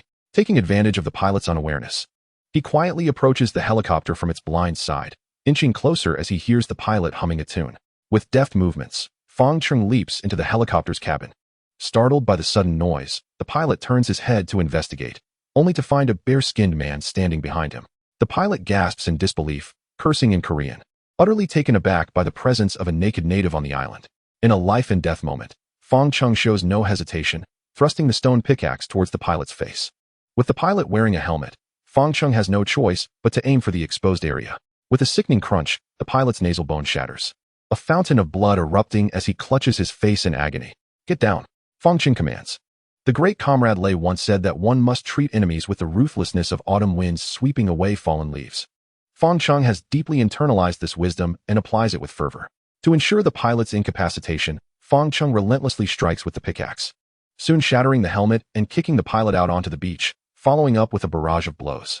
The title of Skull Terminator is not given lightly. Without the protection of the helmet, the pilot's fate would be no different from that of the previous snakes, eels, and sharks. The sound of blows echoes as Fang Cheng continues his assault until the pilot lies bloodied and gasping for breath. Once he shows no signs of resistance, Fang Cheng halts, leaving him alive. Who are you? He demands, scraping the pickaxe against the helmet to remove it. The pilot's face is now a grotesque mask of injury. Can you speak English? Fang Cheng inquires, but quickly dismisses the hope of communication. Grabbing the pilot by the collar, he shakes him vigorously, his frustration mounting. Without a common language, Fang Cheng cannot extract any useful information about these assassins, their origins, or their motives for targeting Song Jishi. The pilot continues to wail, and while Fang Cheng does not intend to kill him, he cannot simply release him. To avoid detection by the two assassins, he drags the pilot into the woods. There, Fang Cheng strips the pilot of his clothing, leaving him with only a pair of briefs, and binds him securely with vines, tossing him into a pit. To conceal him further, he covers the pit with palm leaves, ensuring that he remains hidden. Having dealt with the pilot, Fang Cheng dons the clothes he had just removed. After more than 2 months without clothing, he finds it somewhat uncomfortable, yet necessary, as it will allow him to pass as one of the assassins should he encounter them, buying him precious time. In a sudden flash of inspiration, Fang Cheng resolves to locate Li Qingman and Song Jishi before the two assassins do, intending to pilot the helicopter to escape right under their noses, leaving them stranded on the island. The immediate question he must address is the whereabouts of Li Qingman and Song Jishi, wondering if they have already fallen into the hands of the assassins. Until he sees them with his own eyes, everything remains speculation. Thus, Fang Cheng must now embark on a quest to find the two. Before searching for them, Fang Cheng thoroughly rummages through the cockpit, leaving no potential hiding place for weapons overlooked. Confronting two armed assassins is no trivial matter. He must secure a usable weapon. Clattering through the cockpit like a wild bull, He nearly dismantles the interior, yet finds no weapons. Just as despair begins to set in, he inadvertently discovers a metal box beneath a seat, emblazoned with a red cross. His heart races at the sight, as this box likely contains medical supplies. If it does, this discovery will not be in vain. While medical supplies may not directly combat foes, they hold immense value for a survival team. Heart racing with excitement, Fang Cheng opens the metal box, and indeed, inside are adrenaline syringes, antiseptic, gauze, tweezers, and sutures, all essential items for first aid. Chapter 87, Surviving in the Cracks. The sudden acquisition of this first aid package fills Fang Cheng with joy. Had he not been preoccupied with concern for Li Qingman and Song Jishi, he would have burst into laughter. For the three-member survival team, the contents of this box are life-saving. Especially with a top-tier surgeon like Song Jishi among them, there could be no better equipment. Overcome with excitement, Fang Cheng carries the metal box down from the helicopter, digs a pit on the beach, buries the box, and hastily sets off to find Li Qingman and Song Jishi. The two assassins, meanwhile, have been following Li Qingman's footprints, but the terrain in the forest differs greatly from that on the beach, and they soon lose her trail. Unfortunately, the island is small, and the woods cannot ensnare them. Moreover, the sun rises and sets directly overhead, making it easy to discern directions wherever sunlight is visible. Even after losing Li Qingman's trail, the two assassins continue progressing northward on the island. After approximately 10 minutes, they discover a water source at the cliff's edge. "Hey, there's water," the subordinate exclaims with delight. Arriving at this spot just as thirst strikes, they are overjoyed to find a source of fresh water. "Hurry, drink up. We need to find that woman," the leader admonishes, his expression stern and humorless until the mission is complete. "Boss, look at this." The subordinate points out a wooden fence encircling the water source, clearly a man-made structure. The leader furrows his brow and replies, "That's not surprising. Perhaps that woman set it up. Can a woman construct such a fence? Observe how these wooden planks are deeply embedded in the earth. It is evident that considerable strength is required to accomplish this task. Are you suggesting that aside from that woman, there are others on this island? It is quite possible. Just now, we only caught a glimpse of her, but there may be others lurking in the shadows, regardless of where they choose to hide. If they dare to reveal themselves, we shall spare none." The leader of the assassins gestured with his firearm, his eyes betraying a murderous intent that sent a shiver down one's spine. After locating the water source, it was not long before they discovered the cave where the group typically resided. The two killers were astonished to find such a place on this small island. With their fingers poised on the triggers, they entered the cave one after the other. "Boss, there's no one here, but the fire hasn't extinguished. The inhabitants must be hiding." The subordinate meticulously searched the cave but found no sign of life, although the remnants of habitation were evident. The assassin leader's expression remained stern as he smirked slightly, stating, 3 mattresses, which means 3 people reside in this cave. The woman we saw is not Mujin. She must be another individual stranded on the island. With her and Mujin, that accounts for 2 women. The remaining person is likely male, given the abundance of wood, coconuts, spears, and stone axes scattered about, tools typically wielded by men. As of now, the man has yet to reveal himself. We cannot afford to be complacent. The leader shot a fierce glance at his subordinate, utterly intolerant of any misstep in this pursuit. As they spoke, the skies darkened abruptly, the sun vanishing without a trace. The weather on the island is notoriously unpredictable. Moments ago, the sky was clear blue, but now dark clouds gathered ominously, fierce winds whipped through, and the sea churned violently, signaling an impending downpour. "Boss, what shall we do now?" "We stay put." The assassin leader furrowed his brow, his gaze fixed on the turbulent sea beyond the cave. Though the island appeared small, once they set foot upon its soil, the reality diverged significantly from their expectations. The two were unfamiliar with the terrain, making it difficult to locate the 3 individuals in hiding. With the storm approaching, the task of finding them would become even more arduous. Thus, the most prudent course of action was to remain in the cave, patiently waiting for their quarry to emerge. This cave was evidently the refuge of those individuals, offering fresh water, food, a source of fire, and shelter from the elements. There could be no better sanctuary on this island. If they stayed vigilant here, it was only a matter of time before those individuals revealed themselves. "Boss, have a coconut." The subordinate retrieved 2 coconuts from a corner. Noticing the scattered stone tools on the ground, he cracked open the coconuts with a few deft strikes, a mocking grin playing on his lips as he remarked, "These primitive tools are surprisingly effective." On the west coast, the most perilous area of the island loomed, a landscape dominated by sheer cliffs. Behind a towering rock formation, 2 women struggled to ascend. To evade the 2 assassins, Li Qingman and Song Zishi had no choice but to flee from the cave to this treacherous coastline, hoping to find a place to hide. As they navigated the rocky shore, the sky suddenly darkened, ominous clouds gathered, and the sea rose swiftly. the waves becoming ferocious in anticipation of an unexpected storm. To avoid being engulfed by the rising waters, Li Qingman and Song Zishi were compelled to climb the steep cliffside, each step fraught with peril. A single misstep could lead to a fatal fall. Li Qingman, possessing superior stamina and agility, found a protruding rock that afforded them a secure foothold. Zishi, take my hand. Okay. With Li Qingman's assistance, Song Zishi successfully climbed up onto the large rock. The surface was relatively flat, measuring about a meter square, forcing the two to huddle closely together. Before them, the waves roared and the wind howled, the surging waters lapping at their feet, leaving no time for respite as they had to continue their ascent to avoid being mercilessly claimed by the sea. Are you ready? Li Qingman held Song Zishi's hand, providing her with unwavering support. Despite the dire circumstances, Li Qingman's gaze remained resolutely determined, devoid of any intention to surrender. She knew her survival depended on it. Yes, a faint yet resolute smile emerged on Song Zishi's pale face. Within a minute, after merely catching their breath, the two resumed their desperate climb for survival. Chapter 88. What else are you concealing? The downpour began suddenly, enveloping the island in a shroud of mist. Fang Cheng departed from the beach, stealthily moving into the woods, seeking refuge behind the trees and the rain to elude the two assassins' gaze. The paramount task at hand was to locate Li Qingman and Song Zishi. Under these circumstances, where could they possibly be? Unbeknownst to him, Fang Cheng arrived at the water source, spotting the destroyed fence, unmistakably the handiwork of the two assassins. The destruction of the fence indicated that they were nearby, heightening Fang Cheng's caution. Departing the water source, his next destination was naturally the cave.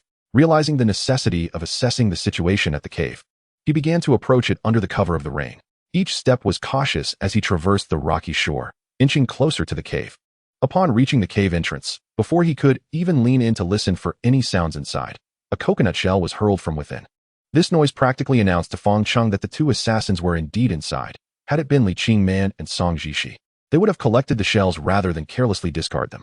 Listening intently from outside, he discerned two men conversing in Korean, but unfortunately, Fang Cheng did not comprehend the language, rendering his eavesdropping futile. Although he was certain the cave housed two killers, he felt compelled to ascertain the specifics. As it was entirely possible that Li Qingman and Song Zishi were also in their clutches, this detail needed to be confirmed. Thus, Fang Cheng crouched down, cautiously peering around an inconspicuous corner of the cave entrance. As his gaze adjusted, he beheld the flames roaring within. The two scoundrels having thrown the considerable stockpile of wood they had gathered over several days into the fire. Not only that, but the coconuts in the corner had been completely ravaged, and even the plastic bottles reserved for water storage had suffered the same fate. The cave was in utter disarray, resembling a scene of devastation as if invaders had ransacked the village. Witnessing this sight ignited a fury within Fang Cheng, who yearned to charge in and confront those two miscreants. However, the firearms in their possession tempered his impulse, reminding him that a wise man knows when to endure. He would remember this affront, and in due time, he would ensure they paid dearly for their transgressions. The only glimmer of good fortune was that the two had not discovered the concealed weapons, which allowed Fang Cheng to breathe a sigh of relief. With the storm raging, he wondered how things were faring on the aircraft side. "Boss, shall I take a look?" "Go ahead, but be cautious." As Fang Cheng lay low, he noticed one of the assassins stepping outside, and not knowing the man's intentions, he quickly concealed himself behind a nearby rock. Observing the figure leap from the cave's entrance, heading alone towards the beach, it was highly likely he was making his way to the helicopter. What should I do? Fang Cheng felt a sense of foreboding. If this individual discovered the pilot was missing, it would undoubtedly raise the suspicions of the two assassins. At that point, seizing the aircraft would become a formidable challenge. Should I rush to stop him? Fang Cheng shook his head. He was unarmed and lacked the certainty to eliminate a seasoned killer, especially when the adversary wielded a firearm. The disparity in combat prowess was stark, and he could easily become a casualty. His demise, however tragic, paled in comparison to the fate that awaited Li Qingman and Song Zishi, who would undoubtedly fall into the hands of those two scoundrels. The heinous acts they had committed left one to ponder the potential horrors they might inflict upon Li Qingman and Song Zishi. Fang Cheng made a mental trade-off. The situation at the helicopter had been compromised, but now was not the time for reckless abandon. The immediate priority was to locate Li Qingman and Song Zishi and ensure their safety before contemplating the next course of action. With the torrential rain pouring down, where could Li Qingman and Song Zishi have gone? They were not in the cave, nor on the beach. Based on his understanding of Li Qingman, she was likely heading towards the western side of the island, especially considering the two had visited that bay the previous day. The likelihood of this hypothesis seemed to increase. It was time to take a gamble. The downpour continued relentlessly. Fang Cheng had no choice but to search for Li Qingman and Song Zishi. In this critical moment, he He could only rely on the unspoken bond he shared with Li Qingman. Initially, he intended to follow the coastline to the western shore. But much of the coastline was already submerged, rendering that path impossible. The only viable route was to traverse through the island's interior to reach the western coast. Concerned for Li Qingman and Song Zixi safety, he entered the woods without hesitation, hurrying towards the western shore. On the western coast, within a recessed crevice of rocks, Li Qingman and Song Zixi found themselves nearly face to face, cramped together. There was no alternative. The narrow gap could barely accommodate the two. Within a brief span of half an hour, the sea had risen several meters, and the two had exerted themselves to climb, finally discovering a temporary refuge before the water could engulf them. Outside, the waves crashed violently, each surge striking the shore with such force that it seemed to shake the very ground beneath them. In that moment, one could not help but feel insignificant in the face of nature. Humanity's strength appeared utterly feeble. Li Qingman and Song Zixi were in close proximity, the closest they had ever been since their acquaintance. The intimacy of the moment transcended their psychological comfort zones, and in such an environment, all pretense and facades could easily be pierced. Who were those individuals, truly? Li Qingman's tone was resolute, as she sensed that Song Zixi was concealing something from her. Even if she had performed surgery for that influential figure, which warranted her silencing, Song Zixi had vanished amidst the storm. Logically, her disappearance would have served the assassin's purpose. Yet, they had pursued her here. It was utterly baffling. Without some undisclosed circumstance, this was incomprehensible. What else are you hiding from me and Fang Cheng? I'm sorry. Chapter 89, Hope and Desperation. Song Zixi expression turned anguished, unable to meet Li Qingman's gaze. Look at me. Li Qingman pressed her forehead against Song Zixi's, their noses nearly touching. This was a forceful display of body language, as Li Qingman sought to exert pressure on Song Zixi, attempting to dismantle her psychological defenses. You are certainly hiding something from us. Tell me. Qingman, I'm sorry.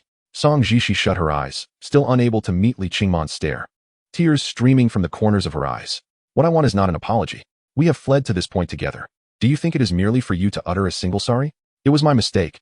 I should not have kept secrets from you. Then speak. What is the truth? Li Qingman's emotions surged. I consider you my closest friend. We share this life and death bond. I need you to open your heart to me. Song Zixi shook her head, crying out, I'm sorry. Qingman, I assure you, I have no intention of harming you or Fang Cheng. As Song Zixi continued to weep, Li Qingman gradually calmed down. Perhaps there were indeed unspeakable reasons behind Song Zixi's silence. Perhaps she should choose to trust her rather than continue pressing her. Reflecting on the contributions Song Zixi had made since joining the survival team, it was evident that she had been earnest in her efforts to integrate into the group. It was clear she was genuinely committed to the survival endeavor, and thus, perhaps excessive scrutiny was unwarranted. What is your true identity? Are you really a surgeon? I am a doctor, the most renowned surgeon in Korea, yet I possess another identity that I worry will lead you and Fang Cheng to reject me. We are best friends, regardless of your past. Let us start anew on this island. I will not press you further on these matters. Whenever you feel ready to share, let me know. Song Zixi lifted her head and met Li Qingman's gaze, finding encouragement and trust reflected in her eyes. Actually, my other identity. Just as Song Zixi was about to reveal her true identity, a familiar voice echoed from above the cliff, calling out, Qingman, Zixi, where are you? The rain was so heavy that the voice was nearly drowned out. If one did not strain to listen, it was nearly inaudible. The voice grew nearer, as if approaching the two. It's Fang Cheng. We must let him know we are here. The two shouted from within the crevice, attempting to alert Fang Cheng above. But the rain was too loud, drowning out their voices. Additionally, being trapped in the narrow gap prevented their cries from carrying. Fang Cheng's voice dwindled, seeming to drift away from above them. Stay here, I will go outside. At that moment, Li Qingman realized that waiting was no longer an option. They would risk missing Fang Cheng. Taking a chance, she instructed Song Zixi to remain in the crevice while she attempted to scale the rocky wall, using the uneven stones to precariously stand and call out towards the cliff above. Fang Cheng, I'm here. Fang Cheng. In that moment, a profound sense of despair washed over her. As she clung to the rock face, tears streamed down her cheeks. She no longer cared about the tumultuous waters below or the sheer cliffs around her. The feeling of hope being just out of reach was enough to shatter her spirit. Within the crevice, Song Zixi wept profusely, her sorrow rendering her almost unrecognizable. Witnessing Li Qingman's despair filled her with equal anguish. It was all because of her that Li Qingman and Fang Cheng faced peril. A deep sorrow and guilt welled within Song Zixi. The two women cried out in the deluge, as if the heavens themselves were collapsing, leaving them devoid of any hope. Qingman, is that you? Just as everything seemed destined to conclude, Li Qingman had nearly relinquished all hope. Suddenly, a familiar voice resonated from the cliff summit. Upon hearing that voice, Li Qingman's cries intensified, her tears flowing uncontrollably. Fang Cheng, it's me. I'm here.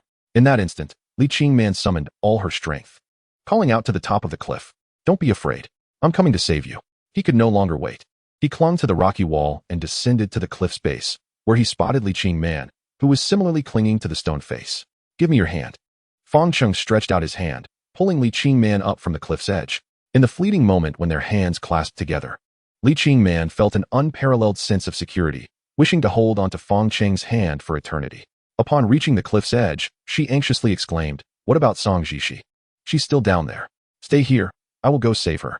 After finally rescuing Li Qingman, Fang Cheng was determined not to let her take any more risks, insisting that she remain safely atop the cliff while he descended once more. Fang Cheng possessed greater strength and agility than Li Qingman, allowing him to navigate the rocky terrain with ease. He quickly reached the crevice where they had previously taken refuge. Inside, he found Song Zishi, her eyes swollen and red from crying. He extended his hand, calling out, "Do not cry. I am here to help you up." Fang Cheng. Song Zishi cried out in Chinese, leaping from the crevice and enveloping him in a tight embrace, sobbing uncontrollably on his shoulder. Momentarily taken aback, Fang Cheng was puzzled by her intense reaction, realizing it must stem from the terror she had experienced while fleeing from their pursuers.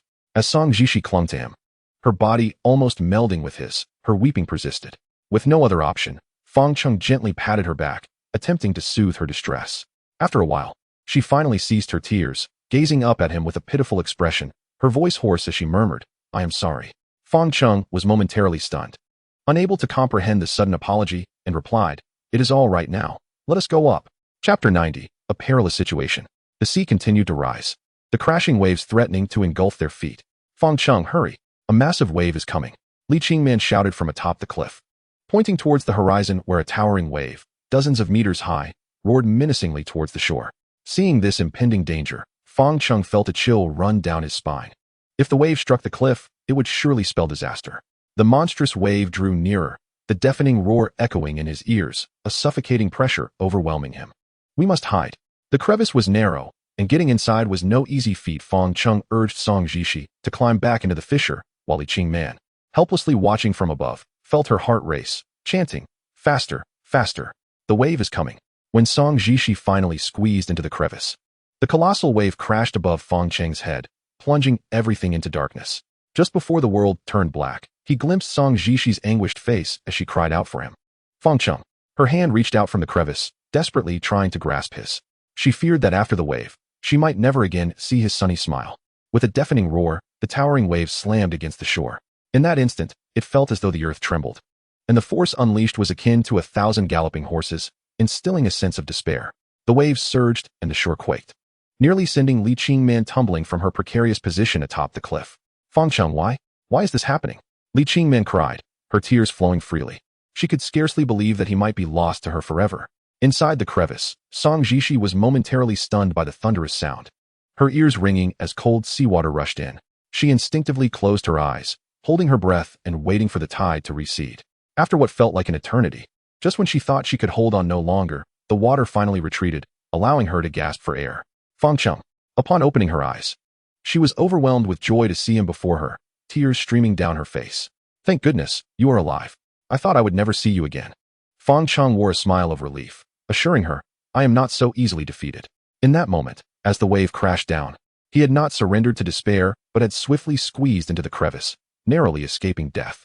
The space was cramped, with Song Jishi and Li Qingman nearly pressed against each other earlier. Now, she and Fang Cheng found themselves in a similarly intimate position, their bodies closely intertwined.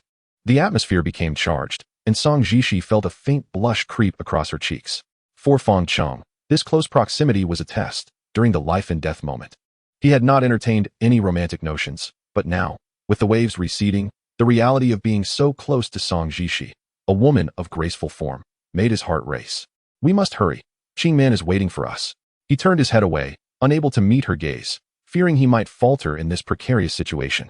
Song Jishi, her eyes reflecting a complex mix of emotions, nodded in agreement, following him as they exited the crevice. "Qingman, we are here." Fang Cheng, is that you? Thank goodness. You are still here. The despondent Li Qingman, who had been weeping atop the cliff, initially thought she was hallucinating until she peered over the edge and spotted Fang Cheng and Song Jishi climbing the cliffside, instantly lifting her spirits. Today had been an exhilarating whirlwind. Life's ups and downs were nothing compared to this. Each time she believed it was the end. Fang Cheng had brought her new hope. As the next enormous wave approached, Fang Cheng led Song Zishi upward. Watching him, Song Zishi felt a momentary daze. The memory of their close encounter in the crevice causing her cheeks to flush anew. What was happening to her? Why was she thinking such thoughts? She shook her head, trying to dispel the lingering images. Before Fang Cheng could regain his footing, Li Qingman, unable to contain herself, leapt into his arms, releasing all her pent-up emotions in a flood of tears. Every step of this journey has been perilous, yet here I am, still standing. Heaven will not take me so easily. Fang Cheng comforted her, embracing her tightly. Meanwhile, Song Zishi observed the intimate scene between them. Her heart filled with a tinge of envy, wishing for their enduring happiness. After a significant moment, under Fang Cheng's gentle reassurances, Li Qingman finally composed herself. Atop the cliff, the trio gathered their resolve, now focused on how to confront the two assassins. Li Qingman's gaze fell upon Fang Cheng's attire, noting that she was unaccustomed to seeing him dressed. This is what I took from the helicopter pilot, he explained. There were 3 of us on the island, 2 assassins and a pilot. I dealt with the pilot, and he now lies buried in a shallow grave. Is he dead? Not quite. I left him half-conscious. And the assassins? Those scoundrels discovered the cave and destroyed everything inside. Fang Cheng's ire flared as he spoke of the assassins, his rage evident in his eyes. Upon hearing the news of the cave's destruction, Li Qingman and Song Zishi displayed expressions of despondency, feeling as though their home had been irreparably shattered. Chapter 91, Divergent Opinions. After venting their frustrations at the 2 scoundrel assassins, it was time to address the pressing matter at hand. After all, those 2 killers still roamed the island, a problem that needed immediate resolution. Time slipped away, and Fang Cheng articulated his thoughts. That helicopter represents our chance to escape this island. You intend to seize their helicopter? Song Zishi exclaimed in astonishment. Fully aware that their adversaries were seasoned assassins, making such a daring endeavor seem almost impossible. Li Qingman shared her apprehension, cautioning, they are armed. Although both women expressed varying degrees of shock, Fang Cheng anticipated their reactions, understanding that such a plan would be met with skepticism. He himself acknowledged the audacity of his proposal. Let us not forget, we are armed as well. At Fang Cheng's reminder, Li Qingman suddenly recalled the pistol she had found earlier, a firearm retrieved from the bodies of the 2 assassins they encountered on the beach, which had been hidden in the cave's corner and nearly forgotten over time. True, we possess a gun.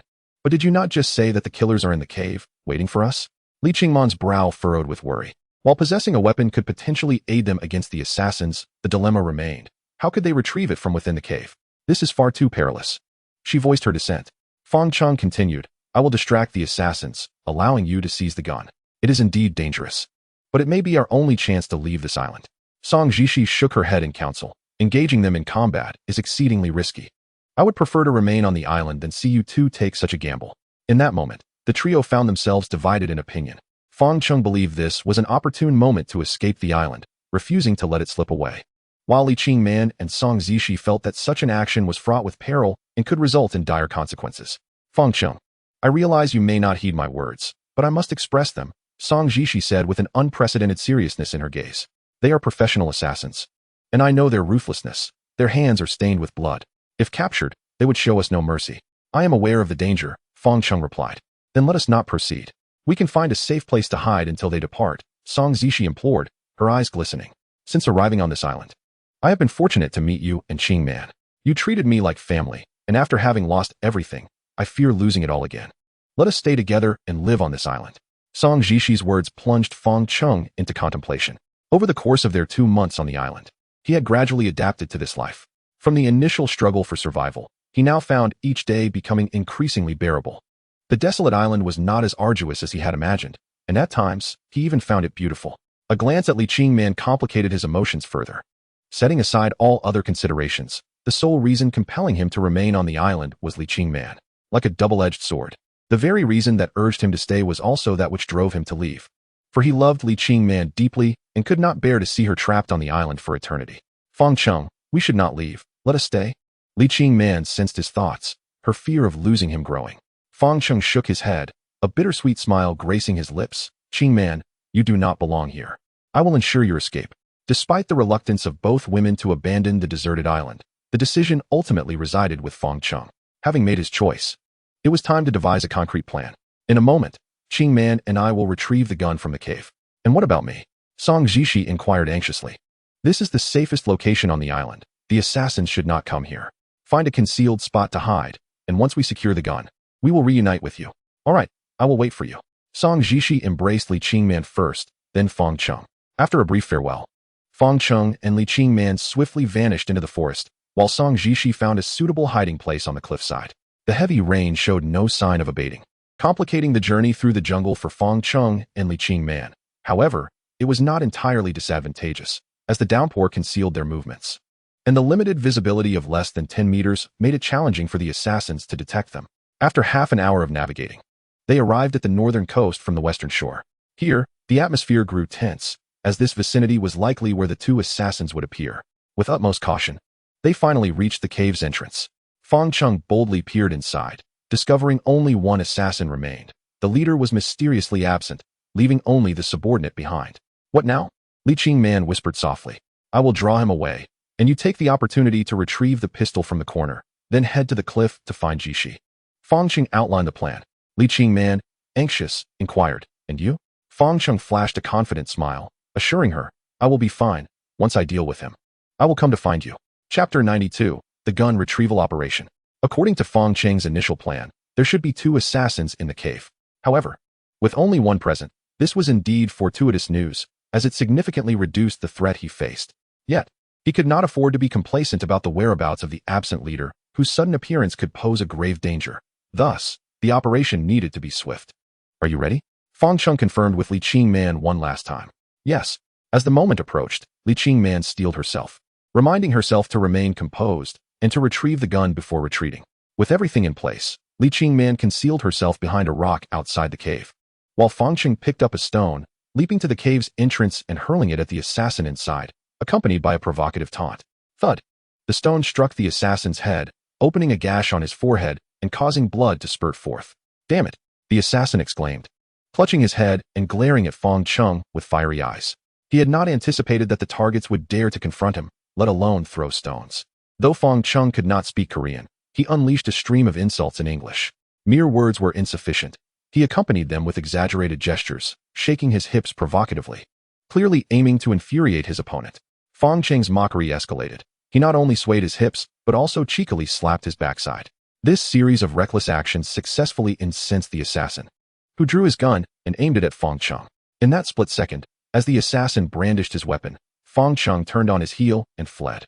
With a resounding gunshot, the bullet missed its target, and Fang Cheng had long since vanished from sight. The assassin, in a fit of rage, charged out, determined to eliminate Fang Cheng. With his feet swiftly gliding over the ground, Fang Cheng darted towards the woods, gaining distance in a matter of moments. The assassin, unwilling to relent, fired 2 shots at Fang Cheng, but the torrential rain obscured his vision, resulting in both shots going astray. Enraged, he opted to pursue him personally. Li Qingman, concealed behind a rock, dared not make a sound. The events that had just unfolded had sent her heart racing to her throat. As she witnessed Fang Cheng escape into the forest, she could only pray for his safety. Time was of the essence. Seizing the opportunity with no one in the cave, she hastened to the spot where she had previously hidden her handgun. Stop! You bastard, stop! The assassin was relentlessly pursuing Fang Cheng, and despite his speed, he soon closed the distance to within 20 meters. Fang Cheng felt a surge of panic as the threat of gunfire loomed before him. Drawing his weapon now could very well lead to his own demise. Bang! Just as Fang Cheng contemplated this, the assassin fired again. The bullet grazed past his ear, sending his heart racing. Damn it, he really fired. Fang Cheng narrowly escaped death once more. Before him lay the forest, and he plunged into its depths with the utmost speed. Once within the woods, Fang Cheng was like an eel slipping into water. His 2 months of training on the island had accustomed him to navigating such terrain, while the assassin fumbled awkwardly among the trees. Fang Cheng quickly fled deeper into the forest, gradually pulling away from the assassin, who could only see his retreating figure but could not keep pace. Bang bang. Out of frustration, the assassin fired several more shots. Unfortunately, the dense foliage rendered the bullets ineffective. Aware of the pursuer behind him, Fang Cheng dared not pause for a moment, sprinting forward as bullets struck the trunks, sending splinters flying. One bullet hitting a limb could result in severe injury. A bullet striking the human body does not merely inflict surface-level damage. A bullet, when expelled, carries an immense rotational velocity that, upon entering the body, tears through muscle and blood vessels, creating a permanent cavity akin to a stomach. This is an irreversible injury. Thus, in reality, sustaining a gunshot wound typically leads to incapacitation. far from the cinematic portrayals of individuals continuing to fight after being riddled with bullets. The sound of gunfire echoed behind him, and it was impossible not to feel fear. With each shot, Fang Cheng's heart tightened, his life hanging by a thread. As the two raced through a thicket, Fang Cheng's figure suddenly vanished from sight. "Come out! You bastard, come out! I will slaughter you!" The assassin, having lost track of Fang Cheng, became increasingly agitated. In a frantic search, he scoured the dense forest, leaving no tree unexamined. Their enmity was now cemented. He would not rest until Fang Cheng was dead. Hiding behind a large tree, Fang Cheng held his breath, gripping the bloodied stone hoe, preparing to launch a surprise attack. As the assassin approached the tree beside him, Fang Cheng seized the fleeting opportunity, swinging the hoe to strike the back of the assassin's head. However, in the next moment, he was left dumbfounded. Before he could bring the hoe down, the dark muzzle of a gun was pressed against his forehead. The assassin had already deduced Fang Cheng's position and was luring him out deliberately. It was over. Fang Cheng's arm remained frozen in the air, inwardly cursing the assassin's cunning. Today, it seemed, he would meet his end here. "Goodbye, fool." The assassin laughed triumphantly. Having pursued Fang Cheng from the cave to this location, finally cornering the pest. With the gun pressed to his forehead, Fang Cheng closed his eyes, bracing for the shot. Click! Just as the assassin pulled the trigger, the sound of a misfire echoed. What the hell? No bullets. Both Fang Cheng and the assassin reacted simultaneously. Chapter 93, Counterattack. No bullets left. They both froze for a moment. The perilous situation had suddenly taken a turn. What is the point of being arrogant without bullets? Before the assassin could respond, Fang Cheng seized the initiative, bringing the stone hoe crashing down onto the assassin's head. This blow was delivered with great force, showing no mercy. For Fang Cheng understood that in this encounter, it was either his life or the assassin's. A muffled thud resounded as half of the hoe embedded itself in the assassin's skull. The assassin's vision darkened, and he staggered, nearly collapsing, but somehow managed to regain his footing. Is he unharmed? Fang Cheng thought, surprised at the assassin's resilience, as he attempted to withdraw the hoe for another strike. The hulking figure of the assassin, akin to an enraged bear, seized Fang Cheng by the collar and delivered a powerful punch to his face, causing blood to spurt from his nose. With that blow, Fang Cheng was nearly knocked down, pain radiating through his nasal bones. Before he could steady himself, the assassin lunged again, gripping Fang Cheng's throat and lifting him high before slamming him into a puddle. After enduring a brutal beating from the assassin, Fang Cheng felt a buzzing in his head and excruciating pain in his back, as if it might break. Useless Chinese trash. The assassin spat at Fang Cheng, then defiantly raised a middle finger. In a shocking display, the assassin extracted the stone hoe embedded in his skull, blood gushing forth like a fountain, rapidly staining his murderous visage. Approaching Fang Cheng, the assassin raised the hoe high, aiming for the crown of Fang Cheng's head. Die, pitiful bug. To hell with you. Faced with imminent death, Fang Cheng found an unexpected calm. He stealthily grabbed a handful of mud, and as the assassin prepared to strike, he flung the muddy water into the assassin's eyes. Caught off guard, the assassin lost his sight momentarily. Seizing the chance, Fang Cheng rolled away, narrowly avoiding the descending hoe, and maneuvered behind the assassin, attempting to restrain him. Unfortunately, the assassin's size and strength overwhelmed Fang Cheng, who stood at a mere 175 meters, while the assassin towered at 188 meters, his physique significantly bulkier. As they grappled, it felt akin to a high school student battling an adult. Despite Fang Cheng gaining the upper hand by gripping the assassin's neck, he could not maintain it for long, as the assassin forcefully broke free. The tables turned, and Fang Cheng found himself ensnared, his air supply cut off, his face turning a deep shade of purple. Before long, Fang Cheng's head felt as if it would burst. He could not endure much longer without succumbing. Even in such dire circumstances, he refused to give in, tugging at the assassin's hair. "If I die, I will take you down with me." In a frantic struggle, Fang Cheng's fingers found the wound on the assassin's head. This was his sole chance for survival. He immediately thrust his fingers deep into the injury. This time, the effect was indeed remarkable. The assassin's knee buckled in pain, and he collapsed to the ground, howling as if slaughtered like a pig. The arm that had been constricting Fang Cheng's neck was forced to release its grip. Fang Cheng had already resolved to fight for his life. It was either his demise or that of the assassin. He was determined not to let this opportunity slip by, regardless of how pitifully the man cried out. On the contrary, he exerted even more force, tearing away a chunk of the assassin's scalp. With a swift motion, a large piece of skin was ripped off, exposing the raw, crimson flesh beneath, and blood gushed forth uncontrollably. The assassin, overwhelmed by excruciating pain, nearly lost his sanity. Blinded by rage, he disregarded his wound and lunged at Fang Cheng, intent on killing him even if it meant his own death. In the torrential rain, the two men continued to grapple in the mud. Fang Cheng became as slippery as an eel, coated in yellow muck, making it nearly impossible for the assassin to maintain his grip. In a moment of distraction, Fang Cheng managed to slip away. Utilizing his agility, he continuously sought opportunities to entangle the assassin. Suddenly, seizing a rare chance while the assassin struggled to regain his balance, Fang Cheng dove low, clasped his legs, and brought him crashing down.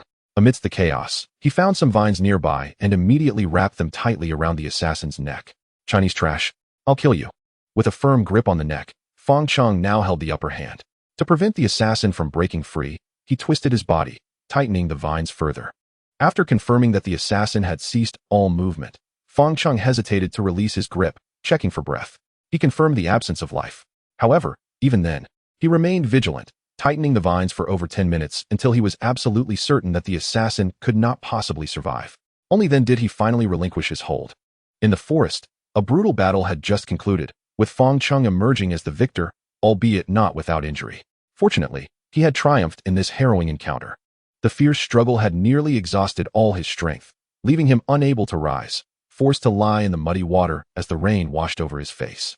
After about 10 more minutes, he managed to regain some energy and struggled to stand, only to see the assassin lying lifeless beside him, his face devoid of color. A ghastly visage of death, particularly gruesome due to the manner of his demise. Ugh, I'll deal with you later. After spitting on the detestable figure, Fang Cheng realized he could not afford to linger any longer. By now, Li Qingman should have acquired the gun and met up with Song Jishi. To prevent them from worrying, he needed to hasten his departure. Chapter 94, The Assassin, Heilong. Behind him, the relentless crashing of waves against the cliff reverberated, each violent sound sending tremors through one's heart. Behind a large rock, Song Jishi crouched, seeking refuge.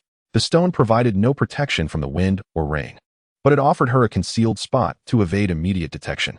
As time passed, anxiety gnawed at her, and she peeked out intermittently, hoping to catch a glimpse of Li Qingman or Fang Cheng.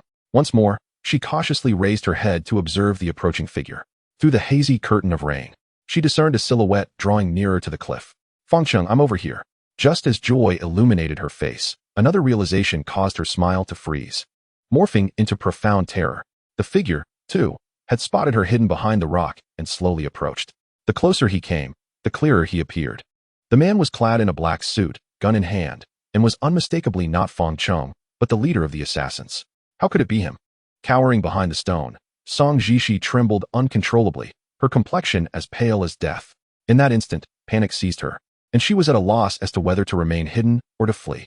Time was of the essence. Every second could determine life or death. She understood she could not sit idly by. She had to escape, absolutely refusing to fall into the hands of the assassin.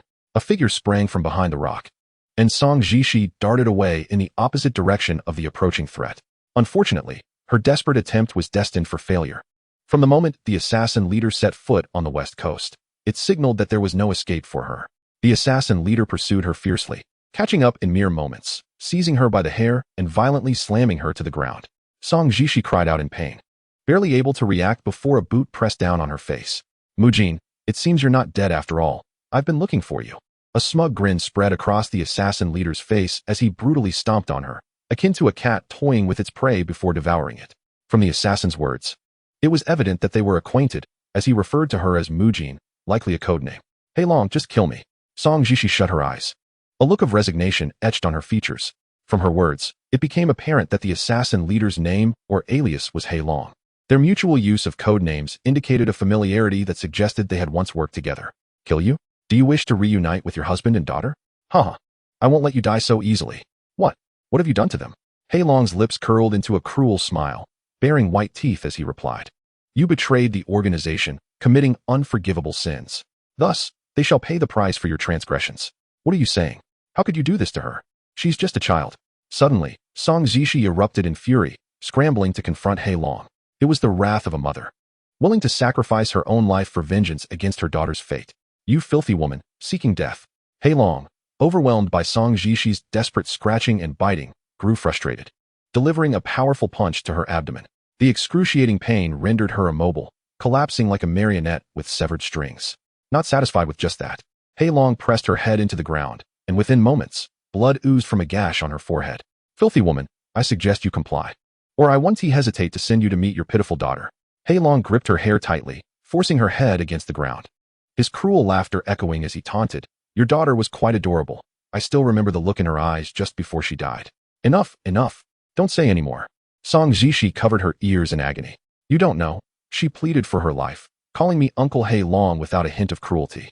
And it sent chills down my spine. "That's enough. Just kill me." Tears streamed down Song Jishi's face as she learned of her daughter's tragic fate. Her heart shattered. In that moment, she completely broke down, unable to accept the news of her daughter and husband's demise. As a mother, the most important people in her life were gone, and she now only wished for death.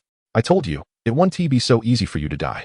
Hei Long flipped Song Jishi over, pinning her down, a cryptic expression on his face. "What do you want?"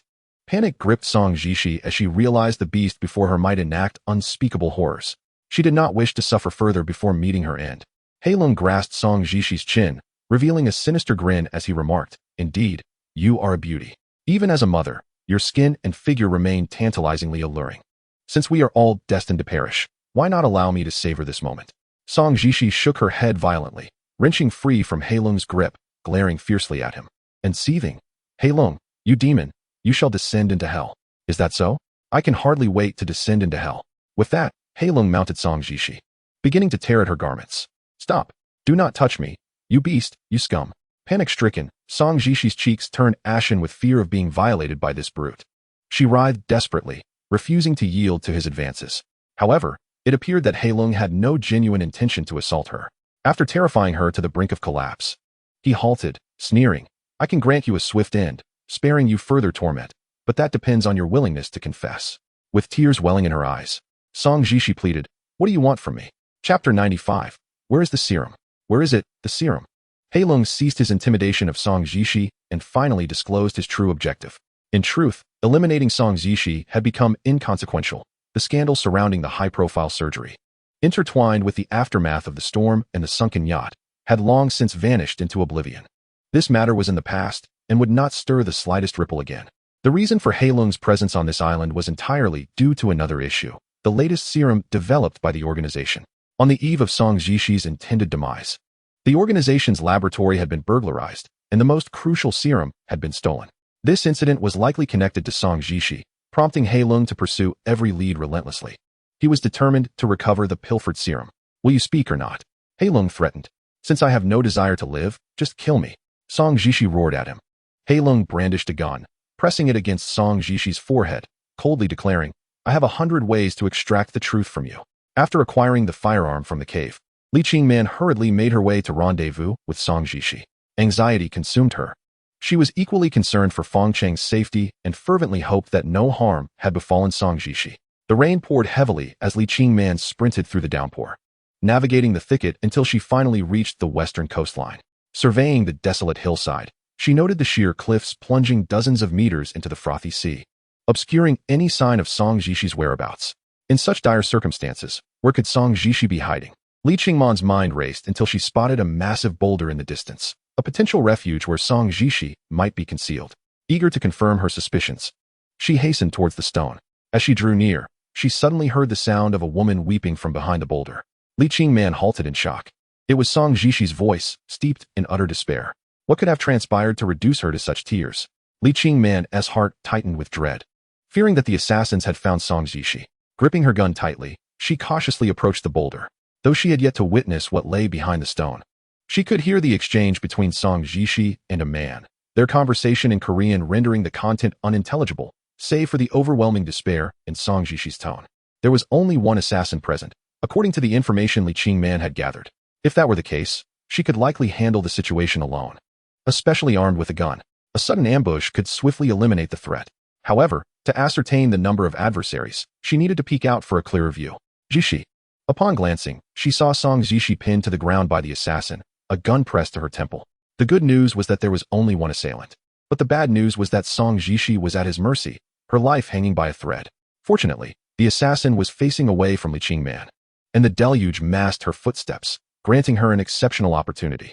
In this crisis, Li Qingman steadied her gun, aiming at the back of the assassin. In her past in America, she had practiced shooting at the range, confident in her skills. Yet this time, the target was not a mere bullseye but a living being. This shot would take a life, and in that moment, doubt crept in. It was not that Li Qingman was overwhelmed by compassion. Rather, It is a significant psychological barrier for an ordinary person to take another's life. Nonetheless, she understood that Song Jishi's life was in peril, and only she could save her. The enemy before her was ruthless. She had to muster the courage to overcome her inner turmoil. In less than 10 seconds, a whirlwind of emotions coursed through Li Qingman. Just as she resolved to pull the trigger, she caught sight of Song Jishi frantically signaling her. Jishi? Li Qingman was puzzled by the gesture, unable to fathom why Song Jishi would dissuade her from firing. Yet, seeing the determination in Song Jishi's expression, she ultimately refrained from pulling the trigger. Unbeknownst to Li Qingman, Song Jishi had spotted her hiding behind the boulder and felt a surge of gratitude. However, her greater concern was for Li Qingman's safety. She knew that Li Qingman's gun contained but one bullet, and if she failed to deliver a fatal shot, He Long would easily retaliate even if wounded. Her own life had become inconsequential. She did not wish to place Li Qingman in danger. Song Jishi dared not show her anxiety too overtly for fear of alerting He Long. So she subtly gestured for Li Qingman to leave and seek Fang Cheng. Have you made up your mind? Where's the serum? Will you speak? He Long's patience began to wane. If Song Jishi continued to remain silent, he would forego the search for the serum, eliminate her, and depart the island. Before seeing Li Qingman, Song Jishi had yearned for death, contemplating that perhaps it would be best to join her daughter and husband. However, upon witnessing Li Qingman's relentless efforts to save her, her heart swelled with emotion. On this island, there was still Li Qingman and Fang Cheng, her newfound family. She reignited her will to survive. I know where the serum is, Song Jishi declared. Oh, finally willing to speak? A satisfied smile spread across He Long's face. I have conditions. Speak. If I reveal the serum's location, you must promise to let me go.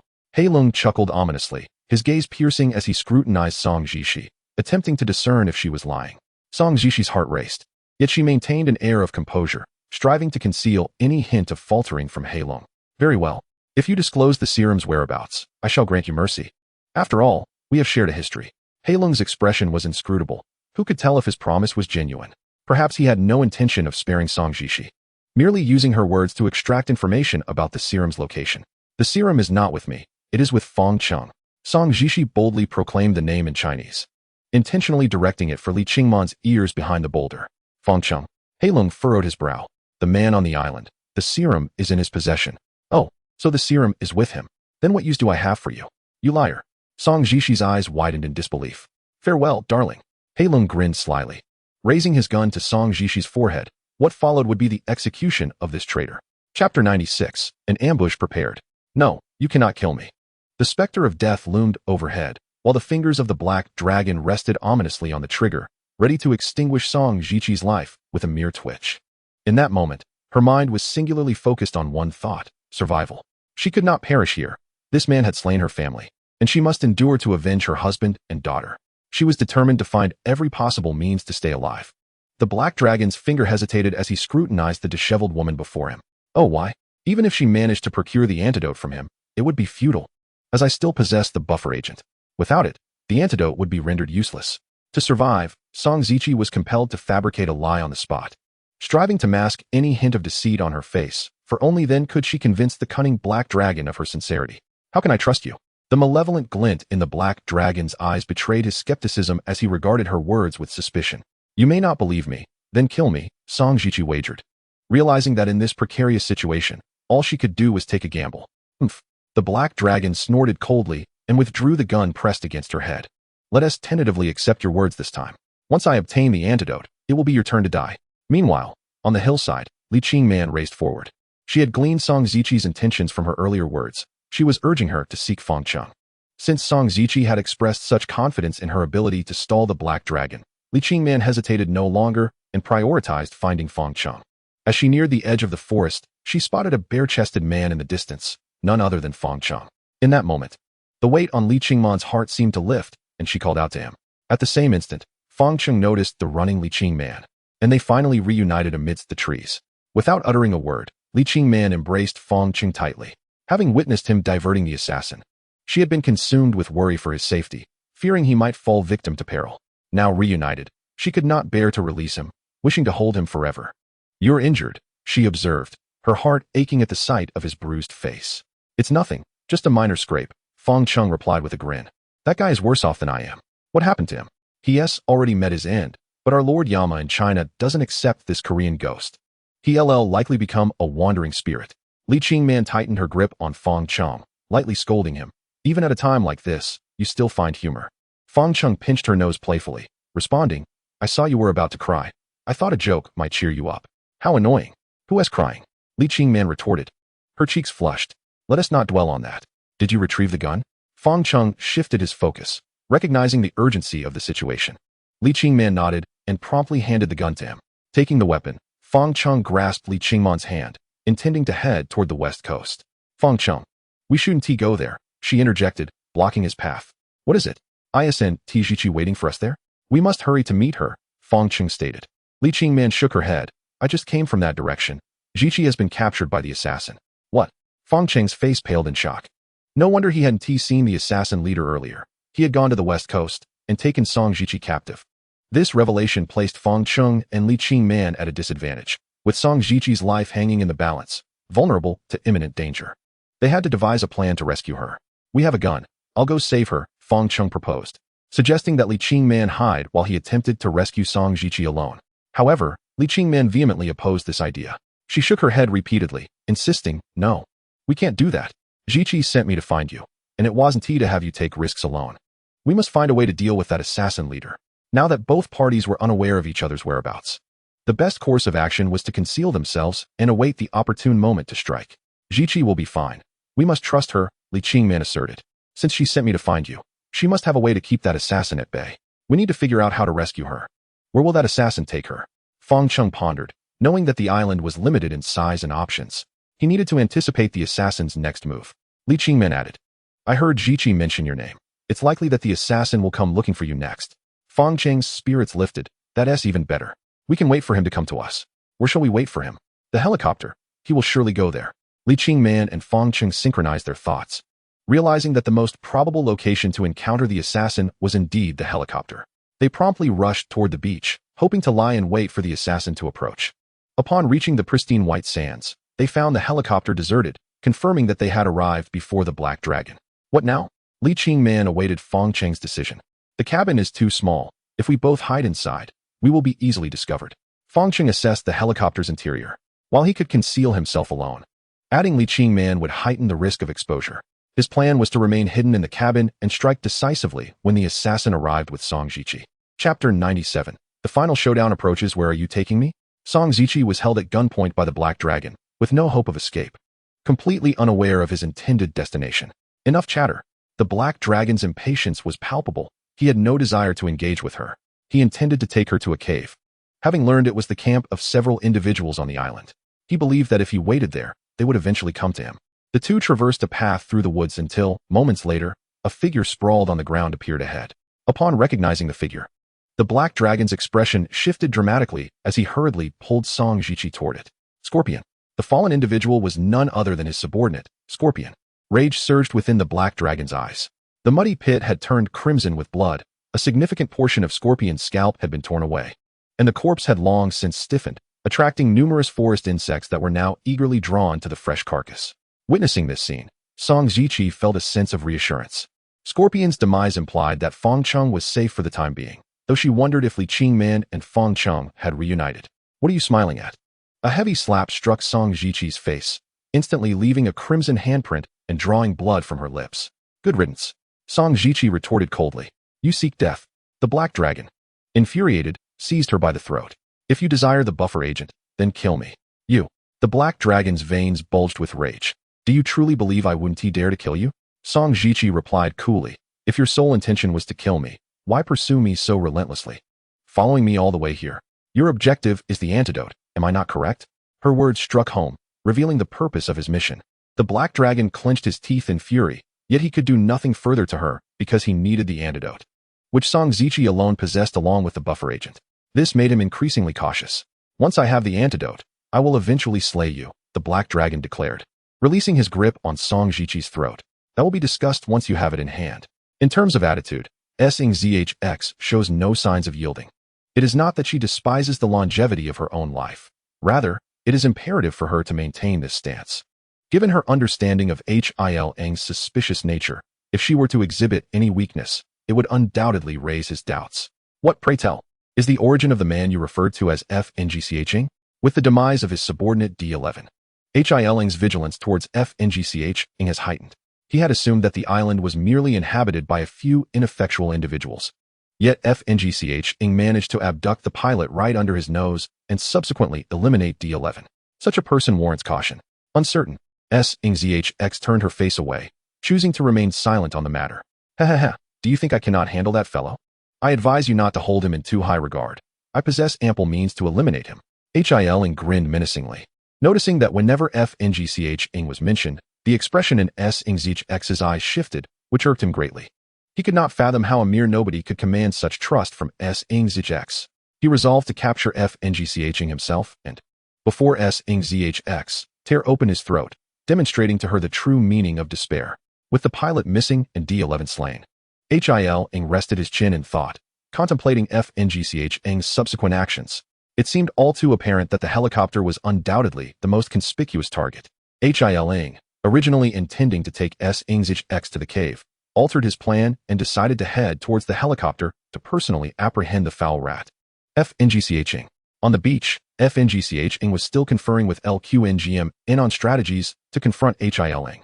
Fngch proposed that he would remain behind to face Hiling alone, while LQNGM withdrew to the sidelines and emerged only after the battle concluded. LQNGM shook her head, saying, "If you face him alone, what will happen to me?" Fngch replied earnestly, "Bullets are indiscriminate. I cannot allow harm to befall you." "Then I cannot permit you to face danger alone," LQNGM insisted, unwilling to depart. "This time, you must heed my words." Fngch understood that the moment for serious action had arrived, and they could no longer delay. As they spoke, Fngch, hidden within the helicopter cabin, peered out and noticed someone approaching from the distant woods. Undoubtedly, the only person who could be approaching at this moment was the assassin. Time was of the essence. He was coming. Fngch's expression suddenly turned grave, and his tone no longer resembled that of jesting with LQNGM. As danger loomed, LQNGM grasped the severity of the situation. She understood that Fngch was about to confront a ruthless assassin, and she could not remain there any longer to distract him. "Be careful." LQNGM retreated into the woods. Not long after which Hiling indeed dragged Ngzhx onto the beach. Fngch quickly crouched down, trying to keep his head low to avoid detection by Hiling. Watching Hiling escort Ngzhx towards the helicopter, Fngch felt his palms sweat with anxiety, gripping his gun tightly. He would have but one opportunity to ensure a fatal shot against Hiling. In the woods, LQNGM hid behind a large tree, quietly observing the scene, her tension surpassing even that of Fngch. Her heart racing almost to a halt. "Tell me, where is that man named Fngch?" Hiling flung Ngzhx onto the sand, impatiently kicking her. Ngzhx curled up in pain, but made no sound of distress, merely sneering. "What? Are you afraid? Do not think I lack the courage to kill you." Hiling pressed the gun against Ngzhx's head. "Then go ahead and kill me." Ngzhx defiantly leaned her head closer. Hiling lowered his weapon, infuriated, and uncertain of the existence of a buffer. He had no choice but to swallow his rage. "You may live a little longer. After all, once I capture Fngch, your demise will not be far off." Suddenly, Hiling began to tear at Ngzhx's clothing. "What do you think you are doing, you beast? Let go of me." Ngzhx cried out in panic, her face reflecting alarm. Hiling displayed a lewd grin, convinced that Fngch was lurking somewhere, watching this unfold. He refused to believe he would remain indifferent while she was violated. Chapter 98. A sudden turn of events. On the beach, Hiling was tearing Ngzhx's clothes apart. Helpless beneath him, Ngzhx emitted cries of panic, more than death. She feared being ravaged by this demon. In the distance, LQNGM, witnessing this horror, trembled with rage, her nails digging into the tree trunk. Time and again, she contemplated rushing out to stop this scoundrel, yet she recalled Fngch's plan and understood that she could not jeopardize it for her own sake. Inside the cabin, Fngch was filled with fury, yet he awaited the opportune moment, biding his time until Hiling completely lowered his guard. Only then could he spring forth and potentially eliminate Hiling, rescuing Ngzhx from his clutches. Ngzhx's struggles seemed feeble to Hiling. He could easily toy with her on the sandy shore whenever he pleased. Closest to Hiling, Ngzhx could see the expression on his face, and a cold sweat broke out as she realized the gravity of the situation. Fngch might very well be falling into a trap. Fngch, do not come out. In a moment of urgency, Shengzhx, thinking quickly, shouted in Chinese, hoping to convey the message to Fngcheng. Hiling, unable to comprehend her words, grew furious as she continued to resist. He struck her several times across the face, leaving her disoriented. Wretched woman, if you dare to scream again, I will end you. Hiling bore down upon Shengzhx, and Fngcheng, concealed in the cabin. Raised his gun, preparing to take aim, but hesitated several times, fearing he might inadvertently harm Shengzhx due to the proximity. Hiling, you will descend into hell. Shengzhx struggled relentlessly. Dare to curse me? Wretched woman, I will make you pay. Hiling set his pistol aside, seizing Shengzhx's wrists with one hand while the other began to remove her trousers. At this moment, waiting was no longer an option. Fngcheng finally emerged from the cabin. Seizing the opportunity while Hiling was preoccupied with Shengzhx, Fngcheng leaped from the cabin, landing directly behind Hiling, and pulled the trigger, aiming at Hiling's back. Bang! A sudden gunshot rang out. Even Hiling had not anticipated that Fngcheng would leap from the helicopter to shoot at him. Excellent. LQNGMN, hidden in the woods, felt a wave of relief wash over her. Moments ago, she had nearly rushed out to intervene when she saw Shengzhx about to be violated. Fngcheng. Shengzhx could hardly believe Fngcheng had descended from the sky. Tears streamed down her face in that instant. Ideally, that shot should have been fatal for Hiling. Even if it did not kill him, it ought to have inflicted significant harm. However, after approximately 10 seconds, it became increasingly apparent that something was amiss. Hiling not only remained standing, but also reached for a nearby gun. This is bad. He is wearing a bulletproof vest. Shengzhx finally grasped the situation. He had clearly been shot, yet there were no wounds or traces of blood on him. What a twist. Fngcheng's mind raced with 1,000 thoughts, seizing the fleeting opportunity to fire another shot at Hiling, only to discover that the bastard was clad in a bulletproof vest. As Hiling reached for the gun, Shengzhx realized she could not allow him to succeed, and without hesitation, she lunged forward, biting him on the face. After a moment of shock, Fngcheng charged forward. If Hiling retrieved that gun, it would spell disaster for both him and Shengzhx, as well as LQNGMN. Wretched woman, let go. Hiling howled in agony, blood soon flowing from his face. The pain drove him into a frenzy, and he began to pummel Shengzhx's head with his fists. Song Zhishi's teeth sank into the flesh of the Hei Long, and in that moment, she unleashed all the hatred she harbored for her daughter and husband. Even if it meant being killed by the Hei Long, she would never relent. Everything transpired in a mere 3 seconds. Fang Cheng had already charged forward, poised to seize the Hei Long's gun, which still contained bullets. If he could grasp it, he could eliminate the Hei Long. With only 2 meters separating him from the weapon, Fang Cheng leaped forward, almost simultaneously with the Hei Long, who was grappling with Song Zhishi as he lunged for the gun. Their hands met upon the firearm, neither willing to let go, quickly devolving into a fierce struggle. Fang Cheng held the advantage, bolstered by Song Zhishi's assistance. Despite her lack of strength in combat, her relentless grip on the Hei Long inflicted considerable damage. Suddenly, Song Zhishi's head sprang back from the Hei Long's face like a coiled spring, revealing her mouth clenching a bloody piece of flesh. Blood streamed from the Hei Long's face, where she had bitten off a substantial chunk. Despite the excruciating pain, the Hei Long refused to relinquish the gun, for it determined his fate. Spitting out the flesh, Song Zhishi lunged at the Hei Long again, clamping onto his cheek. The Hei Long was nearly rendered unconscious by the agony. Yet the instinct for survival compelled him to maintain his grip on the gun, unwilling to yield even an inch. Fang Cheng was similarly resolute. If he relaxed his grip now, it would mean death for his side, and he knew it would be a gruesome end. Just as the two were locked in their deadly contest over the gun, a sudden scream pierced the air from the nearby woods. It was Li Qingman. Fang Cheng's heart raced. The terror in Li Qingman's voice indicated something dire had transpired in the woods, prompting such a desperate cry. In the next moment, Li Qingman emerged from the trees, followed by a man clad only in his undergarments. Seeing this disheveled man, Fang Cheng's expression changed drastically. The helicopter pilot. Fang Cheng recognized him. This was the very man he had bound with vines and discarded in a pit. How could he have suddenly reappeared? Let her go? Fang Cheng and the pilot found themselves in an awkward standoff, each shouting over the other, neither understanding the other's words, merely competing to see whose voice could rise above the din. Meanwhile, Song Zhishi, in a fit of rage after biting another piece of the Hei Long's face, gasped upon witnessing Li Qingman in peril, which gradually steeled her resolve. Release my friend, and we can avoid harm. Song Zhishi shouted at the pilot. The Hei Long erupted in laughter, gritting his teeth as he retorted, "You foolish woman. Do you not grasp the gravity of the situation? You, this man, and that woman, you're all doomed. Even if I cannot acquire the serum, I will ensure your deaths are complete." Chapter 99, The Final Opportunity. The situation shifted with alarming rapidity. Just as one crisis seemed to resolve, another emerged, as none anticipated Li Qingman would be taken hostage by the pilot. The pilot wielded a broken branch, pressing it against Li Qingman's neck, her fair skin reddening under the pressure. A single forceful thrust could inflict grave harm upon her. "Release her, and we can let you leave." Song Jishi attempted to communicate with the pilot in Korean. The Hei Long shouted from the sidelines, "Do not heed her. Every word from that woman is a lie. If you release her, they will certainly not spare you." "Silence." The pilot, appearing increasingly unhinged, lashed out. "Your lies mean nothing to me. I only wish to escape this island. No one can impede me. Let this cursed island be damned. We are allies. Come help me." The Hei Long cried desperately. "To hell with that. I am no ally to anyone." The pilot was resolute in his desire to flee the island, indifferent to everything else. Fang Cheng and the Hei Long were locked in their own struggle, unable to break free. Song Jishi hesitated to charge in, fearing the pilot might act against Li Qingman.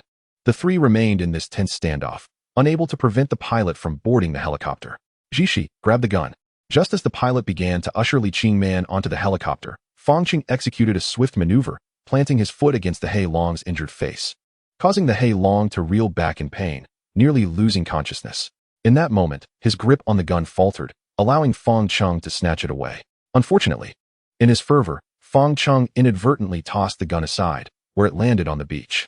The Hei Long quickly regained his composure and lunged for the firearm. But Fang Cheng, resolute, threw himself at the Hei Long to block him. They soon found themselves in a fierce struggle, both determined to claim the weapon. While Song Zishi emerged as the pivotal factor in their fates. "Do not move." Song Zishi had firmly grasped the black handgun, its muzzle aimed at the Hei Long. Instantly halting his tussle with Fang Cheng, the Hei Long raised his hands in a gesture of submission toward Song Zishi. "You monster, beast, demon. I will kill you to avenge my daughter." "No, you cannot kill me," the Hei Long pleaded. "What did you say?" Song Jishi's voice thundered. The corners of the Hei Long's mouth curled into an inscrutable smile as he pointed at Fang Cheng. "Because your husband and daughter are still alive. They are in my custody. If you wish to see them again, help me kill him." Fang Cheng. Song Jishi's gaze turned towards Fang Cheng, her expression fraught with hesitation and anguish. "Hurry, kill him, and I will release your husband and daughter." "Where are they?" "Kill him, and I will tell you." Fang Cheng. "Jishi, I will handle him. Go save Qingman." Fang Cheng could not comprehend the exchange occurring between them. His foremost concern was for Li Qingman, fearing harm might come to her at the pilot's hands. And Qingman. Song Jishi's clarity returned. Now was not the time for vengeance. She must rescue Li Qingman at once. Setting aside her vendetta against the Hei Long, she rushed beneath the helicopter, aiming her gun at the pilot, shouting, "Let her go, or I will shoot." At that moment, the helicopter's rotor blades began to spin, generating a powerful wind that nearly knocked her off her feet. The pilot, absorbed in the cockpit's instruments, paid no heed to Song Jishi's demands, fixated solely on his singular desire to escape the cursed island. The helicopter is about to take off, and Li Qingman is filled with an overwhelming sense of urgency. She cannot leave this place with the aircraft, for she must remain on this island to accompany Fang Cheng. "Fire!" Li Qingman shouted desperately at Song Jishi. In a dire situation, Song Jishi gritted her teeth and fired a shot at the top of the cabin. Bang! The bullet sparked as it struck the cabin, ricocheting off the aircraft's glass, which immediately cracked. The ensuing chaos distracted the pilot, granting Li Qingman an opportunity to escape. She suddenly slammed her head backward, striking the pilot's nose, causing him to clutch his face and curse in pain. Seizing the moment when the pilot loosened his grip, Li Qingman leapt from the cabin and landed on the beach. "Qingman, are you all right?" Song Jishi rushed to Li Qingman's side, checking her for injuries. "I'm fine. Go help Fang Cheng." Li Qingman felt guilty. Had she not been abducted, the situation would not have turned so perilous. As the two remained shaken, they suddenly heard Fang Cheng shout from afar, "Stop him." They saw Hei Long had shaken off Fang Cheng and was desperately charging toward the helicopter. Chapter 100, The Gunshot of Conclusion. Hei Long kicked Fang Cheng away, intent on reaching the helicopter to escape the island. Fang Cheng was not one to relent easily. He scrambled to his feet and pursued Hei Long closely. "Stop him!" Fang Cheng yelled while chasing after him. As they watched Hei Long sprint toward them, Song Jishi's hand trembled around her gun. Should she believe his words? Perhaps her husband and daughter were indeed alive somewhere in this world. If she shot Hei Long, she would never see her family again. Caught in a dilemma, Song Jishi knew she had to make a decision immediately. "Let me do it." Seeing Song Jishi hesitate, Li Qingman felt a surge of anxiety. Bang! A sudden gunshot rang out. Song Jishi did not hand the gun to Li Qingman. Instead, she chose to fire herself. She understood that this shot would sever her ties with the past entirely. Heilong's body stiffened, and he abruptly halted as blood gushed from the back of his head. Fueled by vengeance, Song Jishi shot Heilong in the head. The bullet entered through his cheek, piercing the skull and exiting, spraying blood and brain matter. In his final moments, Heilong widened his eyes in disbelief, astonished that this woman truly shot him. Your daughter. You are unworthy to mention her. Die. Song Jishi screamed hysterically, her finger crazily pulling the trigger, firing at Heilong's head. Bang, bang, bang. The gunfire continued until the entire magazine was spent, the empty chamber making a hollow sound as Song Jishi continued to pull the trigger. Heilong's head was riddled with bullets, his face a gruesome sight. As he lay lifeless on the beach, his body staining the sand with blood. Witnessing Song Jishi's frenzied reaction, Fang Cheng and Li Qingman were left speechless. They did not understand Korean and were unaware of the exchange between Song Jishi and the assassin, only feeling immense sorrow for her. Li Qingman embraced Song Jishi, holding her hand in an attempt to calm her, whispering, "It's all right, he's dead now." Woo-woo. Song Jishi discarded the gun and collapsed into Li Qingman's embrace, weeping uncontrollably. In that final moment, she resolutely chose to avenge her daughter and husband, mercilessly shooting Heilong. She was acutely aware of Heilong's treachery and recognized that his earlier words were likely deceitful lies meant to prolong his life. Her husband and daughter had long since perished. They could not possibly be alive. For Song Jishi, the answer was unequivocal. Heilong had to die. As she held the despairing Song Jishi, Li Qingman felt at a loss, only able to offer comfort to stabilize her emotions. "I'm sorry, I lost control earlier." After weeping for a considerable time in Li Qingman's arms, Song Jishi finally ceased her tears, wiping the remnants from her eyes. Li Qingman held her tightly, offering as much solace as she could, patting her back and saying, "It's okay, let it out if you need to cry." Fang Cheng approached the two, his face marred with numerous wounds from his earlier confrontation with Heilong, one eye swollen shut. "You're hurt." Both women were immediately concerned upon seeing Fang Cheng's battered face. "It's nothing, just a minor injury." Fang Cheng waved his hand, indicating that he was not fragile, merely dealing with superficial wounds that were not serious. Unexpectedly, Song Jishi insisted on checking Fang Cheng herself, adamant that even minor injuries should not be overlooked. Regardless of his protests, Fang Cheng had no choice but to comply, as Song Jishi was a doctor and thus more knowledgeable. He sat on the beach while she examined him closely. "How is it?" Li Qingman asked anxiously from the side. "Most of it is soft tissue bruising, thankfully. Nothing is broken." Song Jishi sighed in relief. Fang Cheng observed Song Jishi with her disheveled hair, swollen cheeks, and a gash on her forehead. Shaking his head as he remarked, "Compared to your injuries, mine are nothing. You should tend to yourself first." Song Jishi maintained a resolute expression, stating, "I'm only lightly injured. It's nothing serious." Li Qingman gazed at the helicopter disappearing into the distance, a profound sense of guilt filling her. Had she not been abducted, their plan to seize the helicopter might have succeeded. "I'm sorry, I made all our efforts go to waste." "Indeed. Perhaps all of this was predestined, so don't be too hard on yourself." Fang Cheng comforted Li Qingman. Just then, in the distance, the helicopter was about to vanish from sight when, in an instant, something inexplicable occurred, and it suddenly erupted into a massive fireball. The three watched in disbelief from the beach, unable to discern what had transpired. The helicopter vanished as if it had collided with a swatter. "My heavens!" Song Jishi clasped her head, her expression one of utter disbelief. Fang Cheng and Li Qingman exchanged blank stares, astonished that the pilot had not managed to escape. "Did you see some black mesh in the sky earlier?" Song Jishi asked, struggling to articulate the surreal sight. "I saw it too.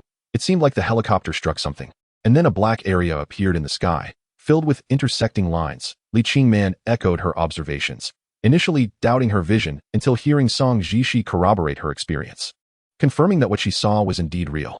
How strange. Fang Cheng had not noticed the changes in the sky earlier, but he could not dismiss the curiosity piqued by Li Qingman and Song Jishi's accounts. Chapter 101. The Ominous Cloud Overhead. According to the original plan, Fang Cheng and Li Qingman were to seize the helicopter first and then rescue Song Jishi, ultimately departing the island together. However, plans never survive contact with reality. The pilot's sudden emergence disrupted their carefully laid scheme. Reluctantly, they had to abandon their attempt to seize the helicopter and allow the pilot to fly away. Yet, fate had other designs. Just as the helicopter was about to disappear from view, it collided with an invisible barrier in the sky, instantaneously transforming into a fireball, leading to total destruction and loss of life. However, everything that had just transpired loomed over the three of them like a dark cloud. What lay above in the sky? Why had that scene occurred? Did it signify that any attempt to leave this place would ultimately lead to such a fate? Suddenly, a chill crept up their spines. This island indeed held peculiarities. Perhaps once one arrived here, there was no way to depart. The atmosphere grew heavy with silence, each person lost in their own thoughts. The mere notion that they might never escape this island filled Fang Cheng's heart with a mix of emotions. He glanced at Li Qingman, feeling that his inability to bring her out of this place was his greatest regret. Coincidentally, Li Qingman also looked at Fang Cheng, and their eyes met, exchanging a comforting smile. Do not overthink it. Being on the island together is at least a blessing. Yes, let us forget it all. Everything has passed. Fang Cheng cradled his head in his arms, lying down on the beach, closing his eyes and allowing the rain to wash over him. He felt utterly exhausted. This day had witnessed an overwhelming series of events, akin to a gripping film. He had vanquished the scorpion and battled the black dragon, nearly exhausting his last vestiges of strength. Finally, it was over. But what about the corpse? Li Qingman's words jolted Fang Cheng from his reverie. The decay of the body was indeed a pressing dilemma.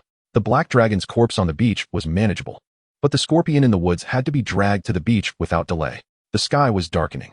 If they left the scorpion's body in the woods until tomorrow, it would stink. They needed to move it before it began to rot. Can you manage alone? Li Qingman's eyes were filled with concern, as she recognized that Fang Cheng had reached his limits. Song Jishi spoke up. Allow me to assist as well. I can surely be of help. Fang Cheng dusted himself off and stood up, saying, Then let us all go. The body is quite heavy, so prepare yourselves mentally. Thus, the three of them quickly organized themselves and ventured back into the woods. Not far from the water source, they discovered the scorpion's corpse, which had been submerged in muddy water, swollen and grotesque, as if its flesh had been bloated. To add to the horror, several large leeches had already infested the wound where Fang Cheng had torn a piece of its exoskeleton, feasting on the delectable meal before them. Surrounding the scorpion's body were numerous unnamed insects drawn by the scent of blood, greedily gnawing at the carcass. Fortunately, they had arrived. Otherwise, allowing the body to rot here could jeopardize their water source, Fang Cheng remarked. Let us get to work. Song Jishi was already preparing to move the body. Ugh. The sight made Li Qingman's stomach churn, and she covered her mouth with her hand. In contrast, Song Jishi remained composed. As a doctor, she had witnessed far more repugnant scenes and was accustomed to such sights, her tolerance far greater than that of the average person. It's fine, I can manage too. Li Qingman shook her head, politely declining Song Jishi's offer. Under Li Qingman's insistence, she joined in the task of moving the body. Fang Cheng dragged one leg while Li Qingman and Song Jishi pulled the other, eventually bringing the scorpion's corpse to the beach, where it lay beside the black dragon's remains. The scorpion's demise was tragic, but compared to the black dragon, it seemed almost fortunate. The dragon's face was unrecognizable, shattered by bullets, its form utterly distorted, and its head likely reduced to a mass of pulp. Just a glance was enough to induce discomfort. Fang Cheng and Li Qingman found it hard to fathom that the usually reserved Song Jishi could erupt with such vehement anger. They were unaware of the animosity she held towards the black dragon, yet they could clearly perceive the deep-seated hatred in her eyes as she gazed upon its lifeless form. As if its death were a mere act of mercy. Counting these two scoundrels, a total of 4 assassins had come to this island, all of whom had met their end. Fang Cheng casually remarked, hoping to lighten Song Jishi's mood. What if more come? Li Qingman voiced her concern. What is there to fear? 1 comes, we take care of 1. 2 come, we handle 2. Fang Cheng spat at the corpses of the black dragon and scorpion, cursing. These 2 scoundrels not only destroyed our cave, but also forced me to dispose of their remains. Such people deserve to suffer a fate worse than death. Suddenly, Song Jishi lowered her head, filled with remorse, saying, I am sorry, it was I who led them here. Fang Cheng waved his hand dismissively, saying, Do not dwell on it, you are not at fault. It is those scoundrels who acted despicably. You have already found yourself stranded on this small island, and yet they sought to eradicate you. Do not worry, as long as Qingman and I are here, they will not harm you. While Fang Cheng boasted, Li Qingman noticed a peculiar unease washing over Song Jishi's expression. In that moment, she recalled their encounter amidst the rocky crevices, when Song Jishi had been on the verge of revealing the truth to her, only to be interrupted by Fang Cheng's arrival, leaving the matter unresolved. Reflecting on this, combined with the unnatural look on Song Jishi's face, it seemed that the truth behind the events was perhaps more complex than either of them had realized. The narrative that Song Jishi had shared with Fang Cheng and Li Qingman might have merely been a fabricated tale. Chapter 102, The True Identity. The sky continued to weep, rendering it impossible to deal with the black dragon and scorpion corpses, forcing them to temporarily leave them on the beach until the rain ceased and the sun shone once more. Fang Cheng walked ahead, oblivious to the fact that Song Jishi and Li Qingman lagged behind. Li Qingman, more astute than Fang Cheng, noticed Song Jishi's discomfort. Ever since the incident had concluded, Song Jishi's expression had remained taut, as though burdened with heavy thoughts. What is it? What troubles your mind? In an effort to ease Song Jishi's tension, Li Qingman wrapped her arms around her shoulders from behind. No, it's nothing. Song Jishi, lost in thought, had not noticed Li Qingman's approach and was startled by the sudden embrace. Li Qingman smiled gently. You say it's nothing, yet your brow is furrowed. Why the worry? If something troubles you, feel free to share it with me. Qingman, Song Jishi glanced at Fang Cheng's figure ahead, her expression revealing her internal conflict, and whispered, there are some things I have pondered for a long time. I believe I should tell you and Fang Cheng, but I am afraid. You are worried that Fang Cheng will be upset upon learning the truth, correct? Li Qingman asked softly. Song Jishi nodded, admitting, because I deceived you both. I fear you may not forgive me. Li Qingman took Song Jishi's hand, saying, then tell me, where did you deceive us? I sense you have your reasons. If you are willing to share, I believe I can forgive you. And Fang Cheng? Song Jishi looked anxiously at Fang Cheng's back. Do not worry too much. I will find a way to communicate with him gradually. Li Qingman understood Fang Cheng's temperament. If she revealed the truth suddenly, he would likely struggle to accept it. So she resolved to find opportunities in the future to disclose the reality of the situation. You truly do not need assistance? All right, then I shall take my leave. As Fang Cheng walked further away, Song Jishi first thanked Li Qingman for helping her divert Fang Cheng's attention. Li Qingman gazed earnestly at Song Jishi and remarked, now that Fang Cheng has departed, you can share anything with me. Song Jishi hesitated for a moment, yet she was aware that she needed to take this step. After a turbulent internal struggle, she finally spoke. In truth, I deceived both you and Fang Cheng from the very beginning. I am not as innocent as the story portrays. That was merely a fabrication to gain your acceptance. Are you referring to the lie about your identity as a doctor, or the circumstances that compelled you to operate on that powerful figure? Li Qingman inquired. I am indeed one of the top surgeons in South Korea, but behind this glamorous facade lies another identity. I am a researcher for a clandestine organization known by the codename Mujin. Zero? Li Qingman asked in disbelief. Yes, it is an illegal organization engaged in underground medical research. In addition to conducting medical studies, we also perform illicit surgeries, such as organ transplants. Li Qingman exclaimed, astonished. She had always regarded Song Jishi as a benevolent angel in white, and it was shocking to discover the darker side of this seemingly virtuous figure. Overwhelmed with shock, Li Qingman also admired Song Jishi's courage. It must have taken immense resolve to disclose such truths. I apologize. I know my hands are stained with blood, and I am steeped in sin, unworthy of forgiveness. Thus, God has punished me, taking my husband and daughter. As she became increasingly agitated, Song Jishi's emotions surged, her eyes reddening, nearly spilling over with tears. Li Qingman embraced her, gently patting her back, offering comfort. It's all right, it's all in the past. Song Jishi pushed Li Qingman away, shaking her head, forcing herself to suppress her sorrow, and continued. I joined this organization after they found me and offered an irresistible sum of money. Initially, I refused, but soon they extended their threats to my family. To protect them from harm, I had no choice but to acquiesce. Did you never consider seeking help from the outside? Li Qingman asked. They possess an overwhelming influence, with a background that incites despair. If I were to disclose anything, they would not hesitate to harm my family. As she spoke of her family, Song Jishi choked back tears. Eventually, I joined them and completed my first surgery. After that, I received a sum of money I could never have earned in my lifetime. Driven by this wealth, I gradually lost my sense of self, willingly becoming an accomplice to the organization. Li Qingman listened quietly, having grown up in a life of luxury, never experiencing the pangs of poverty. Thus, hearing that Song Jishi had voluntarily joined such an organization for money stirred a sense of regret within her. Everything appeared to be going smoothly. By day, I was a renowned physician at the hospital, and by night, I transformed into a butcher. I oscillated between these two identities. Song Jishi lamented. Until one day, I received a special assignment that abruptly altered everything. Was it to perform surgery on that powerful figure? Li Qingman inquired. They approached me to conduct an organ transplant for him, as the organs were obtained illegally and could not be operated on in a legitimate hospital. Song Jishi explained.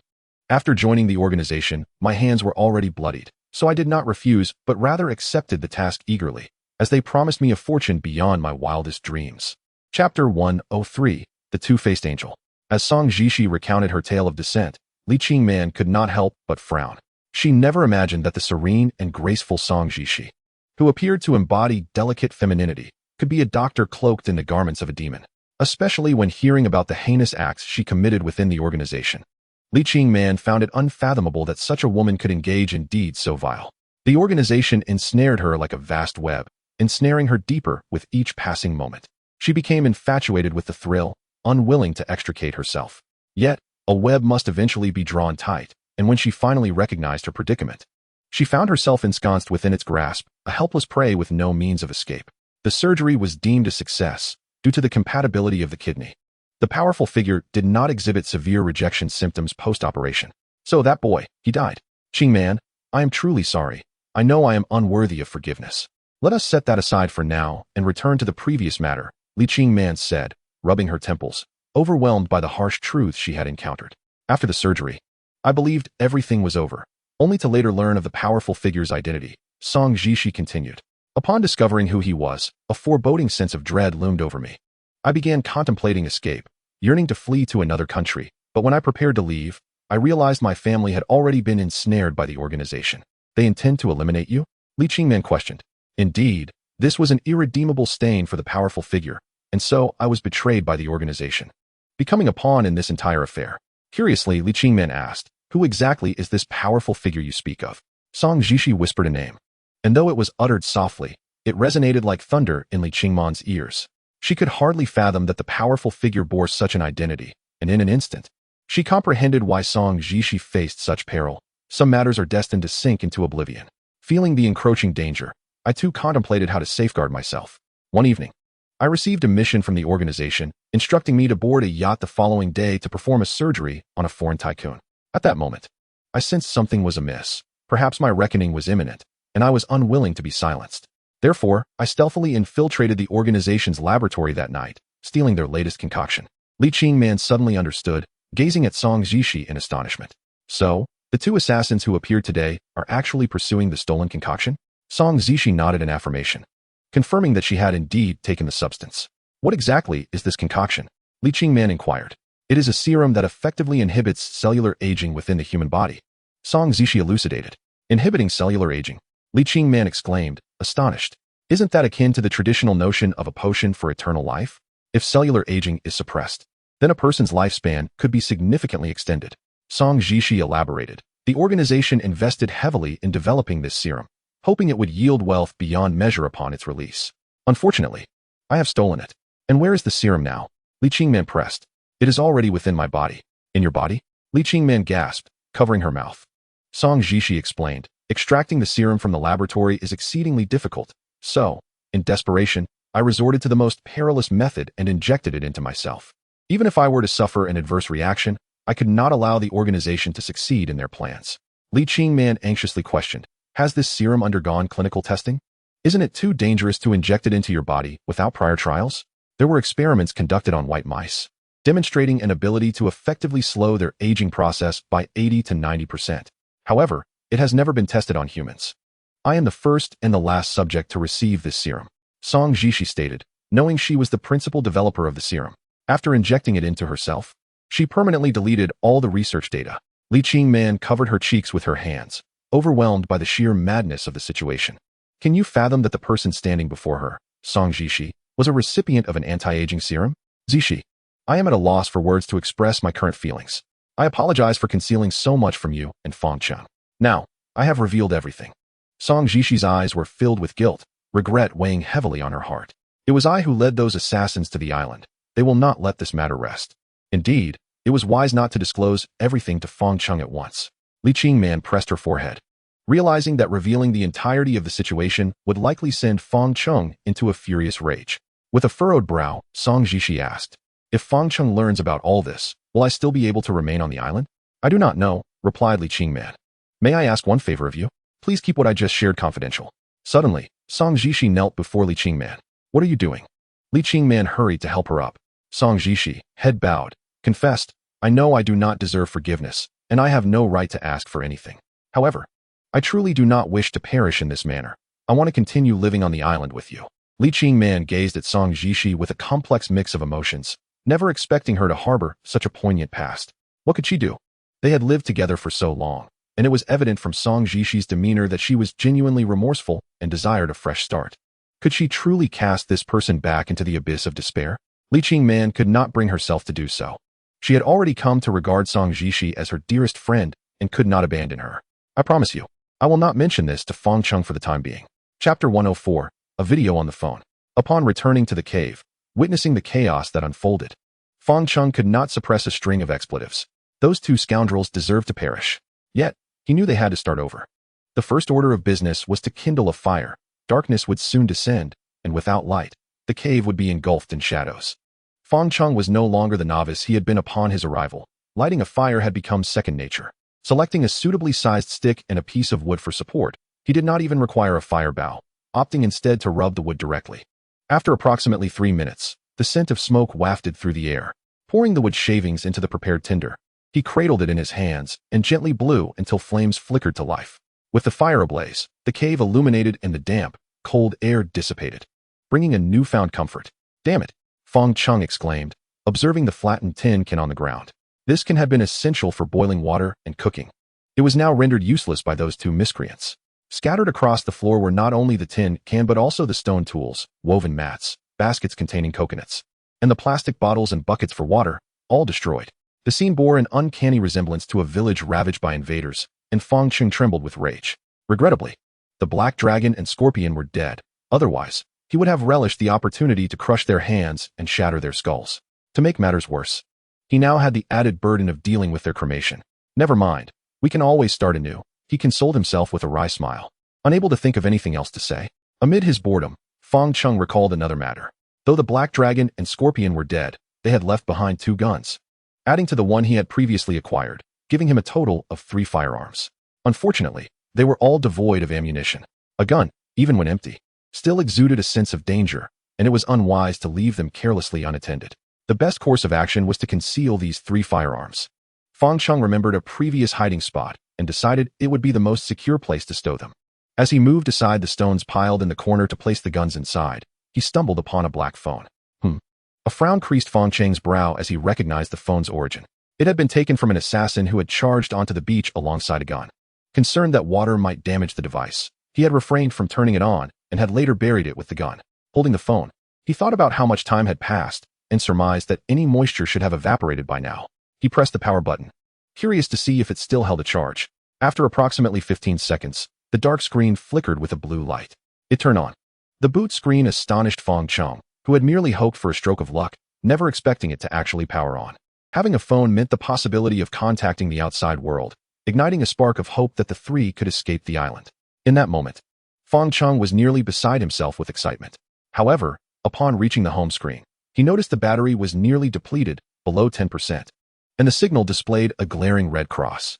His earlier confidence waned as he realized that this phone, which he had hoped would be their lifeline, was merely a cruel illusion. Damn it! Fang Cheng was ready to hurl the phone in frustration but halted midway, recalling that it had belonged to the assassin. Perhaps it contained valuable information about them. With little battery left, Fang Cheng needed to act quickly. He opened the photo gallery, eager to uncover any useful images. To his shock, the gallery revealed a plethora of gruesome photographs, predominantly depicting human organs. What on earth? Are they involved in organ trafficking? However, as he scrutinized the video, he noticed something peculiar. The female doctor wore a mask, yet her eyes bore a striking resemblance to Song Zhixi's. Song Zhixi, he murmured, his palm trembling slightly as this revelation took him by surprise. To confirm whether the doctor was indeed Song Zhixi, Fang Cheng fast-forwarded to the end of the video. There, he witnessed the doctor removing her mask. It truly was Zhixi. At that moment, shock and fury etched themselves across Fang Cheng's face. He had never anticipated that Song Zhixi had deceived both him and Li Qingman. The video clearly indicated that she was in cahoots with the assassins. He had trusted her unreservedly, even risking his life for her against those 2 killers. The realization of being duped ignited an uncontrollable rage within him, akin to a volcanic eruption. Fang Cheng. The 2 women at the cave entrance exchanged glances, perplexed by Fang Cheng's furious demeanor and the cause of his ire. What is the matter? Li Qingman inquired cautiously. Qingman, come here. Fang Cheng pulled Li Qingman behind him, his gaze fixed on Song Zhixi with piercing intensity. Song Zhixi, already feeling guilty, was further rattled by Fang Cheng's fierce glare and instinctively lowered her head, unable to meet his eyes. Why are you looking down? Fang Cheng demanded angrily. Li Qingman discerned the underlying issue. Fang Cheng's unusual behavior likely indicated that he had uncovered Song Zhixi's true identity. However, she had never divulged this information to Fang Cheng, and she had only recently learned it from Song Zhixi herself. So, how did Fang Cheng come to know? Chapter 105, Severe Interrogation. Li Qingman was perplexed about how Fang Cheng had discovered Song Zhishi's true identity. Upon seeing that mobile phone, Song Zhishi's complexion changed drastically, draining of color. She recognized it as the device belonging to the assassin who had previously pursued her. She was baffled as to how this phone had come to be in Fang Cheng's possession. Isn't it peculiar? Why is this phone in my hands? Fang Cheng sneered. Instead of being curious about how I acquired it, you should contemplate the actions you have taken. Song Zhishi lowered her gaze, unable to meet Fang Cheng's eyes, and softly murmured, I never intended to deceive you and Qingman. I have my own unavoidable reasons. Li Qingman wished to defend Song Zhishi, quickly interjecting, Fang Cheng. The situation is not as you perceive. Zhishi did not deliberately deceive us. She has stood by us through thick and thin and has never done anything to harm us. Qingman, do not be misled by her. She has managed to conceal her true self until now. Had I not inadvertently discovered these secrets through this phone, she would have continued her charade. Fang Cheng retorted, positioning himself defensively before Li Qingman, unwilling to let her approach Song Zhishi. His trust in her had been irrevocably shattered. He would no longer believe a word she uttered. Tears streamed down Song Zhishi's face as she lamented, I am sorry. It was I who deceived your trust. It is because of my past with those assassins that danger has arisen. I know what I must do now. I will no longer burden you and Qingman. Zhishi, don't go. Seeing Song Zhishi turn to leave, Li Qingman grew anxious, intent on following her. Don't. Fang Cheng grasped her arm firmly, preventing her from pursuing Song Zhishi. Li Qingman pleaded, I understand she has deceived us, but she truly had no choice but to act this way. I believe she would never harm us. Fang Cheng countered. No, this woman is too perilous. If you were to witness her past actions, you would surely reconsider your stance. I cannot allow you to get close to her. Fang Cheng, we all have our pasts. Arriving on this island signifies a fresh start in life. Since Zhishi wishes to begin anew, why can we not accept her? Li Qingman continued. Moreover, from the beginning, she has never intended to harm us. Even during your struggle with Hei Long, she held the gun. If she meant to shoot you, it would have been a simple task, wouldn't it? That does seem true. I understand that suddenly uncovering these matters is difficult for you to accept, but they only reflect Zhishi's past and do not define her. Consider this. Since she has been living with us, has she ever displayed even the slightest suspicion in her behavior? Indeed, it seems not. Under Li Qingman's persuasion, Fang Cheng gradually calmed down and began to absorb her words. Zhishi desires to continue living with us. Let us give her a chance. Very well. I shall heed your advice this time. Ultimately, Fang Cheng acquiesced to Li Qingman's opinion. A weight lifted from Li Qingman's heart, as long as Fang Cheng softened his stance. There remained a possibility to rectify the situation concerning Song Zhishi. I shall go. You wait in the cave, Li Qingman suggested. Perhaps I should join you. We could search separately. Although Li Qingman longed to find Song Zhishi, she ultimately complied with Fang Cheng's request to remain in the cave. Even without the assassins on the island, the wild beasts and venomous creatures posed great danger. In comparison, staying in the cave was the safest choice. Very well. I shall depart. After bidding farewell to Li Qingman, Fang Cheng dashed into the torrential rain. Before him lay a murky expanse, obscuring all visibility. Fang Cheng flitted about the island like a headless fly. First, he scoured the rocky shore, followed by a search along the beach, yet both locations yielded no results. In his quest to locate Song Zhishi, he ventured to the hillside on the southern side of the island, hoping to find her there, but once again returned empty-handed. He had thoroughly searched all conceivable areas, including the forest, the water source, and the rocky mountains in the center of the island, but still no sign of Song Zhishi. Zhishi, Song Zhishi. Time trickled by, and Fang Cheng's anxiety intensified. He feared for Song Zhishi's safety. Should anything happen to her, he would bear an irrefutable burden of responsibility. Where could she possibly go? Where can Song Zhishi be? Fang Cheng repeatedly questioned himself. At that moment, he knew she must be heartbroken, and he pondered where she might seek refuge on this island. Suddenly, a flash of inspiration struck him. He realized the most likely place for Song Zhishi to go was the west coast. The west coast was the most perilous location on the entire island, characterized by sheer cliffs that would surely lead to a fatal fall. A chill ran down Fang Cheng's spine. He had to reach the west coast immediately. If Song Zhishi were contemplating foolish actions, there was still a chance to intervene. With this thought, he could no longer afford to delay. Nearly exhausted, an unexpected surge of energy propelled him forward as he sprinted toward the west coast. Following the cliff's edge, he soon spotted a figure in the distance. The silhouette was frail, clad in a white top, standing alone at the cliff's brink, akin to a flower petal swept by the wind, poised to be carried away into the sea at any moment. Chapter 106, The Plunge. Upon discovering Song Zhishi at the cliff's edge, Fang Cheng finally exhaled, relieved to have found her. As long as she was there, his heart felt steadied. At least for now, she had not encountered any misfortune. Stay back. Song Jishi's tension escalated at Fang Cheng's approach. As he began to step closer, she vehemently shook her head, retreating toward the precipice. Behind her loomed a cliff several dozen meters high. Just standing there made her legs tremble uncontrollably. The rocky base below promised certain death should she fall. All right. I won't come any closer. Please calm down. Fang Cheng, fearing for her safety, endeavored to keep her from making a rash decision. Song Jishi sobbed, I'm sorry. I deceived you and Qing Man. I know I do not deserve your forgiveness.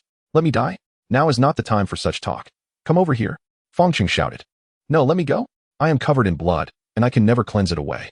I should have perished in that storm. That is my fate.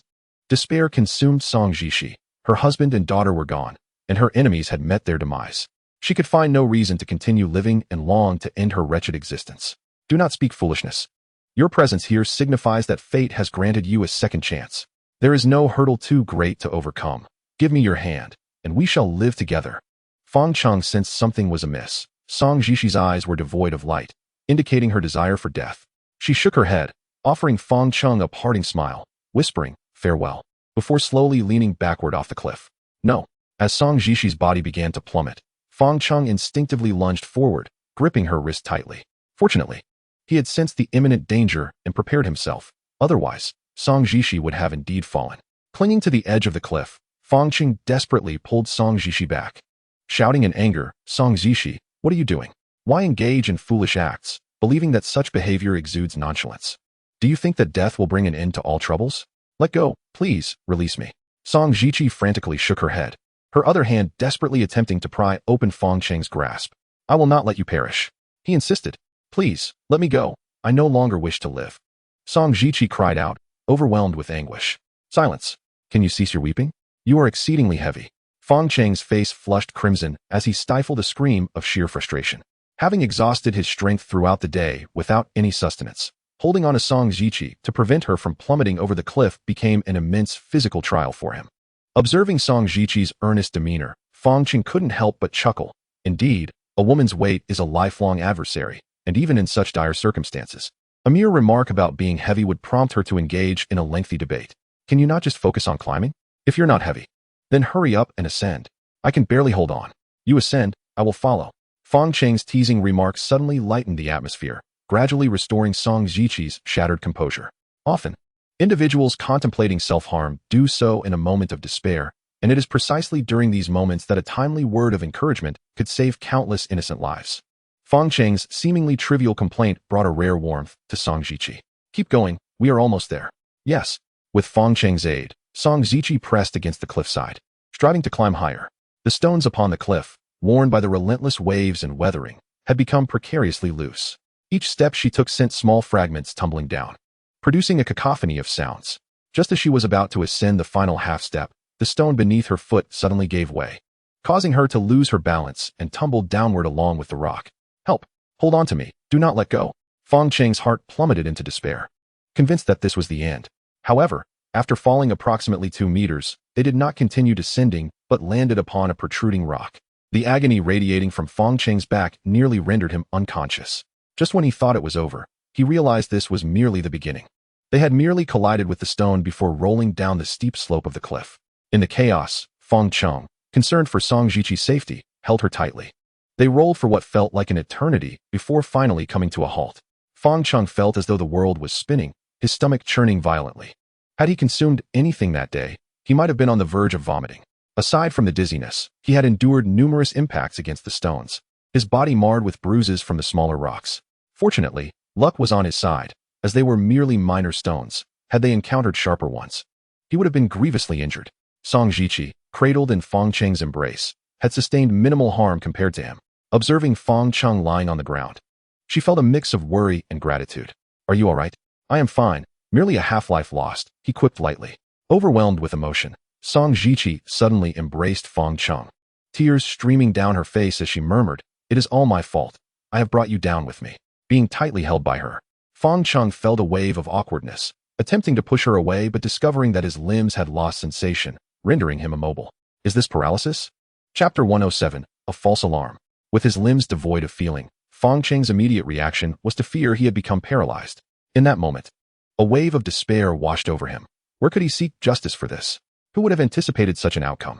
Now, with his limbs incapacitated, Would he require Li Qingman to care for him? The thought filled him with a sense of hopelessness, wishing he had perished in the fall. Fang Cheng, what is wrong? Seeing his ashen expression, Song Ziqi's heart tightened with concern. I am paralyzed, he replied, his voice devoid of life, uttering those 3 words with resignation. Song Ziqi felt as if struck by lightning, her body freezing in disbelief. Paralysis was no jest, and she could hardly accept that Fang Cheng had succumbed to such a fate. In her worry, she quickly released him, inspecting his limbs for any signs of life. Can you feel this? She inquired, using her nails to gently pinch his foot. Apply more pressure. I already am applying considerable force. Fang Cheng's heart sank. The realization that he felt nothing, not even a pinch, suggested a grim future confined to a wheelchair. Song Ziqi persisted, applying increasing pressure with each attempt. Yet Fang Cheng remained unresponsive. You should leave and find Qingman. Let me lie here alone, he said with a bitter smile. Do not overthink it. I examined your limbs earlier, and there are no fractures. As she spoke, Song Ziqi's hands moved to his back, tracing along his spine. Fang Cheng, initially confused by her intentions, was soon enveloped in a pleasant sensation as her cool, delicate fingers glided along his spine, reaching the nape of his neck in no time. What are you doing? Examining your spine. Oh, Fang Cheng's cheeks flushed slightly. Noticing his expression, Song Ziqi suddenly smiled warmly, asking, What did you think I was going to do? Embarrassed, he stammered. Nothing at all. I have completed the examination. Your spine is intact, no injuries. Her expression shifted to one of seriousness akin to that of a physician tending to a patient. That is odd. If my limbs are fine and my spine is unharmed, why can I not move? Fang Cheng pondered, perplexed. Song Ziqi explained, It is possible that during the fall, your spine sustained a temporary nerve injury. Resting for a while should facilitate recovery. Fang Cheng chuckled dryly, responding, Very well, since I cannot go anywhere, I shall remain here. Earlier, the area had been submerged in seawater, but now, as the tide receded, they found themselves on a disordered stony shore. How does this place fare? Fang Cheng inquired. Not bad, Song Ziqi replied as she settled beside him. The raindrops incessantly pelted Fang Cheng's body, yet his limbs remained immobile, making the situation quite unbearable. If only the wretched rain would cease, this place would be far more pleasant. Fang Cheng attempted to find humor in his plight. Just then, he noticed the raindrops striking his face had vanished. Upon opening his eyes, he discovered that Song Ziqi had shielded him with her hands. Thank you, he expressed, genuinely surprised. You suffered injuries to save me, and I merely shielded you from the rain. A wave of guilt washed over Song Ziqi since arriving on the island. She had been under the care of Fang Cheng and Li Qingman, yet had only brought them trouble, even attracting the organization as assassins, nearly leading them into peril. What are you thinking about? Qingman, I worry she is alone in the cave. She will be fine. I hope so. After exchanging these brief words, both Fang Cheng and Song Ziqi fell into a contemplative silence. Time passed slowly, the rain showing no signs of abating, and Fang Cheng's limbs remained motionless. Ziqi, I apologize for the harsh words I spoke in the cave. After a protracted silence, Fang Cheng spoke once more, this time taking the initiative to apologize to Song Ziqi. Covering her face, Song Ziqi shook her head and replied, No, the one who should apologize is me. I have deceived the trust you and Qingman placed in me, and I am truly grateful for your ability to forgive. Fang Cheng responded. Qingman has shared many stories about you. I admit I held some misunderstandings about you prior to this. I hope we can put aside those prejudices and live together on the island moving forward. Thank you. Thank you for your and Qingman's understanding. Aside from gratitude, Song Ziqi found herself at a loss for words to express her feelings. To survive on this island, everyone must learn to compromise and embrace tolerance.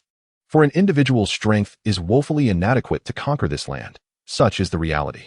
After a while, Fang Cheng seized an opportunity to change the subject, smiling as he remarked, I heard from Qingman that you have injected a serum capable of slowing down aging. Indeed, it significantly retards the aging of cells within the body. Song Ziqi nodded in affirmation. Fang Cheng scrutinized her with a teasing glimmer in his eye, jesting, Is this serum truly that remarkable? Can it make a 70-year-old grandmother appear like a 20-year-old maiden? Song Ziqi clarified, The serum does not work in the manner you envision.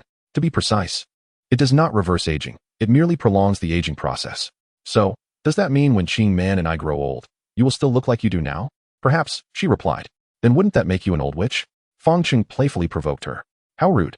You are the old witch. Song Ziqi retorted, glaring at him and raising her hand as if to pinch him. Fang Cheng suddenly dodged to the side, pleading, I was wrong. I was just joking. You seem so serious. Wait, I think I can move. I can move. At that moment, his limbs regained mobility. And Fang Cheng felt as if he were a monkey freed from the five-finger mountain after 500 years, leaping and howling with joy. Observing this, Songji she couldn't help but be amused by Fang Cheng's exuberance, shaking her head with a smile. Really, you act just like a child.